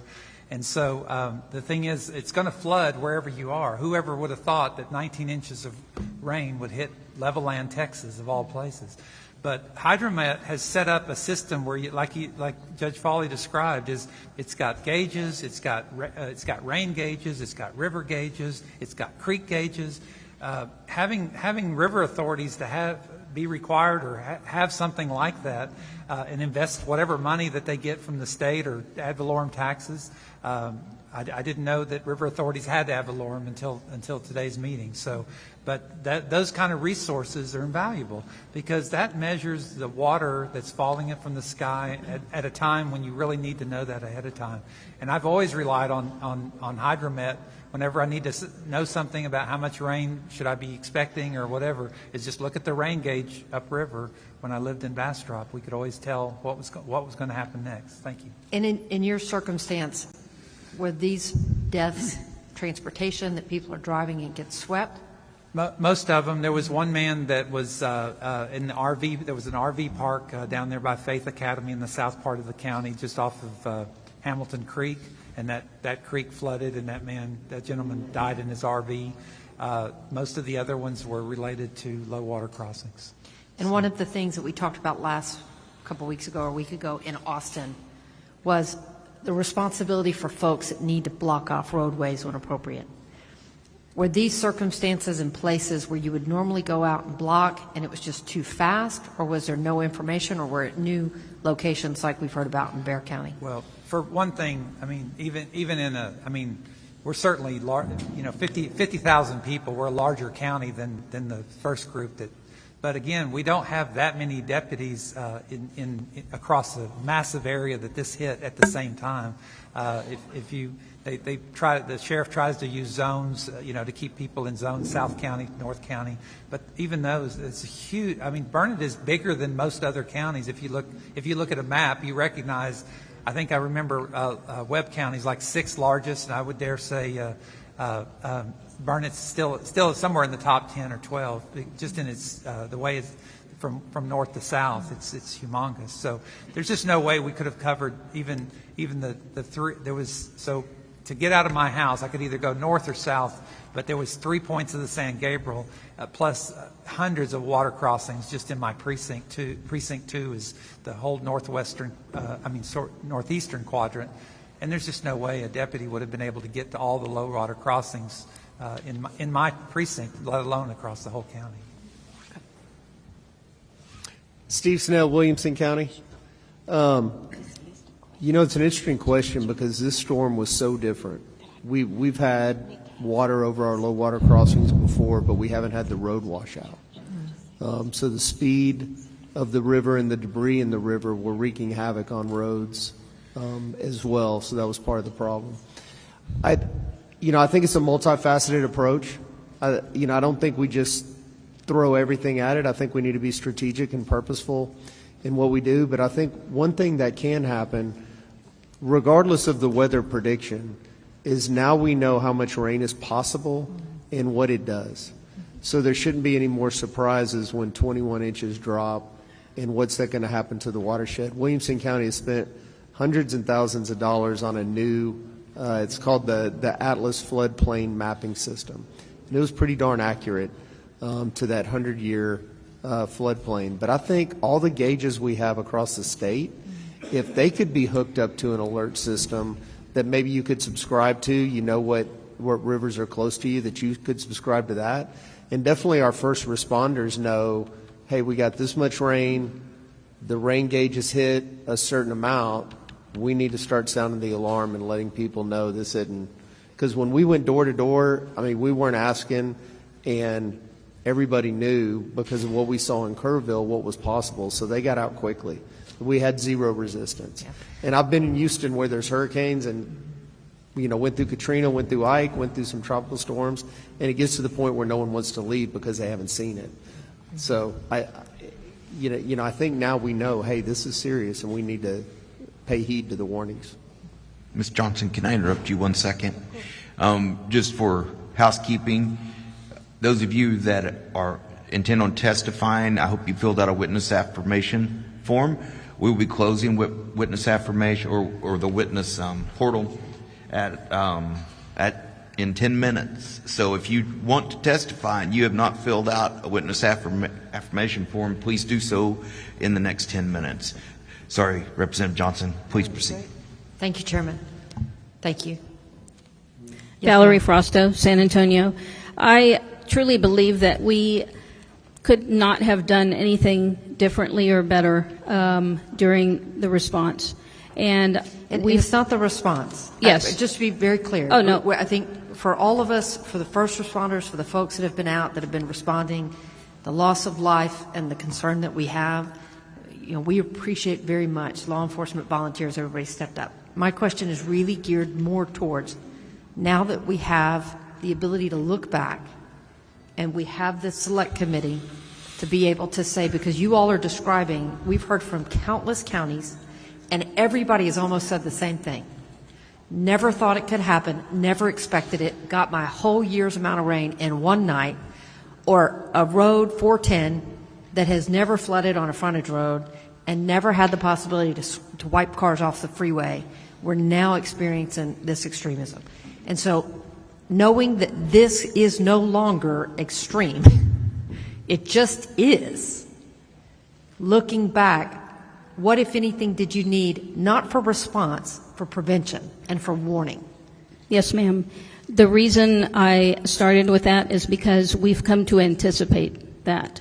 Anytime that there's rain, any significant, I mean, when I'm talking significant, I'm talking even 1 to 2 inches could cause flash flooding in the San Antonio area. That's why I started off with the response. But overall, I really believe that it's a multi-prong approach because we have sensors that are over roadways, low water crossings. And those sensors, when they detect that water has crossed over the road, enable us to know which roads to close off. Public Works, they're very proactive, and they pre-position barricades, and they have multiple teams that are throughout the city ready to deploy barricades. Once those sensors communicate to a central location, which is monitored 24/7, in order to get the barricades in place. So I believe that if we were to have automatic arms, barricades with flashing lights, signage, lighting, and a more robust system that has better sensors, I believe that could make a difference because at least that would automate the gate operation and close off the roadway. In the June 12th incident, I don't believe that would have made a difference, and that's why I think that it is a multi-prong approach because I believe that we have to invest money in our roadways, in our drainage systems, culverts, retention ponds, that sort of thing, because there's not a one solution for all the problems that we have in San Antonio. And so did you say that on this 410 section, were there no monitors out there because it had never happened before? Yes, ma'am. It is not considered a low water crossing in that location that they were swept off the roadway. Okay. And all of you have mentioned TDM, and I think all of you have praised TDM. And I just want to clarify, Judge Brown, I think TDM was embedded with you guys at like 10 a.m. on the 5th. Because I got confused by some of the questions earlier about when you brought in TDM, but TDM was with you. Yeah, so the way it works And we're all lucky to have TDM, Yes, because ma'am. for those of us like us in Houston where we've experienced it and we're preparing for it, they are a key partner, and we appreciate that. So I just want to make sure the record is clear. Yes. Yes, so they were with us the whole time. The way it works is you enter a STAR request for a helicopter or for water or whatever the thing, and TDM gets that to you. They were doing that, as they always do in disasters, from before the event, through the event. What happened on Monday was I actually asked them to send an incident commander, which is unusual. This is, I believe, the first time they have done that for a county, because we saw the scope of how big this was, frankly, for Travis County. So they sent in Cade Long, who was our incident commander. That's the thing that we requested and that happened on Monday. But before that, yes, they were still there. They were providing the same kind of help that they were to Williamson and anyone else. That was on top of the cooperation that they had been giving for at least 48 hours. Yes. In coordination with it. What about same thing? Because we heard from LCRA last week when we were in Austin. Yeah. And they talked about the impressive systems that they have out. Again, this is an extraordinary event, a significant loss of life in Travis County. Looking back, what lessons have we learned, or can we do differently? What needs to be put in place as coordination between all of our state, local, federal, anything? What have we learned? Great question. So I think there's a few things. One is there was a guy named Paul Ura who worked for the National Weather Service until about, 3 or 4 months ago. He was the liaison between the National Weather Service and San Antonio, or Bexar County and Travis County. He left. He took, early retirement, something with, all that was going on in D.C. They did not replace him. But he was the person who would say, hey, Travis County, I know you get, flash flood alerts, thunderstorm alerts all the time, but this is a big one. You need to pay attention to it. He was the human being in there that is no longer there. So I would say the number one would be to replace Paul Ura. The other ones that I think we could do better, clearly to your point, Senator, we need to communicate better with the affected neighborhood. We could do a lot better on that. It is a big area, 176 square miles. There was hundreds, 500 first responders and Texas military and others out there doing all sorts of things. But what they said is true for them. They did not see enough of it. They did not see those folks. They did not hear from me saying, hey, this is what we're doing. So we need to do a better job communicating with folks what the plan is and as it gets executed. Once I got contact with Melanie, I think things improved a lot. There was a debris pile that she heard of that some folks that were having a memorial service needed removed. Before we had that line of communication, it wasn't going anywhere, but we addressed it and were able to go on private property because she secured a release to private property and got it removed. So I think better communication with the affected residents would be a big improvement. Another one is 2 ways out of all subdivisions. We require that in Travis County. We've required it since before I was judge, but these places in Sandy Creek were not built that way. So they had one way out, and most notably this community of 380 or so people that when a bridge failed, they were trapped there for several days. I mean, they could walk across. We got them food and water, basic necessities, but they couldn't go to work as they wanted. They could walk across and take a shuttle. It was not a good situation. If there had been a second entrance in that subdivision back whenever they built it, that would have helped. So I would think having that as building code across the state is something, I don't know if it is or not, but that would be great. Those are the top things that come to mind right now. Thank you. Thank you, Chairman. Thank you. Thank you, Mr. Chairman. Just the last thing, Judge Brown. Search and recovery, is that still going on in the Sandy Creek area? The whole area there, Windy Valley, and I know they found a leg just not very long ago. They're wondering where the other parts are. Do you know? Is search and recovery still going on? So TDEM sent 14 teams of search teams that had a dog and the humans attached to it. Half of them are from Texas, half were from, I went along with some teams from Alabama and Florida. I went with the Houston police divers in the lake. Have we called it off? Or we're still? They have called it off, yes ma'am. They sent a final report and they called it off. They told me if we come across additional things like you're talking about, that it is a call to 911, that is the response, and the Sheriff's Department will respond to that. Okay. Well, I don't know when the right time is to call off search and recovery. So thank you for that information. We'll find out. It's a tough call. And I talked to the Burnett County judge here about, because obviously we were all searching for the fire chief, and it was a tough discussion of when to call it off in that situation. But I believe he talked to the family, and I think Cade Long talked to the family, and it was a mutual decision on that. Yes, sir. Can I clarify that? Yes, sir. This is Brian Wilson. It's a tough thing to ask a county judge or a group of volunteers or the fire department to call off a search, and we're not going to do that. I mean, the governor has said we're going to keep searching till we find. Right. It doesn't mean that we're going to search every day.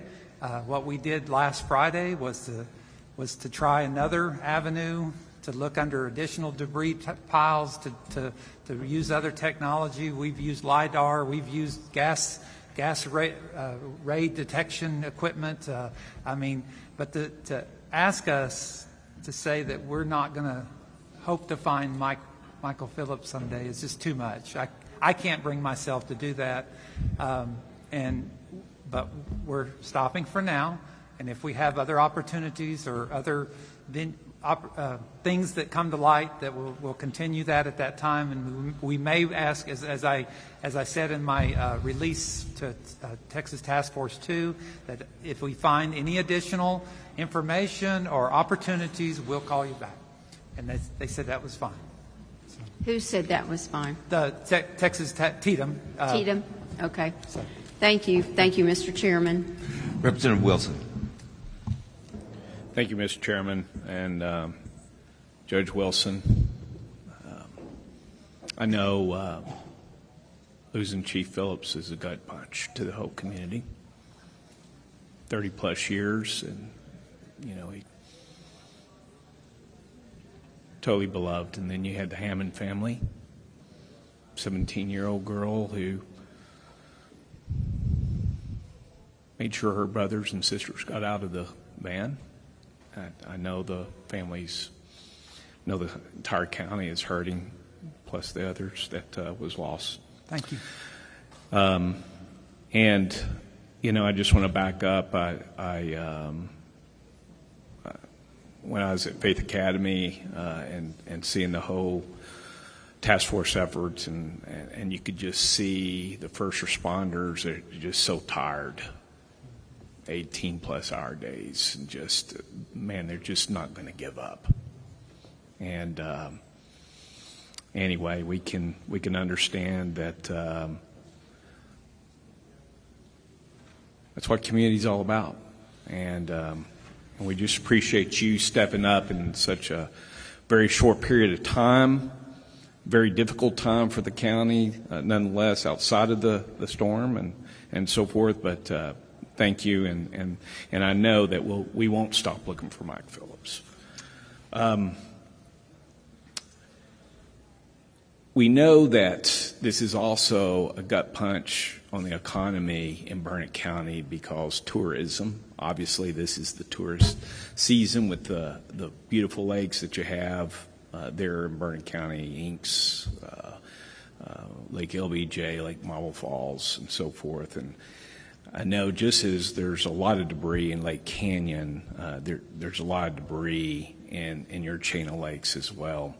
What is it that the state could do to help us get on that community on their feet with this debris, considering that LCRA focuses on navigable parts of the lake only, realizing all this stuff goes to the shore, fills up the coves, all those sorts of things. What could the state of Texas or even LCRA do to help in that endeavor? Well, today I got some good news while I was listening to testimony that TDM had stepped in for a lot of our debris management. So, you know, like I said, we lost 40 homes totally destroyed, 100 homes that were significantly damaged, and then another couple hundred that were seriously damaged. So people have been mucking out, and we set up a debris field. A site through the assistance of the TDM has taken that over to start removing that and taking care of it, and so we appreciate the assistance to help. I wasn't expecting that. We were in the middle of making contracts, but for the same purpose. I mean, a lot of that debris that's collected into the lakes, that would be another good part, because, you know, of course, as you most people probably know better than I do. I don't spend a lot of time on the lakes, but a lot of those lots are owned back, you know, by private properties down into the lake. And as Judge Brown spoke earlier, counties are not allowed to touch private property unless we have very specific circumstances and situations. So that's one area that the state, through LCRA or through its own authority, could begin to draw out some of that debris out of those coves and away from property owners. So. No, I appreciate that. When you look at it, especially in the coves, Highland Haven, Granite Shoals, and so forth, actually the municipalities own that lake, a lot of that lake bottom as well. And of course, you know, with the economy as part of the concern, you know, I would hope, and if you put more thought to that, because I know that we have some thresholds on the FEMA piece, right, but there may be some additional opportunity there for which the state can assess in that direction. Just need to hear from you. Judge Snell, sir, thank you for your leadership. Obviously, Liberty Hill, you may have been a school superintendent, but you were a leader within the community, and obviously Liberty Hill jumped out and started supporting outside of their city limits, especially along the San Gabriel and so forth like that, and so it was really good to see a lot of work in that community. I know that Leander was looking to push support into Travis County. Between yourself and Judge Brown, can you kind of walk us through that, if you have any knowledge of that, and if there was any hiccups and something there that we need to look to make sure that even though they share the same zip code, that doesn't mean they're actually part of Leander proper, but when you look at the Sandy Creek effort, it's in close proximity to one another.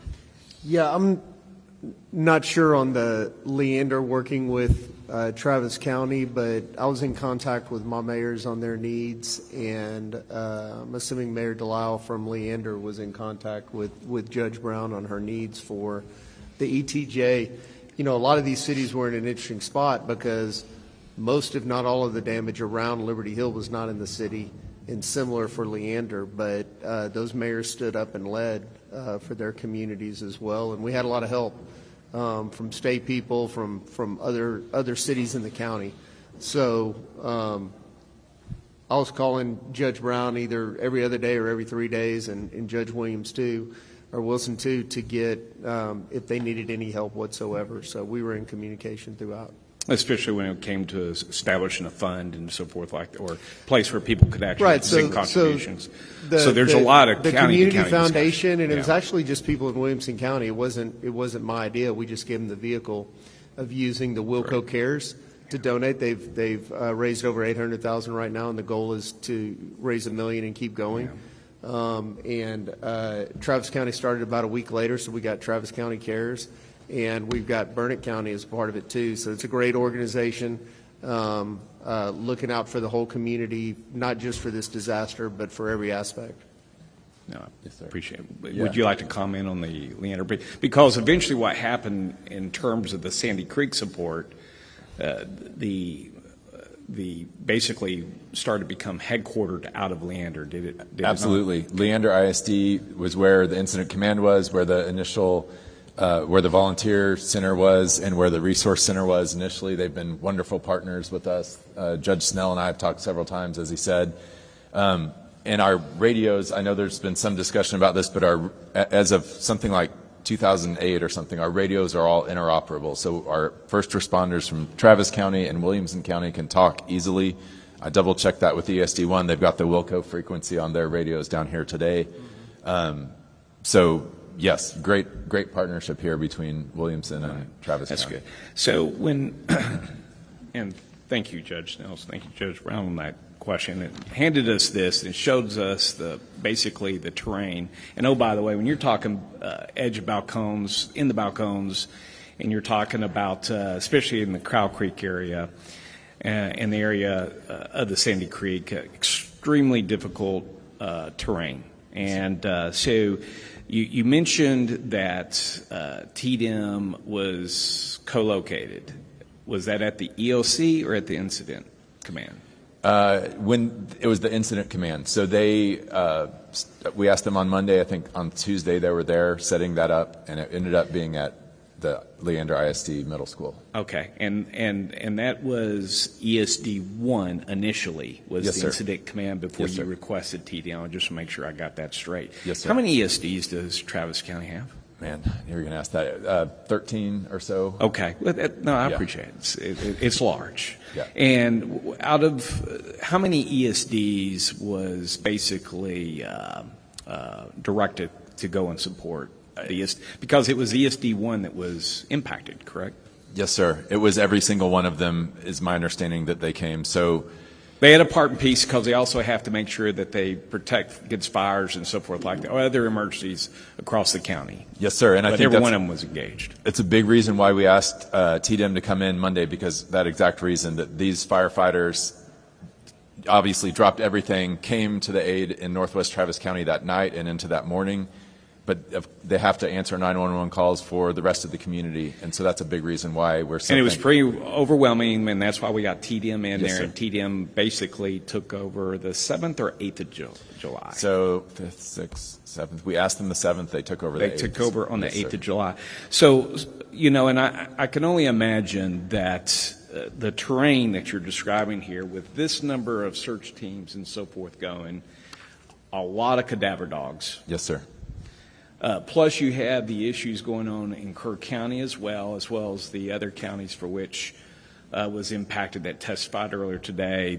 The state had a lot going on as it was supporting the local leaders, and them kid will be the first say it needs to be led by the locals. Yes, sir. And I can appreciate that, especially since y'all know the terrain and so forth. What I would ask for for time's sake, Yes, sir. I would like to just build upon what Senator Campbell requested in terms between Travis County and rebuild that timeline. Okay. And also share that after action review once, because I'm sure y'all are going to do one. When do you think y'all will execute the after action review?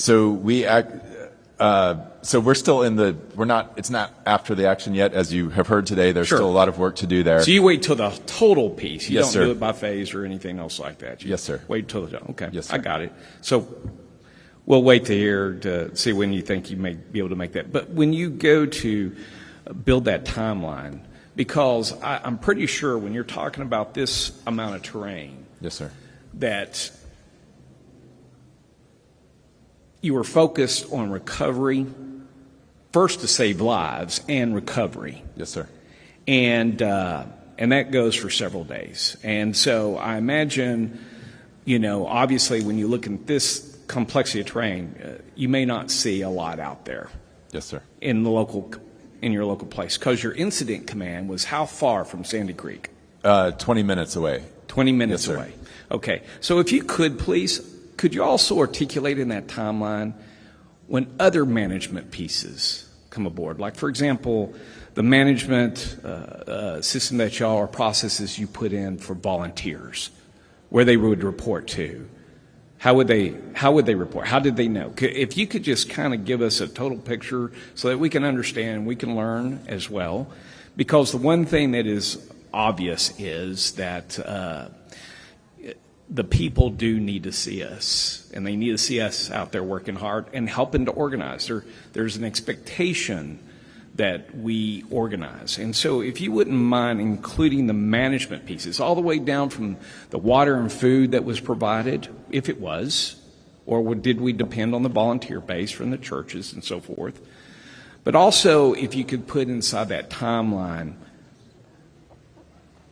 how the low water crossing was discussed and determined, and what resources we were looking towards, because that community really didn't have that low water crossing in place for 8 days, 10 days? Yeah, I've got that in the timeline. But yes, it took a while. Yes, we first got, I think, TxDOT engineers out there, then Travis County. Do you want me to go into the timeline? No. Okay. I just want you to build it into that timeline, Sure. if you would, Happy that to. Senator Yes, sir. Campbell was talking about. And I greatly appreciate y'all being here today. Thank you, Thank you, sir. Chief. Yes, sir. Thank you guys for being here. Appreciate you hanging in with us. It's been a good panel. I'm going to call up the next batch of publics. Kyle Nidever, Nidever, Catherine Fox, Evelyn Miller, Rosa M., I believe it's Toter, T-O-T-E-R maybe, Rosa M., Deborah Strain, Clay Lambert, Sarah Stewart, Chris Distel.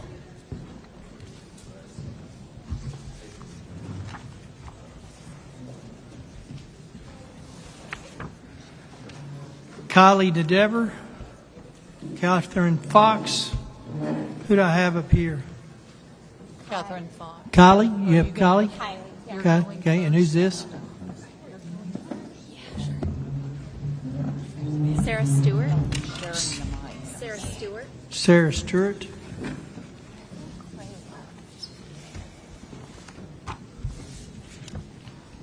Catherine Fox. Okay. Kylie.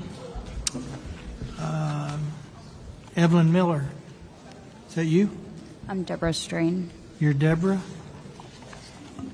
Clay Lambert. Clay Lambert. Chris Distel. Chris Distel. Rosa. That's you. And Evelyn Miller. Not you. Are you just with her, or are you testifying? I'm signed up to testify, Okay. but I'm with her for. What's your name? Courtney Calhoun. Calhoun? Yes. All right, we'll find yours. Okay, thank you. Give me two more. So Evelyn Miller's not here. Courtney. Courtney? Yes, sir. All right, we'll put you in. Need two more. Barbara Oates and Ashlyn Bolton. Barbara Oates and Ashlyn Bolton.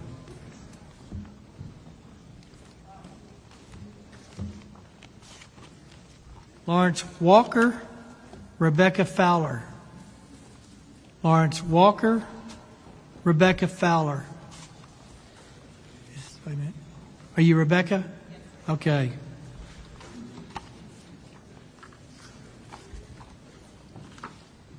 Daniel Edelston. Daniel Edelston, got you? Okay, all right, we got a full panel. Let's go ahead and start with you, Kylie. 3 minutes. Pull that mic real close and talk real big. Hello, Chair and members of the committee. My name is Kylie Neidiver, and I am a lifelong resident of Kerr County. I live in Bumblebee Hills, a working-class neighborhood located off Highway 39 in Hunt.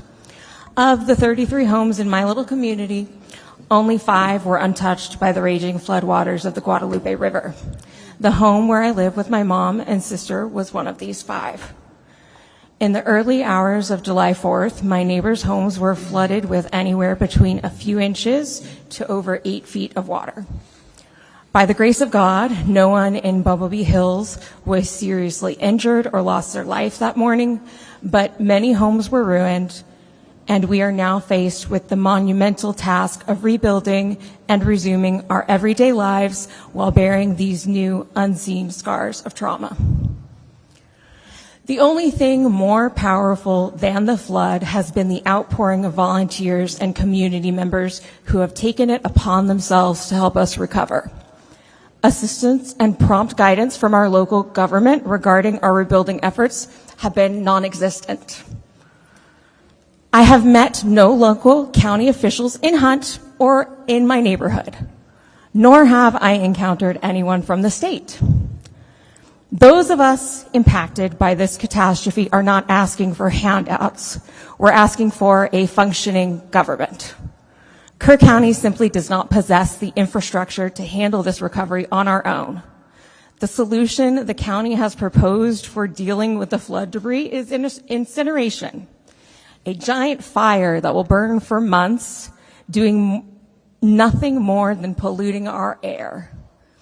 Isn't there a better way to handle this that won't result in breathing problems for a community that is already broken and hurting?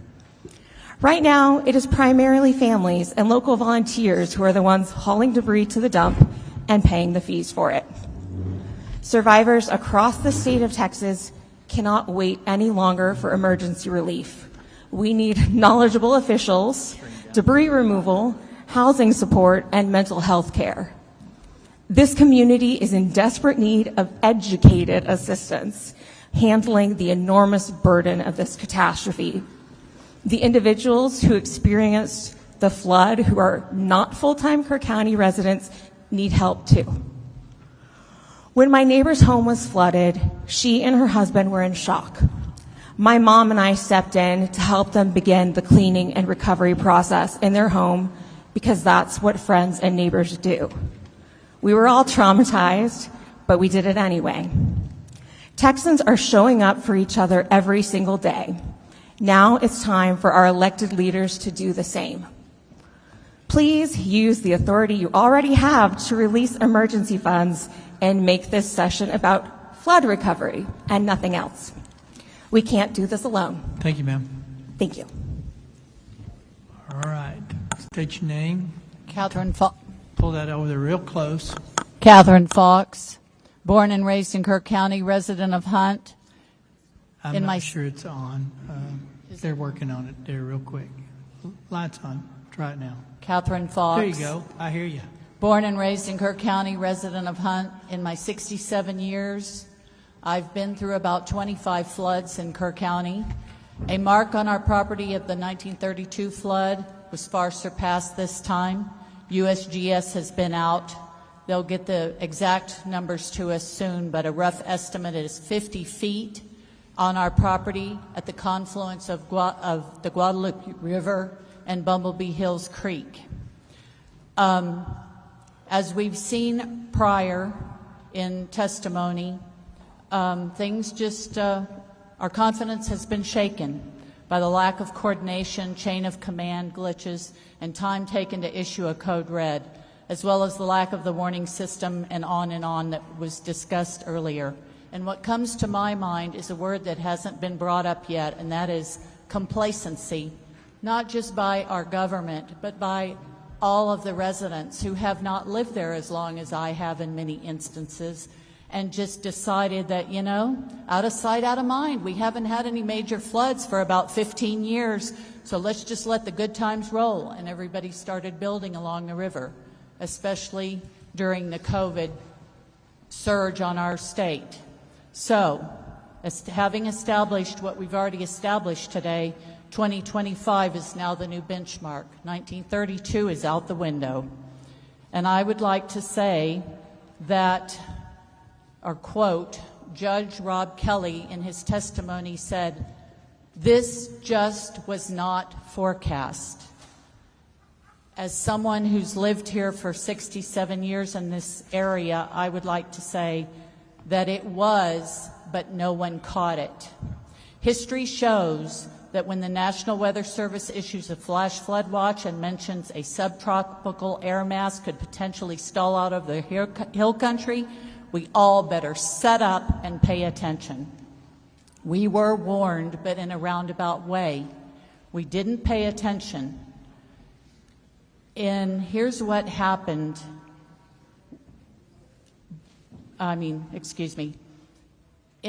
Here's what we should be doing.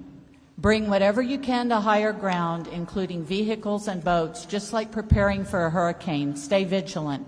When it starts raining buckets and it doesn't stop for many hours, you form your own family watch, especially at night. Change your plans if you know that this is coming and you're not from the area, especially if you have extremely small children and elderly family members. Have an escape plan. Practice it. Yes, it's inconvenient, and yes, often nothing happens. Yet when I was a little girl, that is exactly what the community of Hunt did every time. Not just the camps, but everyone who lived along the river or a creek. We didn't have today's technology. And as it has been alluded to earlier, and even one person on your committee stated, no warning system is fail-proof. We braced for impact without technology just in case, and we managed many times to save lives and property. Finally, stricter building code and enforcement. Currently, FEMA only maps main river channels, and as we have had people mention earlier, creeks need flood gauges that go into the Guadalupe River. And in FEMA's plan, Ms. Fox, kind of finish up. Creeks are not factored in. If someone wants to build a house or a development by the confluence of a creek and a river, they're allowed to. Mother Nature humbled us. She reminded us that she is a force to be reckoned with. We must improve our flood plans to honor those who were lost and save lives in the future. Good suggestions. Go ahead, ma'am. I'm Sarah Stewart from Kerrville, Texas. Sometimes to move forward, it's important for us to look back. So I thank you for providing this opportunity, especially my rep, Wes Verdell. So they don't build them like they used to. We've all said it. Maybe it's time we built them like they used to. I grew up in Tornado Alley, and we had civil defense sirens. Everyone knew that sound because they tested them monthly. They drilled once a year, all the way back to my great-grandparents' day. It was ingrained in us, and there was no cell phone required. If we want to prepare for a 500 years flood, then we need solutions that are going to be around for our children's children. Another old idea that didn't get much attention today is a water reservoir. State support from you guys for a water reservoir here would be priceless. It would provide flood safety, provide a water supply, and even possibly hydropower. That is a triple blessing for our county that would last for generations to come. These are tried and true solutions that will be here for our children's children. Let's work together and build them like we used to. Thank you. Go ahead, ma'am. Thank you, Chair and members. Is this on? No? Okay, well, yes.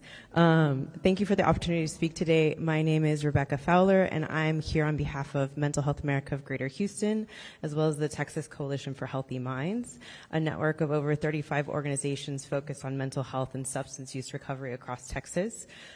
Personally, I am here in person because I've lived in Houston for the past 15 years, and we are no stranger to disasters and trauma and recovery in that process. So I really wanted to share with you all what we have learned.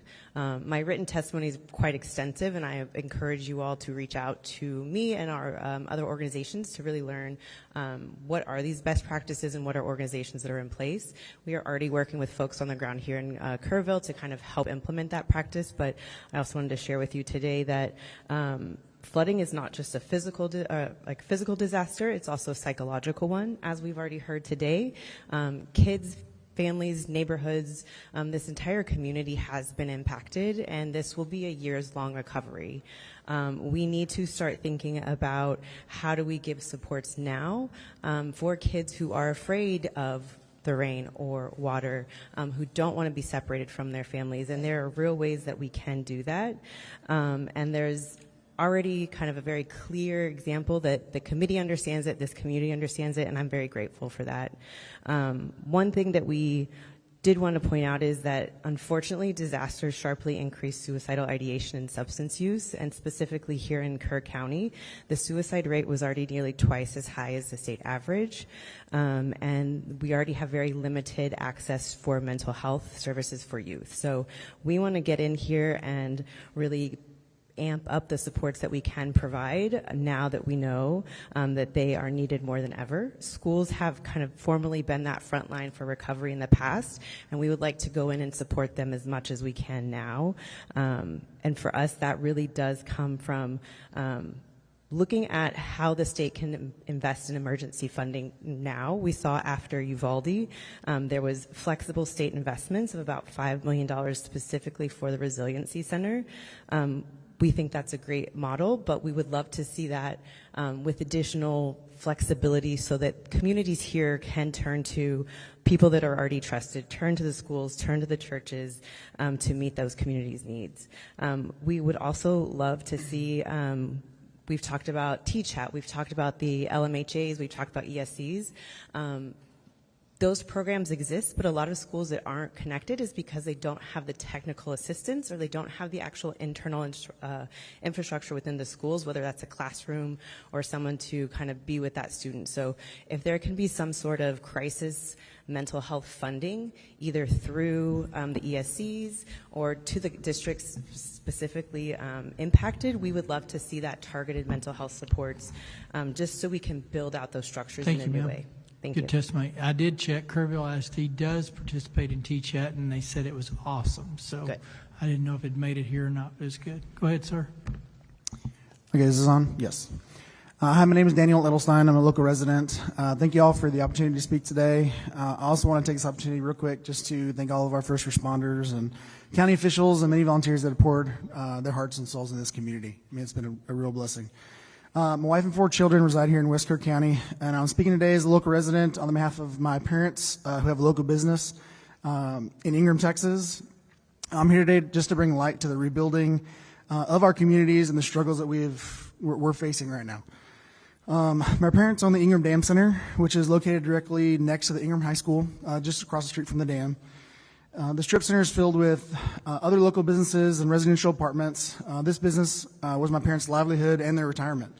It's been extremely devastating to their lives because with their medical conditions, it's impossible for them to rebuild themselves.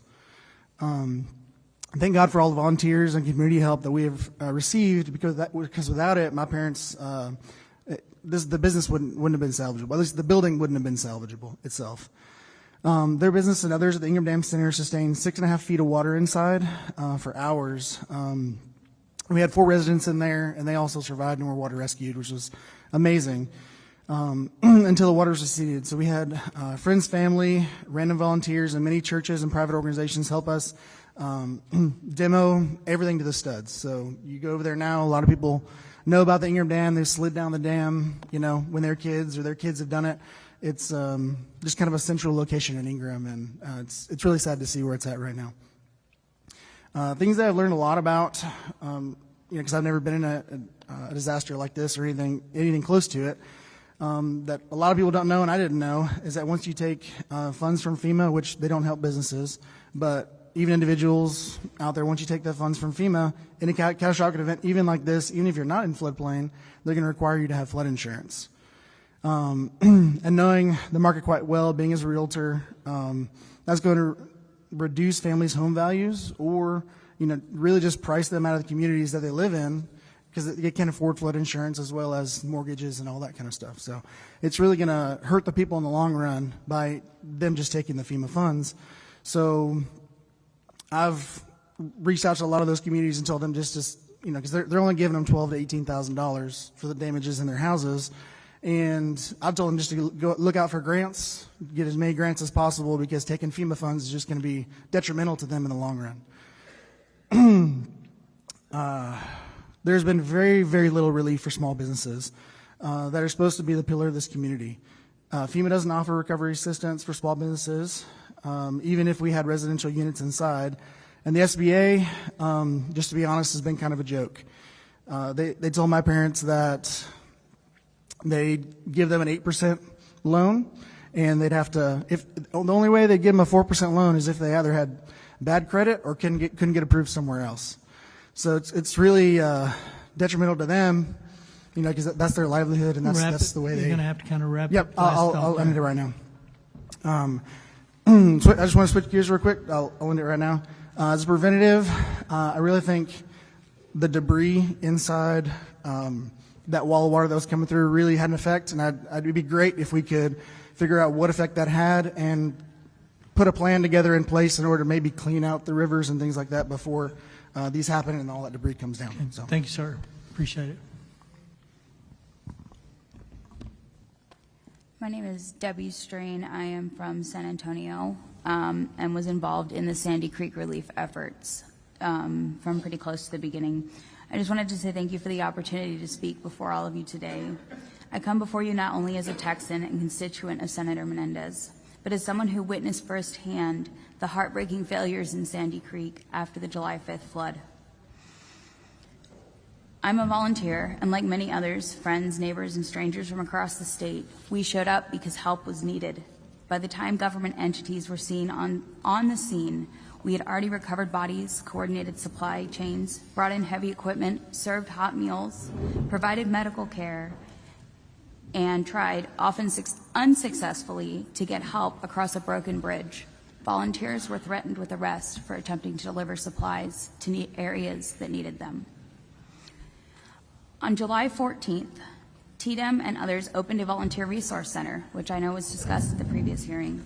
But by then, much of the critical early response had already been led by the everyday people on the ground.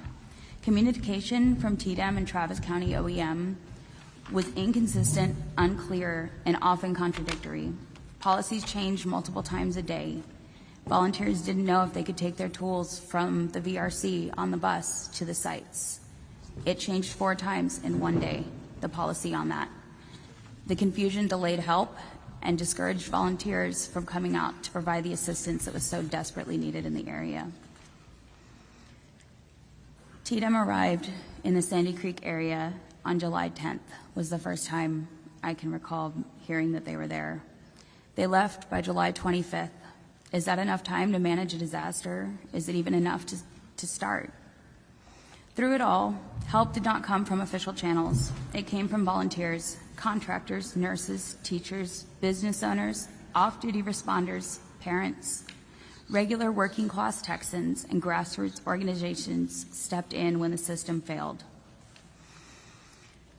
Research consistently shows that the disaster response efforts are often hindered by fears of disorder or lack of control. However, it is frequently the unaffiliated volunteers, those who are undeterred by obstacles and driven purely by the urgency of need, who deliver the most timely and effective aid on the ground. Sandy Creek deserved better. They still do. And we're asking you to ensure that no other community is left to navigate a disaster alone. We need action, specifically mandate minimum staffing and rapid activation timelines for county emergency operations centers during declared disasters so that no gaps like the ones we saw from July 5th to July 10th happen again.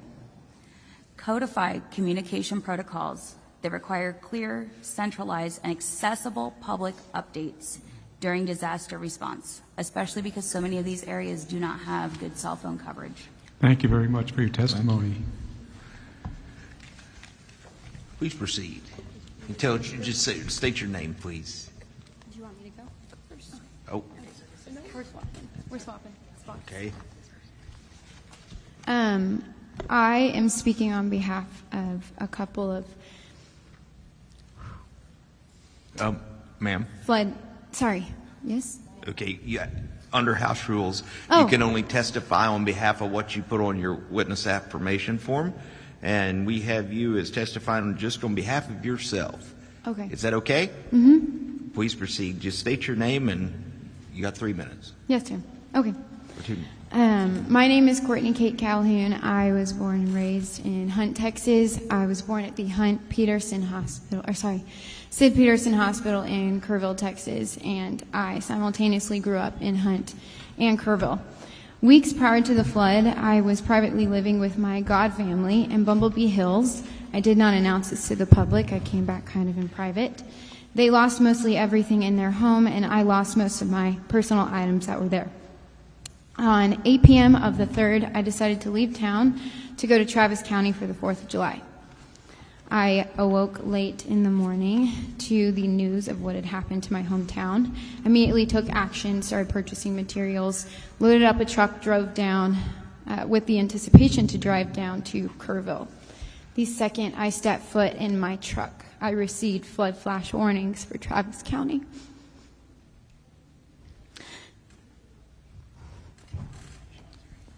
I waited with my mother near my front door for nearly 13 hours in terror, watching my hometown be destroyed, annihilated, unable to go there. Without the proper notification that I could leave, I took a risk and I left her and my pets. I rushed down to Kerr County. I came to my God family side, delivered my materials, immediately went boots on the ground for search and rescue. On the 5th, I was doing search and rescue at Casa Bonita, and based off of the information from someone who testified earlier, I can without a doubt say that we recovered some of her family members. We were amongst the first to come by. After the wave came from help looking for survivors, we were amongst the first to come by to start looking for recovery that those were not alive anymore. We did this for several days. On the 7th, I decided to make a mass resource list for Hunt to Kerr County, and upon this, the chief of the Hunt Volunteer Fire Department gave me a badge and a vest and asked me to also help with the first victim needs intake list and volunteer sheet. Then I went back to search and rescue. Every day I did search and rescue. Over the next few days, Governor Abbott came through Hunt. I just happened to be there at that time where I met Mr. Verdell and a couple other people, and I spoke on behalf of my county, speaking about the lack of communication and leadership and volunteer turnaway that was happening if you weren't there for search and rescue. My godmother was amongst, and so were these kind people amongst the others that were in Bumblebee Hills that did not receive aid for a couple of days because they were not involved in the missing.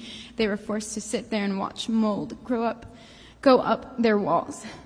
After this, I was removed from Hunt, Texas by the Chief Volunteer Fire Department, being told that I was taking sight away from the mass disruption of what was going on in my town and that I was there for other reasons. I asked for a clear explanation as why I was being escorted out of my town, and I was never given one. I went into hiding, but I came out to Kerrville, and I decided to continue my search and rescue. Thank you for your testimony. Mr. Verdell. Thank you. Two things. One is Hang on 1 second, Mr. Verdell. Rosa? Yes, sir. Are you going to are you testifying now? I am. Okay, you just wanted her to go first. Yes, sir. That's why I skipped over you. I thought you had decided not to. No, sir. Please state your name for the record, and you have 3 minutes. Yes, sir. My name is Rosa Toller. I live in Bumblebee Hills. This is our neighborhood. I've been here 26 years. I've never seen anything like this in my life. In Bumblebee Hills, we all survived. There's always sunshine after the rain. Cindy alone from Michigan, you're not alone. But we were. But we weren't, because we are Hill Country strong and we're the heart of the Texas Hill Country. And we had our neighbors, all of us, together. At 2 a.m., I've heard the first transformer go out. Poof. I told my husband, "Did you hear that?" He said, "Yes, our power's still on. K-Pub will come. Our lights are on." 3:15. Our warning was screaming down the road. That was our warning. Our screaming neighbors yelling for help.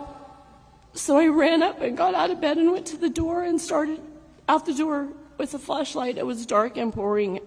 My husband opened the door and the river raged and ran through the front and the back door and took all of our belongings with it. I lost my son 10 years ago, so I have complex trauma PTSD already. And now it's a million trifle, along with all my other neighbors, so now we all have it. We are now facing monumental of rebuilding Bumblebee Hills, and now we have been told this afternoon, while I'm still working logistics as being here, I was able to. I am representing us alive. We're alive, the survivors. Where's our help?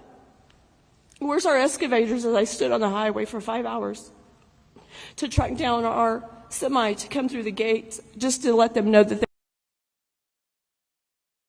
I had 17 skid steers lined up in the front waiting to unload the debris.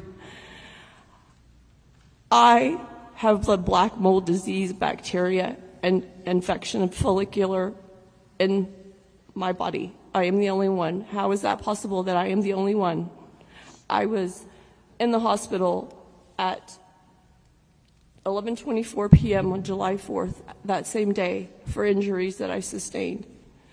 The next morning, when the final light shone what had come through to our neighborhood, this is what's coming now, today. Bumblebee Hills, FEMA Home Foundations are now saying that they have to raise our foundations higher. FEMA trash cleanup is coming when?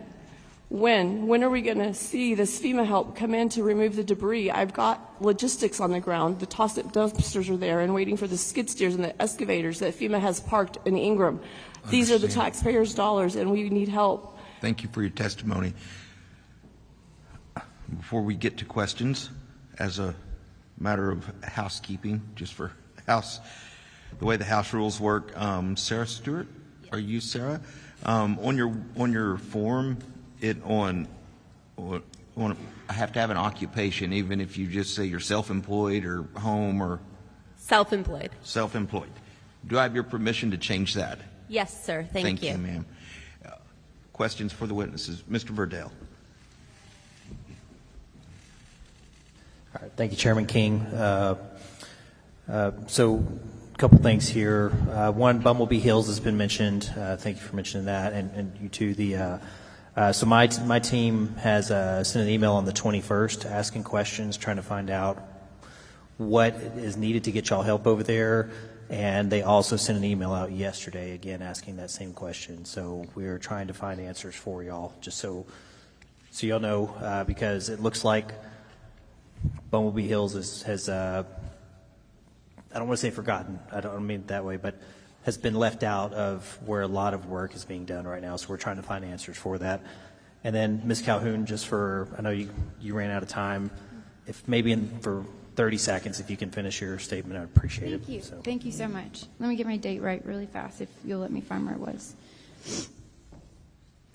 On July 22nd, I started going back into Hunt, and I was servicing Heart of the Hills. I brought them a 3,000-pound water trough and a power washer.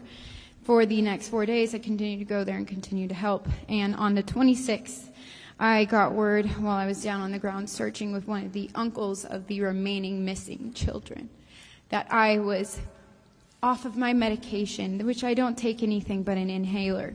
And someone was going around showing a video of me where I spoke out against that. I believe that there are more missing persons. And I was escorted by 12 state troopers off of that road away from the side of this uncle looking for his daughter, as I was the only person there with him besides the Navy SEALs and some task force. Then I was met by 20 state troopers, a sheriff, and deputies telling me if I went back into Hunt, Texas, where I am living, I would be arrested. I was staying at a cabin deep in Hunt, and I was told that I was not given access to go back to this cabin. To this moment, I do not have my inhaler. I do not have my allergy medications. I was prohibited from going to the Hunt store reopening, the Hunt store concert. I have not been allowed to go to any funerals. There is a family of one of the homes that I searched for an hour and a half that I found out is alive and well, and I am not allowed to go to their house to meet them. I am trying to say all this, that I do not believe there is a proper structure of who is in charge, and there is no clear indication of what power can be executed by whom. We are all exhausted by trying to figure out who's in charge, and we are all exhausted by the abuse of power. And we are trying to get back to our homes. We are trying to regrow and live, and I am being prohibited from my home. But I also want to speak in regards to those that are missing. Yes, a lot of people were found, and I firsthand have been on the ground to find a lot of them. I am a 28-year-old that was born and raised here. I just happen to have the opportunity to come back. There are still the other parts of their bodies that are missing, and our search and rescue teams have been sent home. Our equipment is being sent home, our free food for all of us, because we don't have our houses, we don't have kitchens, we don't have laundry. They are being sent away. We still need them. We still want them. And please, if this list of the remaining persons could be officially released for those of us that are not in law enforcement, and we were there, the first ones that were there with boots on the ground, we want to know who is missing. So that if y'all leave, that's fine, but we want to stay and keep looking. We are not done. Thank you, Thank Courtney. you. Appreciate it. Sarah, I just want to say thank you for your ideas, too, that you mentioned. Well, we appreciate that. And that's all I had. Thank you, Chairman. Senator Kokors. Thank you. Thank you all for your testimony. I have a little bit of a hearing loss, so I can't, with the echo, hear everything you're saying, but I hear your passion and your emotion. I wanted the lady on the end, your name? Kylie Neidiver. Thank you. You spoke of the debris piles and how those might be removed. Just speaking from a little experience, Mr. Chairman, and to Representative Verdell and Senator Flores, post-Harvey, I'm the senator from Rockport, Fulton, and at the time, Port Aransas. The debris piles were 3 and 4 stories high. One of the concerns, certainly in Rockport, in Aransas County, was burning the debris. And when we brought in the task force, and we used the Texas A&M Aggie agencies to come in and help our local cities and counties who were overwhelmed, and I'm not so sure we shouldn't look at that model again, especially as it's isolated to Kerr County, and maybe most destruction here in Kerr County, to Senator Flores and Representative Verdell. It worked really well. On the incinerator, we brought in incinerators so that there were not plumes of smoke because of our citizens being very concerned about the quality of air. So that is something that we could possibly do. FEMA was our partner in that as we, move through this. They are our federal partner in paying for that. So I wanted to offer that to you. And again, the debris is part of the healing. I've been through this. I think I had more destruction in Harvey over a geographic area than any other senator, and debris removal is a part of the healing. To the lady, 67 years living here, thank you for your quote that Mother Nature humbled us. I do agree that Mother Nature can be a force, and this is the new watermark, as you said. So thank you for that. And then finally, I want to clarify on the end. Are you saying that you're not allowed to return to your home? So I moved back to live with the Tollers 3 weeks before the flood. We're all displaced. They were given a small cabin. I was given one to myself. That's a little bit deeper into Hunt. It's right before the Hunt crossing. No, ma'am. I am not given permission to return back to that home. I have not been given permission to go back and gather my belongings, and I am not given permission to go into Hunt as orders of Chief Poole from the Hunt Volunteer Fire Department, who has been given access to all of Kerr County sheriffs and state troopers. I am not allowed past the border of Bumblebee Hills. So this is July 31st, and I do think that we need to cut through that red tape as a part of meeting our citizens' needs at this point. And ma'am, I have already gotten permission, and I would love to resume search and rescue with that family looking for their child, their niece. So, Mr. Chairman and Mr. Chairman, I had some constituents that had been volunteering and drove to here today. They weren't able to stay to testify. I know that we're going to get their written response. It is a very consistent message on volunteers being turned away and the frustration. I like to say that Texans take care of Texans and Texas, and in every disaster we learn from it. But I do think in our smaller counties, and I represent a lot of smaller counties, that we need to help our elected officials and step in with a similar model that we used post-Harvey. Aransas County was tiny and devastated, and we were able to put people around them, help them fill out the FEMA grant papers, get things moving more quickly. So I look forward to working with this committee, with the Texas Department of Emergency Management. I just want you all to know your voices are being heard. Senator, in particular, I think there has to be a better way to deal with all of the mature cypress trees that are down. This seems like perfectly good lumber that somebody somewhere might want, and instead of just burning it, I appeal to you all to find another solution that's more environmentally friendly. We drove to Hunt and Ingram today, 3 of us did, with our staffs, and I saw them. And I'm a nature lover, big. That's what I love to do most, is to be in nature. And that is one of the things I said to my husband today, is the cypress trees that are, some of them hundreds of years old. It was the hardest thing after Harvey to see those trees chipped up and burned. And so we'll try to help you with that. It is a fact at one point that you have to remove the debris. And it is tough. But there could be potentially, especially with those very large cypress that are very special, given to us by our Lord and Creator, that we could do something with it. We hear you. I also have concerns about the riparian barrier, and can these cypress trees be used to help us prevent worse flooding in the future? So before it all just gets turned to ashes, I think we should all pause and think about what we're doing to the environment and how we can help things in the future to maybe make this a little less worse, potentially. So, yes, ma'am. It's been in one of our local newspapers. I don't remember which one, but the incinerators are going to be used. That was in the paper.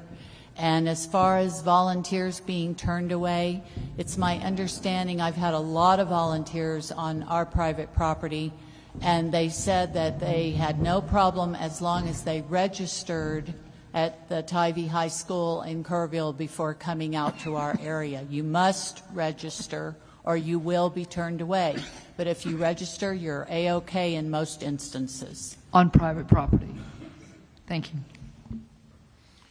Senator Menendez. Thank you, Mr. Chairman. I want to thank all of you for coming today. I want to thank my constituent for being a volunteer and helping people. We've heard similar stories about volunteers being turned away, so I think part of what this committee should do is look at, how do we make sure that people who are just out of the goodness of their heart who want to help are able to help. But by the same token, I think part of what's going on too, I think if it's factual, and we must trust, but we also need to verify information. And one of the concerns that's been mentioned to us is that with the volunteers, they want to make sure that these are people who are here for the right reasons, that have the right expertise, or and they want to put them in places where they need them. And so I think that there's a balance of helping Texans, letting them help Texans, and not letting people just pick and choose. And I hope that what seems to be, based on what you've told us, that you're not being isolated or singled out for your views or for speaking out. Well, we have to look into that. And you have to imagine, we get to hear three sides of a story for many issues. And so we're kind of used to hearing this side, that side, and then we have to look at what's the reality. So I want to remind everybody here, because your testimony was very valuable, all of y'all's was, but none of you handed us anything in writing.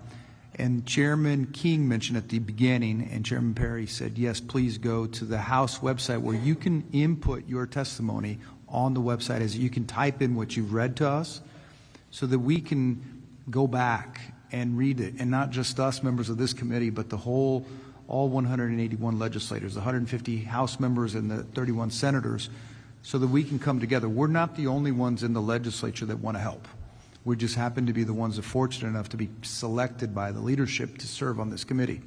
So we want to help, but we also need to hear more about what's going on with the businesses and what can we do to help them. And sometimes need to verify, is the FEMA situation, what are you going to be forced to do something if you take the help, that sort of thing. And if that's the case, can we do something about it? So there's a lot of, you've given us so much to digest that I don't want us to any of us forget. So if you would please go to the website and input it. Thank you, Mr. Chairman. Thank you guys for hanging in here tonight, and it's